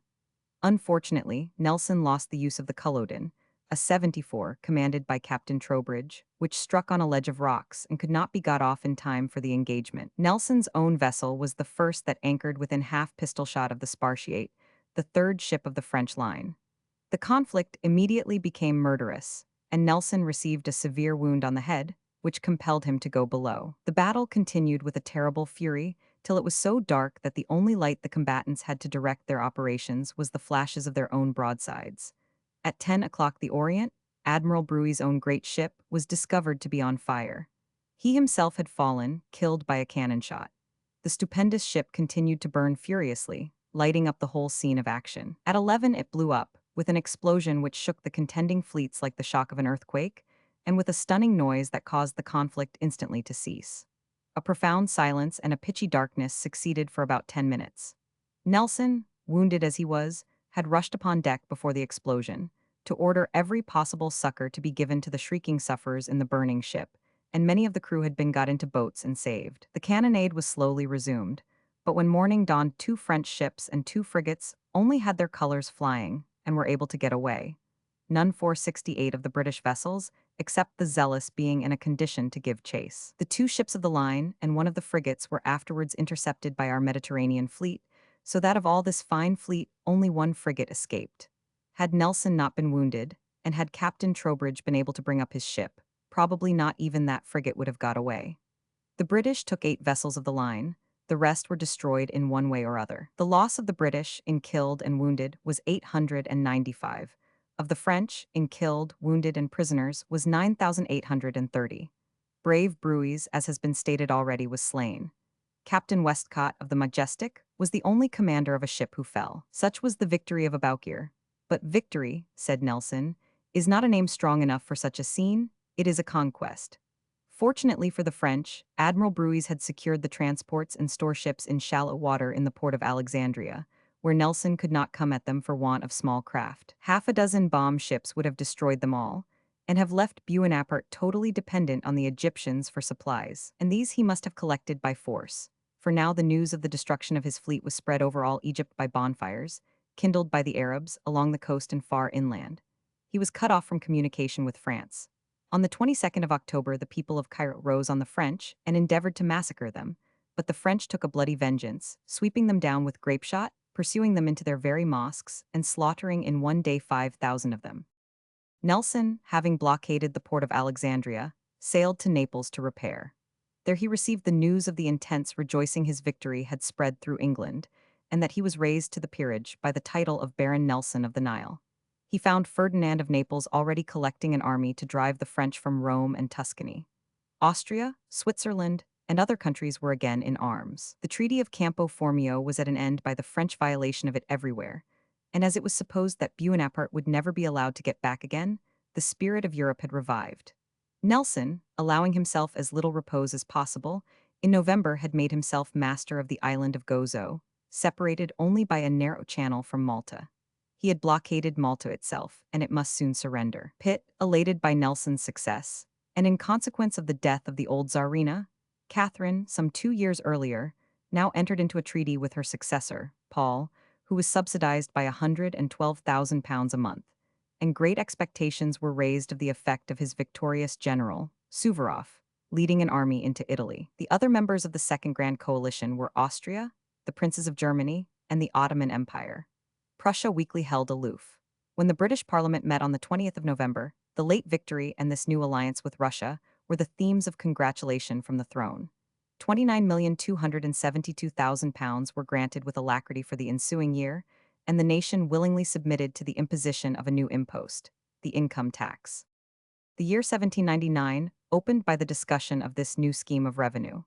It was a mode of making every man tax himself by stating the amount of his income, on which he was to be charged 10%, with the exception only of such persons whose incomes were less than £200 per annum, who were to be charged less than 10%. It was to include all who had more than £60 a year. Pitt calculated the income of the nation at £102 million, which would thus produce a revenue of £10 million. To make this excellent device the more palatable, the increase in the assessed taxes made in the preceding session was to be repealed. To such a degree did the nation trust the great minister, that this tax was carried through both houses with comparatively little difficulty. A still more important proposition was laid before Parliament by royal message, on the 22nd of January, the union of Ireland with Great Britain. It was argued that the late attempts to bring in a French army, and to alienate Ireland from Great Britain altogether, showed the necessity of drawing closer the bonds between the two countries. On the 31st of January, a series of resolutions was agreed to as the basis of this union. But for the present year, the matter ended in a joint address on the subject from both houses being presented to the king. Lady Hamilton welcoming the victors of the Nile. From the picture by Robert Hillingford. See larger version. On the continent, the struggle against the French was renewed. The King of Naples and the Emperor of Austria, in alliance with Russia, determined to free Italy of them in the absence of Buonaparte. But without waiting for the arrival of the Austrians and Russians, Ferdinand mustered nearly 40,000 men, badly disciplined and worse officered, and set out to drive the French from Rome. General Mack, still in high repute, was sent from Vienna to command this army, and Ferdinand, a most self-indulgent and unwarlike monarch, was advised to march with them in person. Nelson was employed, with an addition of some Portuguese ships, to land a division of 5,000 men of this army at Leghorn. Mack, in true Austrian style, then divided the remaining 32,000 men into 5 columns, and marched them by different routes towards Rome. Nelson had narrowly watched the maneuvers of Mack, and pronounced him incompetent, and that the whole would prove a failure. This was speedily realized. Ferdinand, with a portion of his forces, entered Rome in triumph on the 29th of November. But Championnet, the French general, who evacuated Rome to concentrate his forces at Terni, soon defeated the other divisions of the Neapolitan army in detail, and Ferdinand fled from Rome back to Naples. But there was now no security for him there. Championnet was marching on that capital with 20,000 veteran soldiers, and Ferdinand availed himself of Nelson's fleet to get over to Palermo. The Lazzaroni defended the deserted city for 3 days with incredible bravery against the French, but they were betrayed by a Republican party in the city, which hoisted the tricolor flag, surrendered the forts to the enemy, and fired on the defenders from the castle of St. Elmo, which commands the town. Championnet took possession of Naples on the 23rd of January, 1799, and proclaimed a republic under the title of Respublica Parthenopea. Lord Nelson, after the portrait by Sir William Beechey, R.A. See larger version. The Austrians and Russians by this time were in full march for Italy. Leaving the Archduke Charles to cope with Jourdain, who had made himself master of the fortress of Ehrenbreitstein in January, and menaced a march on the Danube, an army of Austrians, under Generals Bellegarde and Hotze, entered Switzerland, reoccupied the Grisons country, drove the French from the St. Gothard, and menaced Massena at Zurich.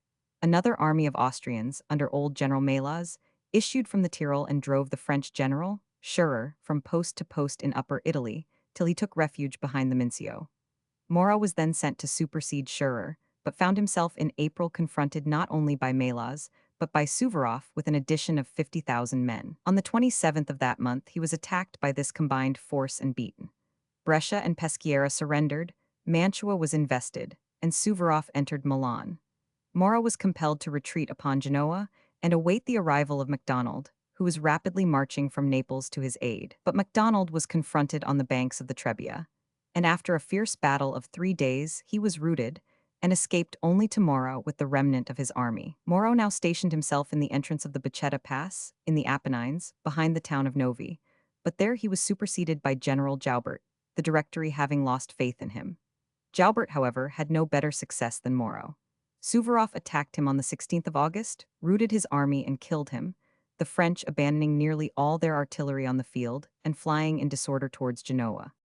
Leaving Melas to complete the subjection of Italy, Suvorov then turned his army towards Switzerland, where Massena had effectually opposed the Austrians under Bellegarde and Hotze, and defeated a Russian force under Korsakov, sent to reinforce them. But Suvorov found himself unable to unite with Korsakov till after much fighting with Massena, and the two Russian generals retreated to Augsburg, leaving Massena master of Switzerland. The French were driven again out of Naples by the end of July. Cardinal Ruffo brought down a wild army of Calabrians, and an army made up of Russians, Turks, Portuguese, and British, completed the expulsion of the Republicans and restored the king. In this restoration, Nelson and his squadron took a most effective part. But unfortunately for his fame, he at this time became acquainted with Lady Hamilton, the wife of the British ambassador, and gave himself up entirely to her fascinations. Lady Hamilton was the friend of the Queen of Naples, a sister of the unfortunate Marie Antoinette, and she was said to have instigated Nelson to take a melancholy part in the savage retaliations of the court on the Neapolitan Republicans, but the charge has since been completely disproved. Nelson sent Commodore Trowbridge to Civita Vecchia to blockade it, and both that port and the castle of St. Angelo soon surrendered, and Captain Lewis rowed up the Tiber in his barge, hoisted the British colors on the capital, and acted as governor of Rome till Pius VI, ejected by the French in the previous year, was nominally restored. The poor old man, however, never returned to his kingdom. He died at Valence on the Rhone on the 29th of August of this year. The election of the new Pope, Pius VII, did not take place till March 1800. Before the end of the year, nearly all Italy, except Genoa, was cleared of the French. While these changes were being made in Italy, the British, with their new allies, the Russians, made an abortive attempt to drive the French from Holland. An army of 17,000 Russians and 13,000 British was assembled on the coast of Kent, and Sir Ralph Abercrombie, who was destined to fall on a more memorable field, taking the command of a division of 12,000 men, Admiral Mitchell put them across to the coast of Holland. Abercrombie landed and took the fort of the Helder, and our fleet, occupying the Texel, compelled the Dutch fleet to surrender and mount the orange flag. So long as Abercrombie commanded, he repelled all the attacks of the French general, Brune, with a force more than double in number. But on the 13th of September, the Duke of York arrived with the remainder of the Anglo-Russian army and took the chief command. From that moment all went wrong. The old want of success followed the royal duke, who, whatever his courage, certainly possessed no abilities as a general. By the 17th of October, notwithstanding the bravery of his troops, he was glad to sign a convention by which he was allowed to withdraw his army, on condition of the liberation of 8,000 French and Dutch prisoners of war in England. In Switzerland, too, Massena defeated Korsakov at Zurich, and Suvorov, believing himself to have been betrayed by the Austrians, effected a brilliant retreat over the mountains. Buonaparte in Egypt, now cut off from all 471 communication with France, soon found himself threatened by the attack of two Turkish armies, one assembling at Rhodes and one in Syria. To anticipate this combination, he determined to march into Syria, where he expected to startle the Turks by the progress that he should make there. He therefore commenced his march through the desert at the head of 10,000 men, easily routed a body of Mamelukes, and took the fort of El Arish, reckoned one of the keys of Egypt. He set out in February and passing the desolate wilderness, not without experiencing some of the sufferings which might be expected, entered Gaza, where he found plenty of provisions. He then attacked Jaffa, the Joppa of the Gospels, carried it, and put 3,000 Turks to the sword, giving up the town to license and plunder and brutally massacring some 2,000 prisoners. He next marched to St. Jean d'Acre and summoned it to surrender.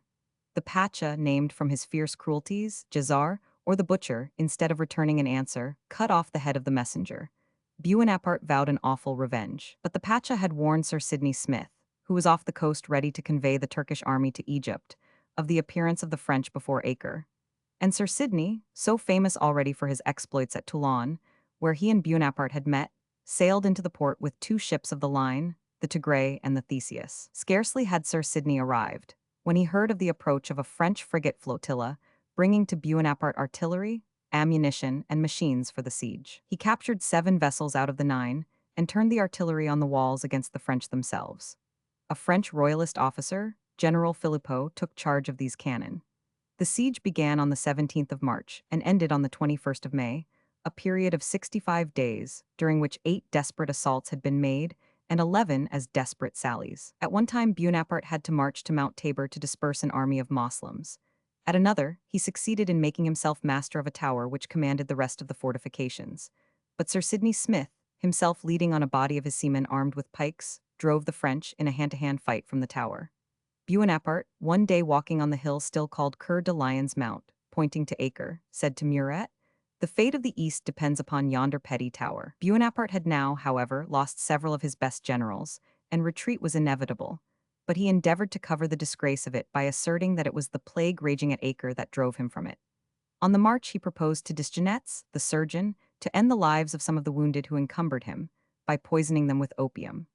Desgenets replied indignantly that his art was employed to save, and not to kill. But the proposal soon grew into a rumor that it had been carried into execution, and that not on a few dozens, but on several hundreds. A rumor which continued to be believed for many years, not only by the other European nations, but by Buonaparte's own army.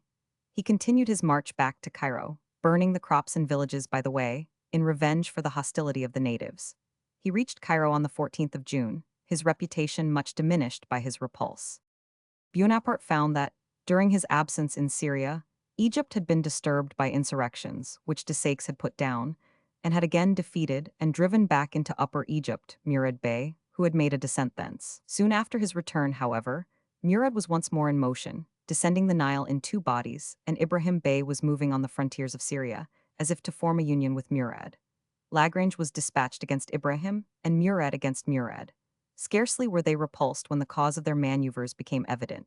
A Turkish fleet containing 18,000 men appeared in the Bay of Alexandria, commanded by Mustafa Pacha. They seized the fort and, landing, began to fortify themselves, expecting the arrival of the Mamelukes, as had been concerted. On the 25th of July, Buonaparte attacked them and drove in all their outposts. But on coming within reach of their batteries and their gunboats in the bay, the French were checked, and the Turks, rushing out with their muskets slung at their backs, made terrible havoc amongst them with their sabers, poniards, and pistols. The defeat of Napoleon must have been complete had not the Turks stopped to cut off the heads of the slain, for which they were offered a reward.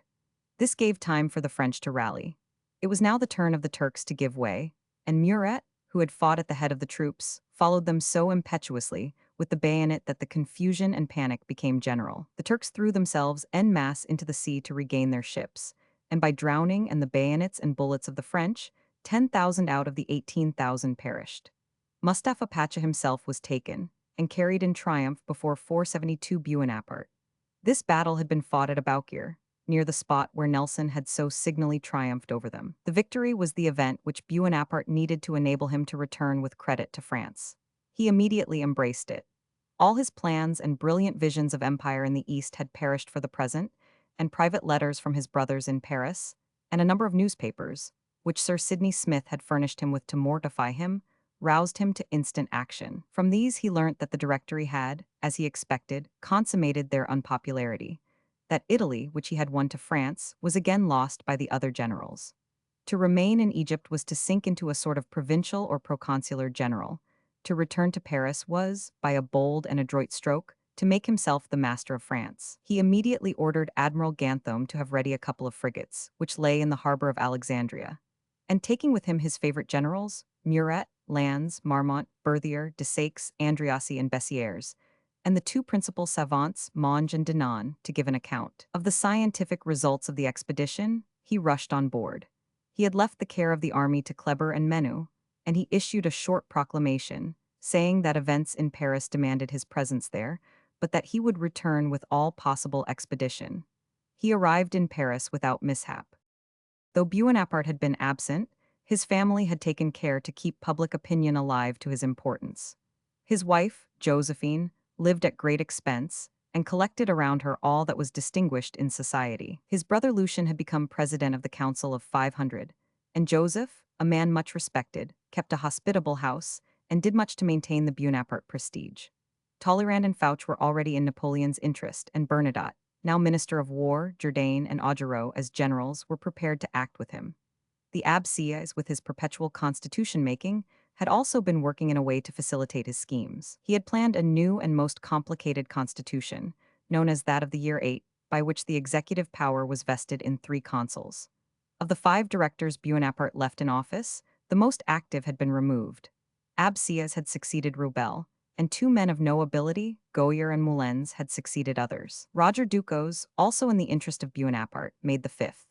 All measures being prepared on the 18th Brumaire, that is, The 10th of November, Bonaparte proceeded to enact the part of Cromwell and usurped the chief authority of the state, converting the republic into a military dictatorship.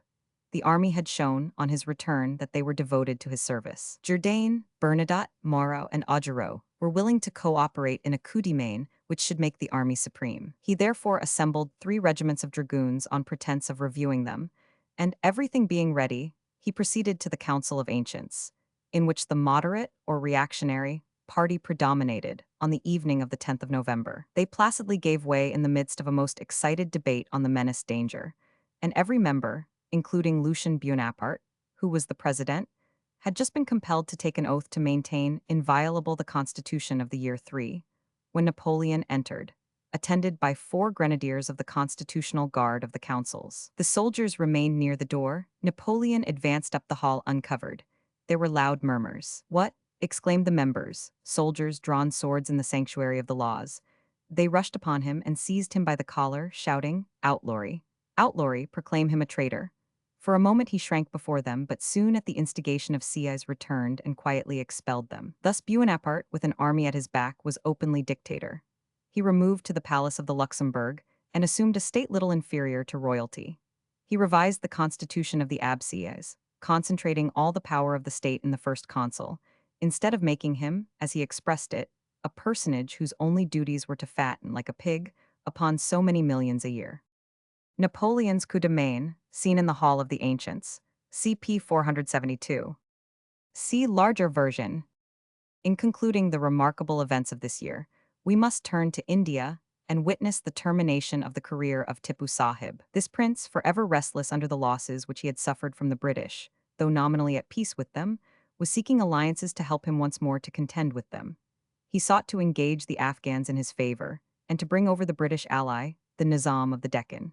Failing in this, he made overtures to the French Republic through the governor of the Isle of France. Bonaparte, as we have said, had Tipu in his mind when he proposed to march to India and conquer it, but only a few hundreds of French of the lowest caste reached Seringapatam from the Isle of France. Lord Mornington, afterwards the Marquis of Wellesley, determined to anticipate the plans of Tipu and dispatched General Harris with 24,000 men into Mysore, at the same time ordering another force of 7,000, under General Stuart from Bombay, to cooperate with him.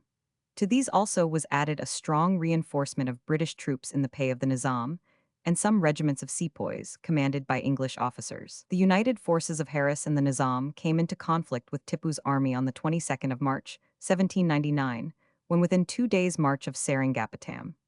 In this action, Colonel Wellesley, afterwards the Duke of Wellington, greatly distinguished himself, and the success of the action was ascribed to his regiment, the 34th. On the 5th of April, General Harris invested Seringapatam, and on the 14th General Stuart arrived with the Bombay army. Tipu soon made very humble overtures for peace, but the British, having no faith in him, continued the siege, and the city was carried by storm on the 4th of May, and Tipu himself was found amongst the slain. 2 of his sons fell into the hands of the victors. His territories were divided between the British and the Nizam. The former retained Seringapatam and the island on which it is situated, and the whole of his territory on the Malabar coast, with Coimbra, and all the rest of his possessions stretching to the company's territories west and east, thus completing their dominion from sea to sea. The Nizam received equally valuable regions in the interior, and a province was bestowed on the descendant of the Hindu Raja, who had been dispossessed of it by Hyder Ali, Tipu's father. Thus was the British Empire of India freed from its most formidable enemy, and thus was it enabled, soon afterwards, to send an armament up the Red Sea to assist in driving the French from Egypt. The year 1800 opened in the British Parliament by a debate on an address to the king, approving of the reply to an overture for peace by Bonaparte, as first consul of France. The letter addressed directly to the king was a grave breach of diplomatic etiquette and was answered by Lord Grenville, the Secretary for Foreign Affairs, in a caustic but dignified tone. A correspondence ensued between Lord Grenville and 1000 Talleyrand as French Minister for Foreign Affairs, but it ended in nothing, as the British minister distinctly declined to treat. If Bonaparte had been sincerely desirous of peace, he must have withdrawn the French army from Egypt, as it was there with the open declaration of an intention to make that country a stepping stone to India. But so far from this, Bonaparte was, at the same moment, preparing to make fresh and still more overwhelming invasions of Italy, Switzerland, and Germany, and the proposal was simply made to gain time. In July of the present year, the union of Ireland with Great Britain was carried. Pitt and Lord Cornwallis had come to the conclusion that a double government was no longer possible, and that unless the Irish were to be allowed to exterminate one another, as they had attempted to do during the late rebellion, the intervention of the British Parliament was absolutely necessary. A resolution had passed the British Parliament in 1799, recommending this union, and the news of this created a tempest of indignation in Protestant Ireland. In January 1799, the speech on the address to the throne in the Irish Parliament was, on this account, vehemently opposed, and an amendment was carried against the government by a majority of one. Yet in January 1800, a motion was carried, at the instigation of Lord Castlereagh, the secretary, in favor of the union, by a majority of 42. Whence this magical change in 12 months? On the 5th of February, the whole plan of the union was detailed by Lord Castlereagh, the principal Secretary of State for Ireland, in the Irish Commons. He stated that it was intended to give to Ireland, in the Parliament of the United Kingdom, 4 lords spiritual sitting, in rotation of sessions, and 28 lords temporal elected for life by peers of Ireland, and that the Irish representatives in the United House of Commons should be 100. The motion for this plan was carried in the Irish Commons by a majority of 42, in spite of a magnificent speech from Grattan, and by a great majority in the House of Lords. But this was in the face of the most unmitigated amazement on the part of the opposition, and of the people, who were not in the secret.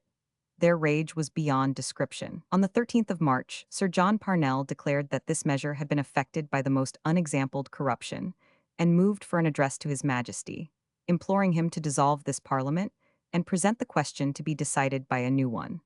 But the Solicitor General declared that this motion was unfurling the bloody flag of rebellion, and Mr. Egan replied that the Solicitor General and other members of the 475 administration had already unfurled the flag of prostitution and corruption. But the measure was now passed, and that by the same Parliament which, only a year before, had rejected the proposition in toto. But what were the means employed by the British government to produce this change? The answer is simple. 1,250,000 was devoted to the compensation of borough owners, lawyers who hoped to improve their prospects by entering the House, and the Dublin tradesmen.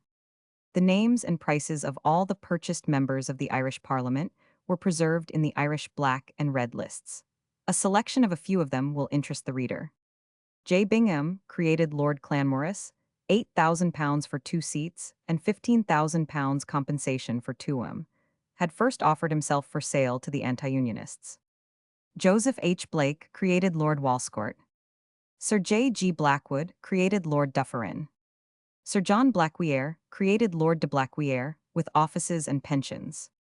Lord Boyle, son of Lord Shannon, father and son received each £15,000 for their boroughs.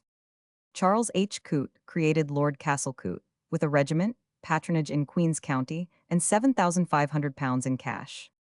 James Cuff, his father, made Lord Tyroley. Lord Fitzgerald, a pension and peerage. Luke Fox made Judge of Common Pleas. William Fortescue, a pension of £3,000 a year. J. Galbraith, a baronetage. Richard Hare made Lord Ennismore with patronage. Colonel B. Henniker, a regiment, and £3,500 a year for his seat. Hun J. Hutchinson made Lord Hutchinson and a general. Hugh Howard made Postmaster General. William Hancock, an extraordinary instance. He made and sang songs against the Union in 1799 at a public dinner, and made and sang songs for it in 1800, for which he was made Lord Castlemaine. W. G. Jocelyn, promotion in the army, and his brother made Bishop of Lismore. William Johnson, according to his own statement, returned to Parliament by Lord Castlereagh to put an end to it, a judgeship. R.T. Hun, Sir H. Langrish, £15,000 for his patronage of Noctifer, and a commissionership of revenue. T. Lingray, £1,500, and a commissionership of stamps. T. Lingray, Jr., £1,500, and made usher at the castle. J. Longfield made Lord Longville. Lord Loftus, £30,000 for boroughs, and made an English marquis. H. 500, Massey, £4,000 in cash. R.T. Hun, Lodge Morris made a peer. Sir R. Musgrove, made receiver of customs, with £1,200 a year. James M. Cleland, made Baron of Exchequer. Sir W. G. Newcomen, a peerage for his wife, etc. H. F. Priddle, made Lord Dunolly. Sir Richard Quinn, made a peer. The Hun, H. Skeffington, made clerk of paper office at the castle, with £7,500 for his patronage. H. 1000, Sanford, made Lord Mount Sanford. John Stuart, made Attorney General and a baronet. Hun, B. Stratford, £7,500 as half compensation for Baltinglass. Hun, J. Stratford, £7,500 for the other half of Baltinglass, and paymaster of foreign troops, with £1,300 a year. R.T. Hun, J. Toller, a peerage and chief justiceship. Hun, R. Trench, made a peer and ambassador. This is a mere fragment of a list of 140 persons thus bought up. Amongst the most prominent pickings were those of Lord Shannon, for his patronage in the Commons, £45,000. The Marquis of Ely, £45,000. Lord Clanmorris, £45,000. Lord Belvedere, £45,000. Sir Hercules Langriche, £45,000. Then follows a long list of lawyers. We may select a few of the most lavishly paid. Mr. Charles Osborne, made Judge of the King's Bench, £3,300. Mr. St. John Dolly, ditto £3,300. Mr. Williams, made Baron of the Exchequer, £3,300. Mr. M. Cleland, ditto £3,300. Mr. Robert Johnson, made Judge of Common Pleas, £3,300. Mr. William Johnson, ditto £3,300. Mr. Torres, ditto £3,300. Mr. Vandeleur, made Judge of Queen's Bench, £3,300. Mr. Charles Ormsby, Counsel to Commissioners, value £5,000. Mr. Henry Dean Grady, ditto £5,000. Mr. Jemison, as Commissioner for distributing £1,500,000 of this compensation money, £1,200. Besides this, there remains a number of other lawyers, amounting, in the whole, to 34, bought up at from £400 and £500 to £600 and £800 a year.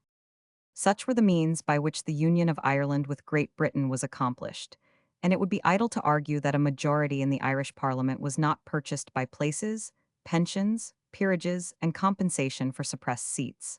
But it was a bargain, made above board, and in the open market. It was, moreover, in agreement with the sentiment of the age. A borough owner was thought to have a right to do what he willed with his own. And Pitt, in one of his own reform bills, had acted on the theory that boroughs were a species of property. Lord Cornwallis, though he acknowledged that he was engaged in dirty work, declared that the union was imperatively necessary, and could be accomplished only by those means. The Irish Parliament was profoundly corrupt, and from no point of view could its extinction be regretted, but that extinction could be accomplished only by further corruption. Nor is there any proof that the Irish nation as a whole were opposed to the union. It was, of course, hard on a pure patriot like Grattan to be involved in the fate of a corrupt gang of placemen, but as a Protestant, he only 476 represented the minority. The Catholics were either indifferent, with the indifference resulting from long oppression, or in favor of the measure. They knew that from the Irish Parliament it had become, since the rebellion, hopeless to expect Catholic emancipation. They believed the assurances of Pitt that a measure for their relief would speedily be introduced in the British Parliament. Had he been able to fulfill his promise, the union would have been, to use Macaulay's familiar phrase, a union indeed. The British Parliament accepted the measure without much debate, regarding it as a simple case of necessity. It passed the House of Lords with only 3 non-contents, Lords Derby, King, and Holland.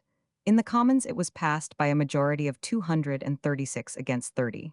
Mr. Grey moved an amendment, praying His Majesty to suspend the question till the sentiments of the Irish people at large could be ascertained regarding this measure. He said that 27 counties had petitioned against the measure, that 707,000 persons had petitioned against it, and only 3,000 for it.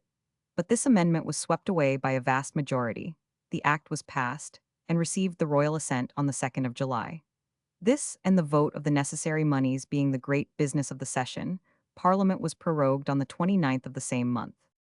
Napoleon Buonaparte, who had appeared so anxious for peace with Britain, was, in truth, greatly rejoiced at the rejection of his proposals, for it furnished him with the pleas which he desired, for the still more extended schemes of military ambition that he entertained. He issued a proclamation complaining of the obstinate hostility of Britain, and called on the people to furnish men and arms to conquer peace by force. Having placed Moro at the head of the army on the Rhine, Buonaparte prepared for his favorite project of reconquering Italy. He had judged right in sending Moro to Germany, who took care to prevent the Austrians from sending reinforcements to Italy to increase Buonaparte's difficulties.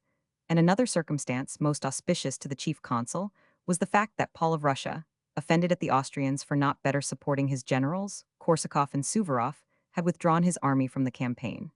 The Austrians, under Melas in the north of Italy, amounted to 140,000 men. They had spent the winter on the plains of Piedmont and contemplated in the spring reducing Genoa by assistance from the British fleet, and then penetrating into Provence to join the royalists there, ready to take arms under generals Willot and Pichegru. Massena, freed by the retreat of the Russians from his confinement at Zurich, lay, with an army of 40,000, between Genoa and the Var. But his troops had suffered great distress from want of provisions, and whole regiments had abandoned their posts, and, with drums beating and colors flying, had marched back into France. Buonaparte first arrested their desertion by several stirring appeals to the soldiers, and then prepared to march with a strong army of reserve through the Alps, and to take Melas unexpectedly in the rear. To effect this, it was necessary to deceive the Austrians as to his intentions, and for this purpose he assembled a pretended army of reserve at Dijon, as if meaning to obstruct the march of the Austrians southward. To favor the delusion, Buonaparte went to Dijon and reviewed the pretended army of reserve with much display. He then got quietly away to Lausanne and pushed across the Great St. Bernard amidst incredible difficulties. Melas, who had been besieging Genoa, had left part of his army to reduce that city, defended by a strong French division under Massena and Soult, and advanced to Nice, which he had entered, and was contemplating his descent on Provence, when the news of Buonaparte's entrance of Piedmont reached him. He directed his march now to meet him. In the meantime, Massena and Soult, worn out by famine, the fort being blockaded by Admiral Lord Keith, had surrendered Genoa to General Otto, whom Melas had ordered to raise the siege and join him. Melas summoned his scattered forces to make head against Buonaparte, and was himself pursued from the neighborhood of Nice by Suchet. Buonaparte deceived Melas by false movements, making him imagine that his object was Turin, and so entered Milan in triumph on the 2nd of June. After various encounters and maneuvers between Buonaparte and Melas, the first consul crossed the Po at Piacenza, drove back the advanced guard of the Austrians, and took up a position on the plains of Marengo, on the right bank of the little stream, the Bormida, and opposite to Alessandria, where Melas was lying. The next day, the 14th of June, Melas drew out his forces and attacked the French with great spirit. The Austrians amounted to about 40,000, including a fine body of cavalry, for which the ground was highly 477 favorable. The French were not more than 30,000, posted strongly in and around the village of Marengo, in 3 divisions, each stationed about a quarter of a mile behind the other. After 2 or 3 attempts, the Austrians drove the French out of the village of Marengo through the 2nd Division, commanded by Lannes, into confusion, and put to rout the left wing of Buonaparte's own division, threw his center into disorder, and compelled him to retreat as far as St. Giuliano. The whole tide of battle was running against Buonaparte, and a short time must have completed his rout, when the strength of the old general, Melas, more than 80 years of age, gave way, for he had been many hours on horseback. He retired from the field quite secure of the victory, and left General Zach to finish it. But at this moment, General de Saix, who had lately arrived from Egypt, and had been sent by Buonaparte to make a diversion at Revolta, came back with his detachment of 20,000 men. Kellerman, also, who was posted in the rear with a body of reserve, marched up at the same time. A new and desperate charge was made on the fatigued Austrians, and they were broken and put to the rout. They retreated across the Bormida, towards Alessandria, in a panic, the horse galloping over the infantry. Melas, dispirited by his defeat but more by his age, gave up the struggle and on the 16th of June concluded an armistice, resigning not only Alessandria, where he might have stood a longer siege, but Genoa, which had just surrendered to the Austrians, and all the Genoese territory, agreeing to retire behind the line of Mantua and the Mincio, and leaving to the French all Lombardy as far as the Oglio. The French themselves could scarcely believe the reality of such a surrender. Genoa. See larger version. During this brilliant campaign in Italy, Mauro in Germany had beaten General Kray in several engagements, advanced to Ulm, and there, crossing the Danube, had overrun a great part of Bavaria, and had made himself master of Munich and menaced Vienna. On hearing of the armistice in Italy, the emperor demanded one for Austria, to continue till September. And Buonaparte, seeing that the Tsar Paul had ceased to support Austria, recommended the emperor to make peace with 478 France. The emperor required that Britain should be included in it, but Napoleon demanded a separate negotiation, which Austria was afraid to grant.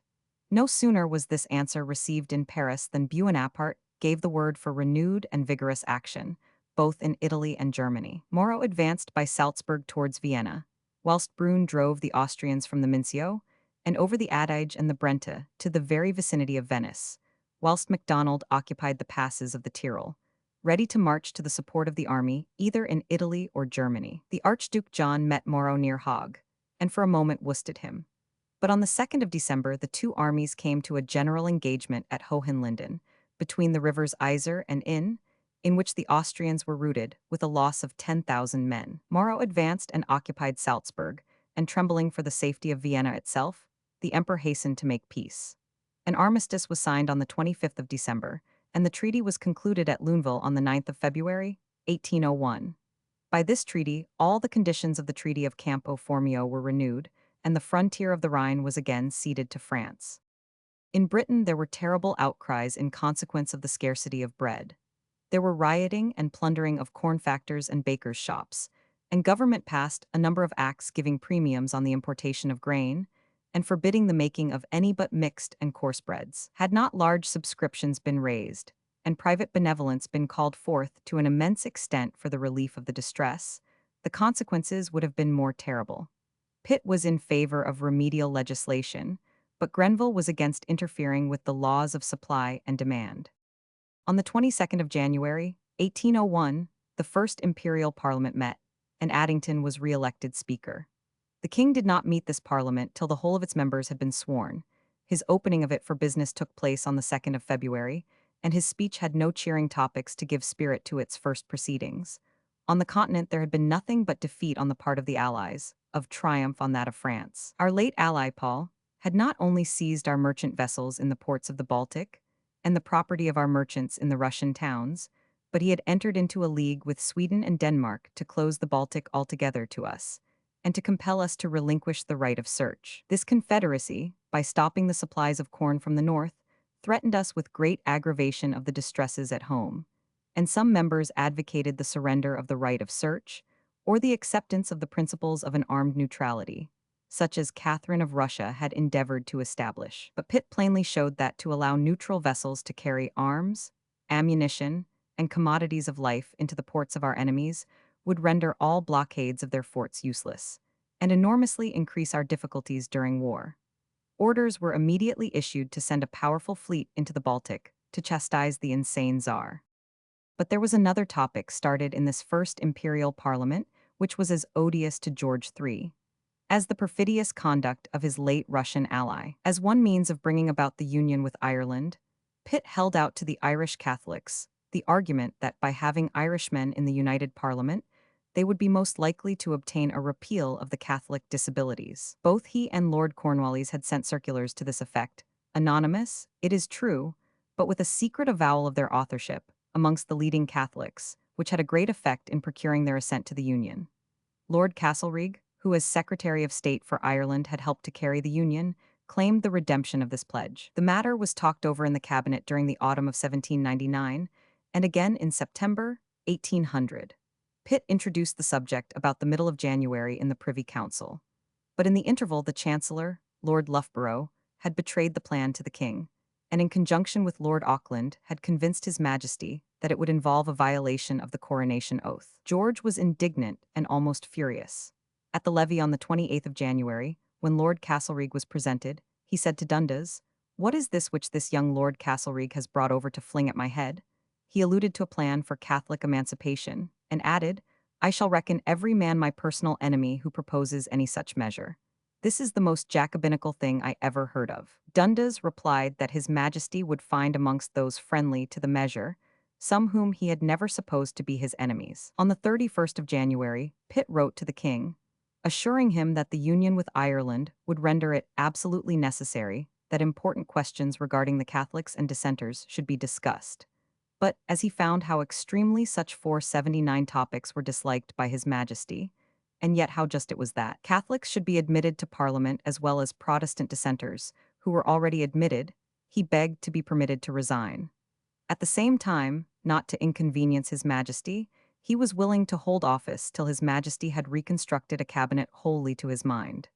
George replied the very next day that Mr. Pitt's letter had occasioned him the liveliest concern, that, so far from exposing him to the agitation of this question, he had flattered himself that the Union, by uniting the Protestants of both kingdoms, would forever have excluded the question of Catholic emancipation. He expressed his ardent wish that Pitt should continue to be his minister as long as he lived, and he only required, as a condition, that he should stave off this question. Pitt replied on the 3rd of February that His Majesty's determined tone on the subject of Catholic emancipation left him no alternative but to resign, in compliance with his duty, and that, as His Majesty's resolve was taken, it would certainly be best for the country that his retirement should be as early as possible.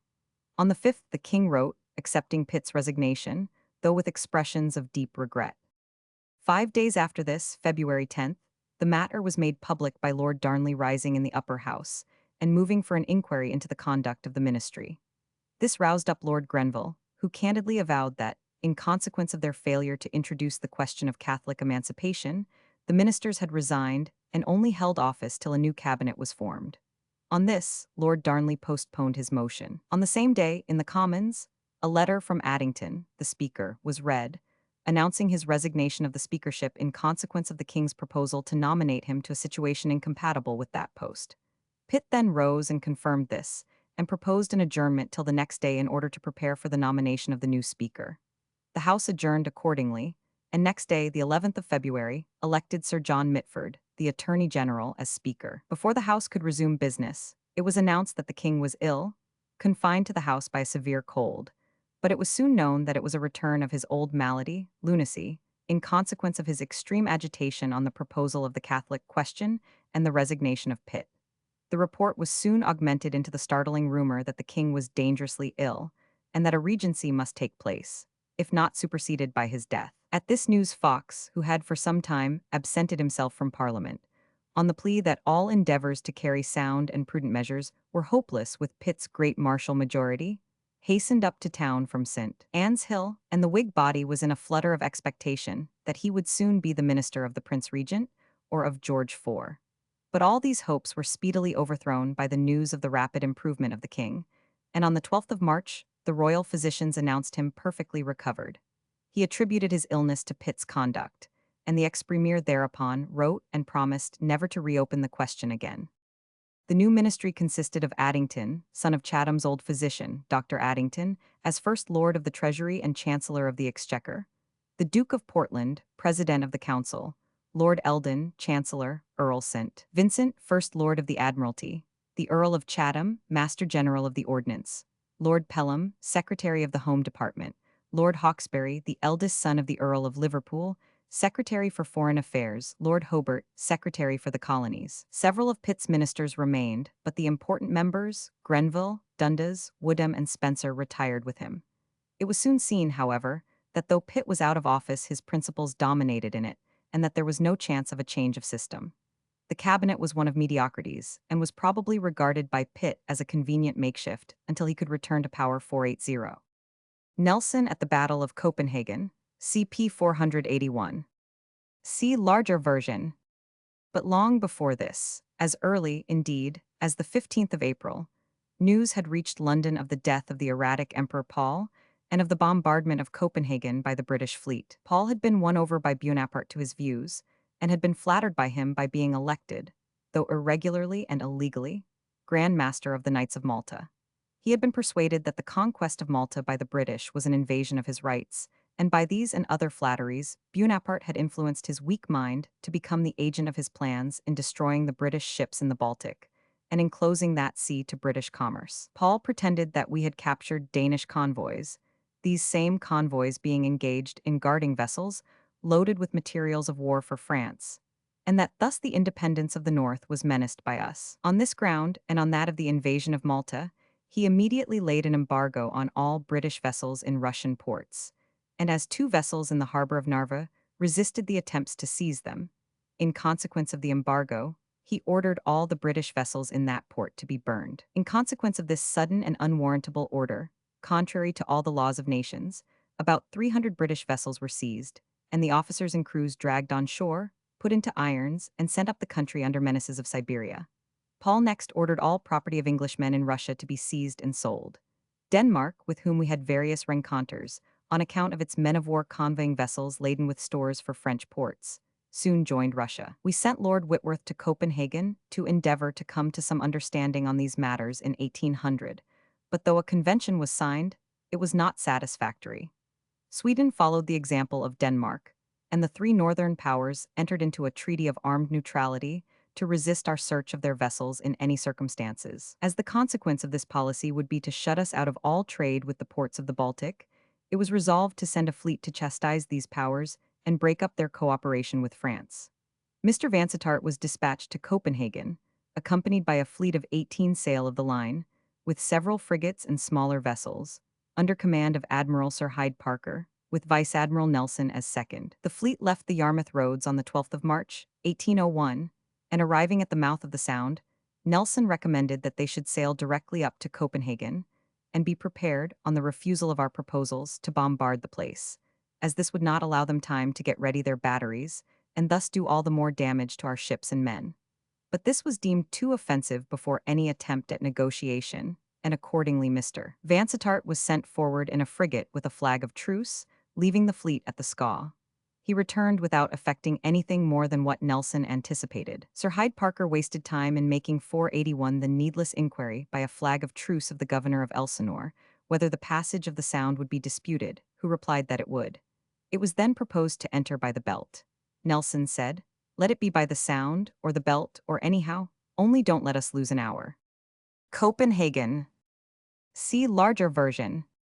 On the 30th of March, the British cast anchor before Copenhagen, between it and the island of Huon. On reconnoitring, the defenses of the place were found to be very formidable. Nelson was appointed to make the attack with 12 line-of-battle ships and some smaller craft. He had asked for 10. The next morning, the 2nd of April, the wind was favorable, and Nelson weighed and drew nearer to the town, Sir Hyde Parker on the outside, threatening the batteries and vessels at the mouth of the harbor. At 10 o'clock the firing commenced, and at 11 it was general. 3 of the British vessels, the Agamemnon, the Bellona, and the Russell, stuck fast on the shoal. For 3 hours the battle raged fiercely, for the Danes fought with their well-known valor. It was necessary for Nelson to silence or destroy the floating batteries and gunboats before he could come at the ships of the line and the great land batteries. He had ordered 500 seamen under the Hun, Colonel Stewart and Captain Fremantle, to storm the Krona battery as soon as it was silenced. But at this moment Sir Hyde Parker, seeing the signals of distress flying at the mastheads of the 3 vessels aground, and that 3 others, which he had sent forward as a reinforcement, were making but slow way to the front, signaled for the fleet to draw off and cease the engagement. But Nelson took no notice of the signal. He continued to walk the deck and asked if his signal for close action was still hoisted, and being told it was, said, "Mind you keep it so."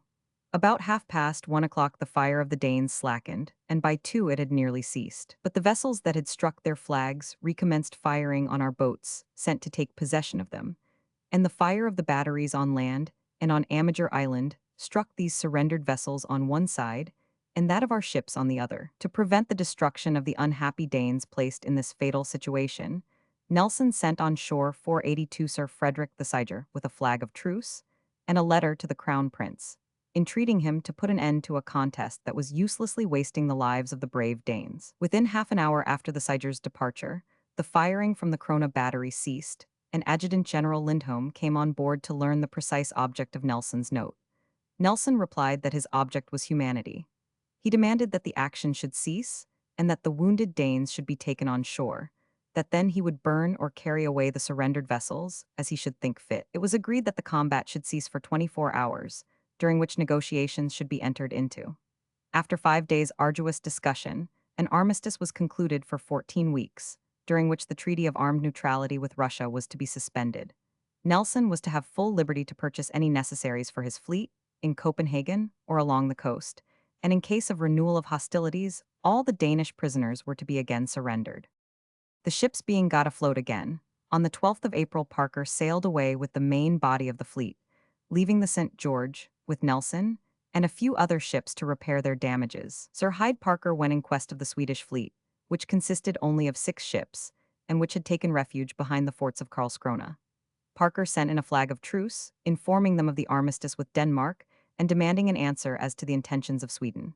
Gustavus, the King of Sweden, hastened to Karlskrona, and on the 22nd informed the English admiral that he was ready to treat with an envoy accredited to the northern powers. Admiral Parker then proceeded towards the Gulf of Finland to attack the Russian fleet, but was soon overtaken by a dispatch boat from the Russian ambassador at Copenhagen, announcing that the Emperor Paul had been murdered by his courtiers, and that his son, Alexander, had accepted the proposals of Britain to treat. Parker considered the news of Paul's death as tantamount to the conclusion of peace and proposed sailing down the Baltic again. But Nelson, who had joined him at Karlskrona, thought very differently. He had blamed Parker's slowness and easiness all through the affair of Copenhagen, and he now wanted to push on to Revel and destroy the Russian fleet before the ice allowed it to retire into Kronstadt. Sir Hyde Parker refused, and the fleet was on its way down the Baltic when an order came recalling Parker and giving the command to Nelson. He immediately put about and proceeded to Revel, but the thaw had allowed the Russian fleet to get into Kronstadt. Nelson, however, opened communications with the Emperor Alexander and proposed to land and terminate a convention with him at once. Alexander, not liking to have Nelson's fleet too near, declined the proposal in terms of courtesy, and Nelson took his leave in no complimentary mood. The emperor thought it best to send after him Admiral Chichikov, to assure him that Alexander regretted that any misunderstanding had ever taken place between Russia and Britain, that all the British subjects seized by Paul should be immediately liberated, all their property restored, and that the Tsar would be glad to see Nelson at St. Petersburg in any style which he liked to assume. But Nelson had now resolved to return at once to Britain, his shattered health ill bearing the severity of the northern climate, nor was his presence necessary, for on the 17th of June, 2 days before Nelson went on board the brig which took him to Britain, Lord St. Helens, who had proceeded to St. Petersburg as ambassador, had signed a convention, by which all subjects of dispute between the two countries were ended. Denmark and Sweden came into the convention as a matter of course. General Kleber, whom Bonaparte had left in command of the Egyptian army, was an excellent officer, and he had improved the condition of the forces there. Instead of the French army in Egypt being weaker than when Bonaparte left it, it was much stronger. In 1800, Kleber was attacked at the fort of El Arish, in the desert, by a strong Turkish force, supported by the British squadron under Sir Sidney Smith. Being defeated, he agreed to a convention, by which he promised to evacuate Egypt, on condition of his army being allowed to return unmolested to Europe. But no sooner were these terms communicated to the British government than they disavowed them, declaring that Sir Sidney had no authority to propose them. Kleber therefore resumed hostilities and returned towards Cairo. But being attacked by the Turks, he fought and routed them with great slaughter, on the 20th of March, 1800, near the ruins of the ancient city of Heliopolis. The Moslems of Cairo, encouraged by Murad Bey, who still hovered about with his Mameluke cavalry, rose on the French there and massacred such as could not escape into the citadel. Kleber hastened to Cairo, relieved the forces in the citadel, and entered into a truce with Murad Bey, but whilst thus busily engaged, he was assassinated by an 483 Arab, who declared he was commissioned by Allah to free the country of the infidels. The command was taken by Menu, whose administration of the army and general affairs was far inferior to that of Kleber. At the time that matters were changing thus for the worse, amongst the French, Dundas, now Lord Melville, urged upon ministers the good policy of sending an army to Egypt and compelling the surrender of the French. He contended that, whilst one army was sent from Britain, another should be brought across the Persian Gulf from India, and success made certain. The plan was much too bold, even for Pitt, and the king opposed it energetically as a dangerous expedition against a distant province. But the danger of having this French army transferred to Europe at some critical moment, as it would have been had the Convention of El Arish been carried out, by which these 20,000 seasoned men could have been landed in Italy to act against Suvorov, at length brought the British ministry to dare the attempt. On the 8th of March, 1801, General Sir Ralph Abercrombie landed in Egypt, where Nelson had fought the Battle of Aboukir. Menu brought down against the British 12 or 14,000 men, including a fine body of cavalry. Sir Ralph Abercrombie landed only about 10,000 in effective order, but these were men full of ardor and discipline to perfection. On the 8th of March, they landed in face of the French, 5,000 being put on shore at once, these returning no single shot whilst in the boats, though assailed by 15 pieces of artillery from the opposite hill and by grapeshot from about Cassell. They were led on by General, afterwards Sir John, Moore, and running, or climbing on hands and knees up the steep sandhills, they drove the French from their cannon and seized them. The French retreated and posted themselves on some heights between Aboukir and Alexandria. On the 19th, having compelled Fort Aboukir to surrender, General Abercrombie advanced and found Menu had concentrated all his forces between them and Alexandria. On the 21st of March, a general engagement took place. It commenced as early as 3 o'clock in the morning, whilst quite dark, by an attack on the British left, which was meant to draw all attention to that quarter. Then a desperate charge was made on the right by the main body of the French cavalry, which hoped to get into the rear of the British infantry. But the attempted surprise failed. The French were driven back with great loss. As the day dawned, the battle became general, and the French found themselves opposed not only by accustomed British doggedness, but by a precision of fire and an adroitness of maneuver which astonished them. By 10 o'clock, the French were in full flight for Alexandria, leaving 1,700 men on the field. The loss of the British was stated at 1,400 killed and wounded, and unfortunately, the brave Abercrombie was killed. To complete the success, the Kapitan Pacha's fleet in a few days brought a Turkish army of between 5,000 and 6,000 men, and the Grand Vizier, posted at El Arish, began to march towards Cairo. General Hutchinson, now chief in command of the British army, hastened to join the Grand Vizier. But before he could accomplish this, he had to drive 4,000 French from a fortified camp at Ramani, and meanwhile 5,000 French rushed out of Cairo and attacked the Grand Vizier. On the 27th of June, Cairo capitulated, General Belliard obtaining the condition that his troops should be conveyed to the ports of France on the Mediterranean with their arms and baggage. Yet they left behind them 313 heavy cannon and 100,000 pounds of gunpowder. On the 8th of June, General Baird had landed at Cassell on the Red Sea with his Indian army and was marching through the burning desert for Cairo. Menu, cooped up at Alexandria, found it useless to contend further, and before Baird could join the main army, capitulated on the same terms as Belliard, and the Egyptian campaign was at an end. The news of the French expulsion reached France sooner than it did England, and created a strong sensation. 484. Sir Ralph Abercrombie, after the portrait by J. Hopner R.A. See larger version. Britain was everywhere successful on the sea, and Lord Nelson, on the 1st of August, made an attempt on the French flotilla lying at Boulogne for the invasion of England. He was furnished with a flotilla of gunboats for the purpose, and he was able to destroy 2 floating batteries and a few gunboats, but found the fleet too strongly posted under the batteries of the harbor to make further impression. However, Napoleon saw that for the present an invasion was out of the question, and the autumn of this year was employed in endeavors to arrange a peace. Lord Cornwallis proceeded to Paris for this object, and went to Amiens, which was appointed as the place for the conference. The preliminaries were signed on the 1st of October, and General Lauriston, the schoolfellow and first aide-de-camp of Buonaparte, brought them over to London. The negotiations progressed slowly, being arrested now and then by the conduct of the first consul. Without waiting for the ratification of peace, he sent off, on the 14th of December, 1801, only 10 days after the signing of the preliminaries, a strong fleet and army to the West Indies to reduce the independent Black Republic in St. Domingo. Britain was obliged to send reinforcements to her own West Indian fleet by Admiral Martin, so that it looked much more like war than peace. Again, in January 1802, came the news of the election of Buonaparte to the presidency of the Cisalpine Republic, directly contrary to the Treaty of Luneville, and betraying the ambitious aims of Napoleon. Immediately followed the news that Buonaparte had exacted from Spain a treaty by which Parma and the island of Elba were made over to France on the death of the present, already aged, Duke. That Spain had been compelled to cede part of the province of Louisiana in North America by the same treaty, and that Portugal, though the integrity of her dominions had been carefully guaranteed by the preliminaries of peace, had by a secret article given up to France her province of Guiana. A republican constitution was forced on Holland, and in Switzerland instructions were given to the French minister to thwart all efforts at the formation of a stable constitution. These revelations startled the British ministers, but did not deter them from concluding the peace with the full approbation of Pitt. It was not that the first consul, who every day betrayed some fresh symptom of an insatiable ambition, was disposed to offer them tempting terms.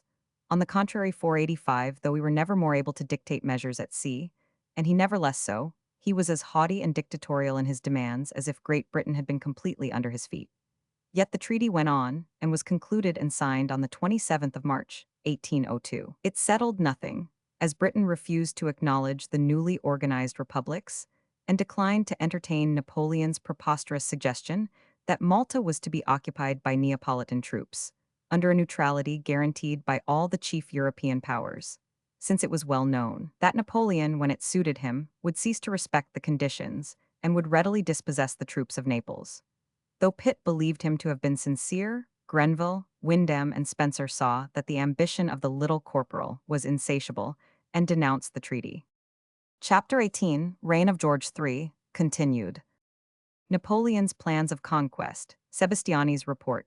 Napoleon's complaints against the British press, espionage and confiscation.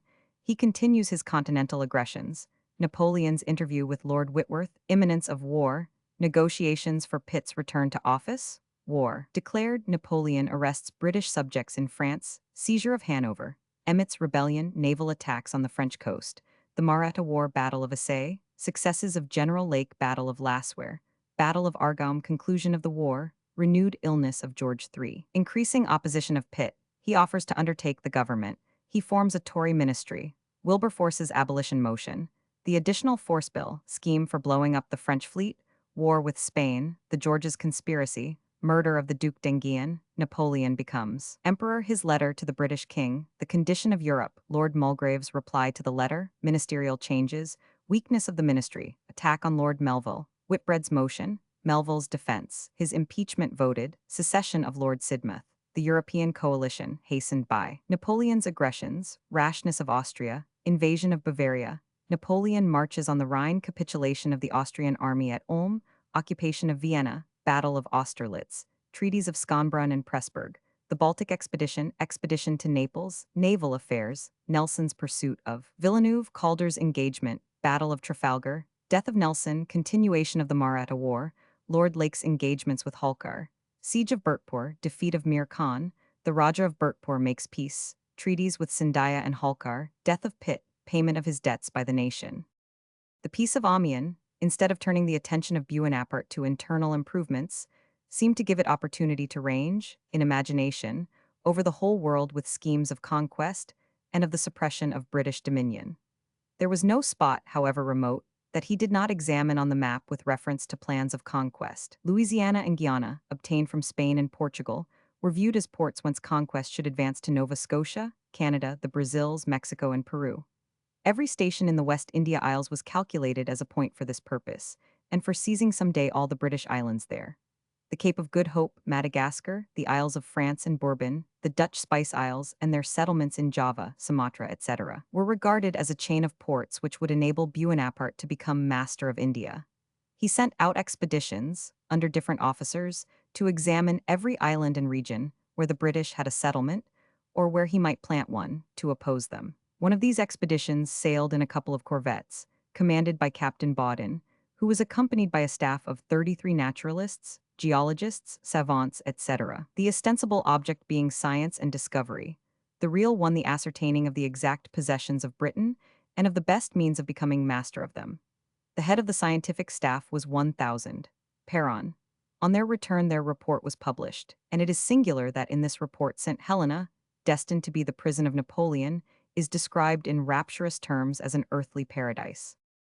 Another expedition was that of Colonel Sebastiani, a Corsican, who was dispatched to Egypt, Syria, and other countries of the Levant. Sebastiani reported to Buonaparte that the British were so detested in Egypt that 6,000 men would suffice to retake it, that Buonaparte's name was so venerated that it had procured him the utmost honor everywhere, and especially with Djezzar Pacha, Viceroy of Egypt. He asserted 486 that General Stuart, the British envoy, had endeavored to excite the Turks to assassinate him. He harangued the natives in the Ionian Isles and assured them of the protection of Buonaparte. And besides many calumnies against the British officers, he told Napoleon that so hateful was the British rule that both Greeks and Venetians in those islands were ready to rise against them at the first word from France. On the appearance of this base report, our ambassador at Paris made a strong remonstrance, but Napoleon only replied by complaining of the late account of the campaign in Egypt by Sir Robert Wilson, in which he had detailed the butchery of the Turks and Arnauts at Jaffa, and Napoleon's command to poison his own wounded on the retreat from Acre.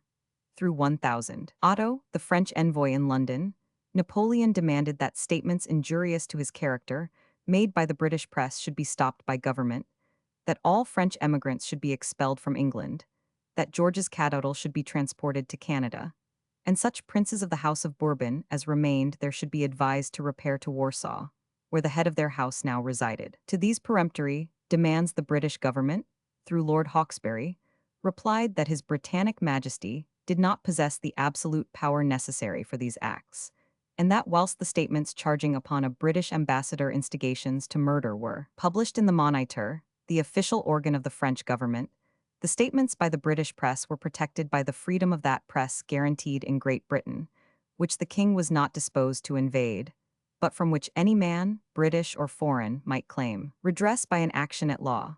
To show the First Consul how this might be done, the British government commenced an action against 1000. Peltier, a French emigrant, for a libel on Napoleon in a newspaper published by him in London, called the Ambigue. Peltier was found guilty, but this by no means answered Buonaparte's object. He wanted the accounts of his darkest actions suppressed by a power above the law, not thus made more public by the action of the law. As Sir Walter Scott has observed, he wanted darkness, and the British government gave him light.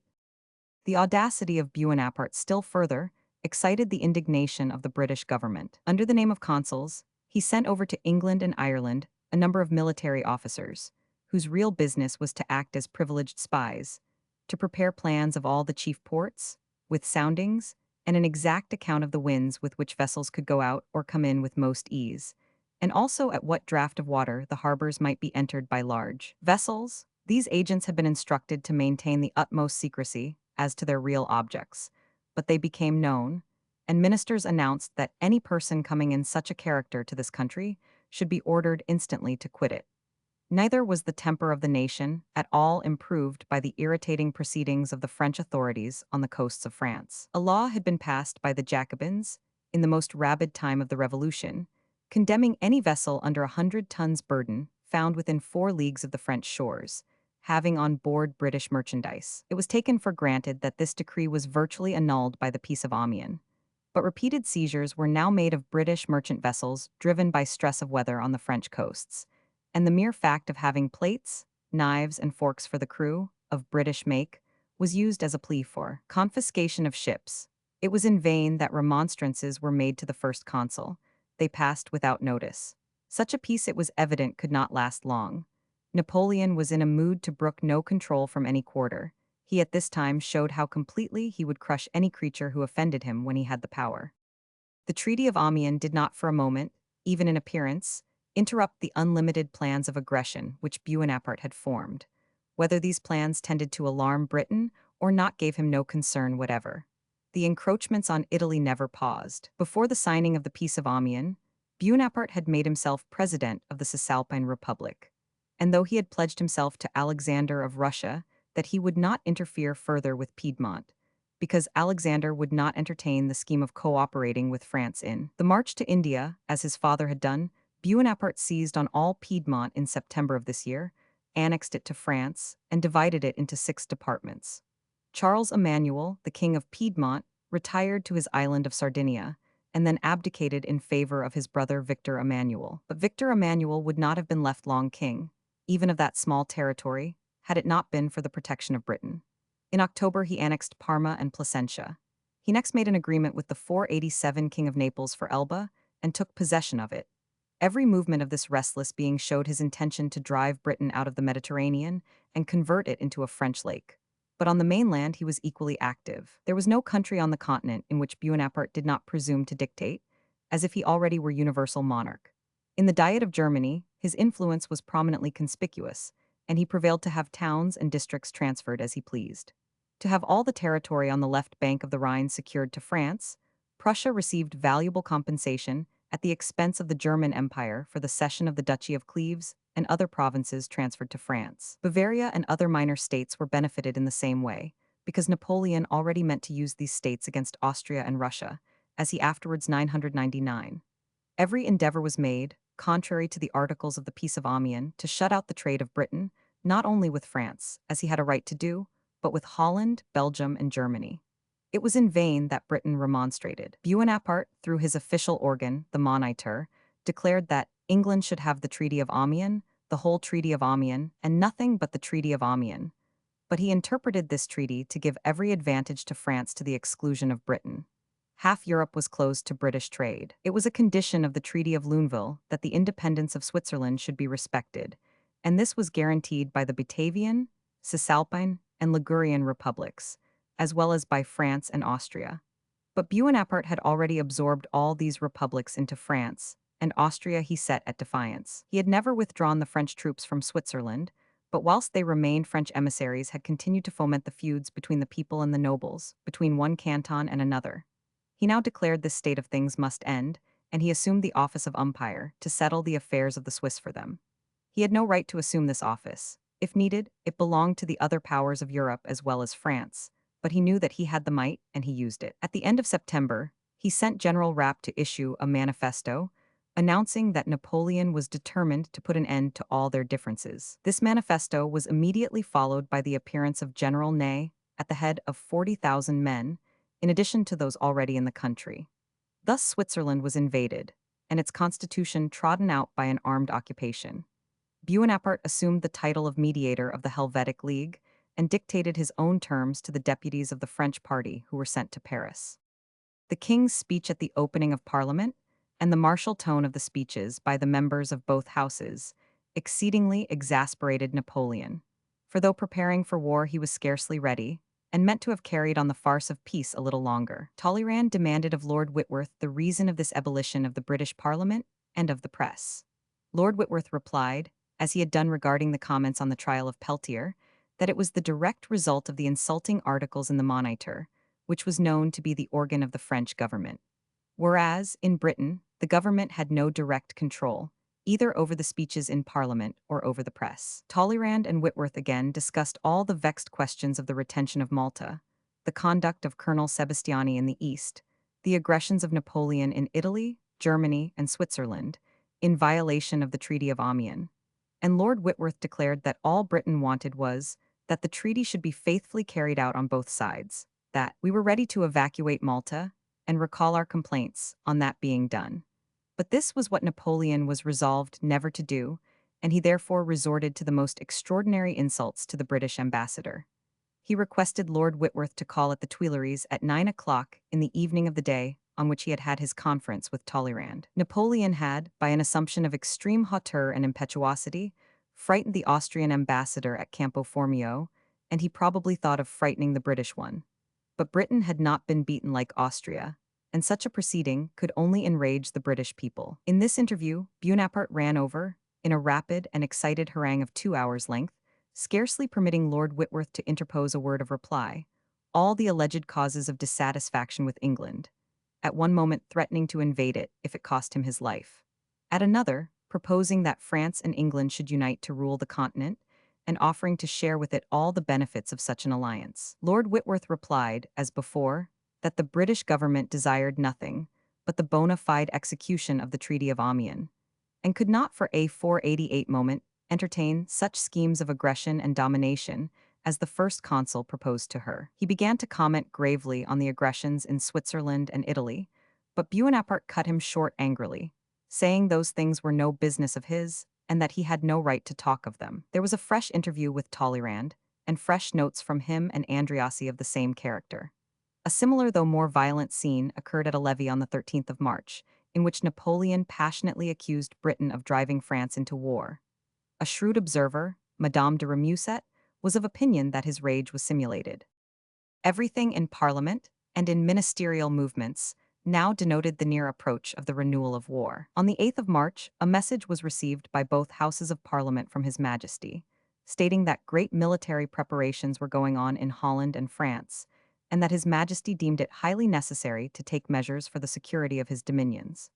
It added that negotiations were going on with France, the issue of which was uncertain, but it neither stated what these negotiations were, nor the measures called for. The message was taken for what it was, a note of war, and both in the Lords and Commons, strong expressions of defiance were used to France. This seemed to have encouraged ministers to a plainer expression of their intentions, for only 2 days later another message came down, calling for an increase of the navy.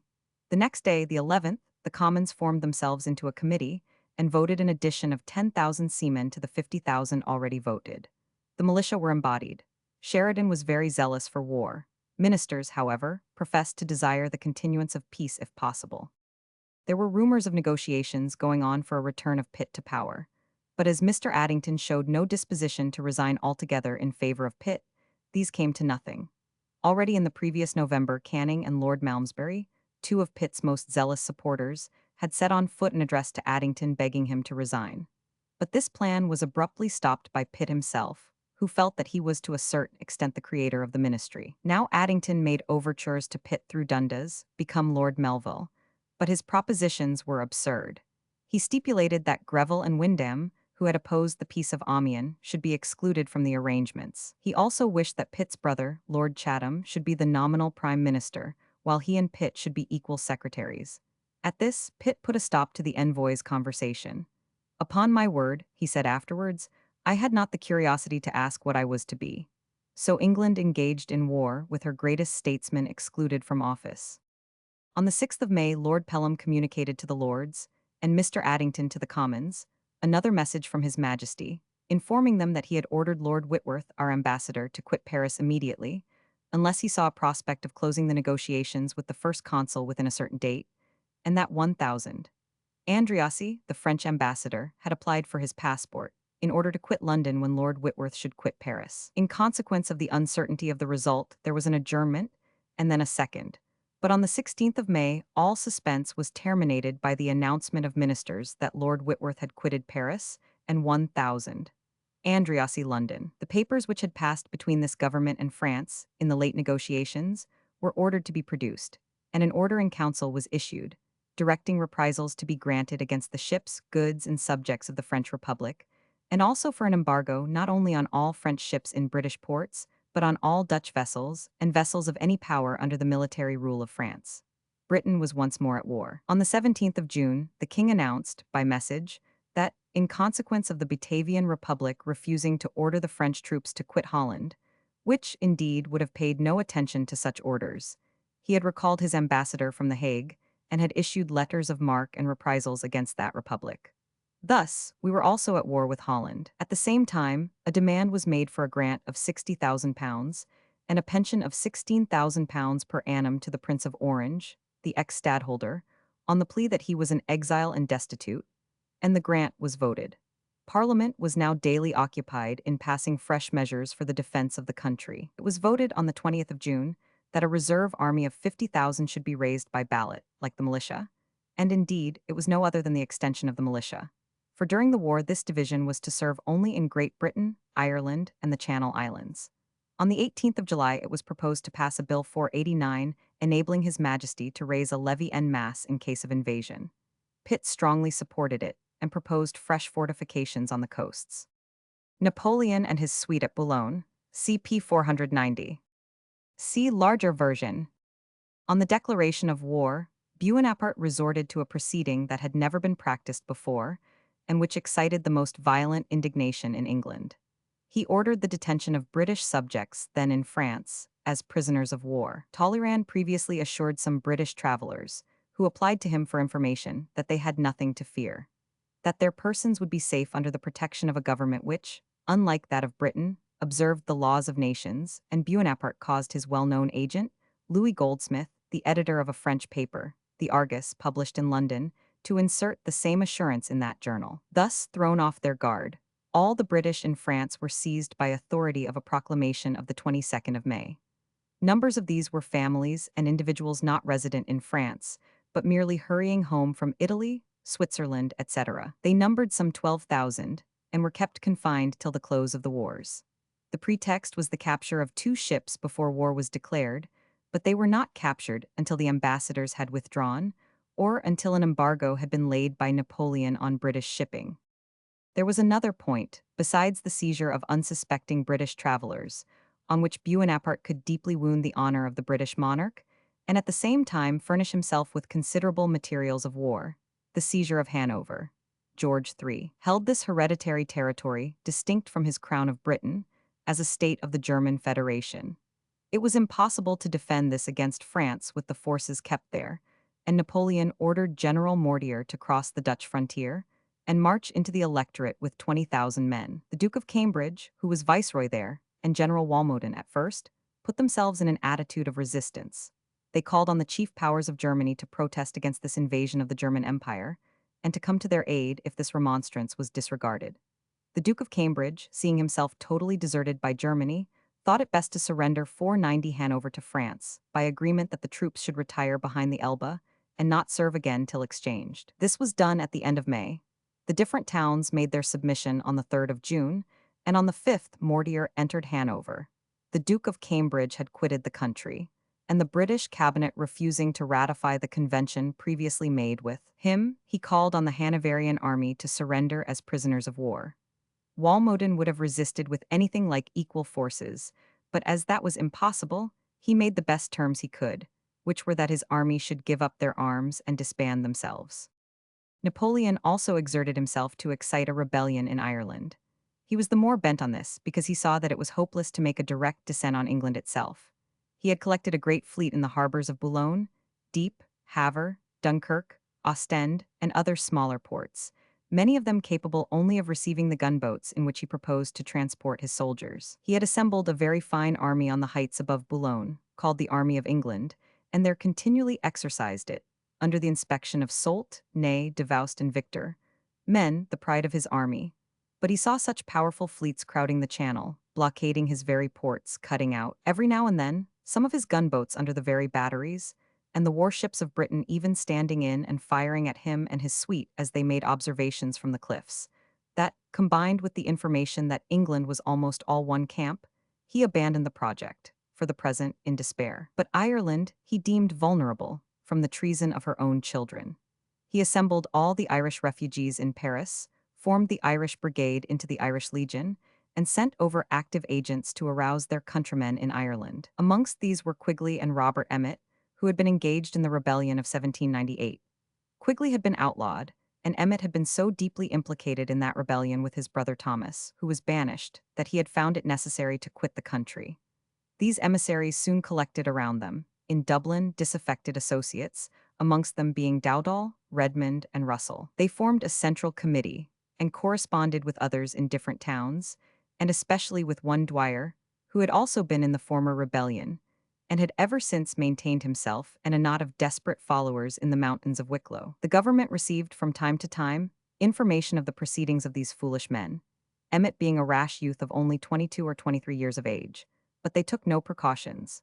And when, on the 23rd of July, the eve of the festival of St. James, these desperadoes rushed at evening into the streets of Dublin, armed with pikes, old guns, and blunderbusses, the authorities were taken entirely by surprise. There were from 2,000 to 3,000 soldiers in the castle, but neither police, soldier, nor officer appeared till the mob had murdered Colonel Brown, who was hastening to the castle to arouse the troops, and Lord Kilwarden, the Chief Justice, whom they dragged from his carriage as it passed, and killed along with his nephew, but at the same time they allowed the Chief Justice's daughter who was with them to depart.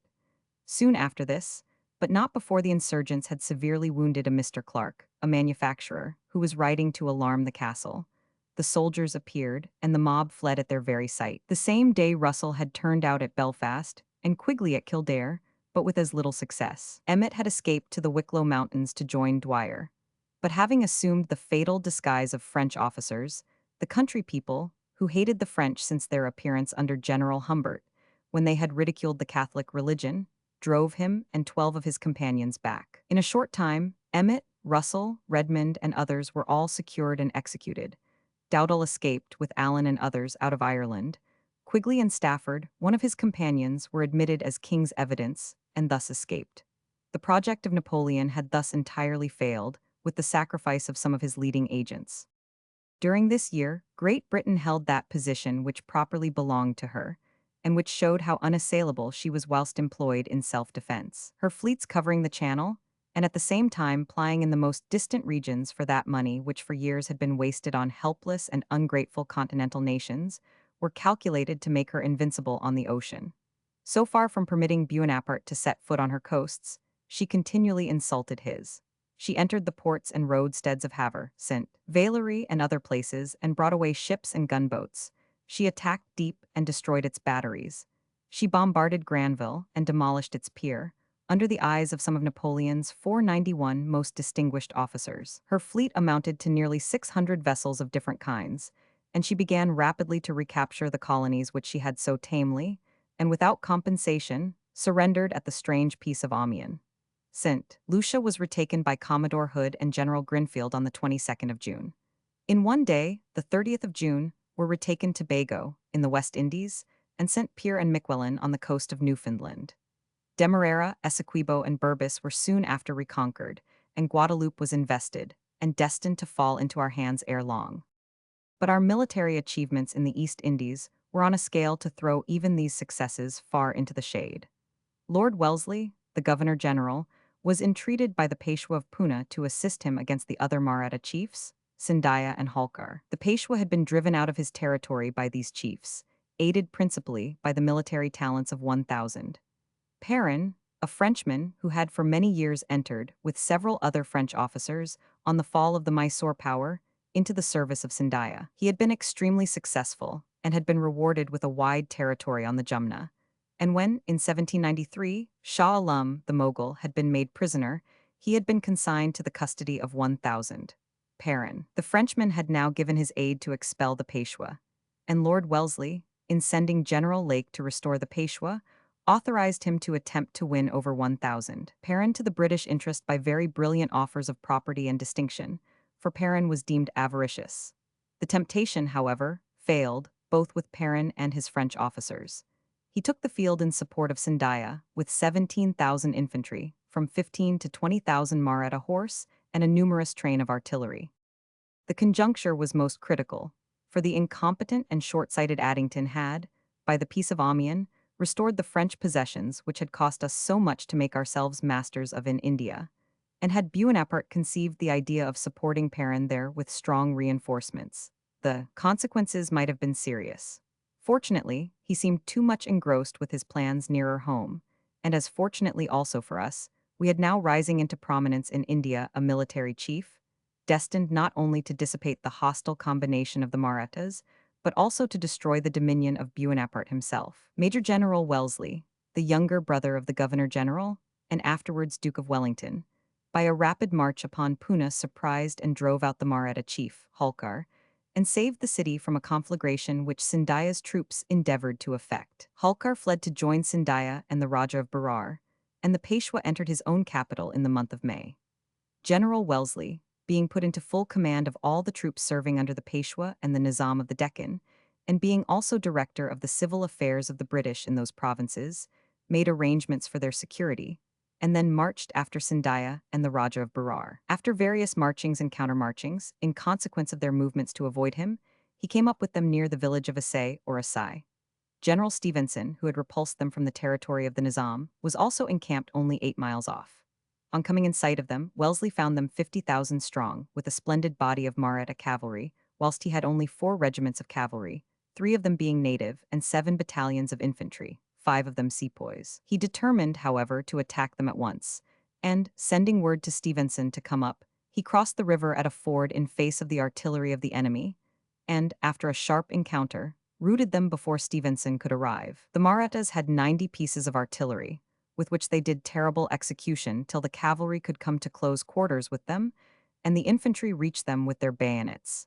Then they fled headlong, leaving behind all their cannon. September 23, 1803. The Marathas rallied in the village of Asai, and it required a desperate effort to expel them. It was dark before it was accomplished. General Stevenson had been prevented from crossing the river, and did not come up till the next day, when Wellesley sent him in pursuit of the enemy's infantry, which had been abandoned by the cavalry, and was thus exposed to attack. In the meantime, General Lake had made a march on Delhi, continuing, as he went, his correspondence with 1,000. Perrin. As General Lake approached the fortress of Alighur, the stronghold of Perrin, the Frenchman came out with 15,000 men, but again retreated into the fortress. This was on the 29th of August. Perrin made a strong resistance and held out till the 4th of September, when the place was stormed by a party headed by Colonel Monson and Major McLeod. The success was somewhat clouded by the surprise 492 and surrender of 5 companies of General Lake's sepoys, who had been left behind to guard an important position, but with only 1 gun.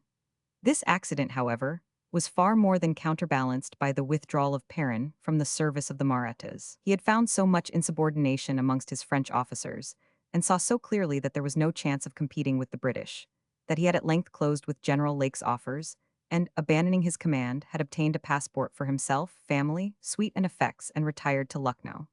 This being accomplished, General Lake continued his march on Delhi in order to release Shah Alam, the Mughal, and drew near it on the 11th of September. He there found that the army previously commanded by Perrin, but now by Louis Berquin, 19,000 strong, had crossed the Jumna and was posted between him and the city.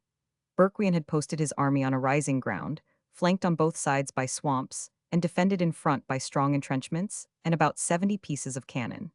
As Lake had only 4,500 men, to attack them in that position appeared madness. The British were briskly assailed before they could pitch their tents, and General Lake, feigning a retreat, succeeded in drawing the enemy down from their commanding situation and out of their entrenchments. He then suddenly wheeled, fired a destructive volley into the incautious foe, and followed this rapidly by a charge with the bayonet. The enemy fled and endeavored to regain their guns and entrenchments, but Lake did not leave them time.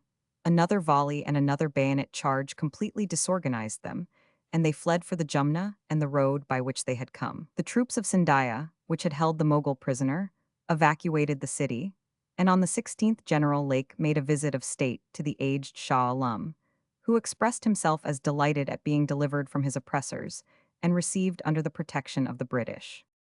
The Jumma Masjid, Delhi, from a photograph by Frith and Co. See larger version.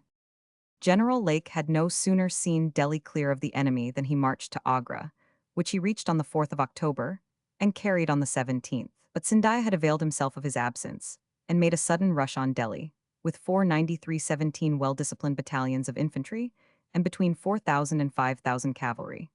The Maratha troops had been well trained by the French, who hoped, by their means, to crush the power of the British in India, and had shown throughout this war wonderfully increased efficiency.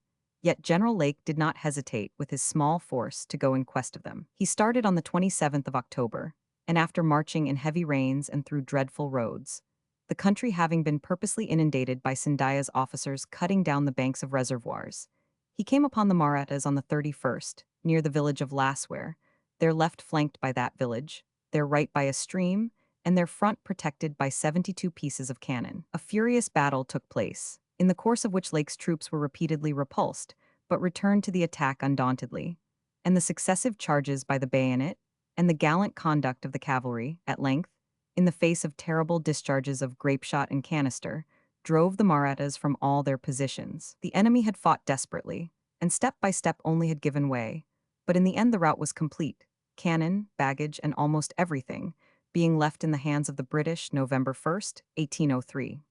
This division of Sindhia's army was thus annihilated, and all the territory watered by the Jumna left in the hands of the British.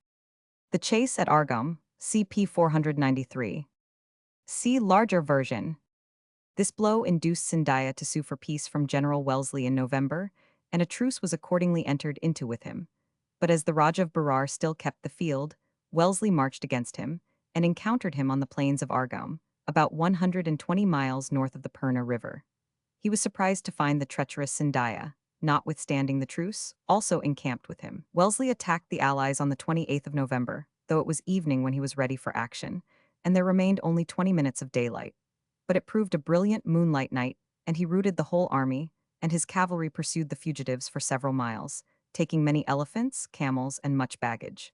He captured all their cannon, 38 pieces, and all their ammunition. This done, he hastened 494 to reduce the formidable fortress of Gawalgar, situated on a lofty rock.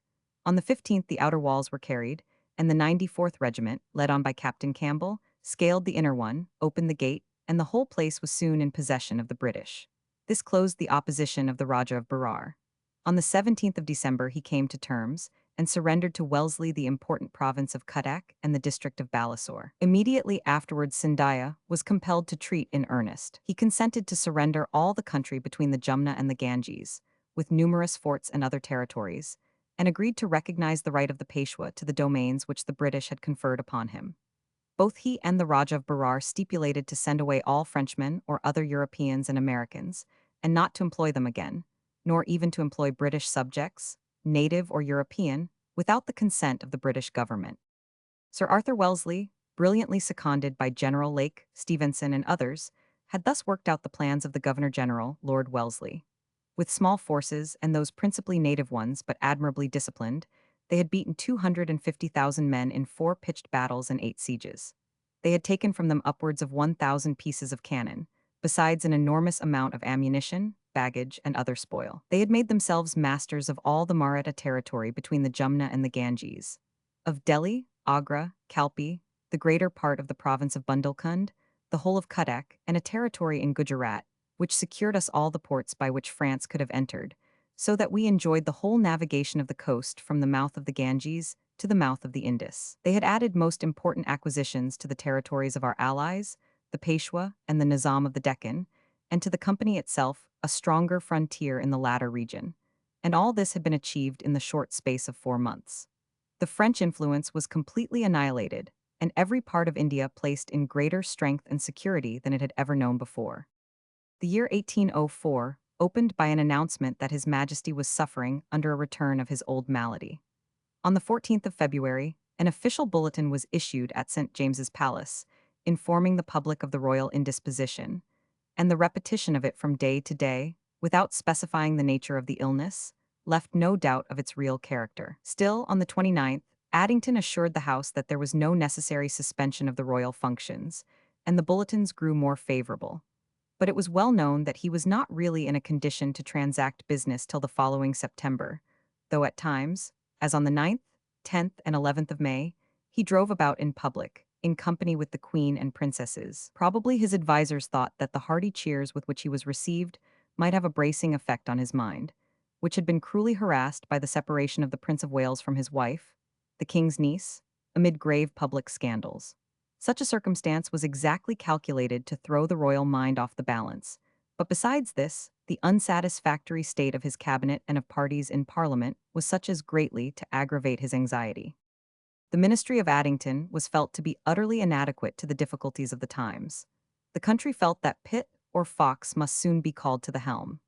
Addington had shown a desire to strengthen his administration by bringing into it George Tierney, whom he had appointed Treasurer of the Navy and a Privy Councillor. Pitt, who had an intense dislike to Tierney, with whom he had in 1798 fought a duel, showed increasing determination, from the introduction of Tierney to the cabinet, to oppose the ministry of Addington with all his vigor. An opportunity was given him on the 27th of February. The Hun, Sir Charles Yorke, the Secretary at War, had introduced a bill for consolidating all the existing laws respecting the volunteers. In the debate on the second reading of this bill on this day, a question was incidentally introduced by Sir Robert Lawley as to the exact state of the king's health, which, he said, concerned the safety of the country as much as the affairs of the volunteers. Fox followed up this idea and demanded more perfect information on this subject from ministers. He declared that the House had no information on this important subject, and he asked whether the Chancellor of the Exchequer really had any. He supported the motion for an adjournment which Sir Robert Lawley had made, in order that the House might be put in possession of the truth. Fox made it felt that he was looking forward to the fact of a regency. Addington, on this, declared that there was no necessity for any serious measures, that he was persuaded that the king's indisposition would be of short duration. Pitt made some strong observations on the conduct 495 of ministers in keeping Parliament in the dark on this head, though he opposed the adjournment. On the 15th of March, he took a more decided position of hostility to the cabinet by moving for an inquiry into the state of the navy. The Earl St. Vincent was now First Lord of the Admiralty, and he proved quite incompetent. Many gunboats had been broken up from motives of economy, and naval stores sold, for the most part, to the French. Pitt declared that only 23 gunboats had been built since January 1803, and that the whole management of the navy was inert. After accepting an offer from the Irish militia serving in England during the war, and agreeing that 10,000 should be the number, and that this number should be reinstated in Ireland by a new levy, the House adjourned on the 29th of March for the Easter recess. But during the recess, Pitt was planning fresh measures of opposition, and in fact driving out Addington and taking his place. On the reassembling of the House on the 23rd of April, Fox moved that it should resolve itself into a committee of inquiry regarding the measures of defense necessary for the country. Addington opposed the inquiry as unnecessary, but Pitt declared that it was never more necessary, that though there were 184,000 troops of the line, and 400,000 volunteers, the measures of government were not of that vigorous character which the times demanded.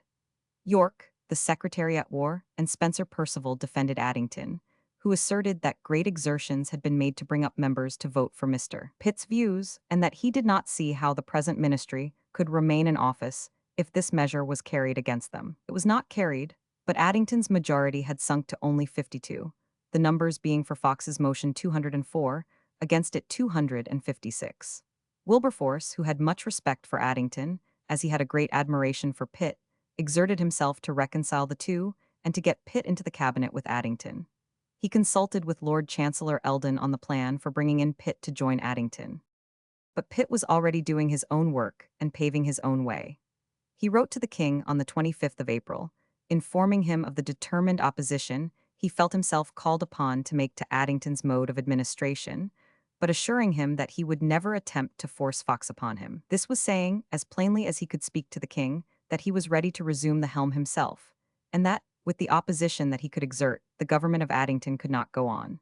Accordingly, Pitt received a notice that His Majesty would soon call for him to attend on him. On the 30th of April, the Marquis of Stafford, in the House of Lords, gave notice of a motion identical with that of Fox in the Commons, namely, for inquiry into the national defences. Lord Hawkesbury immediately entreated the Marquis to postpone his motion, for reasons which, he assured the House, it would deem fully satisfactory if he were at liberty to state them. It was at once understood that negotiations were on foot for a change of administration. Lord Grenville, who was a relative of Pitt, but at the same time pledged to include Fox in any offers to himself of entering the ministry, called upon Lord Hawkesbury to be more explicit, but he declined, and after some discussion the motion was postponed. Pitt, in fact, had received a message from the king, and on the 2nd of May, through Lord Chancellor Eldon, presented a letter sketching a plan of a new cabinet, in which he included not only Lord Grenville but Fox also. On the 7th he had, for the first time, an interview with the king, which lasted 3 hours, and Pitt then more fully stated his views, and recommended a mixed cabinet on the ground that there was every prospect of a long war, and that it was desirable that they should have a strong administration. Whether such a coalition would have been strong is more than doubtful, opposed as the views and tempers of Fox and Pitt were, but the king would not allow the name of Fox to be in the list. On the other hand, Lord Grenville refused to become part of an administration from which Fox was excluded. He said he could not accept office in a cabinet formed on the basis of exclusion, being convinced that an effective government could only be secured by uniting in it as large a proportion as possible of the weight, talents, and character to be found in public men of all descriptions. Pitt was thus forced to form a government on a narrow Tory basis.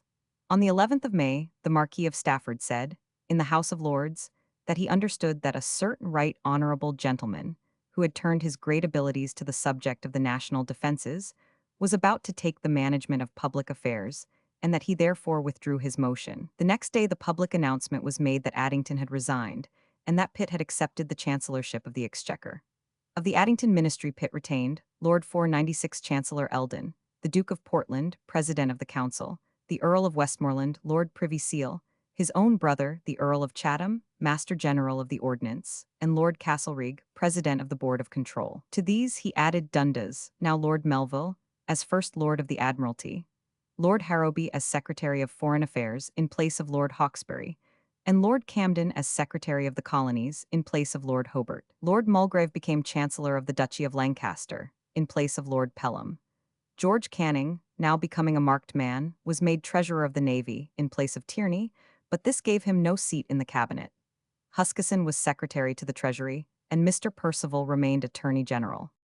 The first measure of importance after the appearance of Pitt in the House of Commons as Prime Minister was the annual motion of Wilberforce for leave to bring in a bill for the abolition of the slave trade. Pitt and Fox both supported it, and it was carried by 75 against 49. The second reading was carried by a still larger majority, 100 against 42, but on going into committee upon it, it was postponed to the next session. War and preparations for war were the all-absorbing business of those times. On the 5th of June, the day after the king's birthday, Pitt introduced his plan of military defense. It was to leave the militia what it was, but to increase the regular army by making it compulsory on parishes to furnish each a certain number of men to what was called the Army of Reserve, a body called out for 5 years and only to be employed within the United Kingdom. He desired to break down the distinctions between this and the regular army by attaching the reserve to the regulars as second battalions and encouraging volunteering thence into the regulars. This was known as the Additional Force Bill, which was denounced by the opposition as veiled conscription. In other ways, notably by the erection of his Martello Towers, Pitt set himself to rouse the spirit of the nation, in face of the very real danger of invasion. In the autumn of this year, the British Admiralty tested a plan to blow up and destroy the French invasion flotilla in the harbor of Boulogne.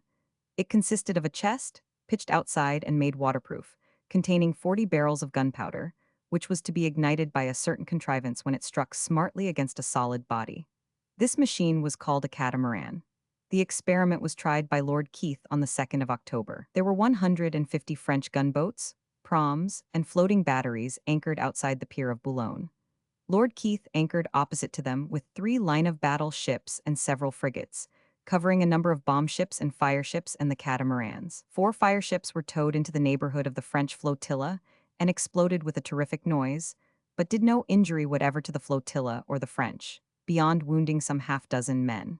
The catamarans exploded, for the most part, with the same failure of effect.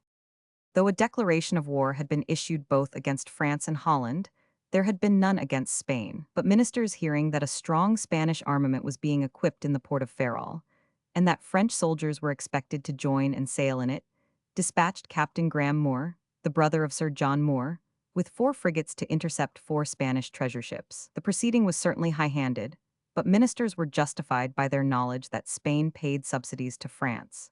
The Spaniards were furious in their indignation. An order was speedily issued to make reprisals on British ships and property, and on the 12th of December, war was formally proclaimed against us. Reproduced by André and Slay, 450, Bushy, Hertz. Nelson's Chase After the French Fleet, 1805. By Thomas Davidson. See larger version.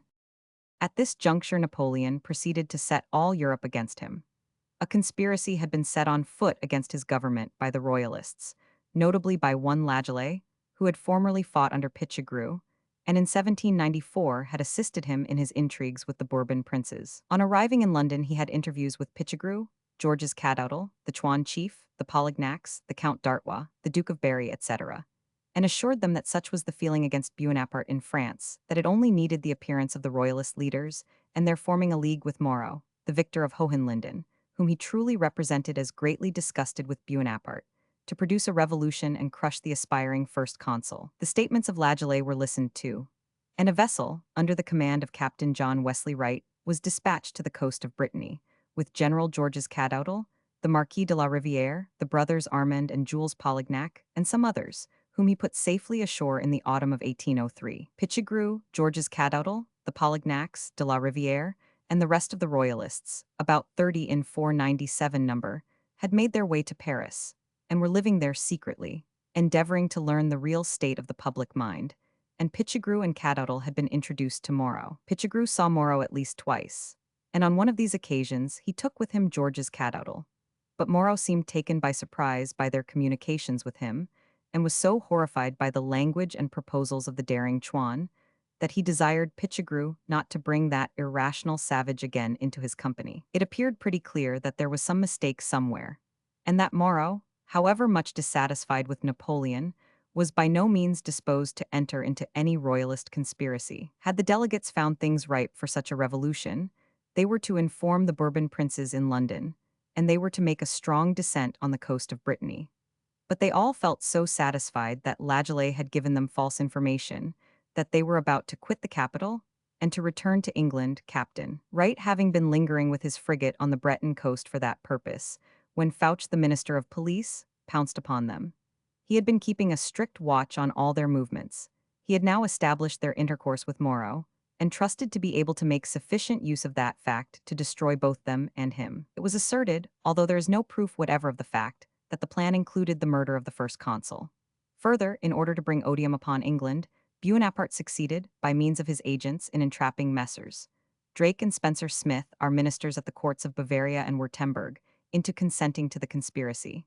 They knew nothing of the real plot, but being informed that a royalist conspiracy was on foot, gave it a certain amount of countenance. Napoleon thereupon accused them of being accomplices in a diabolical plot to assassinate him, forced the courts to which they were accredited to expel them, and circulated throughout Europe a violent attack on the British government. In an exceedingly able and dignified reply, Lord Hawkesbury pointed out that Britain was at war with France, and had a right, which she intended to use, to take advantage of the political situation in that country. Napoleon gained little by his Machiavellian maneuver. Kidnapping of the Duc d'Enghien, CP 498. See larger version. The Georges conspiracy, as it is commonly 498 called, was followed by a still more startling act of violence. As the Bourbons still continued to watch for the overthrow of his power, Buonaparte determined to take a deep revenge on the persons of any of that family whom he could by any means get into his hands. Could he have inveigled the Count d'Artois and the Duke of Berry, as he attempted, to leave London and land in Brittany, he would have seized them and put them to death without ceremony or mercy. But there was another member of the family, though the farthest off from succession to the throne, who was living on the French frontiers, within a tempting reach of his soldiers in Alsace, and him he determined to kidnap and kill. This proposed victim of a most lawless and wicked vengeance was Anton Henry de Bourbon, Duc d'Enghien, the son of the Prince of Condé.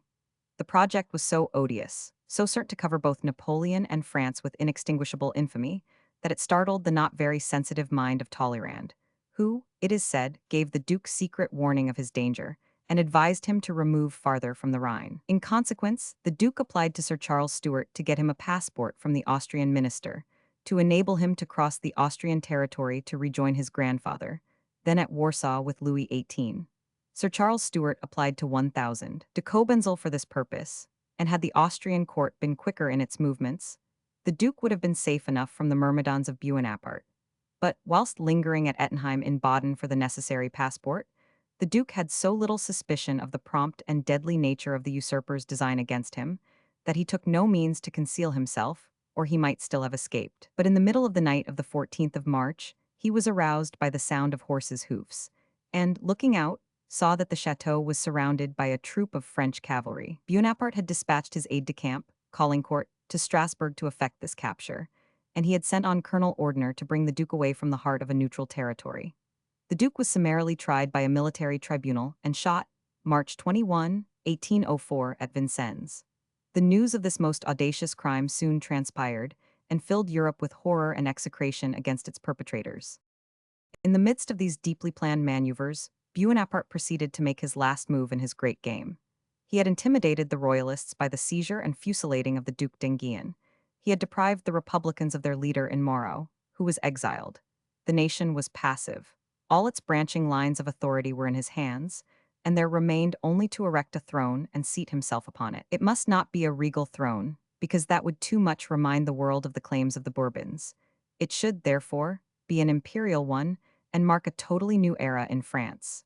It was one which was especially calculated to flatter the French vanity. Accordingly, on the 30th of April, Curie, a man of no particular note, and perhaps selected on that account for the occasion, as his proposal might be the more easily disavowed, if it were resisted, rose in the tribunate, and proposed that Napoleon Buonaparte should be invested with the title of emperor.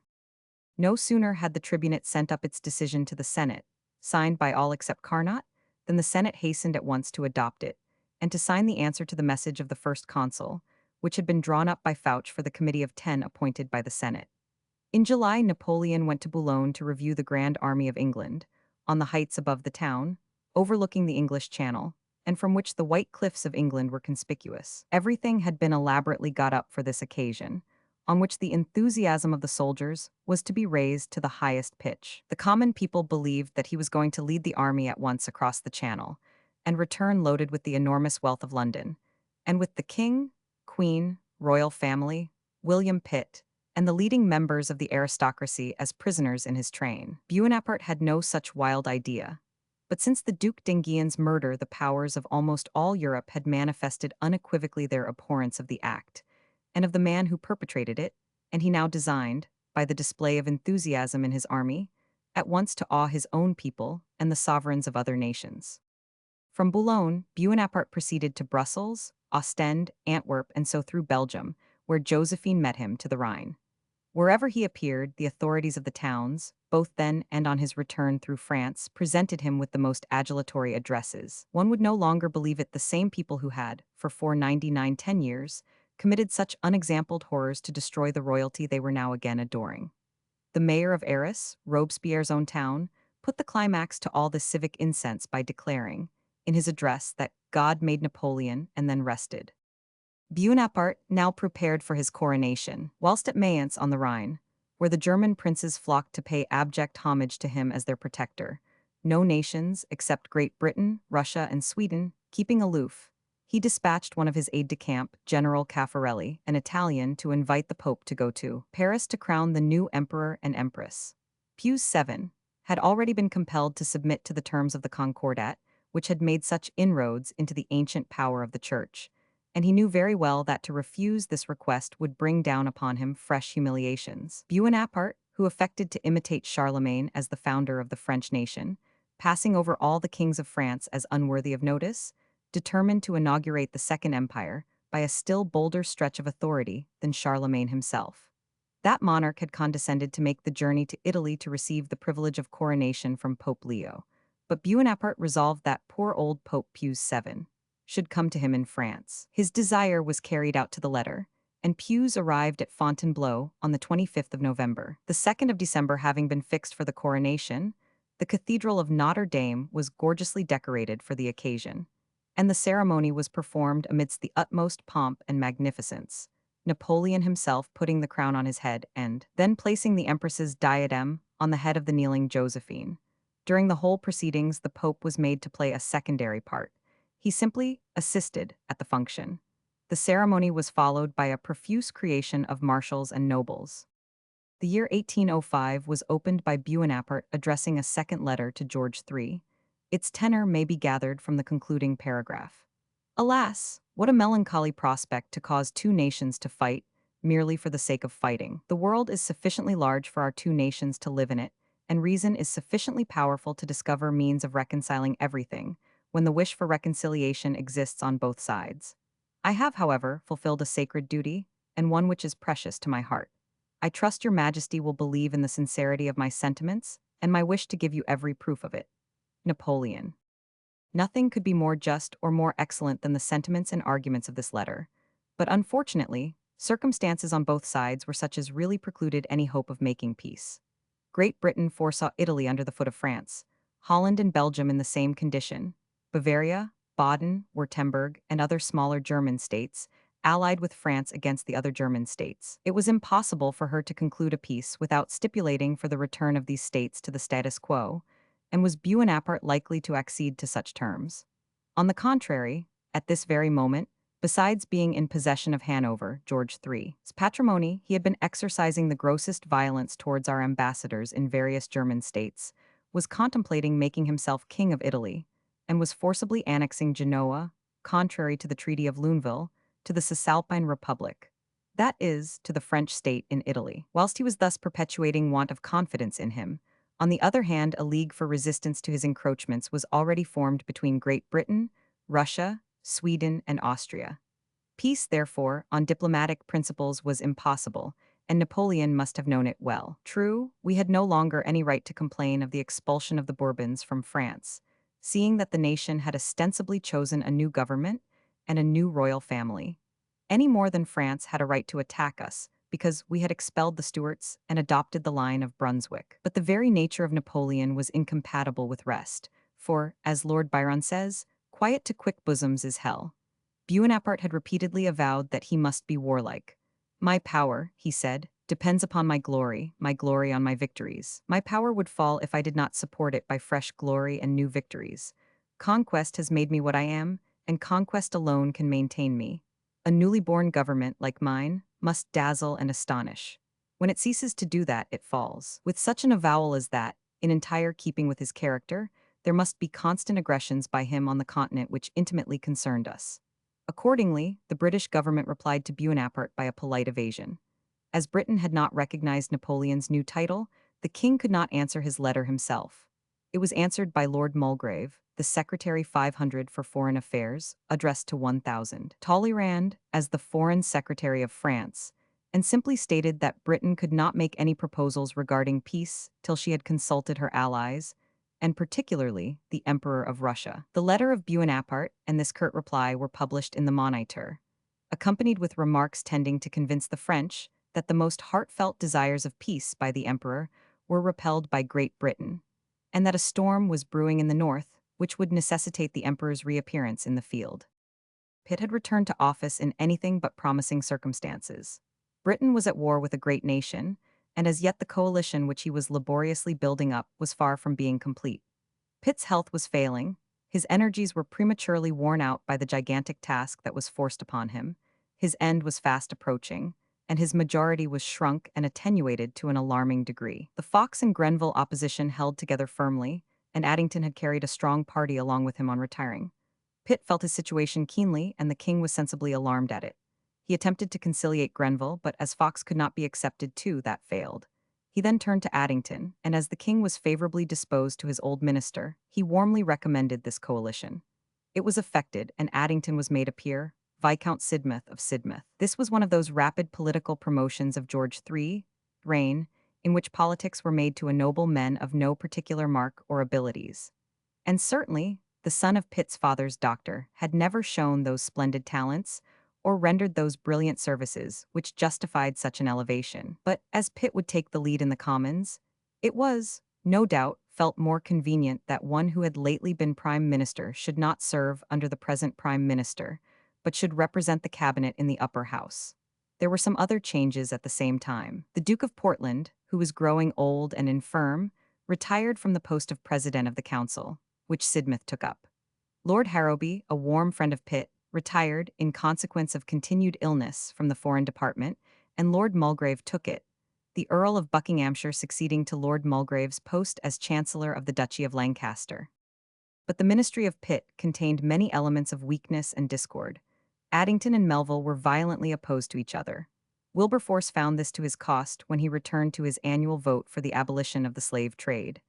Addington and Melville, hostile to each other, were both hostile to him and to his project. Pitt warned him of this and begged him to let his usual motion lie over this session.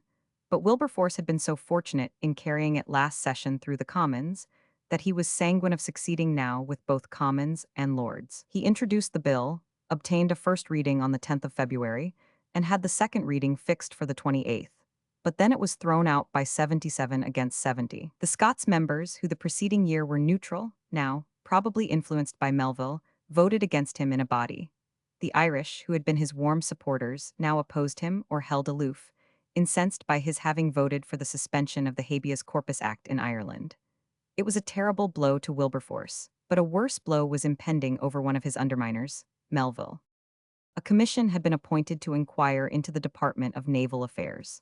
The commissioners, at whose head was Mr. Whitbread, had extended their researches so far back as to include the time when Lord Melville, as Mr. Dundas, had presided over that department.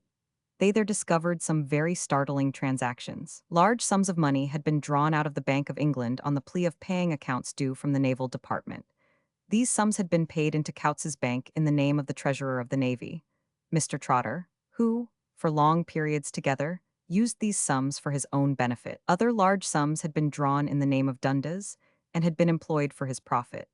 Other sums had disappeared, and there was no account showing how they had vanished. But these were scored under the name of Secret Service money, and Melville declared that the money paid into his account had gone in the same way. As much as £48,000 had been paid over to Pitt at once, and no account given of its expenditure. Indeed, as Pitt had nothing to do with that department, the payment to him was altogether irregular. These discoveries created a great sensation. George Rose, who had begun life without a sixpence, but who, after attracting the attention of Pitt, had rapidly thriven and become extremely wealthy, had confessed to Wilberforce that some strange jobs had come under his notice as a member of that department. There was a loud outcry for the impeachment of Melville. Melville appears to have been a jovial, hard-drinking Scotsman of a somewhat infidel turn, according to Scottish philosophy of that period.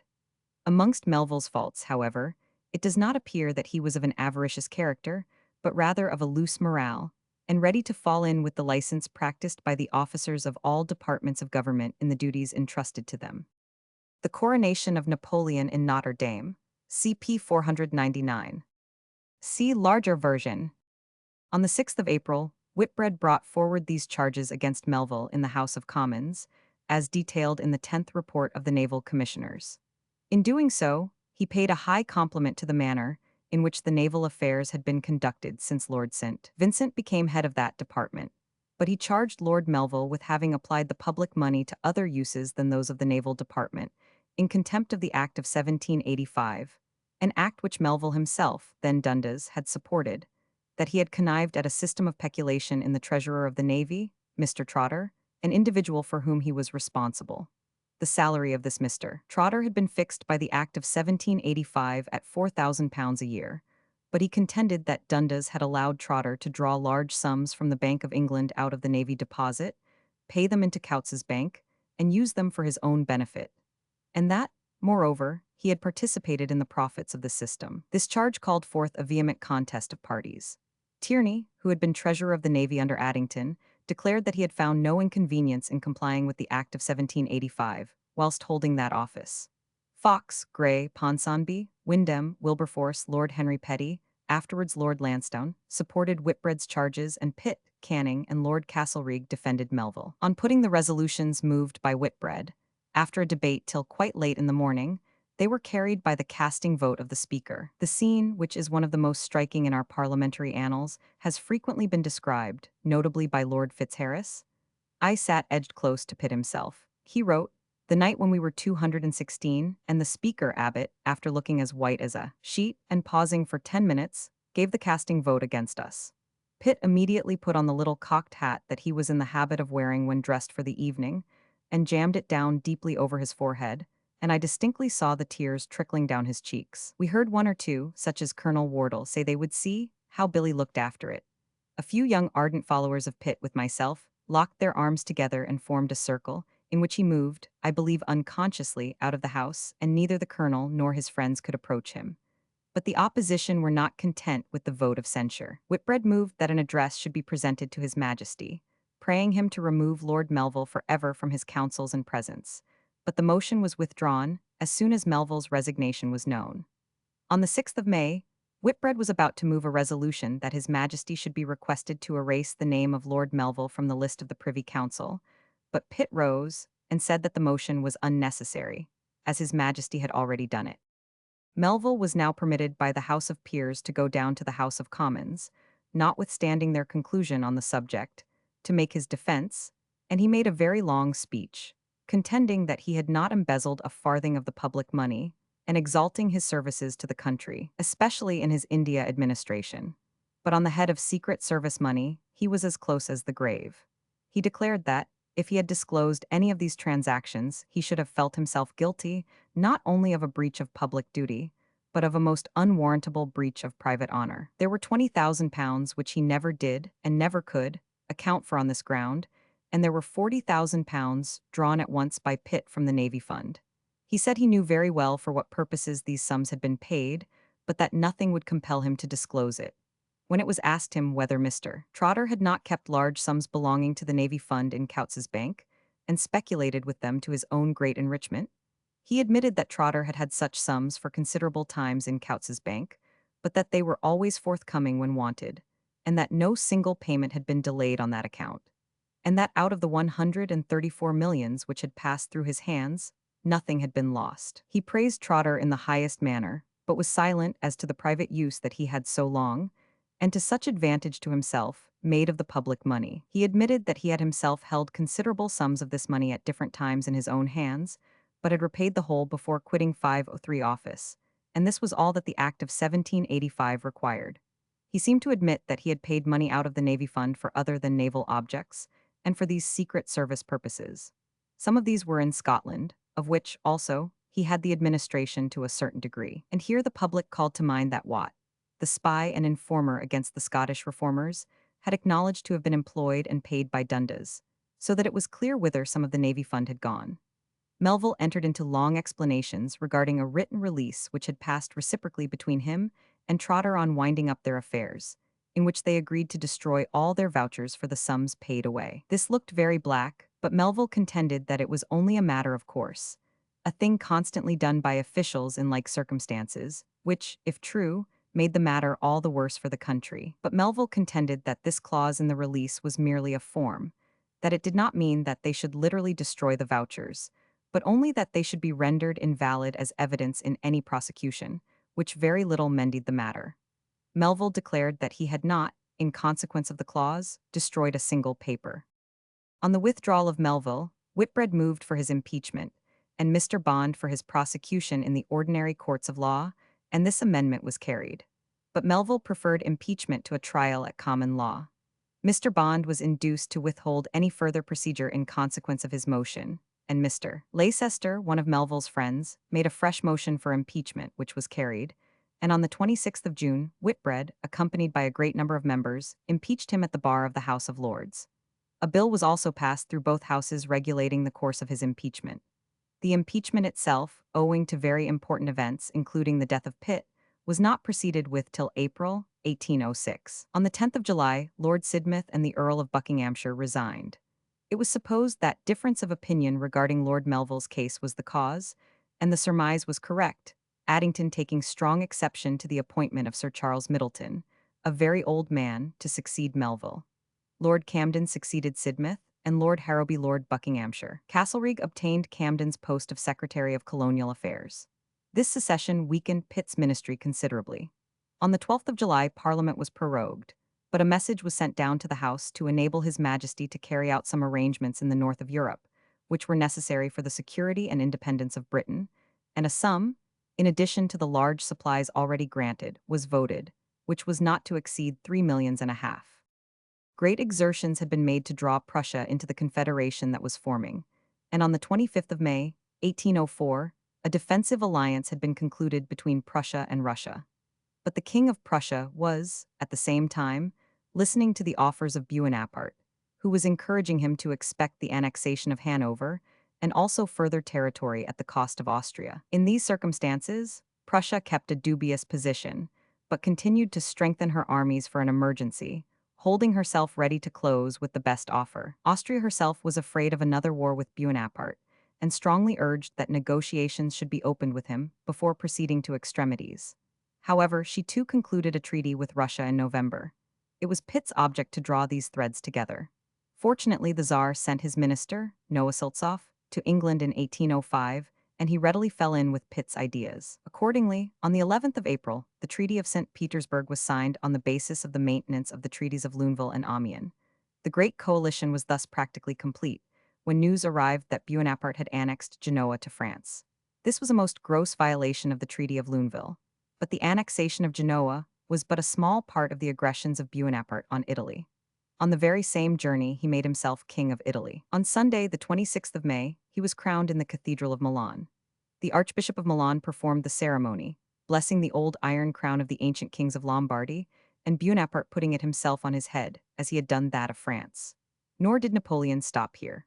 He wanted a little snug principality for his sister Eliza and her husband, the Corsican Baxiaci, and he turned the Republic of Lucca into such an one, and conferred it upon them.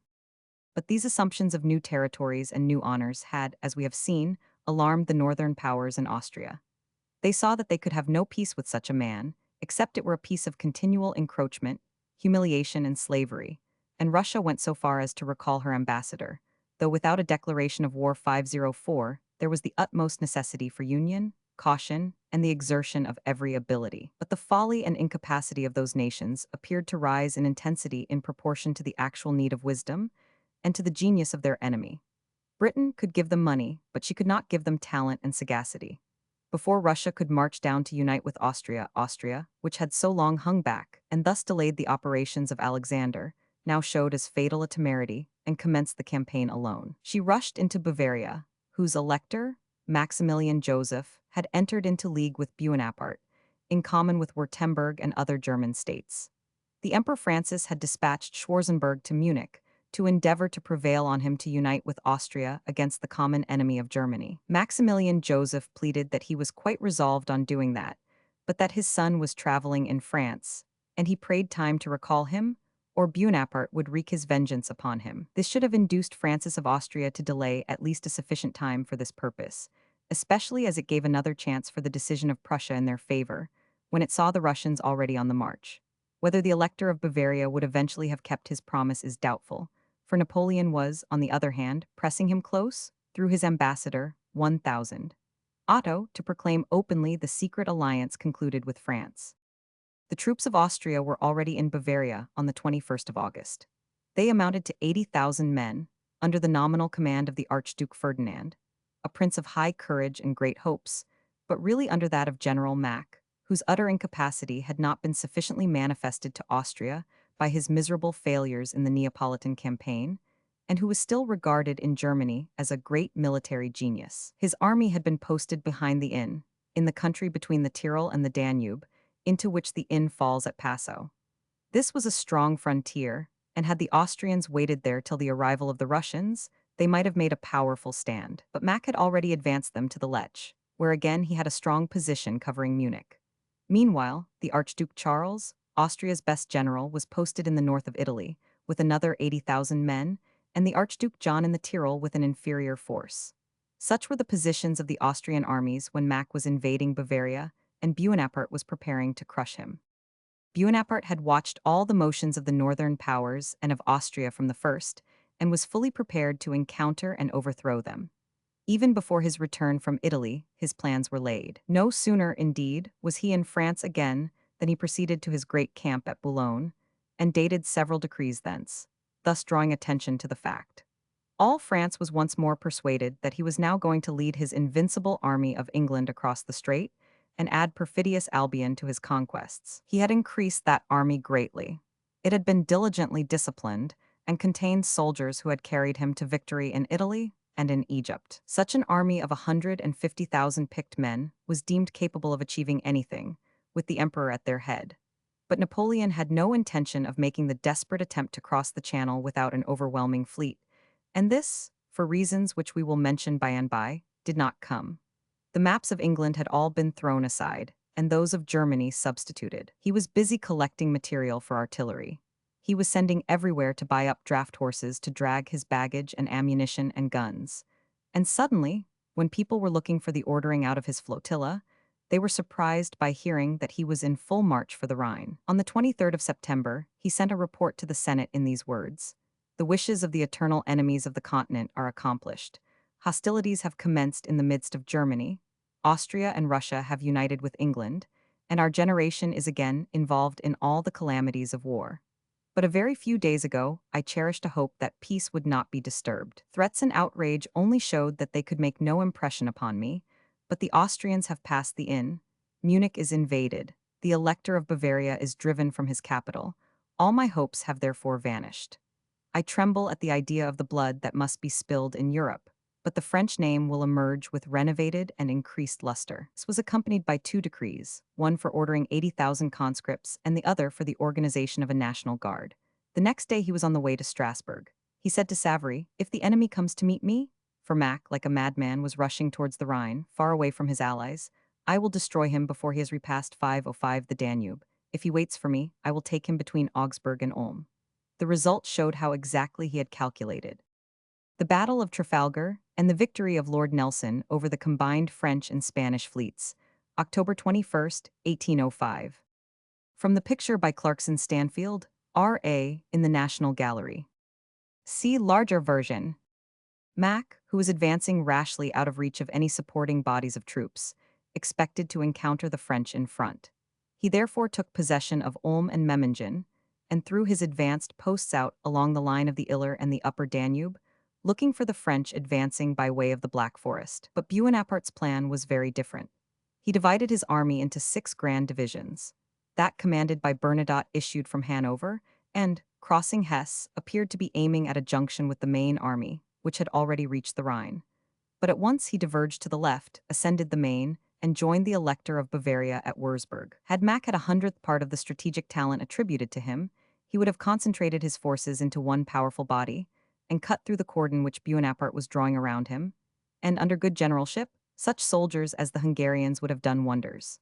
But he suffered his different detachments to be attacked and beaten in detail, never being ready with fresh troops to support those which were engaged, whilst the French were always prepared for this object. Accordingly, Soult managed to surround and take one entire Austrian division at Memmingen, under General Spangenberg, and Dupont and Ney defeated the Archduke Ferdinand at Günzburg, who had advanced from Ulm to defend the bridges there. Ferdinand lost many guns and nearly 3,000 men. This induced Mack to concentrate his forces in Ulm, where, however, he had taken no measures for supplying his troops with provisions during a siege. He was completely surrounded and compelled to capitulate on the 19th of October, 1805. Herrenhaus Cassell, Hanover. See larger version. On the day after the surrender of Ulm, Bonaparte announced by proclamation to the army that he was going to annihilate the Russians, as he had done the Austrians. That Austria, in fact, had no generals with whom it was any glory to compete, and that Russia was only brought by the gold of England from the ends of the earth, for them to chastise them. At the end of October, accordingly, he commenced his march on Vienna. The Emperor Francis did not attempt to defend 506 his capital, that capital which had twice repelled all the efforts of the Turks, but fled into Moravia to join his Russian ally, the Tsar Alexander, who was there at the head of his army. On the 7th of November, Francis took his departure, and on the 13th of November, Napoleon entered Vienna without any opposition. Whilst Napoleon remained there, he continued to receive the most cheering accounts of the success of his arms in Italy against the Austrians. There, Massena, on hearing of the capitulation of Ulm, made a general attack on the army of the Archduke Charles near Caldero. The French were victorious, and were soon joined by General St-Cyr from Naples with 25,000 men. At the moment of this defeat, the Archduke received the news of the fall of Ulm and the march of the French on Vienna. He determined, therefore, to leave Italy to its fate. He commenced his retreat in the night of November 1st and resolved to make for Hungary. Napoleon had so far executed his plans with wonderful success. He had rescued Bavaria, reduced the enemy's army and prestige at once by the capture of Ulm and Vienna, and had driven the Austrians simultaneously from Upper Italy and the Tyrol. But still, his situation, for any general but himself, was very critical. The defeated army of the Emperor Francis had united itself to that of the young Emperor of Russia, in Moravia. The two archdukes were mustering great bodies of troops on the confines of Hungary, ready to rush forward and swell the Austro-Russian army, and the King of Prussia was watching the movements of the two parties, ready to strike if France met with a reverse. Napoleon saw that his only security lay in a bold and decisive blow. He therefore crossed the Danube on the 23rd of November and began a brisk march into the heart of Moravia to attack the main body of the Allies under their two emperors. He was soon before Brunn, its little capital, and the Allies retreated at his approach as far as Olmütz. This movement was, however, made to form a junction with the 24,000 men under Benningsen. This being effected, they amounted to about 80,000 men, but of these, many of the Austrians were troops already discouraged by defeat, and many more were raw recruits. The French were in number about equal, but consisting of veteran soldiers flushed with victory. On the 2nd of December, Napoleon brought on the Battle of Austerlitz, and before the close of the day, the forces of the coalition were completely beaten, losing upon the field some 27,000 killed and wounded, 20,000 prisoners, and 133 pieces of cannon.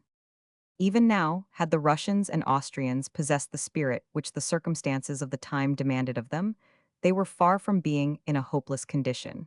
Bonaparte was at an immense distance from his country. Besides the army still remaining with the two emperors, at least 60,000 in number, there were the strong forces of the Archdukes Charles and John in Hungary, and of Prince Ferdinand in Bohemia. By bold and skillful maneuvers, they might have cut off his communications with France and Italy, and have harassed him, without committing themselves to a decided battle, till he must have found himself in a most perilous position. But Francis of Austria gave up the struggle in despair. He sent Prince John of Liechtenstein to propose a suspension of arms. Bonaparte insisted that they should first break with the Russians, and Liechtenstein said that Francis was quite willing, and to treat with Napoleon for a separate peace, but that he must claim for the Emperor Alexander the privilege of retreating into his own country without molestation. Bonaparte granted this as a favor, and added words so complimentary to Alexander that they betrayed a wish to complete an agreement also with him. He returned to Vienna and again occupied the palace of Schönbrunn. There he and Talleyrand concerted the demands which should be made, and an armistice was signed, on these terms, with Prince John of Liechtenstein on the 6th of December. The final treaty was signed by the Emperor Francis at Pressburg on the 26th of December, a fortnight after Austerlitz. By this treaty, Austria surrendered to Bonaparte all her territories in Italy, as well as her Venetian provinces of Dalmatia and on the coast of Albania. She surrendered her only seaport on the Adriatic, Trieste, and thus reduced herself to a mere inland power. She was compelled to cede to her rival, Bavaria, the Tyrol, a country most faithfully attached to the House of Habsburg, the Bishopric of Passau, and other regions. Bavaria and Württemberg, for their hostility to their own German race, were elevated into kingdoms, and Baden, for the same unpatriotic services, into a grand duchy. Thus France and her allies, or rather subjects, were now in possession of Switzerland, Italy, and the Tyrol on one side, and of Holland and Belgium on the other, so that she had everywhere an open high road into Germany 507 and nations of tributary princes, which were to aid in further enslaving it. Prussia had made up her mind on hearing of the victory of Austerlitz, and Haugwitz appeared at Schönbrunn, not to declare war on Buonaparte, but to compliment him on his victory. Buonaparte could not conceal his contempt for this despicable conduct. He said, "Ah, this compliment was intended for others, but fortune has transferred it to me." But as he still intended to make use of Prussia, and could humiliate George III, by her means he concluded a treaty with Haugwitz, by which he handed over Hanover to our late ally, and claimed Anspach in lieu of it. He then strengthened the Confederation of the Rhine, of which he was protector, and so completely broke up the old Federation of Germany, that Francis of Austria soon abandoned the title of elective Emperor of Germany and assumed that of hereditary Emperor of Austria. Pitt's expeditions were not particularly well arranged. Instead of sending an army of 30 or 40,000 to the Baltic and calling on Russia to do the same, which she could have done, notwithstanding the army under the Emperor Alexander, he sent only about 6,000 and sent another 8,000 from Malta to cooperate with 12,000 Russians in a descent on the Kingdom of Naples. This expedition might have been left till the success in the north was secured. In truth, it had better have been left altogether. When General Daun and Lord Cathcart landed in Swedish Pomerania, and were joined by the King's German Legion and some other German hired troops, our army amounted only to 16,000 men, the Swedes to 12,000, and the Russians to 10,000. Altogether, not 40,000 men. But what was worse than the paucity of numbers was the disunion amongst the commanders.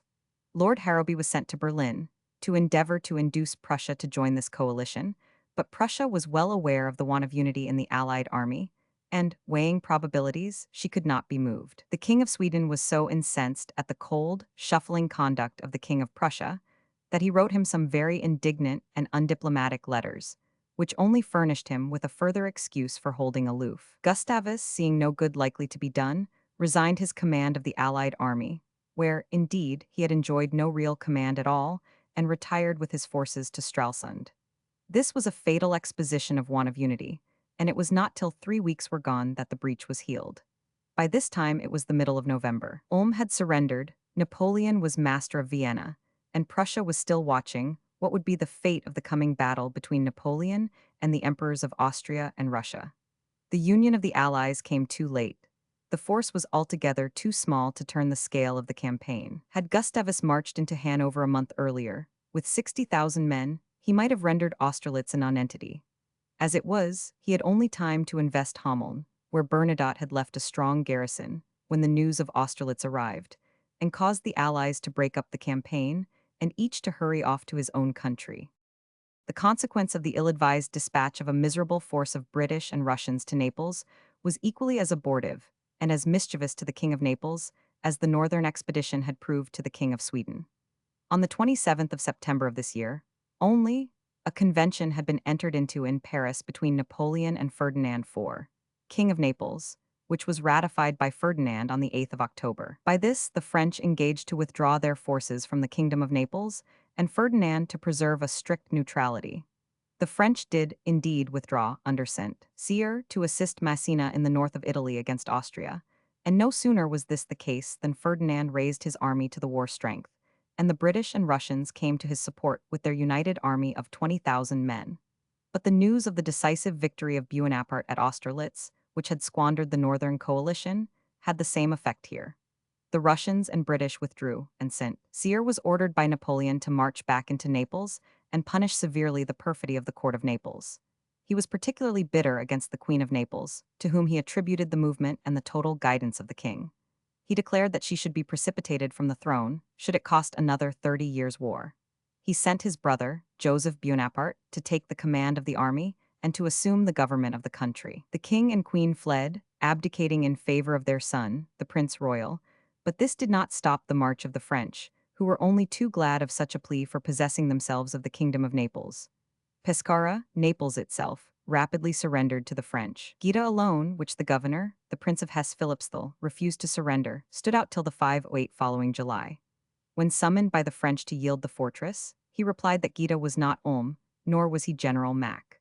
But the defense of Gaeta had no influence on the general fate of Naples, and only precipitated that of its brave defender, who died suddenly, as was asserted, of poison.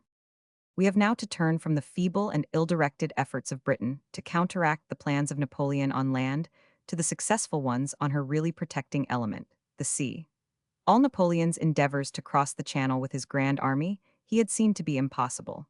Nelson was riding there in his glory, and the French fleets were only safe while they were in port. The impatience of this restraint caused Napoleon to urge on his admirals a greater daring, and these incitements to a rash hazard brought, eventually, that which must have occurred sooner, had the admirals listened to his suggestions rather than their own knowledge of the truth, the utter destruction of the French navy.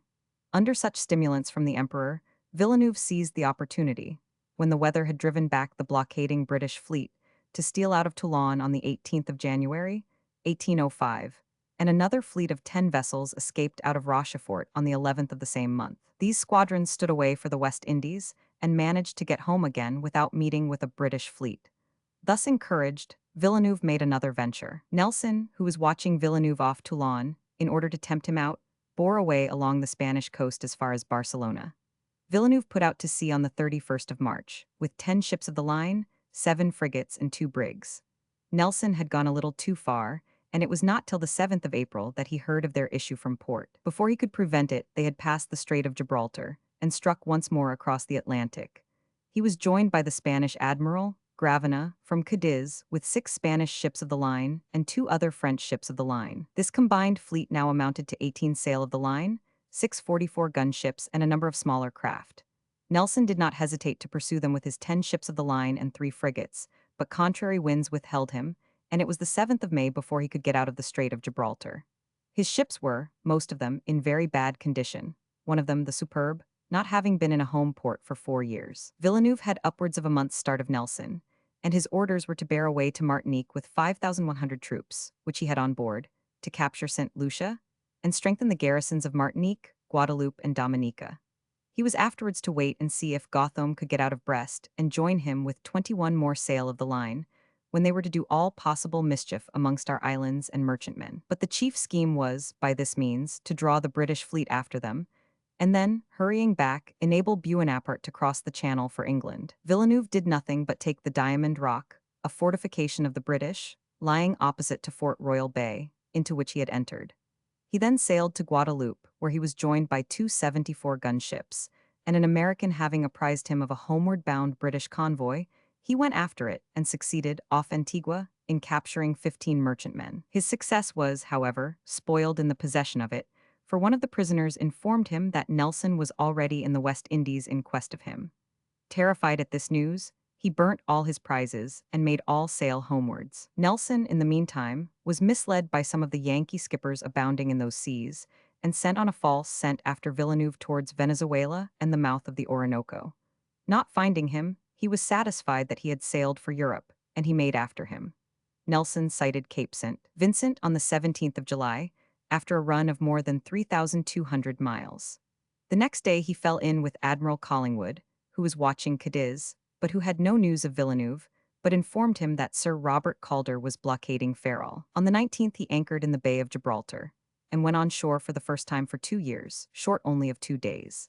Hearing that Villeneuve was still out in the Atlantic, he bore away westward again to intercept him, but in vain, and on returning to Ushant, where Collingwood was cruising, he learned that Sir Robert Calder had met with and attacked him at the very time Nelson was off Gibraltar, namely, on the 22nd of July 509. Lord Collingwood. See larger version. Calder had been sent after Nelson, with the hope that, if he missed Villeneuve and Gravina, he, Calder, might fall in with and intercept them. Scarcely was he under sail, when he discovered this fleet, on the 22nd of July, about 39 leagues northwest of Cape Finisterre. Villeneuve and Gravina were congratulating themselves on having made their voyage in safety, when this British squadron stood in their way. They were 20 sail of the line, 7 frigates and 2 brigs, and Calder had only 15 sail of the line, 2 frigates and 2 smaller craft. The Spanish and French admirals endeavored to give them the slip and get into Ferrol, but Calder would not permit this. He compelled them to fight, and the battle lasted from 4:30 in the afternoon till 9:30 in the evening.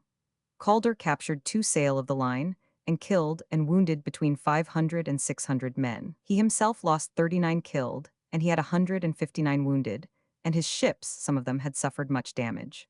A thick fog parted the combatants for the night, and at daybreak the hostile fleets were distant from each other about 17 miles. Villeneuve had the wind and made as if he would renew the battle, but did not, and the same happened on the following day when he sheered off and Calder turned homewards without pursuing them. This action, though a victory, was regarded, both in France and England, as inferior to what was expected of British naval commanders. The French claimed a success. The English public murmured at Calder's conduct. They said, what would Nelson have done had he been there? Such was the popular discontent that Sir Robert Calder demanded that his conduct should be submitted to a court-martial, and the verdict of the court confirmed the outcry.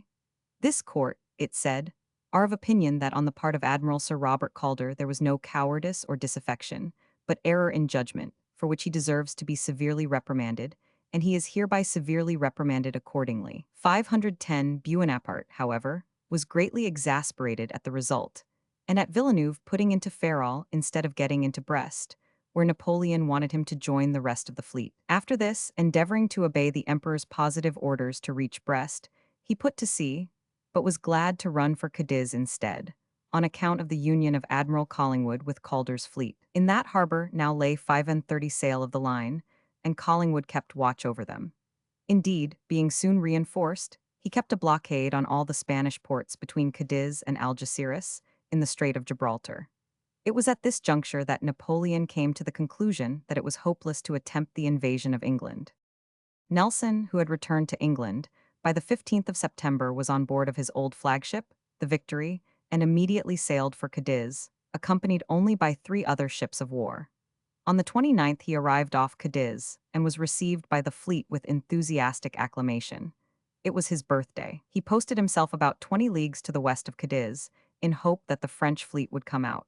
He knew that it was in great distress for provisions, because Napoleon, intending the fleet to assemble at Brest, had laid in the necessary stores there, and could not convey them in any reasonable time to Cadiz. Still more, it was believed that Napoleon refused to send any supplies there, having given Villeneuve imperative orders to make his way to Brest. But it is also asserted, by French authorities, that Napoleon had ordered the Minister of Marine to take the command from Villeneuve, and that the admiral was piqued to show the emperor, by a daring exploit, that he had done him injustice. Under these or similar motives, Villeneuve determined to sail out and encounter the British fleet. Nelson was watching for him behind Cape St. Mary, like a cat watching a mouse, as he said in a letter to the Abbe Campbell, of Naples, a friend of his and of Lady Hamilton's. On the 9th of October, certain that the enemy would soon come out, Nelson sent to Lord Collingwood his plan of the battle. It was to advance in 2 lines of 16 ships each, with an advanced squadron of 8 of the fastest-sailing 2-decked ships. They were thus to break the enemy's line in 3 places at once. Nelson was to aim at the center, Collingwood, leading the second line, to break through at about the 12th ship from the rear, and the light squadron, at 3 or 4 ships from the center, Nelson's point of attack. I look, wrote Nelson, with confidence to a victory before the van of the enemy can succor their rear. And then the British fleet will, most of them, be ready to receive their 20 sail of the line, or to pursue them, should they endeavor to make off. If the van of the enemy tack, the captured ships must run to the leeward of the British fleet. If the enemy wear, the British must place themselves between them and the captured and disabled British ships, and should the enemy close, I have no fear for the result. The second in command will, in all possible things, direct the movements of his line, by keeping them as compact as the nature of the circumstances will admit. Captains are to look to their particular line as their rallying point, but in case signals cannot be clearly seen or understood, no captain can do very wrong if he places his ship alongside that of the enemy. Such were Nelson's general orders, and they were entirely approved by Lord Collingwood. On the 19th, Collingwood signaled Nelson that the French fleet was coming out of Cadiz. On the morning of the 21st, when the British fleet lay about 7 leagues northwest of Cape Trafalgar, the hostile fleet was discovered about 7 miles to the eastward. Nelson ordered the fleet to bear down on the enemy. As Villeneuve approached, He veered so as to bring Cadiz under his lee, and thus secure a retreat into it. This compelled Nelson to shift his course a little more northward. Villeneuve had preconcerted a plan of action, which he boasted would prevent Nelson from cutting his line, as was his custom. He determined to advance in two lines, with each alternate ship about a cable's length to the windward of her second ahead and astern, so that his fleet would represent the checkers of a draft board. This plan, however, did not succeed. Nelson found now the shoals of San Pedro and Trafalgar under the lee of both fleets, and, dreading that he might be carried upon them at the end of the battle, he signaled from the Victory for the fleet to anchor at the close of the day. He then told Blackwood that he should not be satisfied unless he took 20 of the enemy's ships, and asked him whether he thought a general signal of action were not wanting. Blackwood replied that he thought the fleet all understood what they were about. But Nelson hoisted on his mizzen topmast his last signal. England expects every man to do his duty. It was seen and responded to with loud hurrahs. The Victory towed into Gibraltar after Trafalgar. After the picture by Clarkson Stanfield, R.A. See larger version. As the wind was light, the British vessels set their studding sails and bore down steadily on the enemy. There were of the British 27 sail of the line, 4 frigates, 1 schooner, and 1 cutter. Of the French and Spaniards, there were 33 sail of the line, 5 frigates, and 2 brigs, but the French vessels were in far superior condition to the old weather-worn ones of Nelson. The French had 2,626 guns, Nelson 2,148.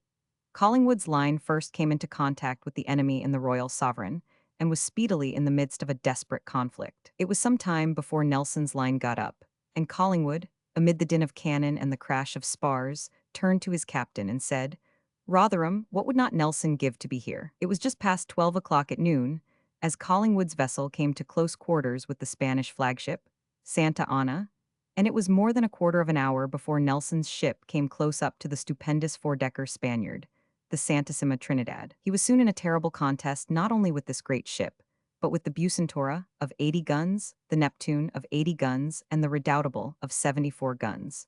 The Victory and Redoutable were fast entangled together by their hooks and boom irons, and kept up the most destructive fire into each other with double-shotted cannon. Both ships took fire. That in the Victory was extinguished, but the Redoutable finally went down. But it was from the mizzen topmast of this vessel that one of the riflemen marked out Nelson by his stars and shot him down. He fell on the deck, on the spot where his secretary, John Scott, had fallen dead just before. Captain Hardy, to whom Nelson had shortly before said, "Hardy, this is too warm work to last long," stooped, and observed that he hoped that he was not severely wounded. He replied, "Yes, they have done for me at last, Hardy." Hardy said he hoped not. "Yes," he answered, "my backbone is shot through." He was carried down to the cockpit, amongst the wounded and the dying, and laid in a midshipman's berth. The ball was found to have entered the left shoulder and to have lodged in the spine. The wound was mortal.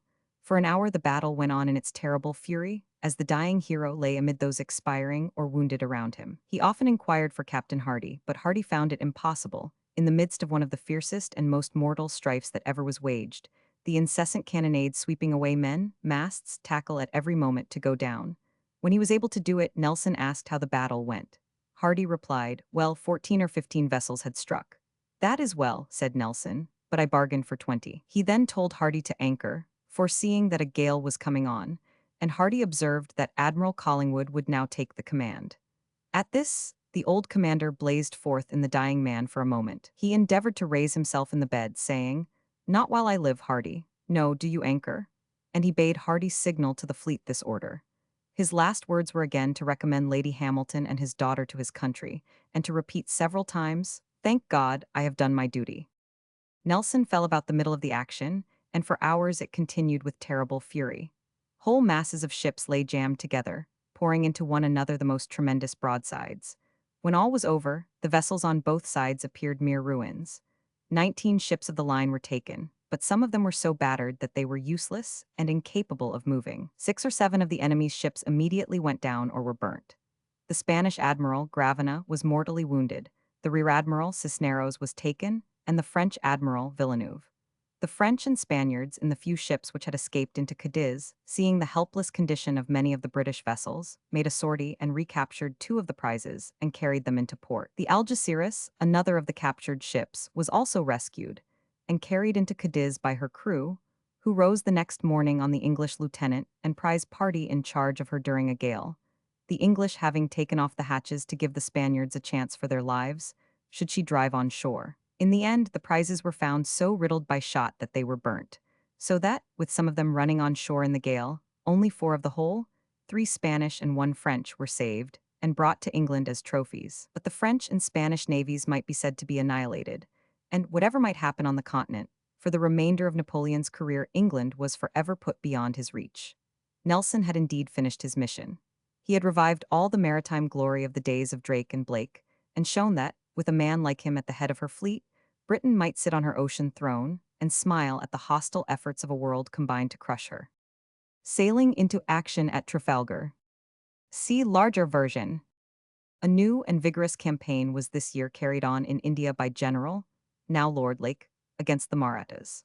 Holkar had refused to enter into amicable arrangements with the British at the same time as Sindhya and the Raja of Berar, but had continued to strengthen his army, and now assumed so menacing an attitude that Lord Lake and General Fraser were sent to bring him to terms or to action. They found him strongly posted near the fortress of Deeg, in the midst of bogs, tanks, and topes, and formidably defended by artillery. On the 13th of November 1804, General Fraser attacked them, notwithstanding, and defeated them, but was killed himself in the action, and had 643 men killed and wounded, for the fire of round, grape, and chain shot by the Marathas was tremendous. On the 17th, Lord Lake fell on Holkar's cavalry near Farrukhabad, commanded by Holkar himself, and thoroughly routed it, very nearly making capture of Holkar. He retreated into the Bhurtpur territory, the Raja of that district having joined him. Lord Lake determined to follow him, and drove him thence, reducing the forts in that country. He had first, however, to make himself master of the fortress of Deeg, and this proved a desperate affair. Still the garrison, consisting of troops partly belonging to Holkar and partly to the Raja of Bhurtpur, evacuated it on Christmas Day, leaving behind them a great quantity of cannon and ammunition. On the 1st of January, 1805, Lord Lake, accompanied by Colonel Monson, marched into the territory of Bhurtpur, and on the 3rd sat down before its fortress, one of the strongest places in India. On the 18th of January, Major General Smith arrived from Agra with 3 battalions of sepoys and 100 Europeans.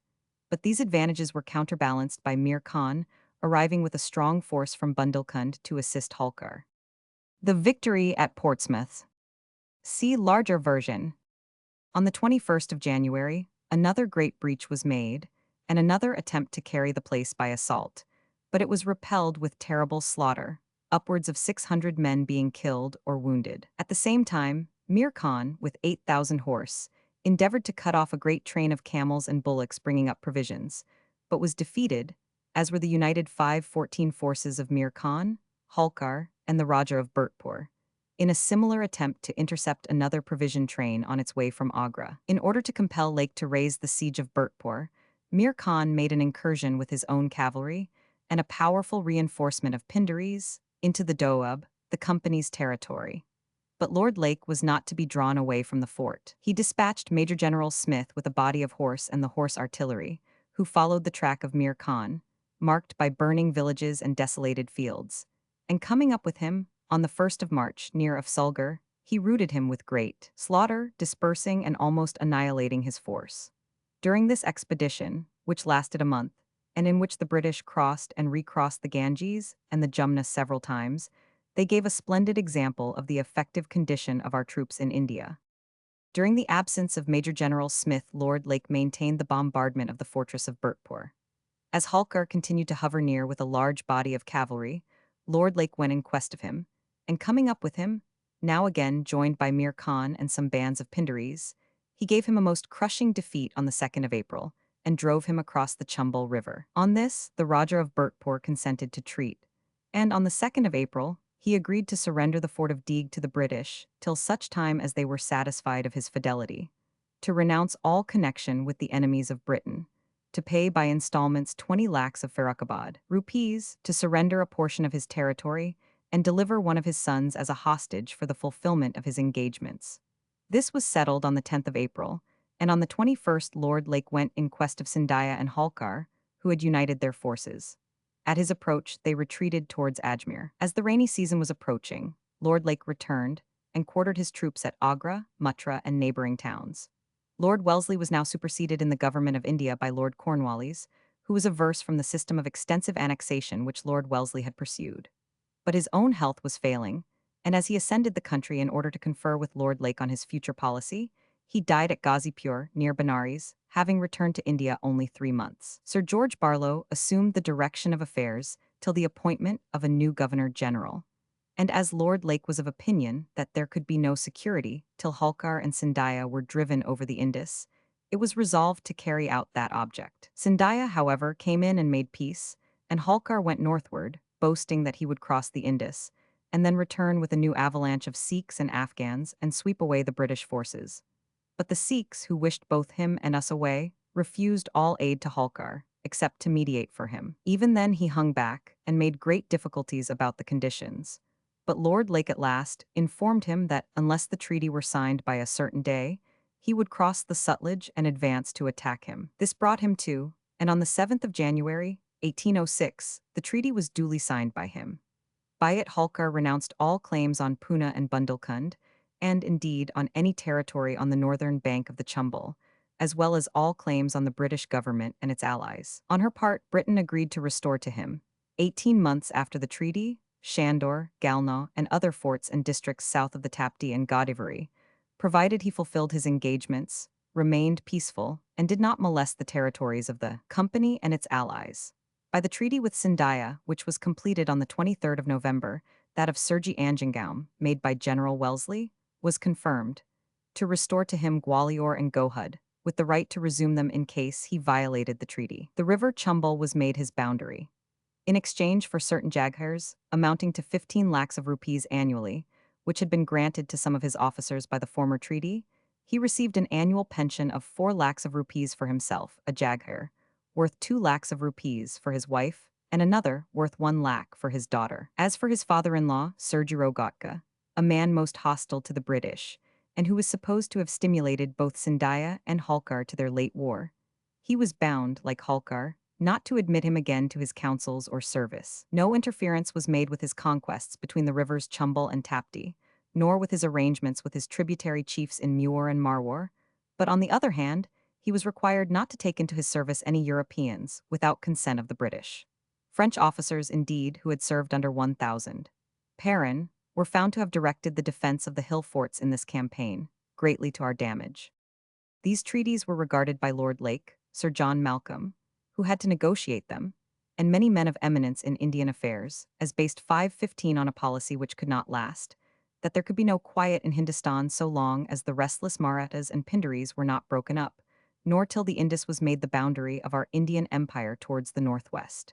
We shall see that a few more years justified their foresight. These treaties, however, having, for the present, restored peace to the north, Lord Lake, after giving a grand review of the army on the banks of the Hyphasis, to impress the Sikhs with a sense of our military superiority, commenced his march back to Delhi, and in February 1807 quitted his command in India. Few commanders having rendered more brilliant services in that part of our empire, or left behind them more sincere esteem and admiration.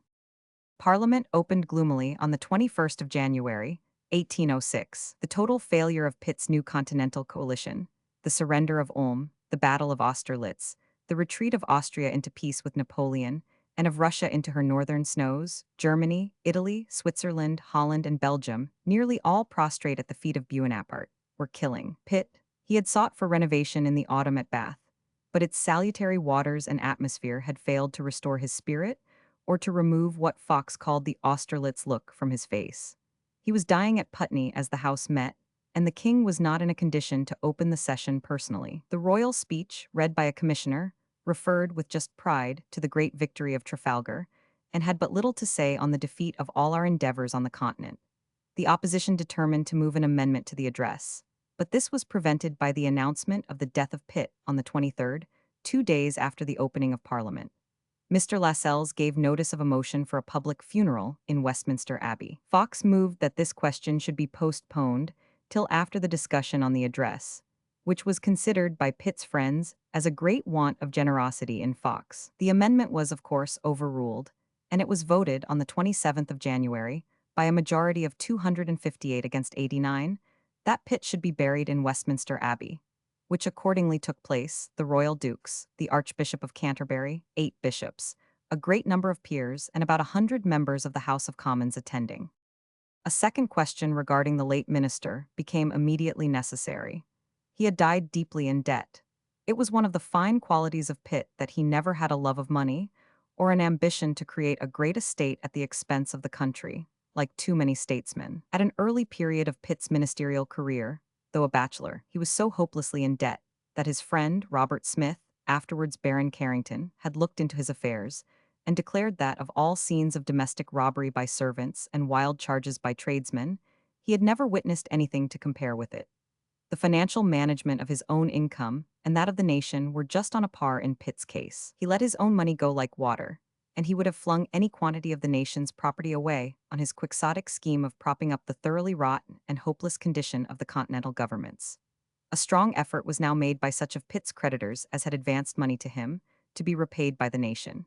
In this endeavor, none were more eager than his great friends and relatives, who had been enabled by him to draw 100-fold from the nation what they had lent him. Wilberforce, however, proposed that they should not only forgo their individual claims, but should contribute each a moderate sum towards the raising of £40,000, which would pay his tradesmen.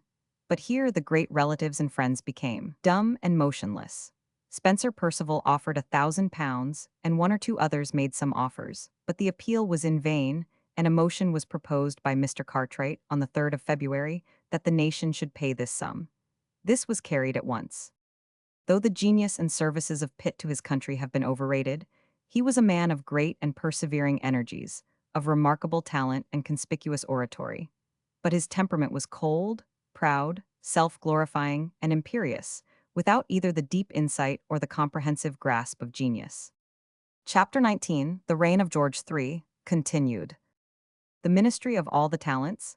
Fox informs Napoleon of a supposed scheme for his assassination, feudal negotiations for peace, Wyndham's army bills, resolutions against the slave trade passed, inquiry into the conduct of the Princess of Wales, British expeditions. Stuart in Calabria, Battle of Maida, continued resistance of the Neapolitans, recapture of the Cape of Good Hope, expedition to Buenos Aires, naval successes. Victories of Duckworth, Warren, and Hood, Cochrane's daredevilry, Napoleon's subject kingdoms, Prussia makes complaints, Napoleon prepares for war, murder of Palm, isolation of Prussia, imbecility of their plan of campaign, Battle of Jena, Napoleon in Berlin, he seizes Brunswick, complete subjugation of Germany, settlement of Germany. The Berlin Decrees, Napoleon rouses the Poles, campaign against. Benningsen, death of Fox, ministerial changes, votes in supply, an administrative scandal, abolition of the slave trade, measures of Roman Catholic relief, dismissal of the Grenville ministry, the Duke of Portland's cabinet, hostile motions in Parliament, the general election, Irish coercion bills, failure of the expeditions planned by the late ministry. Buenos Aires, the expedition to the Dardanelles, expedition to Alexandria, attack on Rosetta, withdrawal of the expedition, war between Russia and Turkey, secret articles of the Treaty of Tilsit, bombardment of Copenhagen and capture of the Danish fleet, seizure of Heligoland, the campaign in Europe, Battle of Eylau, Benningsen's retreat, Napoleon on the Vistula, fall of Danzig, Battle of Friedland, Alexander resolves to make peace, the meeting on the Niemen, Treaty of Tilsit. Pitt dead, there remained a difficulty of no ordinary kind in the construction of a new cabinet. Various persons were applied to fill the arduous post of prime minister, who all declined, knowing the powerful opposition which would be arrayed against them by coalescing parties. Amongst these were Lord Hawkesbury, Sidmouth, and the Marquis Wellesley, who had just returned from India. There was nothing for it then but to endeavor to diminish the opposition of all parties by bringing in some of all parties, and hence the construction of the Ministry of All the Talents. Grenville assumed the helm as First Lord of the Treasury, and of course brought in Fox, notwithstanding the repugnance of the king.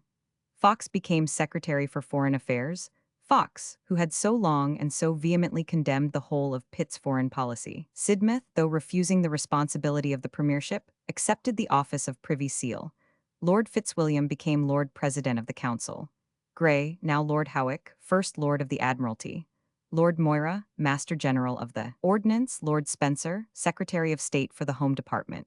Wyndham, Secretary for the Colonies. Lord Henry Petty, Chancellor of the Exchequer. Erskine, Lord Chancellor.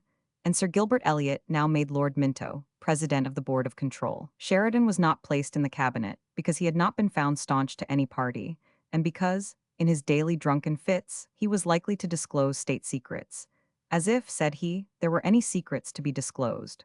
Lord Auckland was made president of the Board of Trade, and Lord Temple vice president. Temple also was made joint paymaster of the forces with Lord John Townshend, and General Fitzpatrick's secretary at war. In the law departments, Lord Ellenborough, the Chief Justice of the King's Bench, had, though quite out of rule, a seat in the cabinet. Pigot became Attorney General, Sir Samuel Romilly Solicitor General. The Duke of Bedford was enabled to gratify his dependents by being appointed Lord Lieutenant of Ireland. Such was the ministry of all the talents, amongst whom, however, did not appear Canning, who had more talent than three-fourths of them. It was clear that such a ministry could not long hold together. There were scarcely two of them who did not cherish the most irreconcilable views. Fox, at the instigation of Francis, was desirous to call in question the proceedings of Lord Wellesley in India, and Lord Grenville was as resolute against it. Windham, Grenville, Fox, and Sidmouth held, every one of them, different notions of foreign policy. Fox and some others were advocates of Catholic emancipation. Sidmouth was utterly averse from it.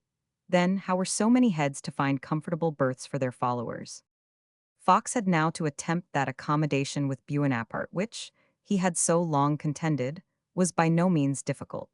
An opportunity was immediately offered him for opening communications with the French government. A Frenchman, calling himself Gillet de la Gevrelière, made his way secretly into England and solicited an interview with Fox on a matter of high importance. Fox granted it, and was indignant at discovering that it was a proposal to assassinate Napoleon. Fox ordered the man to be detained, and wrote at once to Talleyrand, informing him of the fact and expressing his abhorrence of it.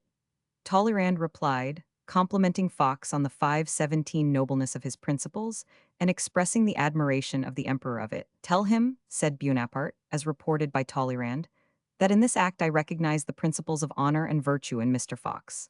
And he added that the emperor desired him to say that whatever turn affairs might now take, whether this useless war, as he termed it, might be put an end to or not, he was perfectly confident that there was a new spirit in the British cabinet, and that Fox would alone follow principles of beauty and true greatness. These empty compliments made no way towards such a negotiation as a real burst of gratitude might have introduced, especially when accompanied by such confidence as Buonaparte avowed in Fox's sentiments. And shrewd men suspected that Gevrelière had most likely been dispatched by Napoleon himself, through Fouché, to test the reality of Fox's formerly asserted indignation that Pitt, or any British minister, could be suspected of plans of assassination against the French emperor. Talleyrand, after the portrait by Gerard. See larger version. Still, Fox took the opportunity to sound the French government as to the possibility of peace. In a correspondence with Talleyrand, he said that Britain would be willing to treat on reasonable terms, the first condition of which was that the Emperor Alexander should be admitted to the treaty. This was at once refused, yet Fox did not give up the attempt, and at length the French government proposed that a British ambassador should go to Paris to endeavor to arrange the principles of an agreement. Fox complied. Before a British plenipotentiary was 518 permitted to proceed to Paris, the great points of the negotiation should have been brought forward, and it should have been seen whether there was a probability of agreeing. It should have been understood whether Buonaparte was disposed to surrender Naples again, which Britain demanded, to require the retirement of the Prussians from Hanover, even if nothing was said of Holland and Switzerland. To send a plenipotentiary without having ascertained these points was simply to enable Buonaparte to boast that he had sought to conciliate, and that British rapacity and ambition rendered all his overtures useless. This was exactly what occurred. Lord Yarmouth, late Marquis of Hertford, who had been residing for years in France as one of Buonaparte's détenus at the Peace of Amiens, was first sent. Lord Yarmouth arrived in Paris towards the end of May, and though it had been settled that the negotiations should, for the present, remain secret, the French had taken care to make every court in Europe well acquainted with the fact. Then one of the very first demands, having got the ambassador there, was for the recognition, not only of Buonaparte as emperor, but also of all his family as princes and princesses of the blood. Next they came to the surrender of Naples, but Talleyrand assured Lord Yarmouth that the emperor, so far from giving up Naples, or any part of Italy, must have Sicily, which was in possession of the British, because Joseph Buonaparte, now made King of Naples, declared that it could not be held without Sicily. France, Talleyrand said, would consent to Britain holding Malta, the Cape of Good Hope, which we had taken again, and would not only restore Hanover to us, but also allow us to seize on the Hanse towns and Hamburg. We were in fact to be permitted to set up for marauders like themselves and invade neutral states and appropriate them, But as for Naples or Sicily being restored, that was impossible. Lord Yarmouth also demanded that Dalmatia, Istria, and Albania should be restored, the last to the Turks, whose empire should regain its entirety. These points were equally resisted. Meanwhile, Prussia had taken the alarm about Hanover, and Russia, fearful of our treating without her, sent to Paris Count d'Aubrel. Talleyrand managed to excite jealousies between the British and Russian envoys to such a degree that d'Aubrel quitted Paris hastily and returned to St. Petersburg. Instead of peace, the elements of new heartburnings and wars every day developed themselves. Finding that Lord Yarmouth did not succeed, Fox sent over the Earl of Lauderdale, but he got on no better. Bonaparte insisted that Sicily should be given up to Naples, and a little mock monarchy should be created for Ferdinand, the ex-king, in the Balearic Isles, which were to be taken unceremoniously from Spain. Lord Lauderdale, after a month's waste of words, demanded his passports and returned, and Fox had now had ample proof that no peace was to be effected with Napoleon, except upon the terms of leaving the continent to his dictation. In Parliament, business was brought almost to a stand by the neutralizing influences of the partisans of all the talents. Excepting on one or two points, no great majority could be obtained on any question. There was an attempt to censure the introduction of Lord Ellenborough, as Chief Justice of the King's Bench, into the cabinet. It was contended that it was contrary to the principle, if not the letter, of the Constitution. That, besides a judge having enough to do on the bench, he would have to sit as a judge on such appeals to the Privy Council, which might be made thither against his own decisions. That, moreover, Lord Ellenborough had suddenly changed the whole principles of his life for the sake of advancement, and in the practice of his court had, by the most rude and insolent language, never hesitated to carry causes in favor of the government and against the popular liberties. On the part of government it was argued that, both in Queen Anne's reign and in that of George II, the Chief Justices had had a place in the cabinet, and the subject was evaded by carrying the previous question. Windham, on the 3rd of April, proposed his plan for the improvement of the army. Till this time enlistments had been for life, which gave men a strong aversion to enter it, and made it the resort chiefly of such as were entrapped in drink, or were the offscouring of society, who became soldiers to enjoy an idle life and often to escape hanging for their desperate crimes. He said that we could not have recourse to conscription in this country, and to get men, and especially a better class of men, we must limit the term of service and increase the pay. To prepare the way for his contemplated regulations, he first moved for the repeal of Pitt's additional force bill. This was strongly opposed by Castlereagh and Canning, who contended that nothing could be better or more flourishing than the condition of the army, and that the repeal of Pitt's bill was only meant to cast a slur on his memory. Notwithstanding this 519, the bill was repealed by a majority, in the Commons, of 235 against 119, and in the Lords by a majority of 97 against 40. Windham then moved for a clause in the annual Mutiny Bill, on the 30th of May, for limiting the terms of service. In the infantry, these terms were divided into 3, of 7 years each, and in the cavalry and artillery 3 also, the first of 10, the second of 6, and the third of 5 years. At the end of any one of these terms, the soldier could demand his discharge, but his privileges and pensions were to be increased according to the length of his service. Notwithstanding active opposition, the clause was adopted and inserted. He then followed this success by a series of bills. One for training a certain number of persons liable to be drawn from the militia, not exceeding 200,000. A bill suspending the ballot for the militia for England for 2 years, except so far as should be necessary to supply vacancies in any corps fallen below its quota. A bill, called the Chelsea Hospital Bill, to secure to disabled or discharged soldiers their rightful pensions. A bill for augmenting the pay of infantry officers of the regular line, and one for settling the relative rank of officers of troops of the line, militia, and yeomanry. To these bills, which were all passed, was added a vote for the increased pay of sergeants, corporals, and privates of the line, and an augmentation of the Chelsea pensions and the pensions of officers' widows. Lord Howick moved that the same benefits should be extended to the officers, petty officers, and seamen of the Navy, and to the Greenwich pensioners, which was carried. These were, undoubtedly, most substantial measures of justice to the two services, and the results of them soon became apparent enough in their beneficial effects on the condition of the Army and Navy. The best feature of all the talents was the sincerity with which they went into the endeavors to suppress the slave trade. Pitt had always stood by Wilberforce and the abolitionists, to a certain degree, and had made some of his ablest speeches on this topic. But beyond speaking, he had done little practically to bring his supporters to the necessary tone on the subject. The present ministry, though comprising several members decidedly hostile to abolition, and other mere lukewarm friends, went with much more spirit into the question, and Lord Henry Petty had canvassed the University of Cambridge and made many friends of the measure there. The royal family were decided opponents to the abolition of the slave trade. The ministry, therefore, deserved praise for their support of Wilberforce and the abolitionists.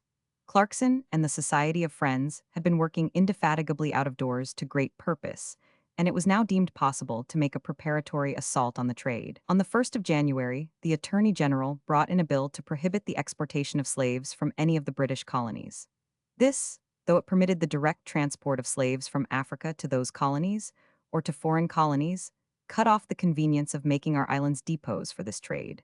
And Pitt had already, by an order in council, prevented the introduction of slaves into the colonies conquered by us during the war. Wilberforce was so elated by the carrying of the Attorney General's bill that he wanted to follow it up by one prohibiting the trade altogether. But Fox and Grenville declared that this was not yet practicable. But on the 10th of April, they permitted Wilberforce to move an address to the king, requesting him to use his influence with foreign powers for putting down this traffic. And this being carried, Fox moved, in the Commons, a resolution that the House considered the African slave trade to be contrary to the principles of justice, humanity, and sound policy, and would, with all practicable expedition, proceed to take effectual measures for its abolition, in such manner and at such period as should seem advisable. This, too, was carried by 115 against 14. This was a great step, for it pledged the House of Commons to the declaration that the trade was indefensible and ought to be put an end to. Still more, to prevent that rush for securing slaves which the fear of the suppression of the trade, at no distant date, might occasion, a bill was also passed, prohibiting the employment of any vessel in that trade which had not trafficked in it previous to the 1st of August, 1806, or been contracted for before June 10, 1806. This act was limited to 2 years, and, in spite of its benevolent intention, had one serious drawback, that of causing the vessels employed to be still more crowded, and therefore more fatal to the slaves. The ministry were now involved in a transaction which produced them a plentiful crop of unpopularity. The country was already highly disappointed by the character of the financial measures, and now saw them engaged in an attempt to gratify the domestic resentments of the Prince of Wales. We have already alluded to the 520 disreputable circumstances attending his marriage with the Princess Caroline of Brunswick. After little more than a year's cohabitation, they separated, but not before a daughter was born.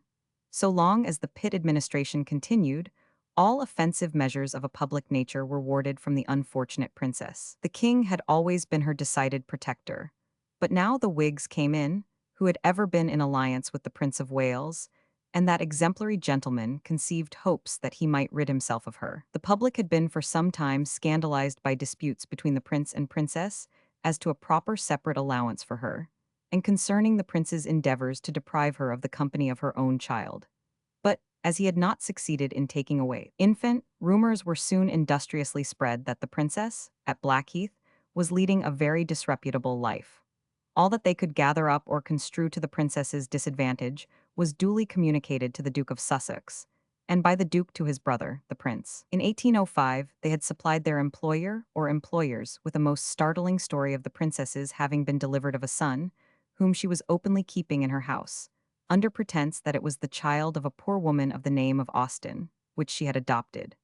Immediate steps were taken privately to get up a case. On the 24th of May, Lord Chancellor Erskine read the written statements to the king, who decided that a private inquiry should take place, that the house of Lord Grenville should be selected as the proper scene, and that Lords Erskine, Spencer, Grenville, and Ellenborough should undertake the inquiry and report to him upon it. This meeting and inquiry took place, accordingly, on the 1st of June. Romilly attended. The servants were examined, and appear, according to Romilly's diary, to have uniformly given the most favorable testimony to the conduct of the princess. Further, the reputed mother of the child, Sophia Austen, was examined and proved that the child was veritably her own, had been born at the Brownlow Street Hospital on the 11th of July, 1802, and had been taken to the princess's house on the 15th of November, adopted by her, and had remained there ever since. The result, says Romilly, was a perfect conviction on my mind, and I believe on the minds of the four lords, that the child was the child of Sophia Austen. This affair of the Princess of Wales was not terminated till the end of January, 1807. When the report was laid before the king, he referred it to the cabinet, and they advised him to send a written message to the princess, acquitting her of the main charge, but observing that he saw in the depositions of the witnesses, and even in her own letter to him, defending her conduct, evidence of a deportment unbecoming her station. The odium excited against the ministry by these un-English proceedings was intense, especially amongst women, all over the country. The British during this year were engaged in a variety of enterprises, and in very different and distant parts of the world, with a success as various. The most remarkable undertaking was the defense of Lower Calabria, which showed what might be effected by British soldiers, if employed in sufficient numbers and under able commanders. We have already sketched the attempt by a small Russian army and a smaller British one to support Ferdinand of Naples and his kingdom against the French. As General St. Cyr came back upon them, followed by Massena with altogether 60,000 men, the 7,000 of British and Russians were obliged to retreat, the Russians embarking for Corfu, and the British crossing over into Sicily, whither the Neapolitan court had fled, taking up its residence at Palermo. In Calabria, the two sons of Ferdinand of Naples, Prince Francis and Prince Leopold, in conjunction with General Damas, held a force of 14,000 men and endeavored to arouse the mountaineers and repel the advance of the French. But Rignier was dispatched against them, with a force of 10,000, and soon defeated and dispersed the Neapolitans, making himself master of all the country, except the towns and fortresses of Maratea, Amantea, and Silla. After 3 days of a bloody contest, Rignier took Maratea and gave it up to the soldiery. These atrocities aroused the mountaineers to such fury that they beset and harassed the French on their march to Amantea like so many demons. Their progress was arrested. Amantea stoutly resisted. Silla, though taken, was invested by enraged Neapolitans and peasantry, and Reggio was again wrested from them. At this crisis arrived Sir John Stuart in Sicily to reinforce and take the command of the British troops, and, at the earnest entreaty of the Queen, Sir John crossed into Calabria. By permission of the Corporation of Liverpool, reproduced by Andre and Slay, La Bushy, Hertz. The Death of Nelson, 1805. From the picture by Daniel Maclise R.A. in the Walker Art Gallery. See larger version. Sir John landed in Calabria on the 1st of July, in the Gulf of Santa Eufemia, not far from Nicastro, and advanced to seek Rignier. He had not quite 5,000 troops with him, all infantry, and a third of these Corsicans, Sicilians, and other foreigners in British pay. Rignier had started for Naples with 10,000 men, but some of these were lost, and others stationed to occupy different posts. On the 3rd of July, Sir John Stuart learned that Rignier was near Maida, about 10 miles from Sir John's landing place. Leaving a detachment to guard the stores, Sir John, on the 4th, marched forward under a burning sun to come up with him. He found Rignier drawn up in a strong position on a woody slope below the village of Maida, flanked by a thick, scrubby wood on each hand, and having in front the river Amato, at this season of the year perfectly fordable. The position was formidable, and, had Rignier kept it, it must have tried the British severely to dislodge him, especially as they had no cavalry. But Rignier, probably honestly of opinion that the British need only be encountered to be beaten, descended from his vantage ground into the plain. One reason might be that his cavalry could better avail him there. Another, that after his boasts, Lebrun, the commissioner of Buonaparte, who always, in the old Jacobin style, had such a person in the field to watch the conduct of his generals, would be ready to condemn him if he showed any delay when engaged with so despised an enemy. The two armies approached each other about 9 o'clock in the morning. They fired 2 or 3 rounds at each other, and then advanced with fixed bayonets. The officer commanding the British advance column, seeing that the men were oppressed by the blankets which they carried at their backs in that sultry weather, commanded a halt a little before they closed, and ordered them to let their blankets go. The French, seeing this momentary halt, were confirmed in their general's opinion of the cowardice of the British, and rushed on with loud cheers. They were bronzed and bearded veterans. The British, who composed the advance column, were chiefly young and beardless youths, and an officer present informed Sir Walter Scott that, as he glanced first on the grim-looking French, and then at the smooth, young faces of the British, he could not help feeling a momentary anxiety. But no sooner were the British freed from their blankets than they dashed forward with loud hurrahs. And the French, who, since the Battle of Austerlitz, had boasted that no soldiers in Europe could stand against them in a charge of bayonets, were, in their turn, staggered. Some few stood firmly to cross bayonets with the foe, but the greater part fell back. The French officers rushed along their lines to encourage their men, but in vain. Nothing could urge them to the points of the British bayonets.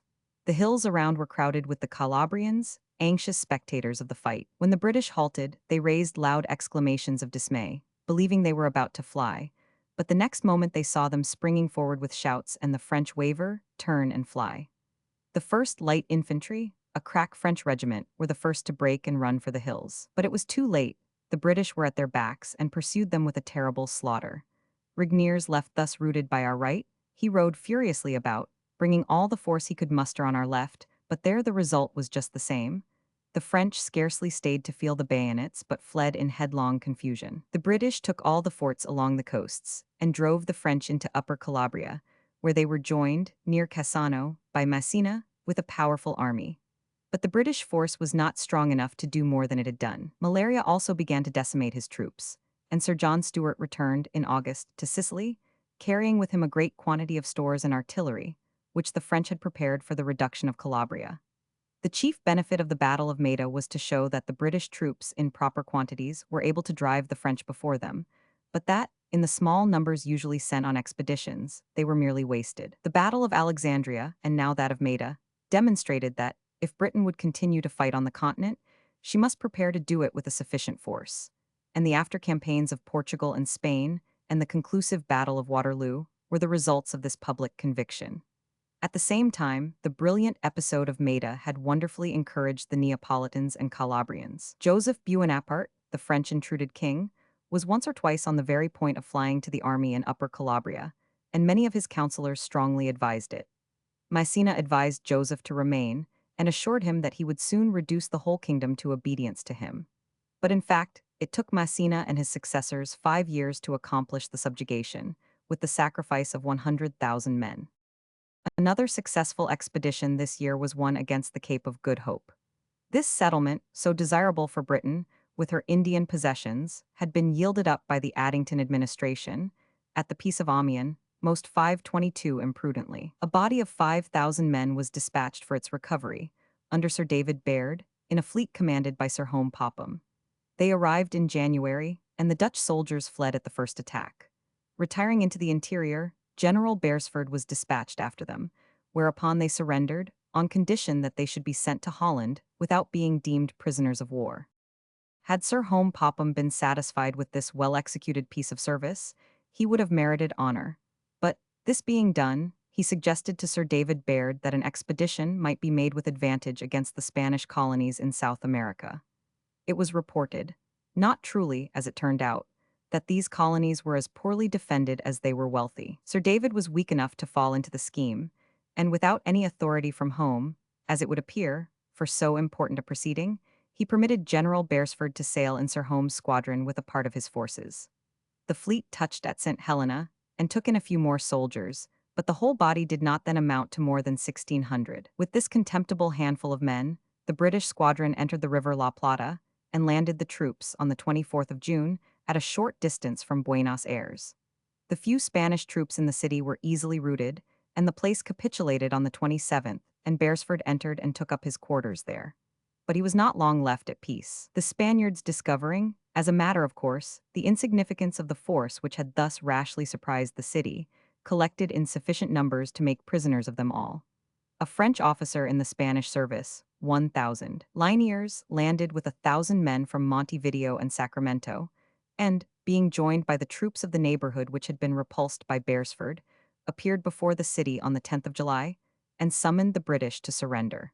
This was the signal for the inhabitants to rise en masse and fall on them. They were prevented from escaping to their ships by the badness of the weather, and were assailed from the windows and doors, and exposed to a general attack in the great square, and were compelled to yield, on condition of being allowed to re-embark.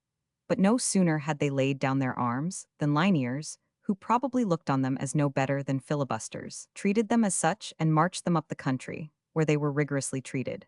400 of them had perished in this mad attempt. Meanwhile, Sir Home Popham had sent home upwards of $1 million, reserving 205,000 for the pay of the army. There were great rejoicings in London at the news, and at the receipt of the specie. Popham, in his dispatches, represented himself as having conquered a great colony, and opened up a wonderful mart for our manufactures. and the ministry, delighted at the receipt of the dollars, though they had, on first hearing of the scheme, sent out orders to stop the squadron. Now, on the 20th of September, issued an order in council declaring Buenos Aires and its dependencies open to our trade. Long before this order could have reached America, the whole scene was reversed.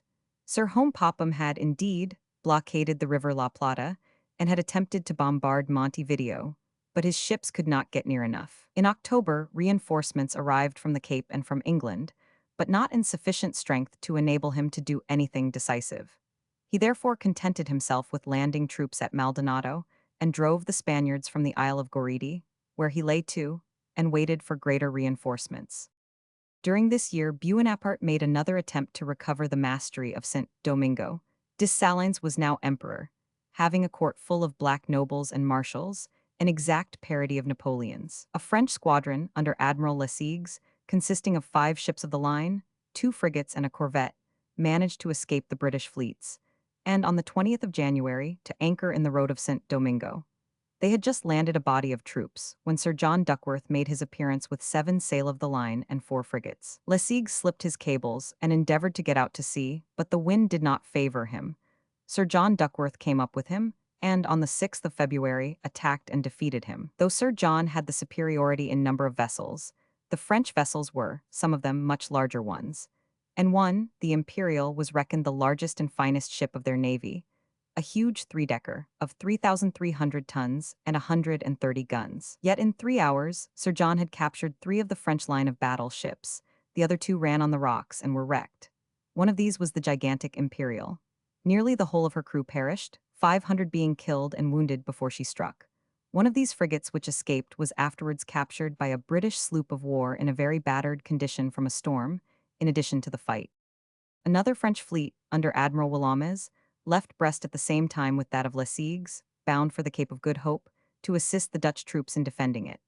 The British, however, having taken it before his arrival, he went cruising about and picking up such stray British merchantmen as he could meet with between the continents of Africa and South America.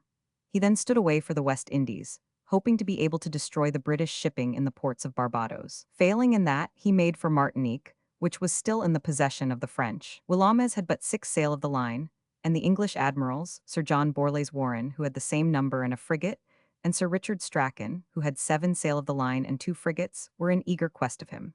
Meanwhile, Willamez was attacked by a terrible tempest, and then chased by Strachan in the Chesapeake. Of his 6 ships of the line, he took home only 2, and was obliged to burn the British merchantmen that he had taken. Another admiral was still less fortunate. This was Linois, who had been beaten off in his attack on a British fleet of India merchantmen in the Straits of Malacca some time before, and who had been cruising far and wide in pursuit of British prizes, whilst a number of English commanders were eagerly hunting after him. He was now returning home, when, in sight of the port of Brest, with only 2 of his ships remaining, Sir John Warren stood in his way and compelled him to surrender both of them. In September, Commodore Sir Samuel Hood captured 5 frigates, which issued from Rochefort, laden with troops, stores, arms, and ammunition for the French forts in the West Indies. But the most daring feats of bravery were performed by Captain Lord Cochrane, afterwards Lord Dundonald. Early in this year, he sent a number of boats up the Gironde, not far from Bordeaux, to endeavor to seize 2 large brig corvettes, the nearest of which lay 20 miles up the river, protected by 2 heavy land batteries. The sailors successfully brought away the first vessel, having only 3 men wounded in the affair. The other corvette lay much higher up the river, but, hearing the firing, it fell down to the assistance of its companion vessel. But the British seamen beat it back and carried away their prize in the face of crowds of armed militia and greater crowds of people along the shores. Whilst this daring action was in progress, Lord Cochrane was not idle. He attacked with his single frigate 1 16-gun and 2 20-gun corvettes and drove them on shore. He then proceeded to Aix to reconnoiter a strong fleet anchored in the roads, under cover of strong batteries. His little frigate, the Pallas, a 12-pounder of 32 guns, was attacked by a 44-gun frigate and 3 big corvettes, but they were compelled to retire without driving him from his station. He then landed part of the crew of the Pallas, who destroyed some signal posts which gave notice of all the movements of the British cruisers. One of these signal posts was defended, but in vain, by 100 French militia. He next attacked a battery of 3 36-pounders, and a garrison of 50 men, spiked the guns, blew up the magazine, and flung the shot and shells into the sea. The frigate Minerva, of 44 guns and 3 corvettes, then ran out of harbor with studding sails and royals set, and commenced a simultaneous attack on the palace. But Cochrane soon reduced the Minerva almost to a wreck, and was on the point of boarding her when 2 other frigates hastened to her aid, and the palace, considerably damaged herself, was obliged to haul off. Such were the audacious doings of the British men of war in every quarter of the world, and in these Lord Cochrane stood always conspicuous for his unparalleled daring and adroitness. The victory of Napoleon over Austria had wonderfully increased his influence with those German states which formed the Confederation of the Rhine. Bavaria, Württemberg, Hesse-Darmstadt, and other of the small princes, especially those on the right bank of that river, were more than ever bound to him, and were prepared to follow him in any wars that he might make against other countries, or even their own fatherland. Whilst some of them received crowns for their unnatural subserviency, several smaller princes were sunk into the condition of mere nobles. The military contingents which he exacted from them amounted to 60,000 men, and these he soon had in a state of discipline and efficiency very different to that which they exhibited under the old German Federation. Under Napoleon, they behaved as well as any of his troops, showing that they needed only leaders of activity and talent to make good soldiers of them. Thus France superseded Austria in its influence over all the southwest of Germany. Nor did he stop here. He had created dukes and princes, and resolved also to create kings. These were to be his brothers, who were to be placed on half the thrones of Europe, and set there as vassal monarchs doing homage and service to him, the 524 great emperor of France. He expected them to be the obedient servants of France, or, rather, of himself, and not of the countries they were ostensibly set to govern. He began by making his brother Joseph king of Naples in March, and in June he made his brother Louis king of Holland. He told them that they must never forget that their first duty was to France and to himself. He intended to make his brother Jerome king of Westphalia, but Jerome had married a Miss Patterson, the daughter of an American merchant, and he must have this marriage broken, and a royal one arranged before he could admit him to this regal honor. He must also wrest part of this territory from Prussia.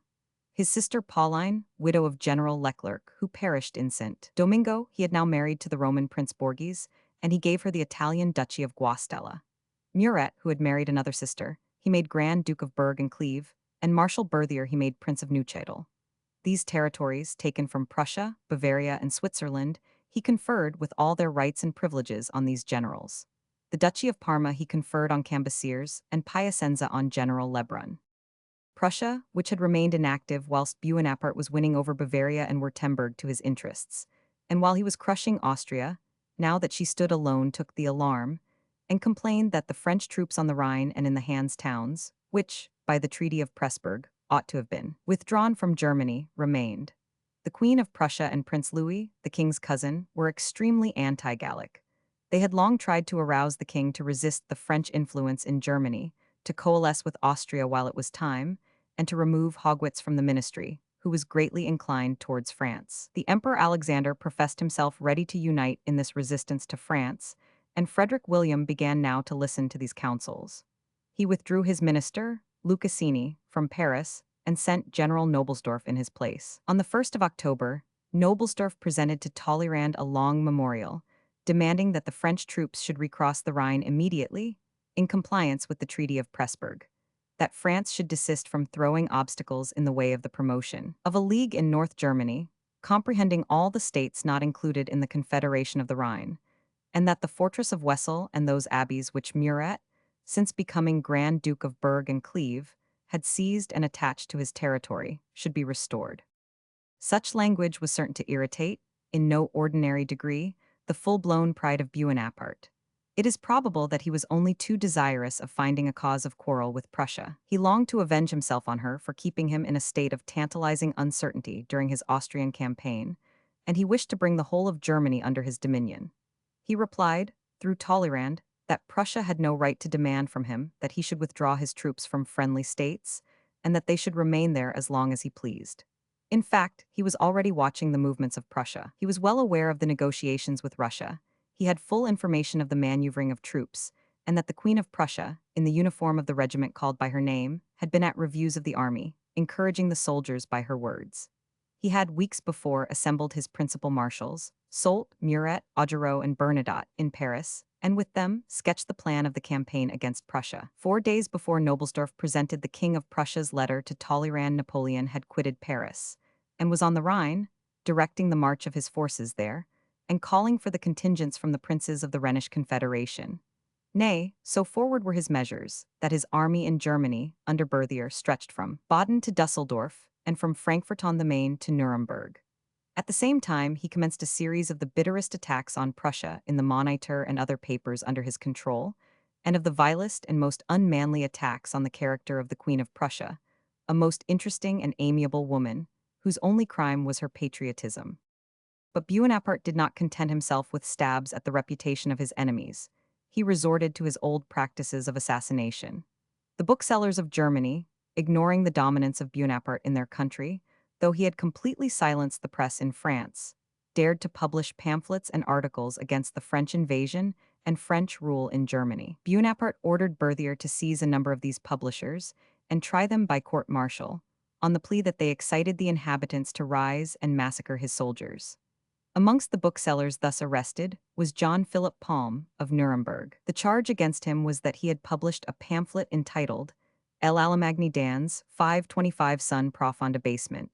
This production was attributed to 1000 Gents, a writer who was most damaging to the influence of Buonaparte, and Palm was offered his pardon if he would give up the author. He refused. Nuremberg, though occupied by French soldiers, was under the protection of Prussia, which was, just now, no protection at all. Palm was carried off to Braunau in Austria. This place was still occupied by Buonaparte, in direct violation of the Treaty of Pressburg, so that Buonaparte, in the seizure and trial of Palm, was guilty of the breach of almost every international and civil law. For, had Palm been the citizen of a French city, his offense being a mere libel did not make him responsible to a military tribunal. The French colonels condemned him to be shot, and the sentence was immediately executed on the 26th of August.